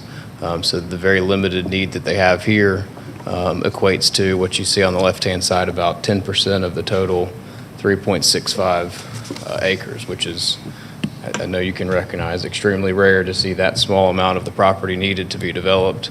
But that's what this company needs it for, and it's limited to that. On the site plan also, we're showing you the required 50-foot buffers that are required from light industrial to R20. But we've gone one step beyond that, and one of the staff recommendations that we've adopted in our stipulation letter is that no clearing or grading will occur outside of the actual site area. We've added to that a little bit so that stormwater facilities can be placed along and adjoining the 100 by 100 area, but outside of that, Southeastern will not be allowed to clear the site or otherwise grade the site other than what's needed for their operations. So that acts as, I'll show you in a little bit, an even larger buffer than what 50 foot would be, which is the county's required at 50. And also important that that 50 foot is truly not required against the general commercial that are the other two sides of our property. So we're getting an over 50 foot buffer out of what otherwise would not be required. We also conditioned that that 50 foot buffer could not be reduced or modified without a full rezoning. And then you know that your stipulations are typically only removed by another business application. So the no clearing or grading outside of the site area is another condition that if they want to change, they have to come back before the Board of Commissioners, both of which are processes that have to go before a public hearing and notice out to the adjoining property owners, of course. So you can see limited parking and activity here. Most of the activity, again, is off-site. I know you hear the word natural gas. There is no natural gas storage. This is just the contractor that installs and constructs the piping for the natural gas company. So you'll have piping materials, trucks, and equipment here, no natural gas storage. Some of the pictures, or the pictures from the area along Joe Jerkins Boulevard, I think give you a better picture of what it actually looks like here. This is in front of our site. You can see entirely wooded, and with the buffer in front of our property, you can tell that there will not be any visibility of our actual activities. Heading further north on Joe Jerkins Boulevard, you quickly get back to what is developed, but heavier industrial activity, where the mill activity continues. And you can see this is further north on Joe Jerkins, closer to the railroad tracks north of the site. This is headed back south from our property down Joe Jerkins to Humphreys Hill. The power line utility runs along the side of our property, and the view from our property looking straight across the street are these tractor trailer trucks. Adjoining us is the property, that's the warehouse with a pile of store, or whatever that is, a pile of. And then on Humphreys Hill, just also in our area, this is some other industrial warehouse uses surrounding us. There was some concern last year because of what was proposed, and we do recognize that there are some residential properties that remain in this more industrial area. So I've showed you kind of a diagram here. I may be a little further back in the site than what will actually be the area for our parking. So you've got anywhere from 200 to 230 feet of distance from our use to the actual property line, not just to the houses. So you've got over 230 feet before you get to any residential property. All of that separated by woods. The stipulations we've mostly already touched on. That's from my June 30th, 2021 letter. Staff recommendation, all of the points in their zoning and impact analysis are positive in favor of the application and their recommendation for approval. We ask that you follow that recommendation, incorporating our stipulations from June 30th. We have been in contact with the City of Austell prior to our stipulation letter being crafted. They have been copied on that letter. I'm not aware of any objection from the City of Austell. I don't think zoning or your office is either. So we know that has been a positive change from before. This is the plan that was proposed in 2020. This is grading and clearing almost the entire 3.65 acres for tractor trailer parking, hence the opposition that was out, and that's not here today. This is a much different application and a much different plan. So we hope that you will agree that it is much more appropriate for this area. Thank you. Thank you. Is there anyone present now who cares to object? Okay. That closes the public portion of the meeting and is back to the District 4 Commissioner. Thank you, Chairman. Adam, before you step away, I think you said this, but I just wanted to clarify. You on the site plan, I think you indicated the 24-foot driveway access, that would be a hardened surface of some type Yes. leading up to the storage area, correct? Yes, correct. The paved apron is required by DOT, but we've gone further to stipulate that it's paved all the way from the apron to our actual parking area. Okay, thank you. I don't think I have any other questions of you. I did want to clarify from zoning staff what y'all's recommendation was. I was looking at the zoning analysis, and it just mentioned or made reference to allow parking on non-hardened treated surface, but there's no real recommendation, unless I'm missing a page of the analysis. Yeah, on page 1001 is the zoning staff recommendation Commissioner used. For some reason, I don't have that. Okay. Well, the staff recommendation is to approve the request. Okay. Let me bring this to you. Perfect, thank you. Okay.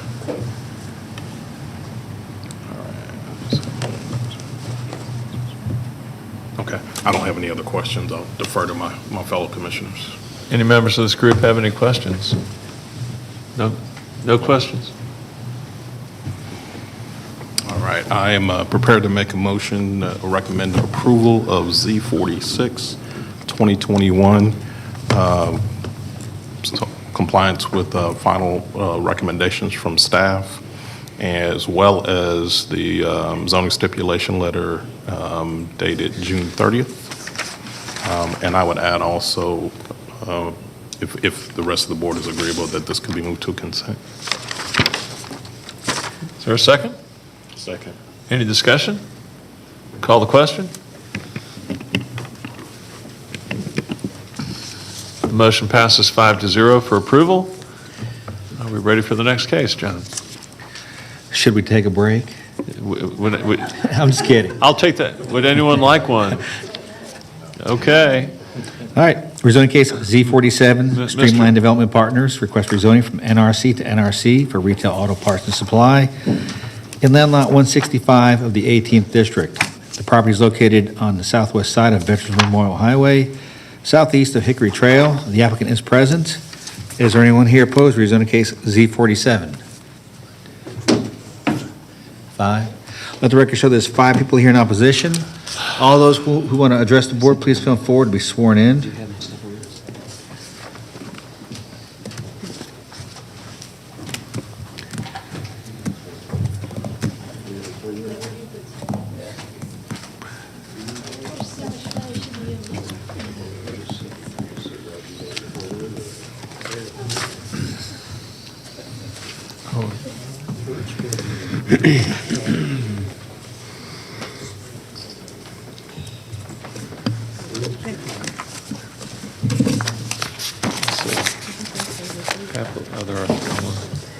do have to read it.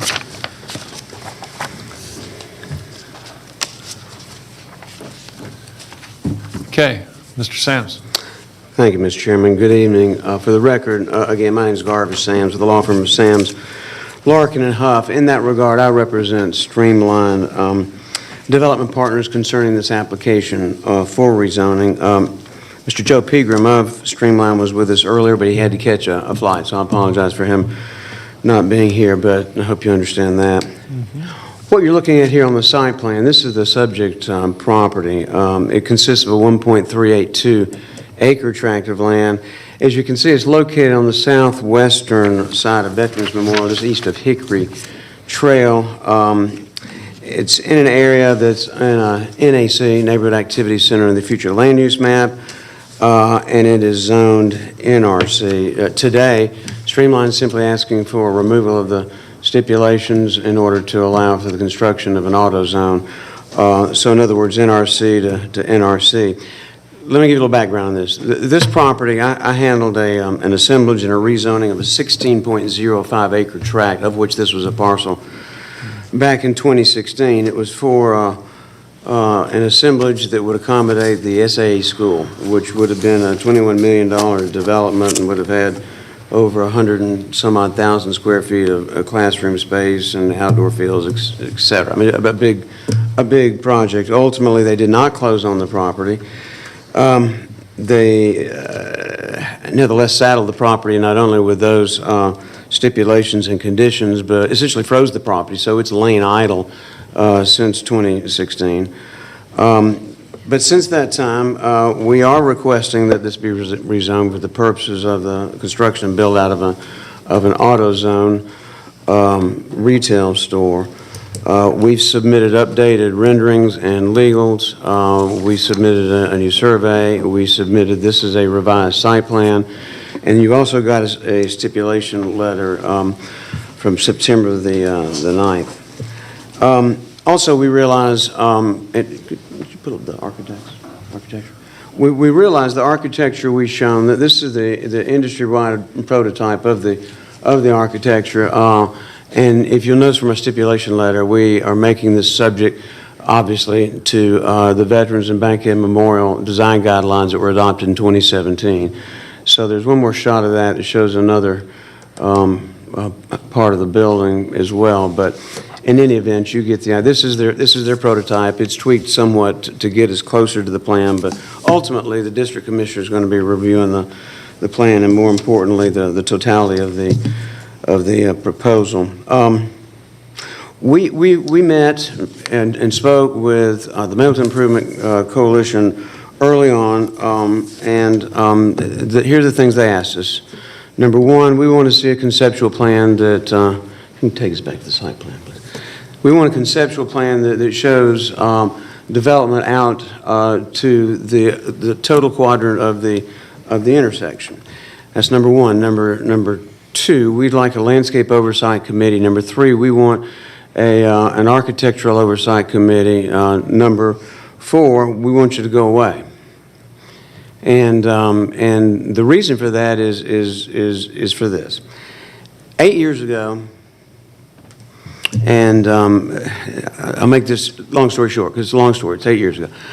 But what happened was the county, on its own initiatives and those policy-driven decisions by the Board of Commissioners, went through an exercise with the future land use map was changed on Bankhead Highway, on Mapleton Parkway, on Veterans Memorial for design guidelines. Number one, that came later. But first, the future land use map was changed. The totality of those corridors were stripped out in CACs, Community Activity Centers.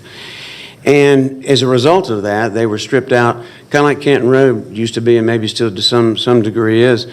No offense, Commissioner Dance, but you know, you had used car lot after used car lot after mom and pop, you know, stores that fix cars, after tires and wheels and rims. And so what's happened in the past 8 years with the change of all that, because what happened, it went from CAC down to NAC, it's virtually eliminated those. Some have enjoyed their grandfathered non-exemption, but most of them have lost those, and they've come back for rezonings. And of course, what happens is the moms and the pops and the used car lots and the things that simply aren't going to generate the tax revenue and create an eyesore have been either turned down, eliminated, or dissuaded, and rightly so. In this particular instance, we've told you about the architectural style and the review boards that we've agreed to. We've also submitted, and you can look in your handout, and this is a little unusual, or at least it was until this past year when I did a C-store on Six Flags Parkway, and the district commissioner and Madam Chair asked that we do a safety plan for that. Well, with this, we've done the same thing with the safety plan. Not because this is an inherently bad neighborhood, because it's not. It's just in order to make certain that there's no loitering, there's no parking, there's no congregating, there's nothing that happens. And more importantly, it steps against any type of outside vehicular changing, the wipers, the oil, the things that you've seen at some of the lesser industry-wide businesses in the past. It's interesting because I didn't realize this until I started getting into it, but the AutoZone stores, there are an absolute ton of them. Pardon me. They're in 53 states and territories. They're in 2,897 jurisdictions. There's a total of 5,990 AutoZone retail stores. So, your professional staff has recommended approval. The intent 8 years ago, the intent for the past decade is not to been to banish multi-million-dollar projects like this from industry-wide prototypical users, but to get rid of the things that I've already talked about. So your staff's recommended approval. There's no current entitlement to utilize the property for anything. No spoonful of dirt can be turned unless you're going to build a 16-acre school on the site. So no entitlement to use it, so we're still subject to all the school-related stipulations that I crafted back in the day when we thought that it would happen. We should have had a reverter clause in it on reflection, but we did not. So not only has staff recommended approval, we submitted the safety plan. It's consistent with the comp plan. It's consistent with the future land use map. What we're asking for is entirely consistent within the confines of the NRC classification. And as you can see by the handout, we've done a reconfiguration of this quadrant of the intersection. If you could find that, back up. Or just go to the beginning. Yeah. Yes, sir. That shows that there's one of the questions or concerns Mapleton Improvement Coalition had was, we're going to create another driveway. Well, yes, we are, but it's going to serve this and then the subdivided parcel to our west, and I've also got an exhibit of that. So, Robin Meyer Mick asked that we put this together. Now, we also understand from the sale of this property that there's a potential user in place waiting to see what happens on this side. So this isn't a piecemeal zoning, it's just a piece of zoning on a property that has no present entitlement for a use that's going to create an incredible amount of tax base for the city. So we simply ask that you follow Mr. Peterson and his staff's recommendation for approval. And I'll have to say, I'm impressed that this young lady and this young man have sat here all day long. And I know they're going to articulate opposition, and I say good for them. We need more citizens that take part in the community like this, unless they say something just real bad. So we do ask you follow your staff's recommendation. Thank you. Thank you. Is there anybody else who wishes to speak in favor? Seeing no one, we can begin with the opposition.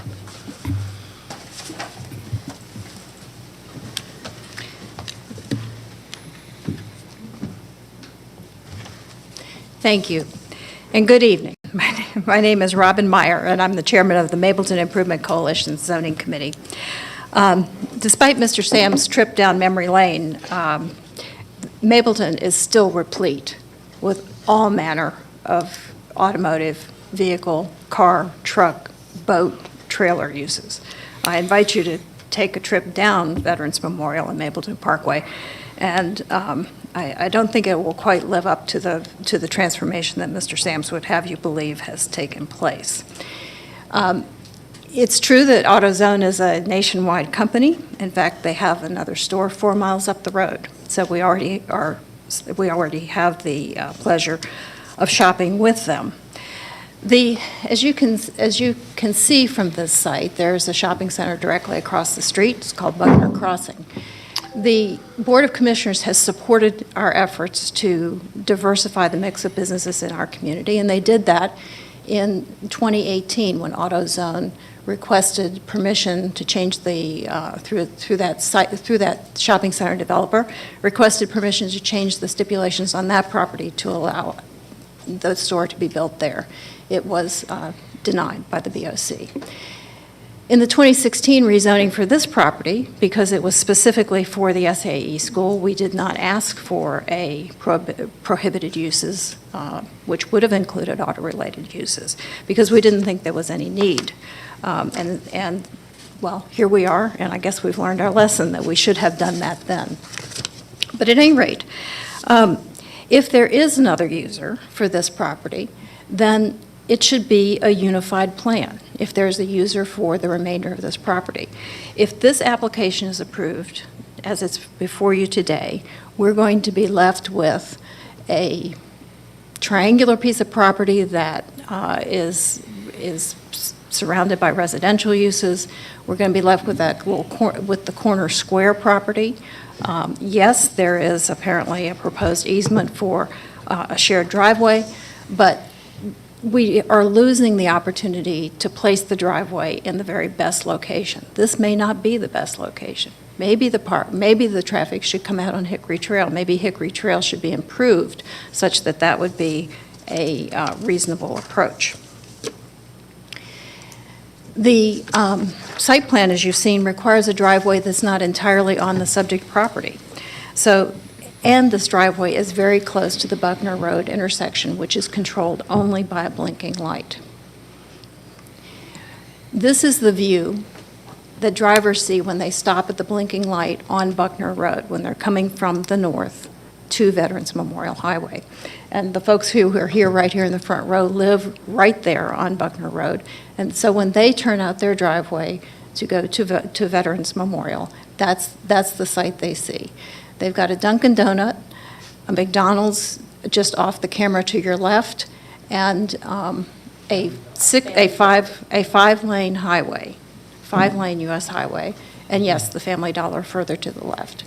The AutoZone driveway would be behind that truck, so you can see how close it is to the existing intersection. This is what trucks see as they're headed down the hill, as we call it, towards Atlanta. Five-lane U.S. highway.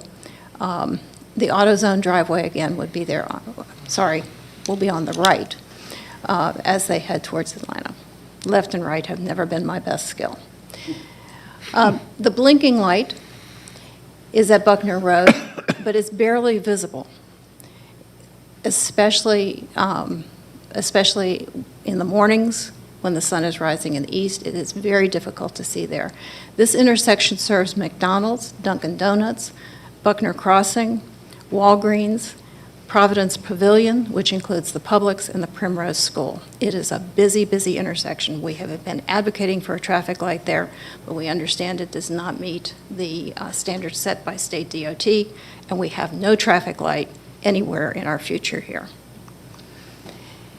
We have three different site plans really in this proposal.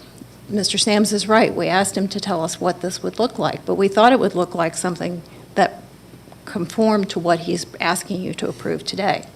Site plan number 1 is apparently what the plan is. Site plan number 2 shows the driveway. Site plan number 3 shows another retail building. 1 and 3 have the detention pond in different locations. Number 2 has a completely different shaped building and parking plan. And number 3 depends on property that is not included in this application. Mr. Sams says that there's somebody interested in that corner. That would be great. We welcome businesses, especially consumer businesses, to our community. If that's the case, we need both those businesses to come to the table, design this parcel in a way that suits them best, in a way that we can understand what we're getting, as opposed to doing half of it first and then having the second applicant come and say, oh, we need all these special exceptions, we need all these different things because we have such an awkwardly shaped remainder parcel. This application should be denied because it is piecemeal. It's only part, it's about a third of this parcel. The entrance is unnecessarily dangerous. We don't have the opportunity to place the driveway where it might be best. We don't have the opportunity to make sure that the traffic flow, the stormwater management for the entire parcel is the best that it can be because we're only dealing with a third of the parcel today. And then lastly, we are run over with auto-related uses. In fact, we've already got AutoZone. So please recommend denial of this application. Thank you. Thank you. Next for the opposition.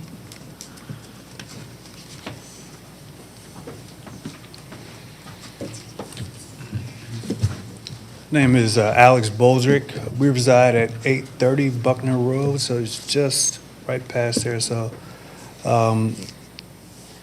over the course of the past, we're coming up on 4 years now that we've been living in this house. There's been, I feel like Mableton just is busting at the seams. There's a lot of people that have nice homes, people who drive nice vehicles. I just don't think that putting an auto zone right there serves anybody who lives in Mableton.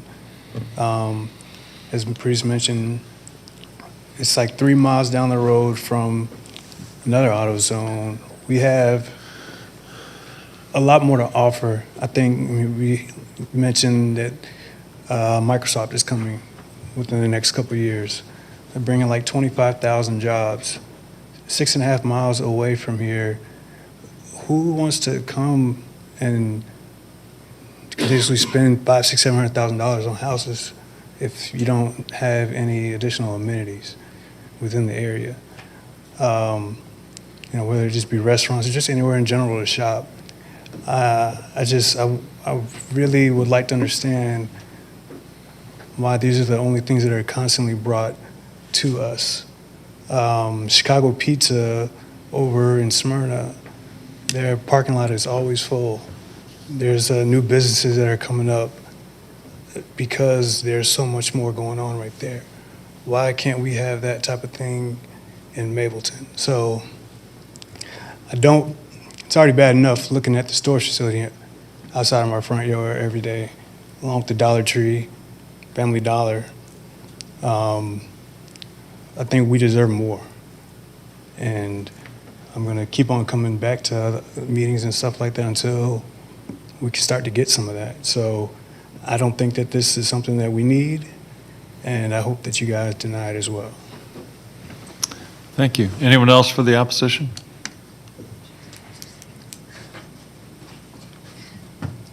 Hello again.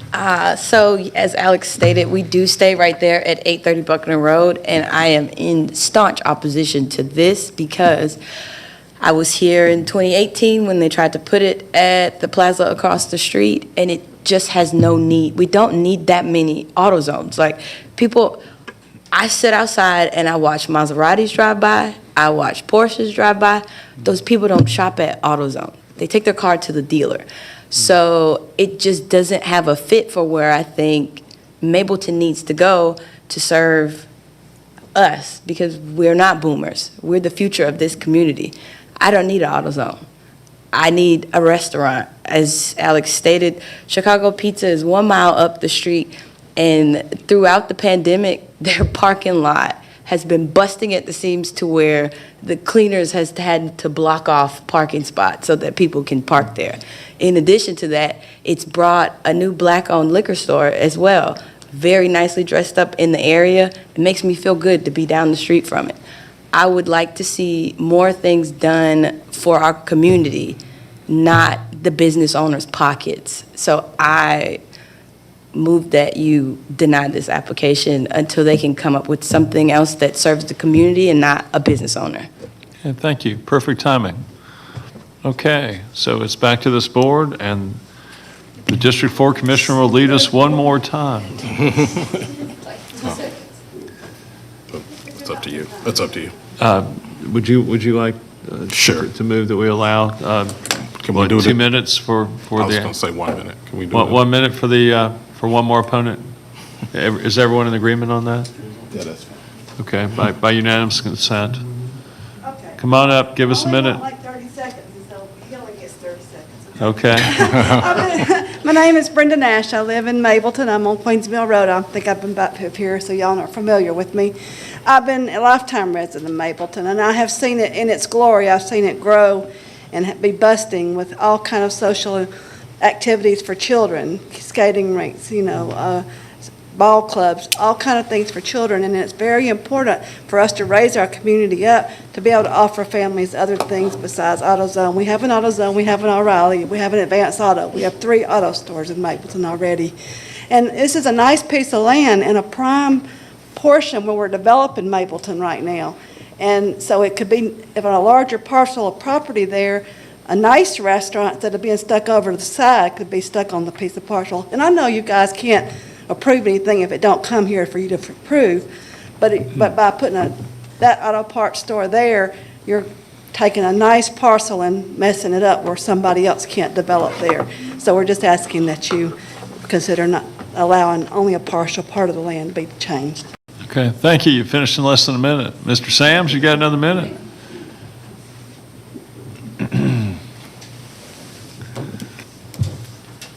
I tried to dissuade her, more than 30 seconds. I'll be quick. I did forget to mention that we're agreeable to all of DOT's staff recommendations, all of stormwater management staff recommendations, all of Cobb County water system recommendations, all the fire marshal's recommendation, and I guess I get confused on how a liquor store is good and an auto zone store is bad, but then, well, anyway, I'm done. Thank you very much. Thanks. Okay, and now it goes to our District 4 Commissioner. Thank you. Thank you, Chairman. Very familiar with this intersection, this road where I live down the street, off near the intersection of Pebblebrook and Buckner Road. So I frequent the Publix, the Walgreens, been there for 16 years, so I'm very familiar with this area. Amy, I did have a quick question for you. It was alluded to earlier, sorry to get you back up, but that the intersection doesn't quite meet the warrants for traffic signal at this point? Is that? So that is, of course, on a state route, so that's under GDOT's jurisdiction. They have performed a traffic signal warrant study there, and because Buckner Road has a high percentage of right turns that are reduced out based on the way that they approach those kind of studies, it did not meet signalization warrants. We continue to put it back on GDOT's radar because we know the concerns, and I'm also very familiar with that intersection. Okay. Thank you. Garvis, before you walk away, just a quick, I know you mentioned in, I forget which site plan, 2 or 3, a potential other retail prospect. Right. Well, first of all, let me just say this before you even propound your question. There's not 3 site plans. There's the one site plan. Understood. Those were for demonstrative purposes, just to show where the driveway is going to be, and the other one. So they're not to scale. They're not to anything. The only one that was my site plan. That was for demonstrative purposes to show Robin and her group that there were plans to ultimately construct the balance all the way to the pin corner. So I'm sorry I interrupted you. No. What I wanted to ask, is there any chance, I know you mentioned in your remarks that they were waiting to see what happens on this rezoning. Is there any chance that they would come forward? In 2 weeks? Yeah, not in 2 weeks, but 30 days? something like that. I'm not, this is what my client with AutoZone has told me. I've not conversed with the owner, but he's been in talk with the owner. I don't know the answer to that, Mr. Hughes. Okay. That's fair enough. Looking at the zoning staff, they've recommended approval. John, can you just, in a nutshell, just kind of describe why staff recommended approval of this application? Yes, sir. The zoning staff did recommend this application be approved because it's consistent with other commercial uses in the area. It's a permitted use in NRC. The requested zoning category is consistent with the land use plan. Okay, thank you. Those are all the questions I have at this point. I'll defer to my other commissioners. District 2 Planning Commissioner?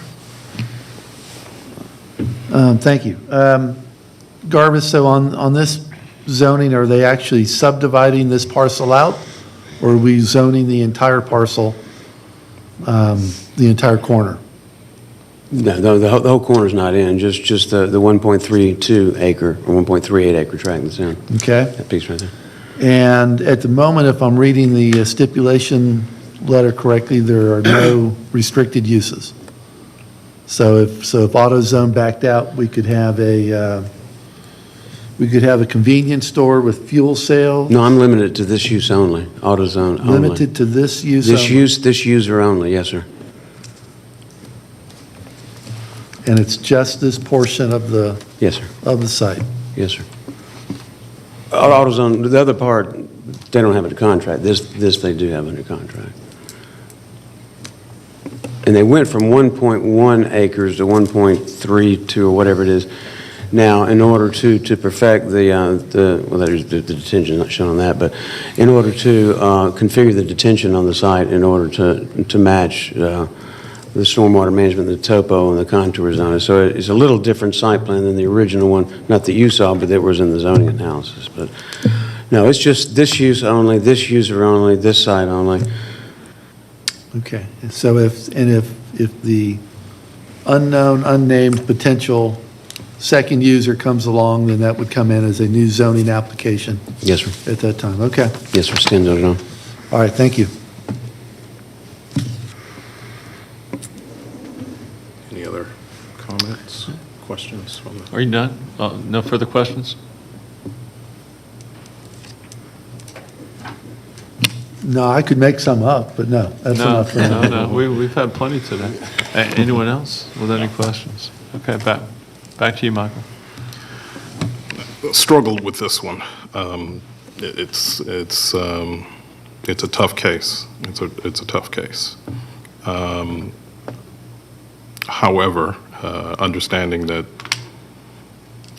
the community's concerns and then looking at staff's recommendation, it leads me to recommending a motion to approve the request. Subject to the final zoning staff recommendations and the zoning stipulation letter dated June 9th. June 9th, 2021. Okay, we have a motion. Is there a second? Second. We have a second from the District 2 Planning Commissioner.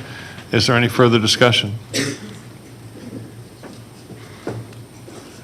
Okay, call the question. The motion fails by a 3-2 vote.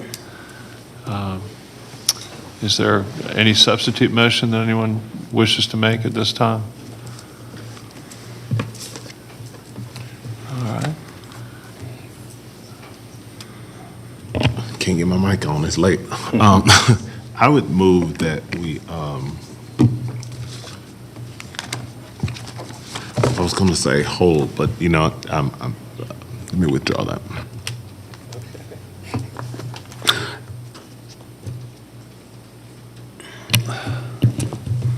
I'll make a motion at this time that, let's see, Mr. Sams, would you be interested in withdrawing without prejudice? No, sir. I'd be interested, though, in it being held. Then recognizing the community's past sentiments on these issues and recognizing that we probably won't get anywhere else going forward on this at the moment, then I would make a motion that we approve for NRC excluding all automotive uses. Is there a second? I'll second. Okay, any discussion? Okay, call the question.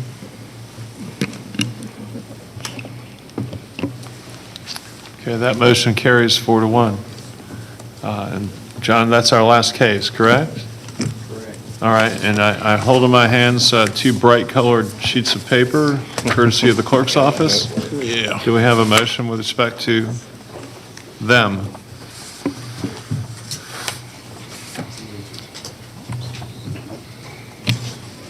I seem to do this every month, so we'll do it again. I make a motion that we approve the minutes of the special called meeting, June 9th, 2021, at which time the previous Planning Commission meetings were approved as presented on the salmon-colored sheet of paper. And I make a second portion of the motion to approve the special called meeting minutes at the agenda review work session of June 28th, 2021, as presented on the green paper. Can I make a request that we split those up separately, because I wasn't here for the June 9th, and I was going to abstain from that.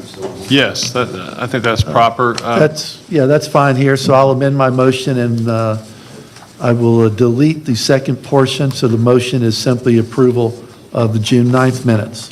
Is there a second? I'll second. Okay, call the question. I'm just abstaining because I was not here present at the time. That's fine. The motion regarding the approval of the June 9th, 2021 meeting minutes carries 4-0 with the District 4 Commissioner abstaining. Is there a second motion? And then I'll make a second motion to approve the minutes. For the record, you can only abstain if there's a conflict. You just don't vote. I just won't. Just don't vote. Stand corrected. I just will not vote. So strike my Simply recite- abstention from the record. Show it as a 4-0, please. Go ahead. Make a motion, we approve the minutes of the special called meeting, the agenda review work session of the Planning Commission held on June 28th, 2021, as presented by the clerk on the green sheet. Is there a second? Second. Okay, call the question. That motion carries 5-0. There being no further business, is there a motion to adjourn? So moved. Is there a second? Second. Okay, we have a motion and a second. Let's go ahead and vote to adjourn, please. We will stand adjourned.